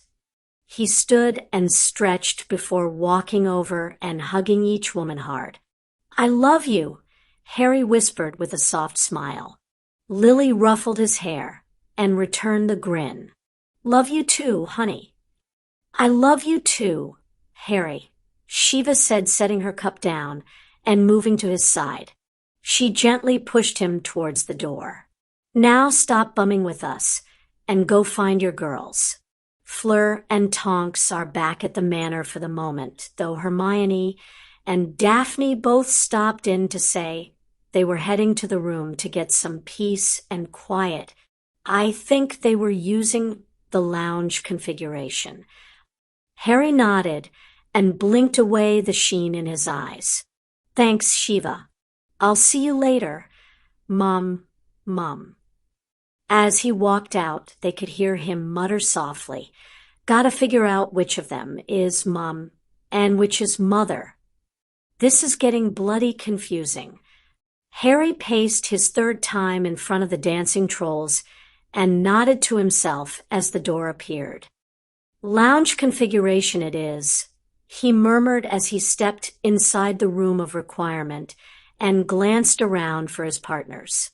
He found them both sitting on the couch, staring intently at each other. Feeling a slight shiver of fear that they were about to fight, Harry hurriedly walked over. Hey, Mione, Daff, Pomfrey said, I'm free. Girls? Hello. Narrowing his eyes and frowning, Harry looked closer and chuckled to himself as he dropped into an armchair across from them. How he'd mistaken their legitimacy for hostile intent was beyond him. As he settled into the chair, both girls blinked, with Hermione shaking her head and grimacing. I had forgotten how brutal I was during that. Brutal? Mione, that was amazing. Daphne said, brushing away a tear. You rode that bastard to the ground. And the way Harry jumped in afterwards with a magical grenade, Merlin, it was oh screw it. She reached across the gap between them and grabbed Hermione's face with both hands. Harry watched as Hermione's eyes widened slightly, and Daphne pulled the brunette in, mashing their lips together. Hermione froze for the barest of moments before melting into the kiss and wrapping an arm around Daphne's waist. Feeling a blush rise on his face, Harry coughed loudly, trying to make sure that the girls realized he was in the room with them. His effort was apparently successful as they pulled apart and turned towards him. Hermione blushed while Daphne just snorted in amusement before smirking at him. Like the show, Harry? That seemed to break the trance over Hermione, who leapt off the couch and wrapped him into her arms. Pomfrey let you out. You're all right. About an hour ago. Yeah. Hand all right, Mione? Harry asked, pulling back from her embrace enough to gently run his own hand along her left one, grimacing as he traced over her missing pinky. Hermione smiled at him and shook her head. It's fine. I barely use that hand anyway. If I wrote left-handed, I'm sure it would be more awkward. But as it is, this is far easier to deal with than what some others have to face. I'm honestly having more issues getting used to short hair. Strange, I know. Good. That's good. How about you, Daph? Hearing coming back in the right ear. Yet. Harry asked. Daphne shrugged. Mostly. There's a bit of a ringing sound, every so often. Now that we've all assured each other that we're all right, are you going to ask? Harry rolled his eyes. Okay, sure. Skip all the pleasantries then. What were you guys going over? Hermione shifted to the side to sit down next to him and shrugged. I finally showed her when we met Fleur at the Quidditch World Cup. When you rescued her, you mean? Daphne said, raising an eyebrow. That was extremely impressive, to say the least. And it bears some striking similarities to my own rescue. Daphne fell silent, frowning. Harry stood and shifted over, gently wrapping an arm around her. You okay? I'm fine, she said. Hermione sighed and joined the other two on the couch, resting a hand on Daphne's knee. It's all right if you're not, Daphne. It's just us here. I will be fine. All right. It just dredged up some confusing memories. I already talked over all this stuff with Tracy the other day, Daphne said. Harry nodded. She doing okay? I heard that she killed Malfoy. A large grin split Daphne's face. She did. That seems to have helped her heal far better than I ever managed to. I'm not sure what that says about us as a whole, but I'll take it. Hermione shrugged. You can't be expected to fix everything, Daphne. I know. I'm going to have my hands full trying to fix the wizarding world soon enough. We have a responsibility now, after all, she finished with a smirk at Hermione. We're the witches who conquered. Hermione groaned and collapsed back into the couch. Please don't remind me of that. I don't know how you dealt with it for so long, Harry. I haven't been able to escape anyone. Between the media, our schoolmates, the staff, the owls from supporters. Ugh. Bet Daphne is loving it though, Harry said, winking at his blonde partner, who simply chuckled in return. To a degree. As long as it dies down at some point. I prefer to run things from the shadows after all. The spotlight isn't exactly my thing. Well, if either of you get too tired of it, we'll just sick Luna on them, Harry said, laughing. The others chuckled and leaned into him. Hermione ran a hand down his arm, tracing the scars, starting from his left palm and running along his arm. Her hand paused as it reached the edge of his shirt sleeve. Do these hurt? She asked softly. A little, Harry said, wincing slightly. Pomfrey said they won't get much better than this. I should have just taken the Crucio. Can I see them? Hermione asked. Her fingers lightly traced the lines again with a slight wince on her face. Harry nodded and shifted enough so that he could pull off his shirt. As it was dropped to the floor, he heard a slight gasp from both of the girls. Daphne gently touched the unbroken double lines etched down both arms and across his back, causing Harry to cringe slightly. "I know they're bad. I understand if you girls want me to keep my shirt on from now on when we're together." Hermione's eyes narrowed, though, before she could say anything. Daphne had grabbed Harry's head in both hands and turned him to stare into her gaze. "Harry James Potter, you stop that self-pitying right now. You have scars, so what? Hermione's missing a finger. Millie is missing a foot. I can barely hear from the right side. Sue has scars across her cheek." She huffed and leaned closer until their noses were practically touching. "You just defeated Tom Riddle, Mione, and I may have killed him, but you were the one who beat him. You have confidence now. Act like it." "Well, I wouldn't have put it quite like that, but I agree. If I don't need to wear a glove, you certainly don't need to wear a shirt, Harry," Hermione said, hugging him. "Okay." Harry reached up and gently took Daphne's hands off his face. "I get it, and I'm sorry. Still trying to kick that habit. You both realize you're going to have to keep yelling at me about this for another few years until it's not my go-to thing, right?" Hermione squeezed him before letting go and leaning back, chuckling. "I've been doing that for 5 years. I'm used to it. I just like bossing people around," Daphne said, shrugging and winking at them both. After a moment, her easy grin morphed into something saucy and hungry. "Speaking of which, Hermione, I feel like we should demonstrate in detail how we are unaffected by Harry's scars. Take off your shirt." Hermione raised her eyebrows in response, and she crossed her arms over her chest, only serving to highlight her bust. "Excuse me? Take off your shirt, please," Daphne corrected, visibly holding in her chuckle. "Why, of course. There's no need to forget manners, Daphne." She paused with her shirt halfway off before snorting and shaking her head with a smile. "Unless you're sleeping with NYM, then you're free to forget them." Her shirt quickly joined Harry's on the floor, and Harry tried hard not to stare at the bright jade bra she was sporting underneath. "Air." Hermione chuckled and patted his cheek. "I thought it appropriate, considering I was hanging out with a Slytherin.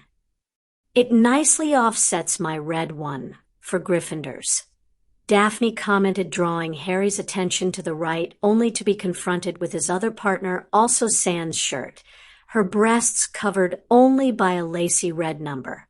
Swallowing, Harry closed his eyes and took a deep breath. "Girls, I love you. I just wanted to make sure I said that while I can still speak." Mature scene below. "That's good, because I do believe your mouth should be occupied elsewhere now," Daphne said, smiling and leaning over to briefly capture his lips before gently pushing his head down to lodge it in her cleavage. "Mione, if you'd be so kind as to assist." With an amused murmur of agreement, Hermione reached around behind the two and popped the clasp, loosing the red lace binding Daphne's chest. A quick roll of her shoulders saw the bra falling to the couch, utterly forgotten by all three.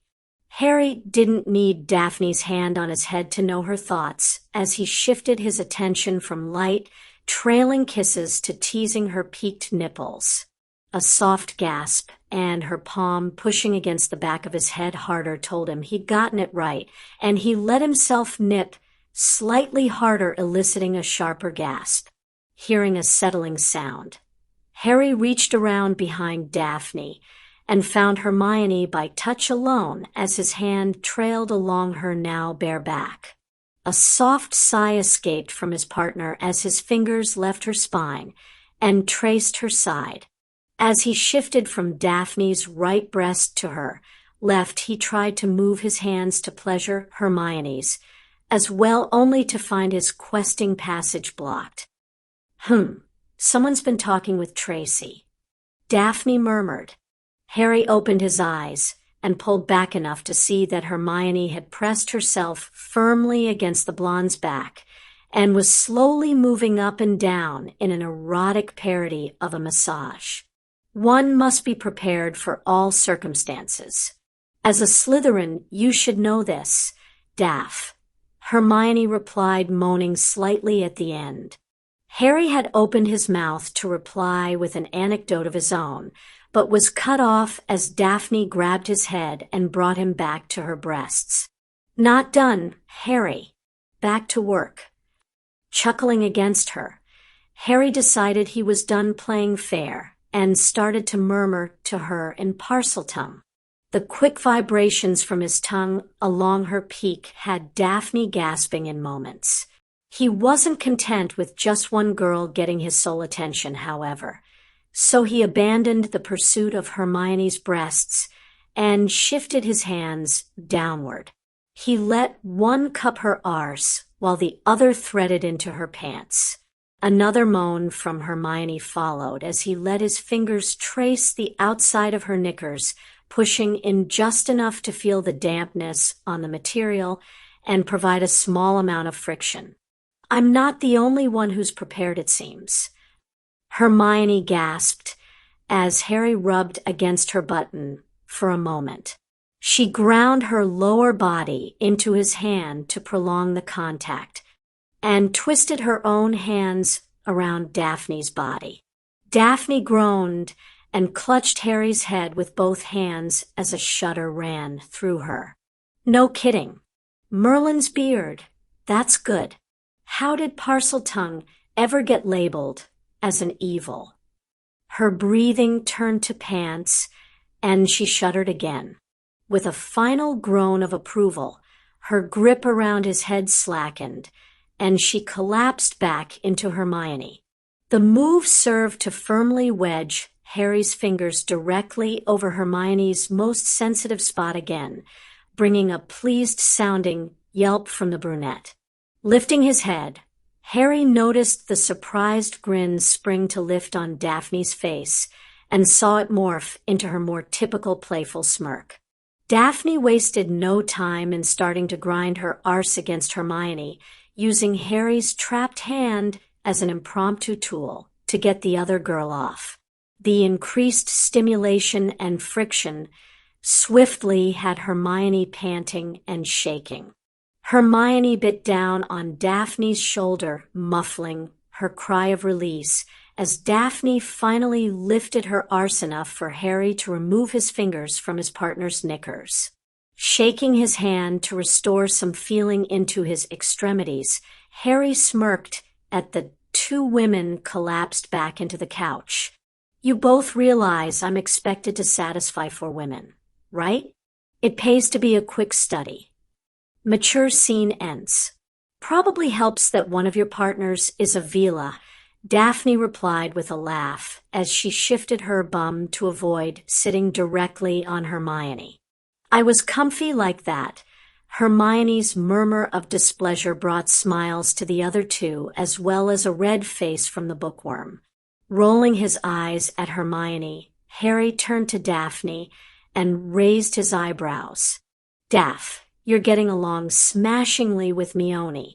You're more than welcome to join in with Fleur or Tonks as well, you know.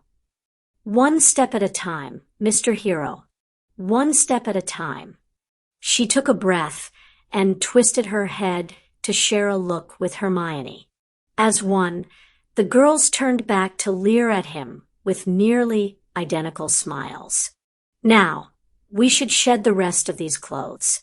2 out of 3 isn't bad, but I do believe we should be aiming for a hat trick. Don't you agree, Meone? While I'd argue semantics on the use of hat trick here, Hermione stated before chuckling and shaking her head, I'm in complete agreement on the spirit of the statement. Harry traced the hungry gazes from both girls, and the remainder of his worry about his new scars vanished into the wind. If this is my reward for conquering dark wizards, maybe I should be an Auror instead of a shopkeeper, he mused with a smirk. Not on your life, Potter. Can't have you risking that fine ours too often after all, Daphne commented. She leaned up and grabbed one cheek to emphasize her point. Trousers. Floor. Now, at a soft cough, she amended. Please. Laughing, Harry arched an eyebrow at Hermione, who shrugged. You heard her. Please ditch the trousers, man who conquered. We have a hat trick to complete. The extended Potter family stepped off the plane into Philadelphia, Pennsylvania, with Tonks clinging to Harry's arm and a very amused Hermione trying to hold in her chuckles as she walked behind them. See, NYM, safe and sound back on the ground, Harry said, patting her hand with a smile on his face. We told you it was safe. Safe my arse, Tonks mumbled. Give me a broom or a portkey any day. Hell, give me a freaking hippogriff. You know, statistically speaking, it's safer to ride in a plane than a car, Hermione said. And for some reason, I rather doubt that a hippogriff would be able to last for an entire flight across the pond. Or that you'd be okay on a broom for that long. We could have taken a portkey. We're not exactly wanting for money, Tonks said, glaring at the girl. Harry leaned up and kissed Tonks' cheek. But then you wouldn't have experienced travel that doesn't hate me. We're proud of you for soldiering through and humoring me, NYM. We can apparate to the facility from here. Thank Merlin, Tonks muttered. I still say we should have waited for this trip until your OWL results came back. Having more to rub in the old goat's face would have been fun. Yes, because there is so much doubt on how we did, Daphne commented with a dry tone. Lily shook her head and led the small group out towards the airport exit. You've taken them. That's good enough. I've waited long enough to confront Dumbledore, and I have no intention of postponing this trip just to hold out for test results.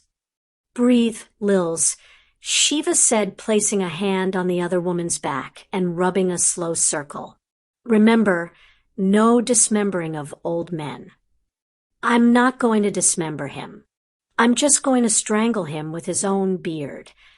I almost did that, Tonks volunteered, finally letting Harry slip from her grip as she held up a hand with a smile.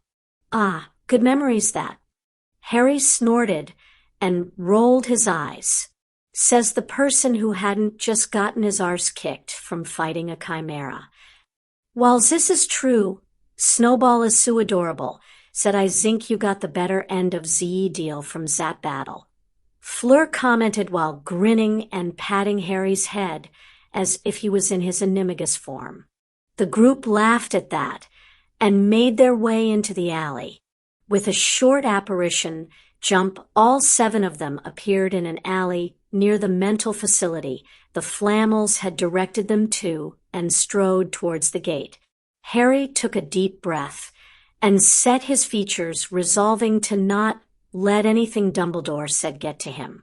Shiva appeared to do the same, as did a few of the other girls, though Tonks' red hair showed off the Exor's feelings on this meeting rather clearly.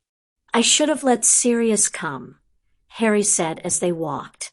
There is far too much estrogen in this group.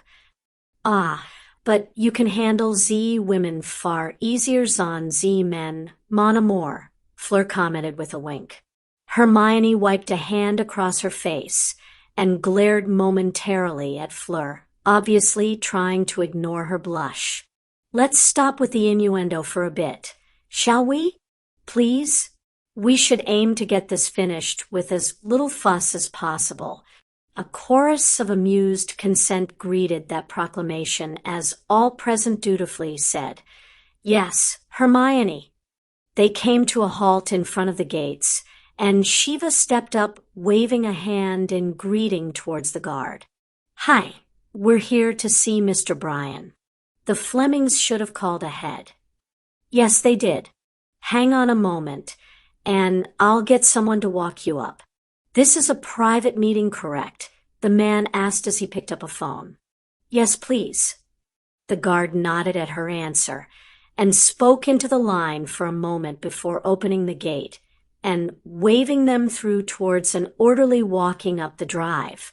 The group followed along in his wake until they reached a side room with several comfy couches and armchairs scattered about. They only had to wait a few minutes before the door opened again, and a familiar-looking old man walked in. Harry had to blink a few times to make sure it was really Dumbledore, thanks to the changes in his appearance. While the ex-headmaster didn't seem noticeably older, he did appear visibly exhausted. When he walked, he dragged his feet. When he paused, he slumped. His beard was frizzy instead of well-groomed. The thing that most threw Harry off, though, was the thoroughly normal clothes that Dumbledore was wearing. The logical part of Harry's mind knew that the staff wouldn't have let Dumbledore use his eye-wateringly colorful wizard robes, but that didn't prevent the shock of seeing the old man in sweatpants and an "I Heart the Liberty Bell" t-shirt. As soon as Dumbledore saw them, he stiffened and stood up straight, his hand instinctively reaching for his missing wand. Harry raised his eyebrows at the move and had to resist a snort at the reaction. Thankfully, Dumbledore appeared to possess enough frame of mind to wait until the door closed, and Hermione activated a privacy stone before he started his ranting. "Harry, my boy, you have returned." "He's not your boy." Lily snarled, rising to her feet with one hand balled into a fist and the other white-knuckled around her sparking wand. Dumbledore's reaction was extreme. As soon as he took notice of the redhead, the old man's mouth dropped open, and he swiftly backed up until he was pushed against the wall, with one hand held forward, as if he could ward her away with the limb. Once upon a time, he probably could. Harry resolved yet again to never piss off the Flammels. "Easy, Lils. Down, girl," Shiva murmured, standing and running a hand along one of Lily's arms while her other reached down and carefully plucked the sparking wand from her hand. "Why don't I keep this until we leave? Just to be safe. He's your son, too. Why aren't you screaming at the old fool?" Lily growled, never once removing her eyes from Dumbledore despite allowing herself to be guided back to a sitting position. Shiva took the comment in stride and simply nodded as she grasped the other woman's hand. "Because I've already screamed at him several times for that comment, and you have it well under control for the both of us. I don't need the old goat's approval. I just need Harry's. Breathe, Lils." After several deep breaths, Harry watched his mother close her eyes and nod. Dumbledore, however, stayed in his defensive position. "Harry, you actually did it. I had hoped that it was embellishment, that you had not fallen so far. Necromancy? Truly? How could you desecrate your own mother's grave?" Another growl issued from Lily, though this time it was joined by a quieter one from Tonks. "How dare you?" the metamorph whispered as her hair flipped through a kaleidoscope of colors before settling on a deep crimson bordering on black. "NYM," Harry murmured, shaking his head. Tonks scowled, but waved for him to continue as she leaned back into her chair and crossed her arms. "Mr. Dumbledore, perhaps if you had actually followed my parents' wills instead of sealing them, we would have had a far more congenial relationship. My mother managed to create a combination of enchantments that left me with protection against Tom Riddle by using herself to power the charm." When I touched her body as it laid in stasis, the enchantment ended and her consciousness was returned, which served to end the stasis. Lily Potter never died, Dumbledore. By ignoring the instructions left by my father, you effectively buried a woman alive for 14 years. Impossible. Dumbledore yelled. His wide eyes and wavering hand served to show the truth of his feelings. Daphne snorted and glared at the man. Impossible? Why? Because you are the great and powerful Albus Percival Wulfric Brian Dumbledore. Because you cannot possibly be wrong. Hermione sighed and shook her head. Deny it all you want, Dumbledore, but your denial does not make it untrue. Simply because you did not think of it does not make it impossible. Dumbledore shook his head violently enough for his beard to flop against his sides. Even if that is true, it changes nothing. Harry is dark. He has installed his own puppet as a minister and has a harem of willing slaves. He has an army of schoolchildren. He is trained to be elite killers.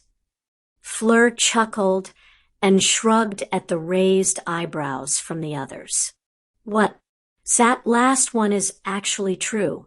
You did raise an army, and several of them were still in school. I can be a slave in bed if you guys want, Tonks said, raising her hand and winking at Dumbledore, who shuddered. Harry groaned and rubbed at the scar on his forehead. You people are impossible. Tonks, please stop trying to give the ex-headmaster a heart attack. Fleur, please stop egging him on. Sure, take away all my fun, Tonks murmured, rolling her eyes. Fleur simply smiled and shrugged again. Dumbledore, I didn't raise an army, Harry said, turning back to the man who had finally sunk into a chair as far from the group as he could get. I helped establish alliances between England, France, Bulgaria, and Australia, along with ensuring that the goblins, the house elves, the centaurs, and the werewolves were all treated better and given more favorable living/trading conditions in exchange for their help. All I did for my mates in Hogwarts was to make sure they could properly defend themselves, something that all of your defense teachers utterly failed at besides Remus. And I would like to establish that I am most certainly not a harem slave. If anything, I am the reason that Harry is even dating multiple women. Hermione huffed, glaring at the old man. He is heir to 2 ancient and noble houses. He needs at least 2 wives. I pushed him to accept that fact to better integrate into the wider wizarding culture. Daphne and Fleur both love him as much as Tonks and I, and with their need to continue their own family names, the consort arrangement is perfectly justified and acceptable by the standards of the community. Daphne couldn't resist chiming in at that. You are old enough, Dumbledore, that you should remember such situations being commonplace. Dumbledore narrowed his eyes at her. You are completely biased. Your family is as dark as they come. You have corrupted a good, self-sacrificing young man with your wiles, and you have even managed to sway Miss Granger and an Auror. Daphne sighed and leaned back, looking pointedly at Harry and Hermione. I told you I should have stayed at home with Tracy and Luna. This is pointless, and all I'm doing is antagonizing him further. You deserve to be here, Daphne, Harry said, shaking his head. You helped kill Voldemort. You have every right to be present at this conversation as the rest of our family. Hermione agreed, reaching out to squeeze Daphne's hand. That set off a new goggling from Dumbledore as he stared agape between all the others in the room. Voldemort is dead. That's right, old man. The dark wanker is dead and buried. Well, dead and blown away to be more accurate. Tonks replied, sending a toothy grin towards Dumbledore as she got up and wrapped Harry, Hermione, and Daphne into a giant bear hug. Fleur nodded with her own grin as she explained. Harry trapped the arrogant fool inside a barrier before tricking him into zinking. It was a spell battle when it was really a rune battle. Harry's counterattack left Voldemort crippled and barely able to move. Then Ares hands Hermione and Daphne for Z mentally challenged arrived and finished him off to Geezer. As I stated in the infirmary, Hermione said with narrowed eyes, "You took the prophecy far too literally." Dumbledore sat back into his chair, shaking his head and wiping his eyes. You fools. You fools. He's not gone. He'll be back, even stronger than before now. He'll be more prepared, and he'll dash. Shut it. Lily snarled. You arrogant tosser. You don't hear a single thing we say, do you? He's not dead. She stood and threw off Shiva's restraining hand to stalk forward and poke him in the chest. Shut your mouth, arsehole, and listen when we speak. Dumbledore pushed back into his chair and stared wide-eyed at the screaming Lily Potter. Diadem, purified. Locket, destroyed. Cup, purified. Ring, destroyed. Diary, destroyed. Snake, killed. Harry, purified. Impossible. I said shut it. Lily yelled, grabbing his beard. The people behind her tensed slightly, but Lily merely used her leverage to jerk his head up, so their eyes were only a few inches apart. My son nearly doomed himself to being possessed by that abomination when he revived me. You left him with that thing inside him for over a decade. A decade. It was only linked to the scar at first. My enchantment kept it from linking to him for at minimum several months, if not years. That was more than enough time to have the section of skull surgically removed before the soul fragment could begin to be a problem. But no, if you couldn't see the solution, it didn't exist, did it? Never thought to ask for a second opinion, did you? You let the fucking thing fester inside my child. We had to watch as he almost killed himself twice to get rid of it. He had to practically invent an entirely new branch of magic in order to destroy it without any danger. Lily paused and grinned down at Dumbledore. How do you think he managed to save Rowena Ravenclaw's diadem or Helga Hufflepuff's cup?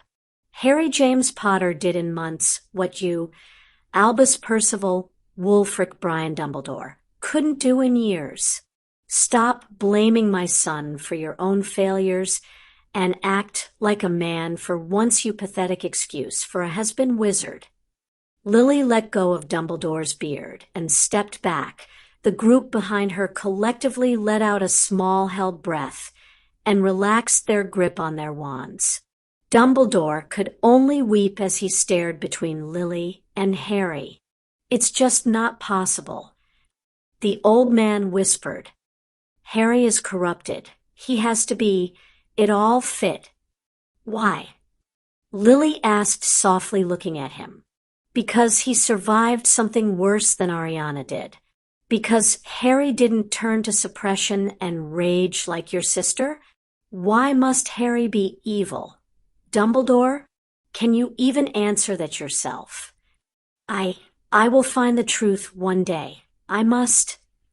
Dumbledore breathed out between his sobs. Does anyone else need more closure?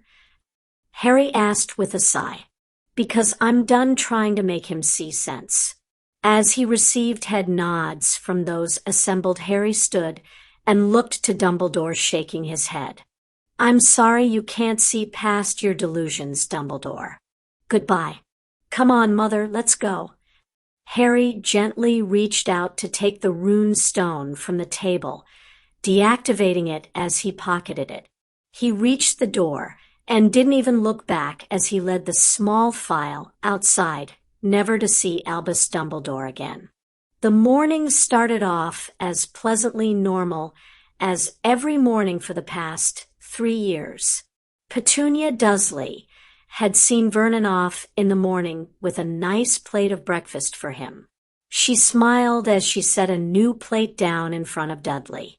Her little boy was taking the time during the summer halls to better his diet and exercise regime with his friends.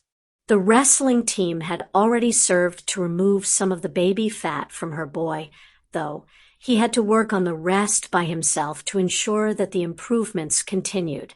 As Petunia plated his meal, a frown briefly crossed her face as her mind involuntarily dredged up bad memories. It was only a few weeks past the anniversary of the day that her nephew had left them for good. They weren't entirely certain that the boy had ever made it to his new home. He certainly wasn't sending them a letter. And why should they have to track the little runaway after what he'd done to Marge and Ripper?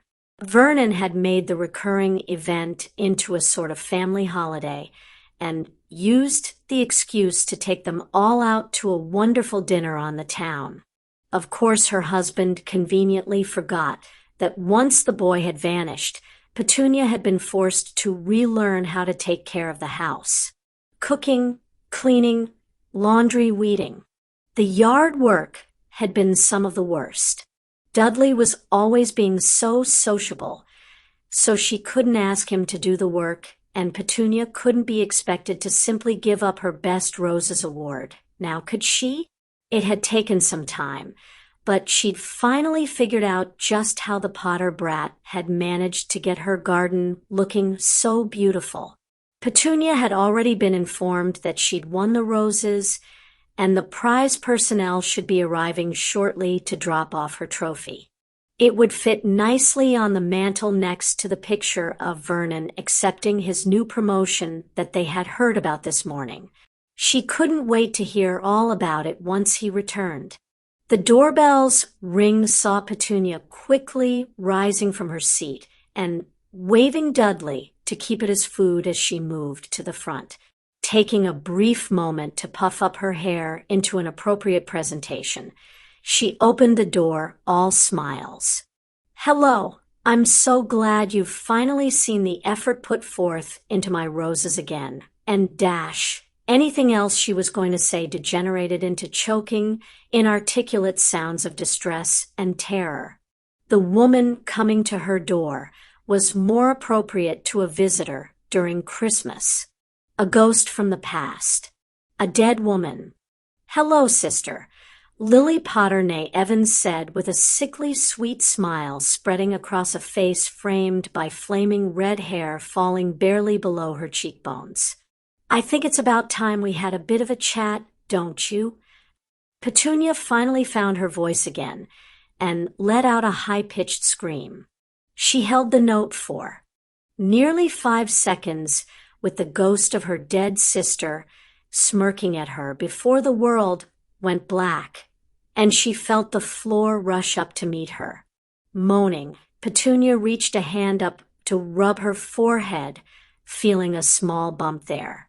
"Well, that's a perfect way to handle the stress of receiving my award," she muttered to herself.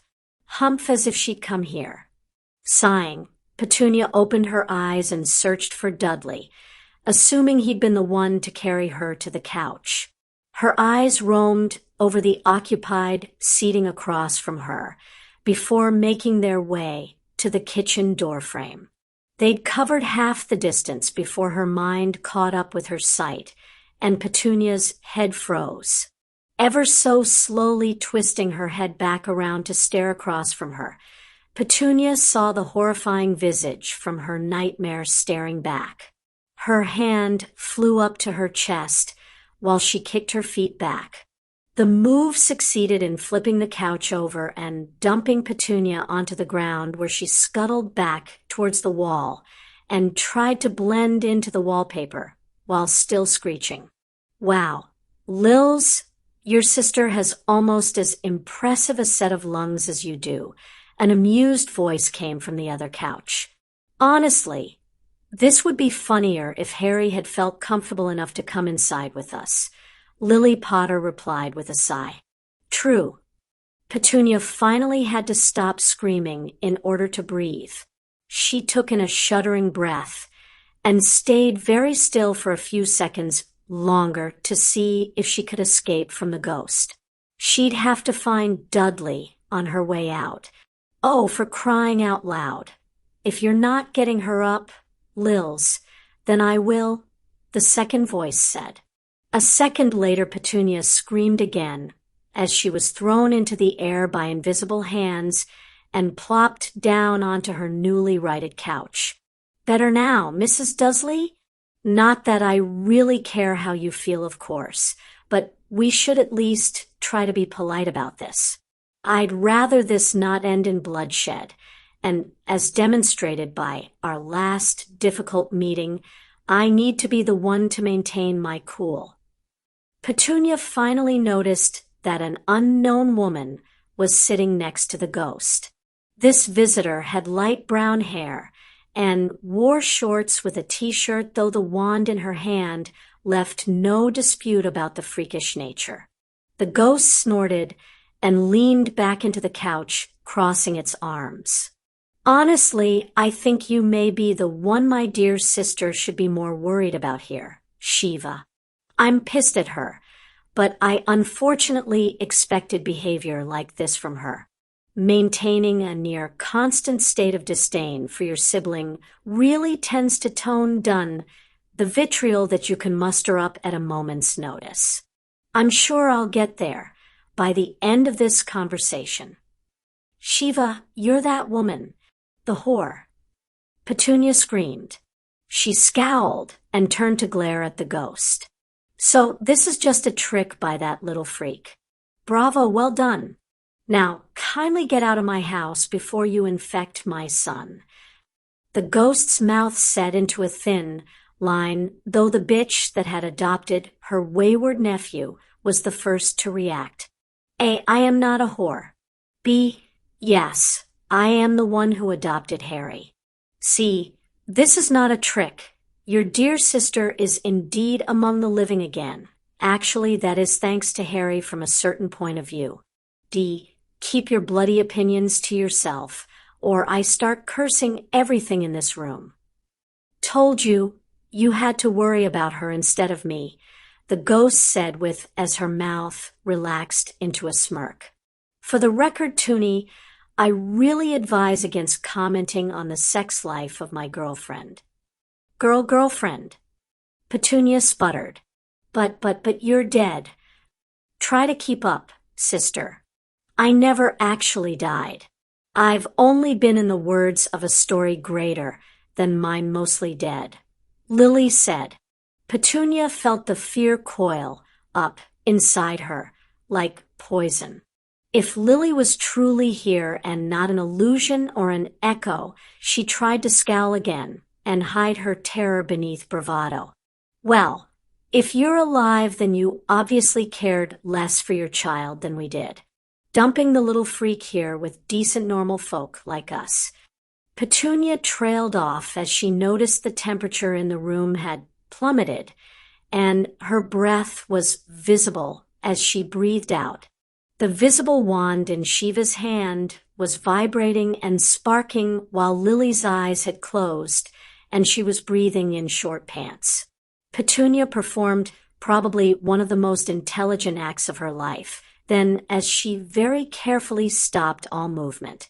After nearly 2 minutes, the wand had stopped sparking, and Lily was breathing more normally. Shiva unclenched her fisted hand and flexed her fingers before speaking very slowly. Petunia Dursley, I am trying very hard to avoid killing you. I've already done it to several people who threaten my son.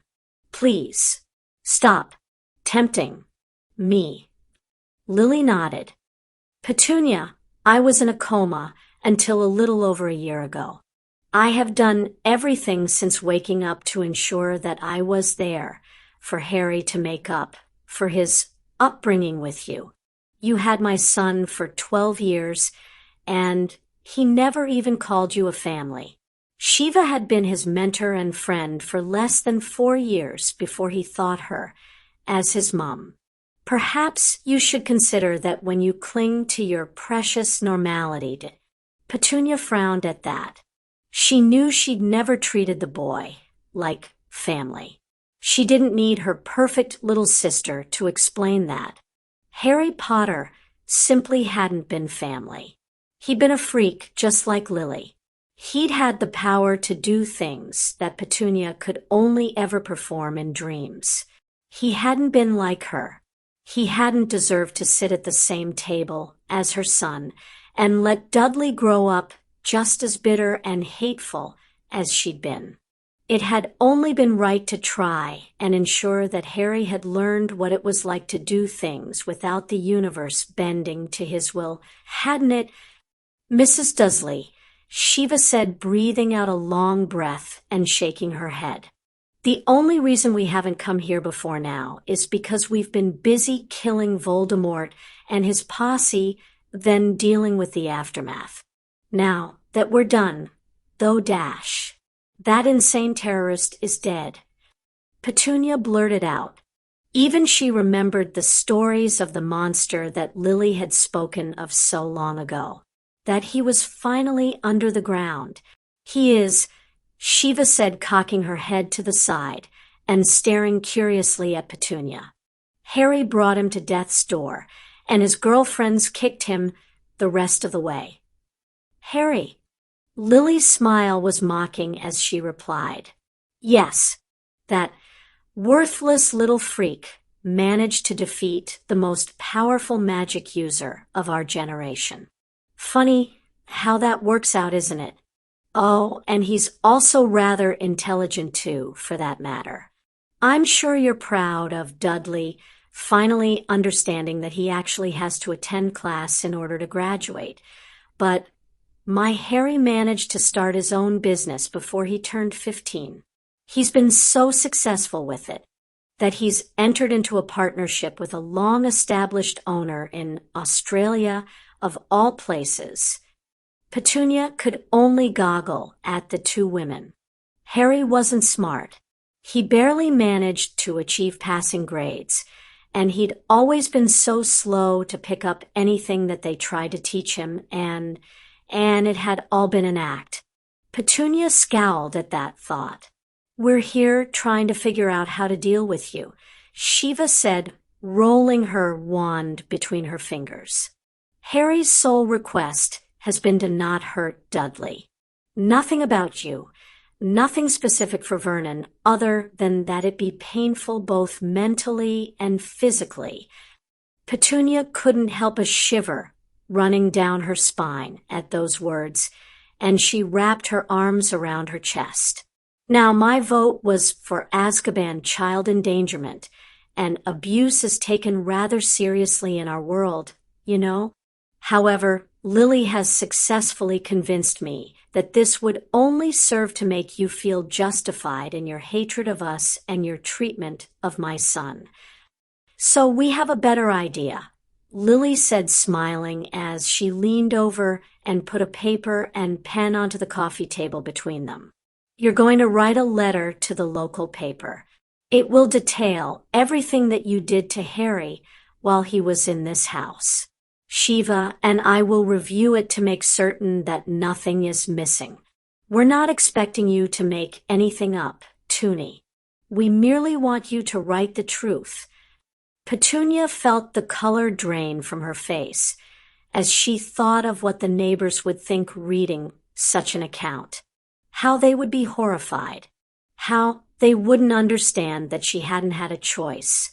She'd had to make sure that he grew up normal. That he, oh God, please no. Do you finally understand, Mrs. Dursley? Shiva asked softly. What better way to prove how unnatural you and your husband have acted than by having your own peers explain it? She laughed softly before continuing. Oh, and a copy of the letter is going to be sent to the police as well. Petunia felt herself start to cry as she shook her head back and forth. Please, You did this to yourself, Petunia, Lily said, all amusement gone from her cold, hard voice. I understood eventually why you hated me, Toonie, and I made peace with that. But with Harry, all you had to do was treat him normally, and you were just too blinded by hate to do that. You brought this punishment down on your head all on your own, sister. Petunia wept louder and stared at the paper in front of her. Without another word, she reached her shaky hand for the pen and started to write. Harry twirled the high-backed chair around in a circle. Using his feet to kick it fast enough that he grew slightly dizzy, Harry kept the speed up for almost half a second before finally stopping the spin and wobbling back and forth. Why doesn't Hogwarts have these? We need to bring some of these to the castle. A snort of amusement and a shaken head was his answer, as Shiva leaned over and playfully slapped the back of his head. You're practically more mature than me, kid, and you're acting like a toddler with a new toy. There is no way that spinny chairs are making an appearance in the school. No way. Always spoiling my fun, Harry pouted. The phone on the desk in front of them buzzed, and the third person in the room reached out and pressed the intercom's button. Go ahead, Mary. Mr. Dursley is on his way up, sir. Thank you, Mary. Everything is ready for his arrival. Yes, Chairman. The voice on the other end replied. Excellent. Thank you, Mary. That will be all. He took his finger off of the phone, and the line went dead. Turning a smiling expression on Harry, he winked at the young man and nodded. If you wanted to maintain the surprise, Mr. Potter, you should probably turn back around. Harry sighed and sat up straighter. Yeah, guess it's time to get serious. Thanks for your help with this, sir. Harry saw the chairman nod again before his face was hidden from sight by the high back of the chair. Shiva reached down and gently squeezed his hand before she quickly left by the side door to wait for her cue with Lily. Harry followed the door as it clicked closed and shut his eyes, allowing the sound to cement his resolve and set his spine. He'd made it through years under this man. His mothers had finished dealing with Petunia in the morning. He could keep his composure with Vernon long enough to make this work. He'd just have to keep thinking of it, like it was all a grand prank by the twins. It was all mental. It was all mental. The main door to the corner office opened, and thudding footsteps pounded into the room. Chairman Brown, it's such an honor to meet you. Vernon Dursley rumbled. Harry could already see the smile plastered onto the face of the walrus without even needing to turn around. He forced his mouth into a smile, imagining the walrus bobbing his head and clapping for fish with that giant grin. When I heard this morning that you wanted to see me personally, why, I couldn't wait to tell my wife the news. I am so very proud to have been so recognized, sir, that the board itself has taken notice of my work. It's simply astounding. Yup, there was the head bobbing. Harry had to suppress the laughter bubbling up inside him. Letting it out before his cue wouldn't have nearly the right effect. Chairman Brown chuckled softly and said, Mr. Vernon, I have never heard nor seen your name before this morning.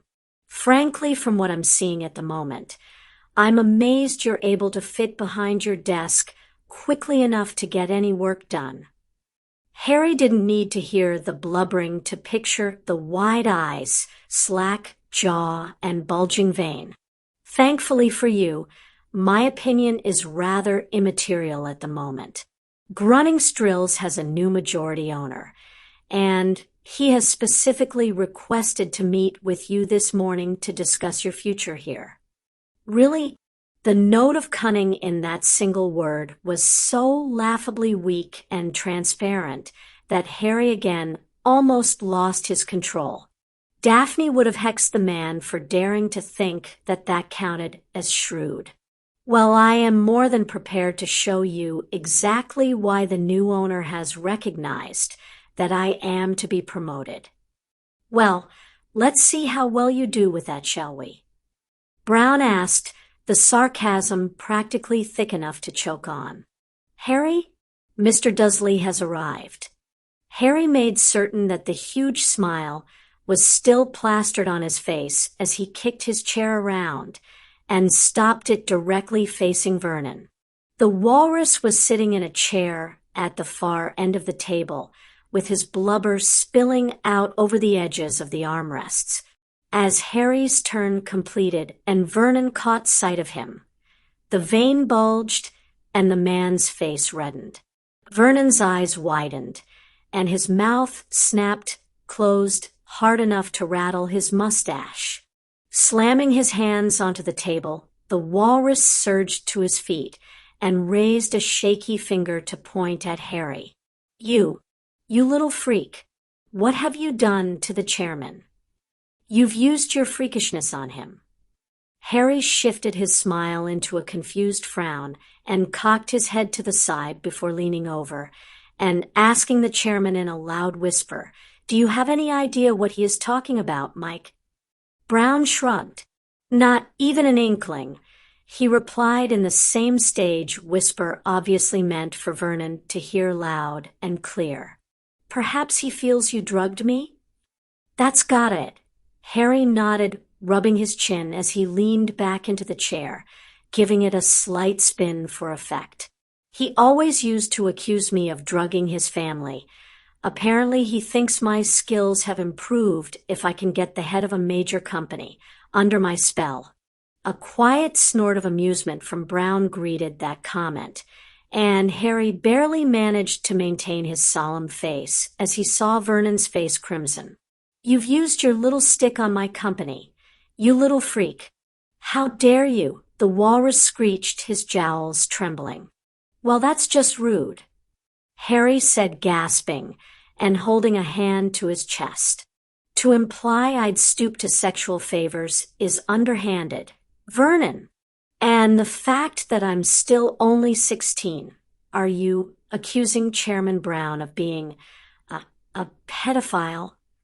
Vernon's lips curled and spittle flew from his lips, though he couldn't seem to muster a coherent reply beyond a growl. Brown saved him as he sighed and shook his head. I see this is getting us nowhere. Perhaps proof would assist in moving the meeting forward. We are all busy men, and this is already looking to extend beyond the schedule. He reached over and tapped the intercom. Mary, please send up the owner's assistants with their acquisition paperwork. Right away, sir, the intercom voice squeaked. Harry had just enough time for a half spin of the chair before Shiva opened the main door of the room and waltzed in with several sheets of papers.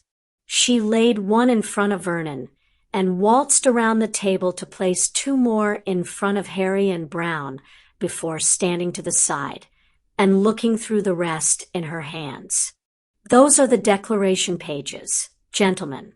Harry, Lily will be up in a moment with the entire document. They were taking longer to copy than we had expected since the machine jammed. That's fine, Miss Babbling, Brown said, waving off the issue. I imagine the final page is more than sufficient to assuage your worries. Mr. Dursley? Vernon swiped the piece of paper off the desk with one meaty paw without even glancing at it. His eyes locked on Shiva's, and his face turned puce. That harlot is the same sort of freak as the boy. They've played with your mind. Chairman, arrest them and throw away the key. The whore has already sold herself, and she has been teaching the freak since he ran away. Harry's controls slipped, and the pens around the table vibrated for a brief moment, while his green eyes seemed to flash. He clenched his hands and with a Herculean effort, he forced a smile onto his face, though one would have to be blind to mistake it for something natural.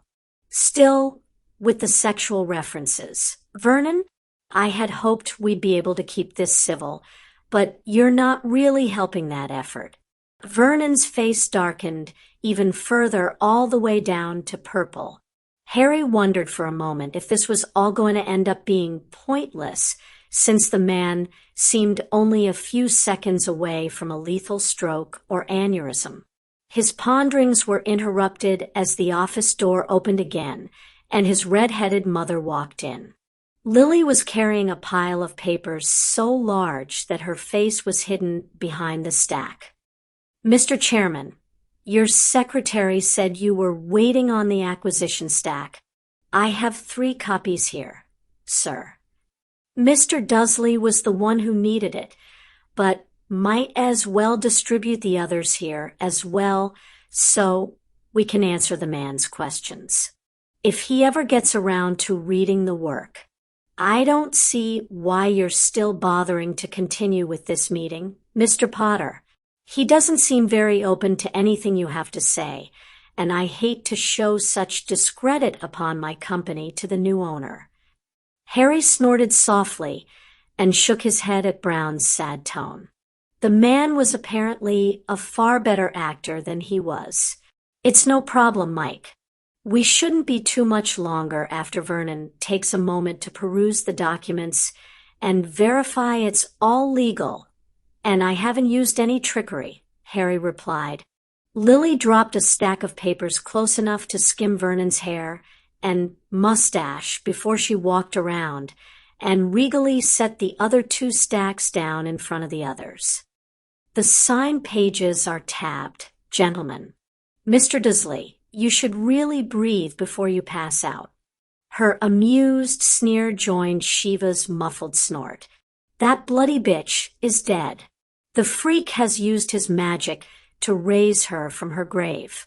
Kill him now before he murders US and brings us back as puppets like he did with his 2 whores."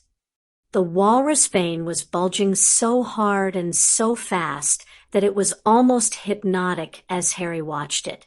Brown held 2 fingers to his head and murmured, "I think we've heard enough. If I let this go on much further, I'm going to kill the man." He didn't even have to reach for the intercom before it buzzed again. 20 seconds out, sir." Harry sighed and spun his chair once more as Vernon started sputtering and seeming halfway between running towards them and throwing his chair. "Vernon, I want to thank you for making this easy. I honestly thought I might have to actually try considering we're sitting with the Grunning's head, but apparently you're even more idiotic than I remember." "Oh, and Vernon?" Lily said, crossing her arms, leaning against Harry's chair and grinning evilly. "I already said hello to my sister this morning. You undead harlot." Vernon's internal struggle ended, and he knocked his chair to the side as he tried to rush around the table. He made it a quarter of the way before the door was kicked open and 5 police officers rushed in. Vernon's hands were outstretched towards the 3 smirking members of the Potter family as the first officer came to a halt and raised his hand from his belt. Harry's grin grew, so wide it hurt as the copper let loose with the taser. Vernon reached the end of the table just as the little points of metal embedded into his back. A shrill shriek of surprise and pain sprung from the walrus as he flopped onto the floor, twitching at Harry's feet. "Excellent timing, gents," Shiva said, saluting the police. "Appreciate that save. Please tell me we kept this fool going long enough to gain the rope to hang him with." Brown asked, still rubbing his forehead. The officer with the taser shut it off and nodded slowly. "We were only moments away from calling it off ourselves, sir. I'm truly sorry you had to live that vitriol again, Mr. Potter." Harry just shrugged. I learned to try and tune out Vernon Dursley years ago, but I appreciate the sentiment, sir. I won't have to appear at the trial now. Not if I have anything to say about it, the cop muttered. He walked over to the walrus and scowled. Vernon Dursley, you are under arrest for child endangerment, threatening a minor, attempted assault, attempted battery, aggravated assault, aggravated battery, child neglect, child abuse, attempted murder.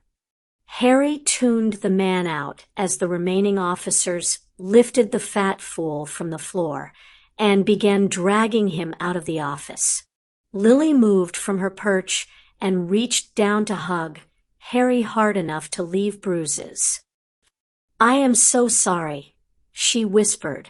One day I'll figure out how to make up for you being forced to stay with him. It's all right, Mum. It's in the past, Harry murmured, patting her back and kissing her cheek. As she pulled back, Shiva moved in and lightly hugged the redhead from behind. Harry smiled to his rescuer and turned back to Brown, giving the older gentleman a genuine grin and a deep, formal bow. Chairman, thank you so much for helping us. I know this little show took up a lot of your time, but I really can't say how much it means to me being able to see that man behind bars. Brown looked up and nodded to the young man with a warm smile. I was happy to help, Mr. Potter. I am ashamed that such a person was employed by my company for so many years. Surely there were signs to his nature evident. A thorough investigation is already being launched to ensure that anyone who ignored the problems is brought to task. He paused and chuckled softly before continuing. Are you certain I can't convince you to actually purchase part of the company? I think your imaginative tactics could greatly help Grunnings as we move forward, and it might help you heal a bit to partially own something that your abuser once thought was rightfully his. No, thank you, sir, Harry replied with a shake of his head. I'm honored, but that's a bit too expensive for me at the moment. Besides, I have my own business to run. We really shouldn't take up any more of your time. If yourself or the police need to contact us, you have our number. I do, Brown said. Harry and his mother stood and moved to the door. One more thing, Mr. Potter. Now that the microphones are off, was there any actual magic involved? Harry paused with his hand on the doorknob. He looked briefly to each of the women flanking him. Shiva sighed and turned her eyes to the heavens seeking divine assistance, while Lily just rolled her eyes at him and waved her hand in a whatever fashion. Chuckling, Harry turned just enough to meet the man's gaze. Nothing today, Chairman Brown. Have a fantastic day, sir. He twisted the knob and led his mother's outside breathing content that finally the Dursleys were getting their due. The day after his relatives had been dealt with, the local Surrey papers were having a field day with Petunia's confession and Vernon's arrest. Harry had read enough to know that both his aunt and Marge were also expected to undergo trials before he'd set the paper aside and invited some friends to spend the day. Tracy, Neville, and Susan had jumped at the chance and were currently lounging on his couch while Harry amused them all by having his stuffed bear ride a toy broom around the room. The bear might be fully muggle, but a simple sticking charm kept it in place while the broom was enchanted to maneuver and avoid any objects and walls. Gotta say, figured you'd be a Griffin person, Tracy said, laughing as the bear zipped past her and curved around towards a small bookcase. Or maybe Panther or Lion guy. I mean, you must have the stamina for a bear, so that does make some sense. Her grin widened at the blush spreading over Harry's cheeks before she continued on. But bear is really more of Neville's thing. Right, Sue? Susan rolled her eyes at her friend. Sure, Trace. Neville is a bear. Ouch, Harry said, wincing in empathy for the other young man. She's still mad at you, huh, Nev? They both are, Neville replied with a deep sigh. Hannah dropped off cookies this morning. They were completely burnt, top and bottom. Of course we're still angry at you. Susan huffed and crossed her arms, glaring at him. You tried to fight an army. Alone. You're not off the hook with either of us until you prove you understand just why we're angry. I will never get women, Neville confided with a sad shake of his head towards Harry. I feel for you, mate, stuck with 4 of them and 2 mums. Harry chuckled as Susan rolled her eyes and punched her boyfriend in the shoulder. Thanks for the sympathy, Nev, but I'm learning to deal with it. It's a constant battle. Tracy snorted and waved her hand in dismissal. Hey, none of you have to deal with Luna. She's worth like 6 girls. I love the little ball of energy, but she is bloody exhausting. Harry, I'm totally stealing Daphne back tonight. I need a break. Harry's eyebrows raised at that. Daphne is a break, huh? Wow. Oh, and by the way, the bear was a gift from my mom. Its hair is like mine, too. Ah, now I understand. Tracy nodded sagely while Neville took to peering closer at the bear as it kept zooming around. Dobby popped in with a plate of biscuits just as the stuffed animal zoomed in front of him. The elf squeaked in surprise and jumped back, narrowly missing getting a broom tangled in his ears. Bad Bercy, Dobby muttered, glaring at the offending toy amid the chuckles of the humans. Dobby must be checking landing area next time. As he set his tray and popped back out, Susan rolled her eyes at the manic elf. I wish our elves were that awesome. Hey, did you guys hear about Snape? Neville perked up and nodded quickly with a wide grin. Oh yeah, he's leaving Hogwarts. Finally, the greasy git is running for the hills. I admit to being slightly disappointed he didn't die in the battle, Harry said, grimacing. I suppose he probably found a corner to hide in as soon as everything started, though. Tracy shrugged and grabbed a biscuit. Yup, never left the sanctuary. Millie said he claimed to be providing necessary potions to the wounded. Ars didn't even try to fight, probably too scared of being seen on the losing side to risk doing anything. Mum said that Slughorn is coming in to replace him now that he's resigned. From what I hear, old Sluggy is supposed to be awesome, so that's a plus. Harry nodded. Yeah, my mum only had good things to say about Slughorn. Snape sent word to her that he's going to establish a little apothecary in the middle of nowhere. Works out well. For everyone, I guess. We don't have to see him. He can keep living in his fantasy world that Lily Evans still cares about him. And best of all, he is going to be kept far away from children. Tracy smirked. Broody and alone in the woods running a shop for other broody. Gets better than he deserves. Could be worse, Susan shrugged. He did somewhat help us with his information this past year. He was never as evil towards your house as he was towards ours, Sue, Neville said. I doubt we'll ever agree on this one. Probably not, the redhead said. Before anyone could respond to that, Harry caught sight of Fleur entering the room and looking around with a mild frown etched on her face. Has anyone seen Z, wayward metamorph? I was supposed to be teaching her how to cook Z cakes, but she has disappeared. NYM, in the kitchen. Harry asked, wide eyes locked onto Fleur. Fleur, are you insane? If I can teach Gabby, I can teach anyone. Fleur said. She shook her head and muttered. So many fireballs to cook Z cakes. I wish Z girl had done it to annoy me, said she actually thought it was easier. Trailing off, Fleur frowned and turned her attention back to her current missing cooking partner. If I could find Tonks, I could train her. Zay woman is hiding from me. I am certain of it. The chime signifying a returning guest sounded then, and all eyes turned towards the main entrance as clomping boots resounded through the hall, followed shortly by a muffled greeting. Morning, Skelly. Looking good and dead like always.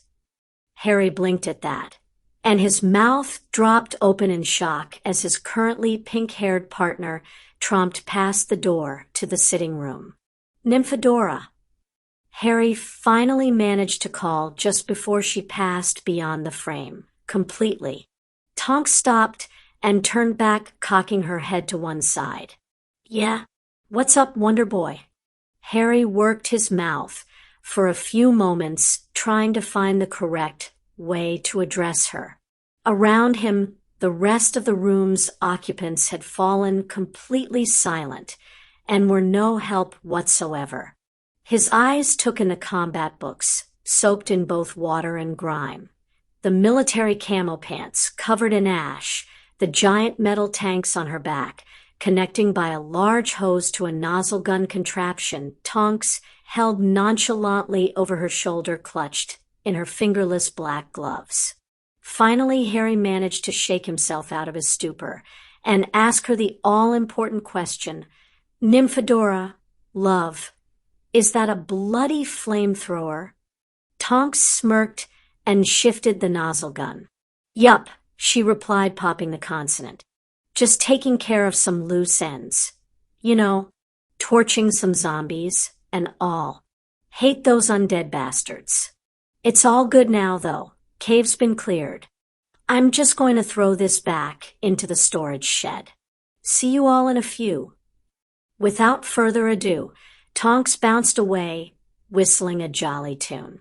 Harry slowly closed his mouth and leaned back into the couch as all eyes shifted from the open door towards him. Running a hand through his hair, Harry groaned. I lead a weird life. Chapter 49. Epilogue. 7 years later. Hermione Granger Potter scowled in annoyance as she signed the latest bill crossing her desk. She hated passing these types of pure blood tradition preservation funding bills. Narcissa Black had done her job well, though, and managed to convince the Wisengamot that any discriminatory practices were excised. Hermione had gone through the fine print of the bill herself to such a degree that her eyes had practically bled, yet she couldn't find anything to disagree with. Narcissa was a bitch, but she honestly only seemed to care about keeping some of the centuries-old traditions alive for another generation, something Hermione really couldn't bring herself to veto. So with a sigh, the Potter wife moved the bill to her outbox and watched it fold into a paper airplane and zoom out of the room, skimmed past the nose of a surprised Daphne Greengrass, who had just opened the door.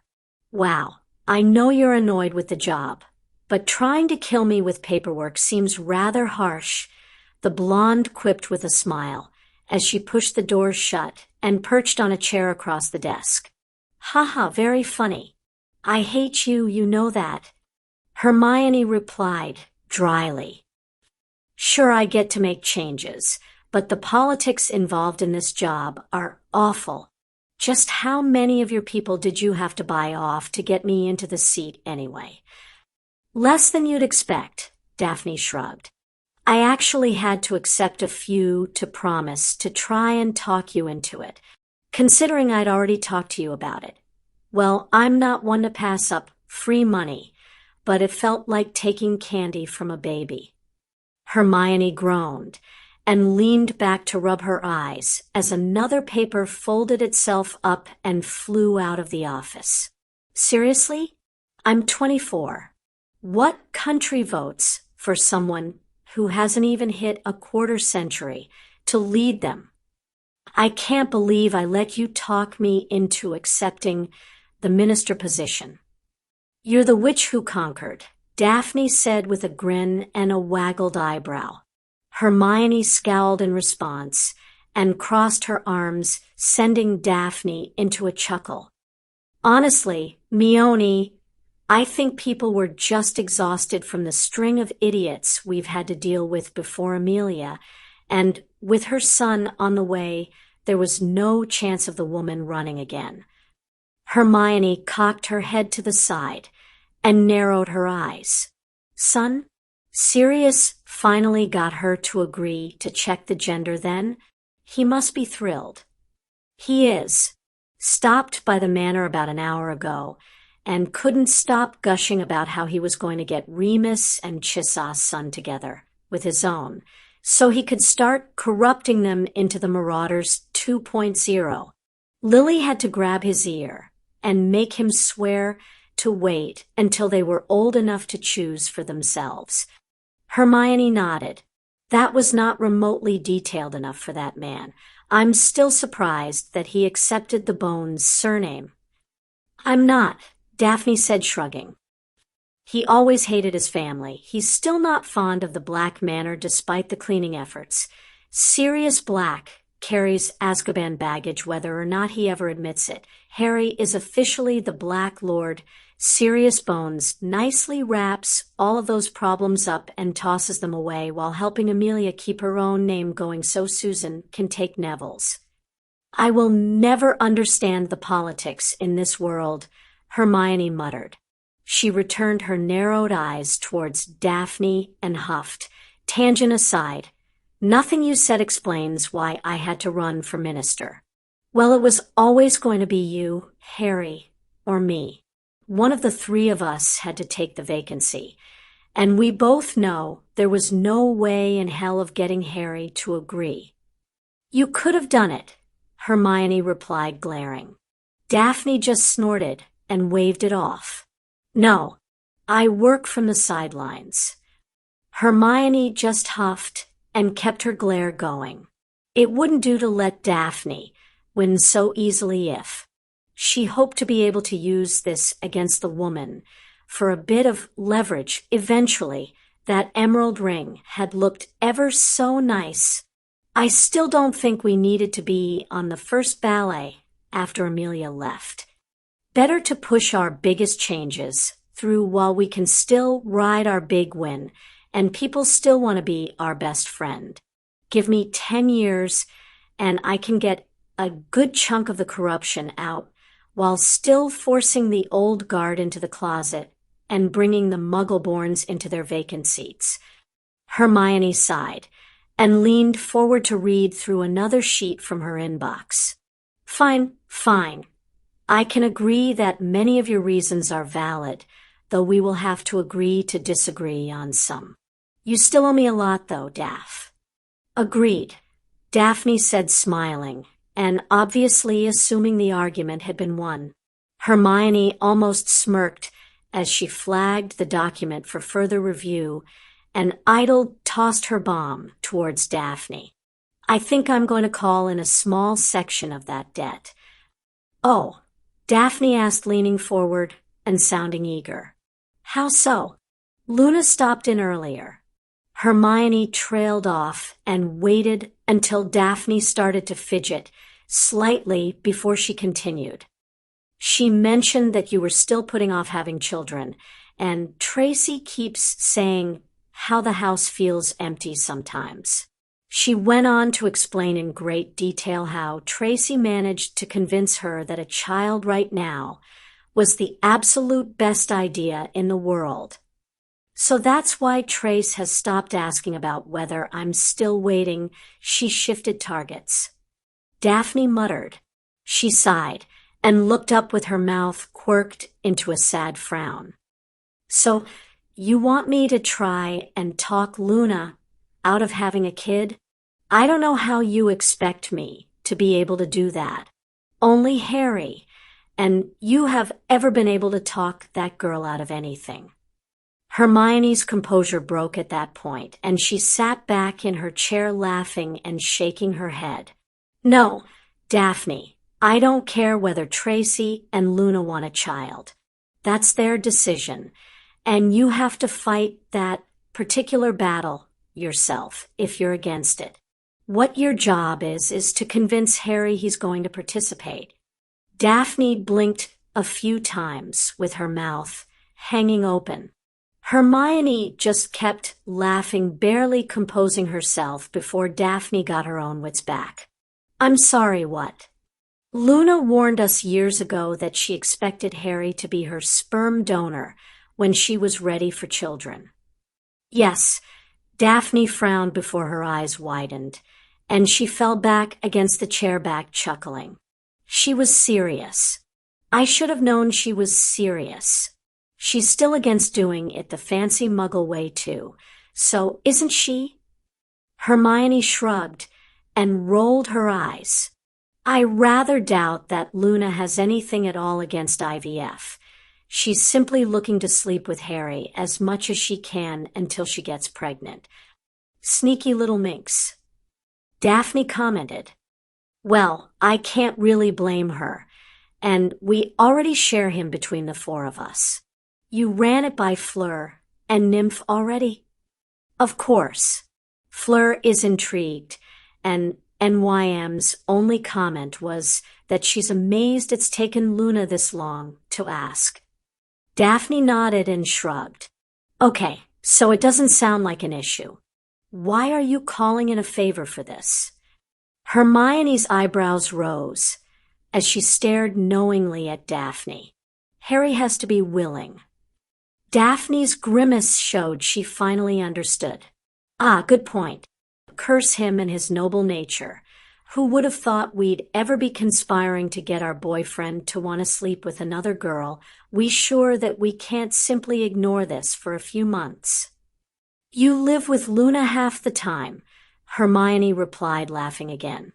If we don't get Harry on board, she's just going to start showing up naked in our beds, spouting innuendo left and right until he's worn down enough to agree. Daphne startling laughing along with her friend. Damn. You're right, she would do that. We spoil her far too much. I don't think I've ever been able to ever refuse that girl anything when she turns those eyes on me, Hermione said with a smile. None of us have, Daphne replied. Okay, I'll give it my best. Why me, though? Hermione smirked and raised her eyebrows. Daph, Harry does whatever you tell him to do. The rest of us have him wrapped around our fingers to one degree or another, but you might as well have him whipped. For you, he'll whine and put up a fuss for maybe 10 minutes, then he'll cave. Fleur, or I would have to work on him for a week or a month at least.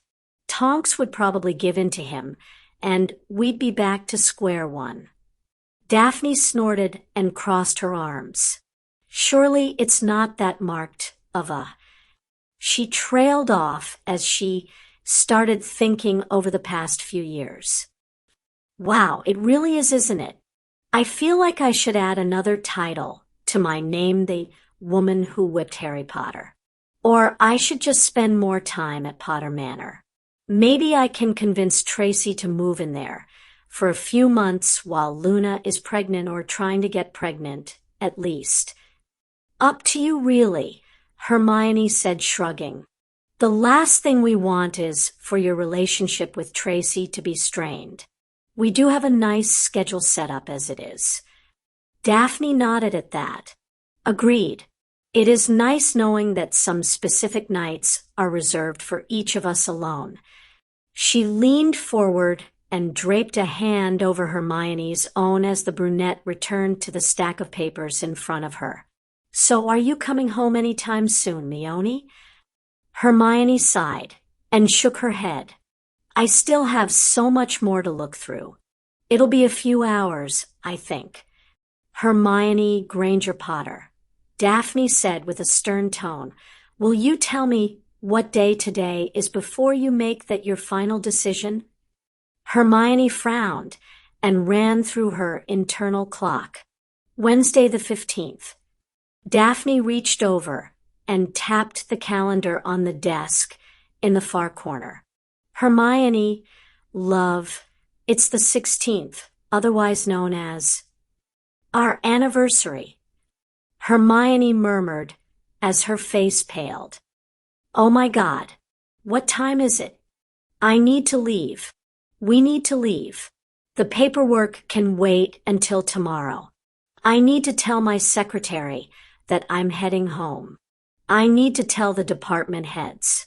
Daphne, let's go. Laughing, Daphne stood and shook her head. Relax, Mione. I already told your assistant that you were heading out, and we still have a few minutes before the party starts. We'll use your flu. Grab your things, dear.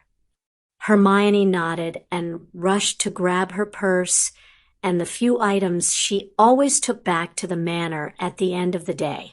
In less than 10 seconds, she was standing next to Daphne at the fire grate and hitting the locking rune in the corner.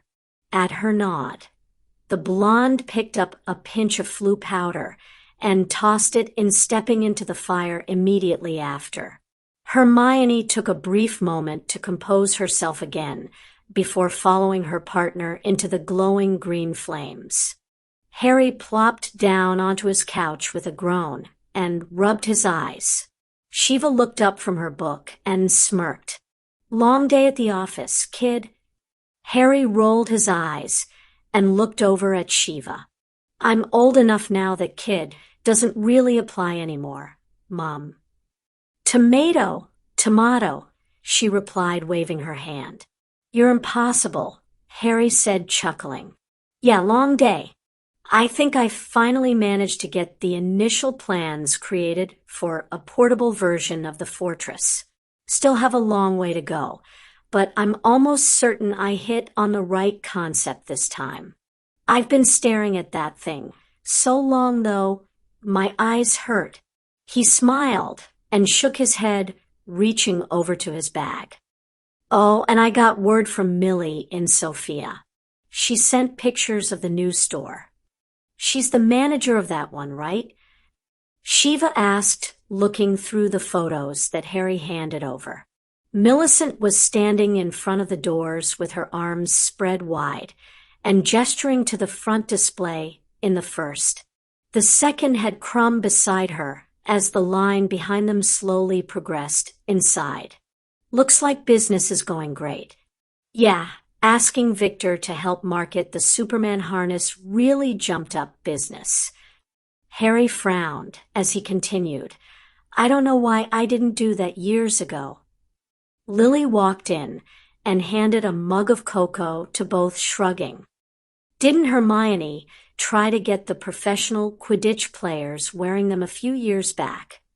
She sat down next to Shiva and took out a potions book and a red pen.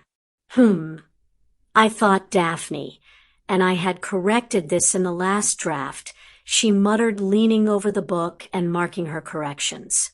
Need a new publisher. Harry ignored his mother's muttering and shook his head. Yeah, Mione tried to get them to adopt it as a safety regulation, but too many complained that it removed all the risk from the sport. Now that Victor is wearing one, though they've apparently changed their tune.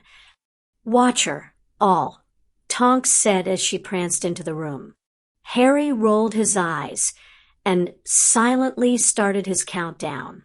Just as he hit 0, Tonks' foot caught on the carpet, and she squeaked as she started to splay forward. Harry just held out his arm, snagged her on her trip to the carpet, and deftly pulled her onto his lap. Stupid carpet. The bloody thing hates me just as much as that troll-legged Grimald, she muttered, glaring at the offending piece of upholstery. Thanks for the save, Wonder Boy. Harry rolled his eyes and kissed her forehead. You're welcome, NYM. Maybe I should try to stay off my clumsy feet for a bit. Best to be careful for a few months, she replied with a grin and a wink. I doubt a few months are going to make much difference in restoring your balance when years haven't done anything to help, Harry replied, rolling his eyes. Lily paused and looked over to Tonks with a questioning tilt to her head before snorting at Harry. So, did you tell them we were invited to the wedding, Harry? Tonks asked, avoiding meeting Lily's gaze and never losing her grin. Harry shrugged. I was getting to it. Mother, we're all invited to Millie and Victor's wedding. Your card is in my bag.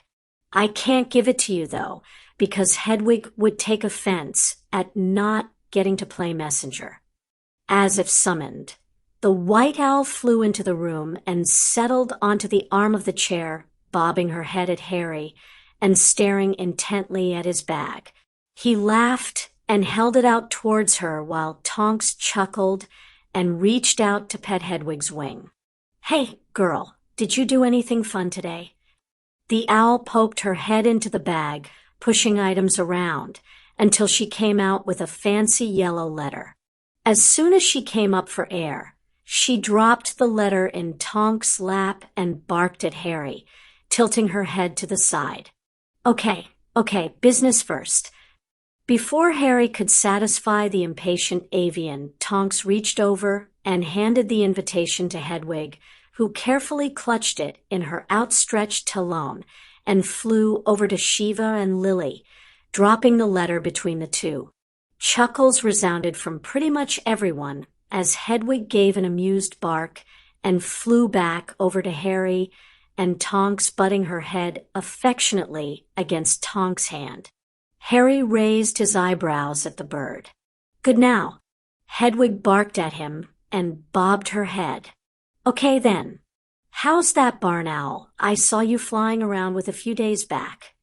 Hedwig covered her head with her wing and Harry grinned. That good, huh? Well, there's certainly room in the roost if you decide to keep him around. Hedwig glared at him and fluffed her wings. Don't get snippy, girl. You bug me about my partners, so I can bug you about yours. Hedwig turned her head around and stared at the wall. With a final bark, she took off and headed back upstairs. She'll come around eventually, Tonks said with a laugh as she looped an arm around Harry's neck and kissed his cheek. Suitors and babies always make females a little insane. Harry snorted at that. Well, then I'm going to have to step extremely carefully whenever you get to that point, considering you're already halfway insane. Tonks raised her eyebrows and her hair switched to blue. Well, if I'm halfway, you're completely there. You're really not getting this, are you, Wonder Boy? Nah, I admitted to being partially insane years ago. And why am... Harry replied, kissing her nose. Tonks rolled her eyes, and Shiva slapped a hand against her forehead. Nymph? NYYYMPH. Fleur's musical voice floated into the room, followed shortly by the Vila herself. Ah, here you are. I thought we were going to get Z food before settling down. I asked Ginny and the twins to grab it all, Tonks said, shaking her head. Say twins? Seriously? Fleur planted her hands on her hips and glared. You entrust those pranksters with our anniversary dinner. If not for my condition, I'd be throwing a fireball at you. My point, Tonks muttered to Harry, rolling her eyes. Harry just frowned up at Fleur and shifted Tonks enough so he could sit up straighter. Are you sick, love? Sick? Why would you think that? Fleur asked, cocking her head at him. She turned back to Tonks. I could have sworn we told him this morning. Tonks laughed as Shiva let her head slam on the table with a groan. I thought so too, but apparently Loverboy is a bit denser than we had anticipated. Harry glanced between all four women present. Shiva still had her head on the table. Lily was holding her hand over her mouth, obviously stifling her laughter. Tonks' chuckles were pleasantly shaking her bum against his chest, and Fleur was looking to the ceiling for assistance from on high. Okay, what am I missing? I know I've been a bit distracted with the expansion lately, but I didn't think I had ignored something big. Kid, Shiva murmured, picking her head up and looking at him with pity. You are even more oblivious than when I met you. Don't tell him, Tonks said with a grin. She leaned up and lightly kissed Harry. He's cute trying to figure it out. He is. I will grant you that, Fleur said, rolling her eyes. She walked over to him and briefly kissed him as well. She pulled back and ruffled his hair, saying, "Zay children will have you wrapped around their finger in no time." Harry shrugged and nodded. Well, yeah, if I can't say no to you women, how the heck am I supposed to say no to my kids? The trick is going to be making certain that they know I shouldn't be trying to overrule Hermione or Daphne. Oh, so we are the chopping liver? Fleur asked with a raised eyebrow and crossed arms. No, that's not what I meant. I mean, of course, if either of you say no, then I'm not going to let them do it anyway. I'm just saying that you both are less likely to glare and yell than Meone or Daph. And you'll both probably cave to the little ones just like me. Lily finally lost her internal battle and let out her laughter in deep rolling chortles. Harry, honey, stop talking. You're just digging yourself in deeper. You can say that again. Harry muttered. At least I don't have to worry about this shite for another few years. Tonks and Fleur shared a look at that and rolled their eyes together. Before anyone could say anything further, the flue flared green, and Daphne stepped through, followed almost immediately by Hermione. I hope we're not late. I got so distracted, and I didn't even realize the day, let alone the time. Is there anything that I have to do? Is there anything that we missed? I feel like I've forgotten something else now. The minister job is turning out to be even more hectic than the NEWTS were. Meone, mon amour, breeze, Fleur said, moving over and hugging the frantic brunette. Calm down and breeze. Zay Weasleys have been dispatched to get ZE food, and we sent Daphne after you, expecting you to have been consumed in your work. Hermione took a few deep breaths and nodded slowly. There aren't any fires to put out.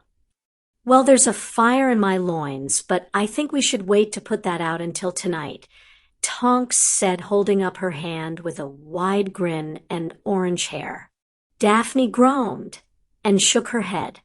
Already, Nymphadora? We're here less than a minute, and you're already trying to get us all into bed.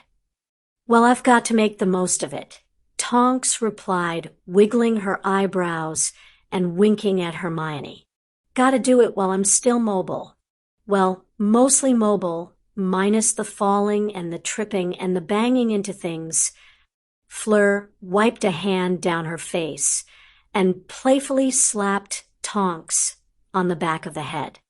We have Monzas before that is an issue, and even then I have a book that has better positions for us.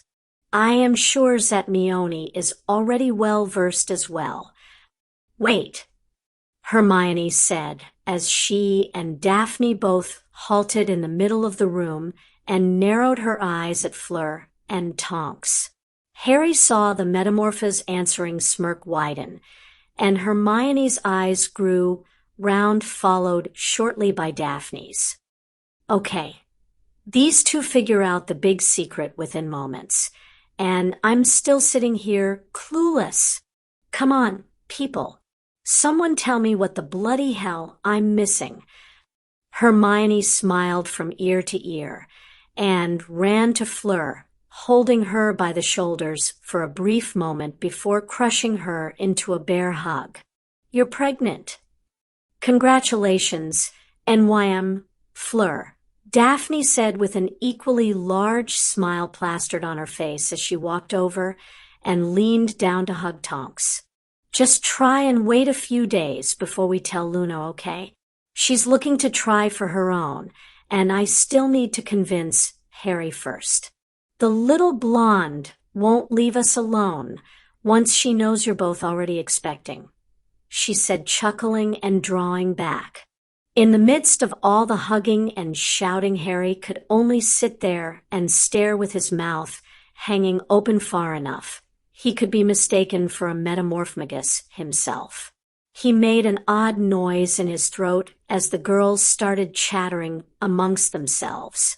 Hermione found her hands cupped in Fleur's own and held over the taller girl's stomach, while Daphne settled in near Tonks to discuss more practical things like colors for the babies' rooms and whether Dobby would be allowed to take care of the kids unsupervised.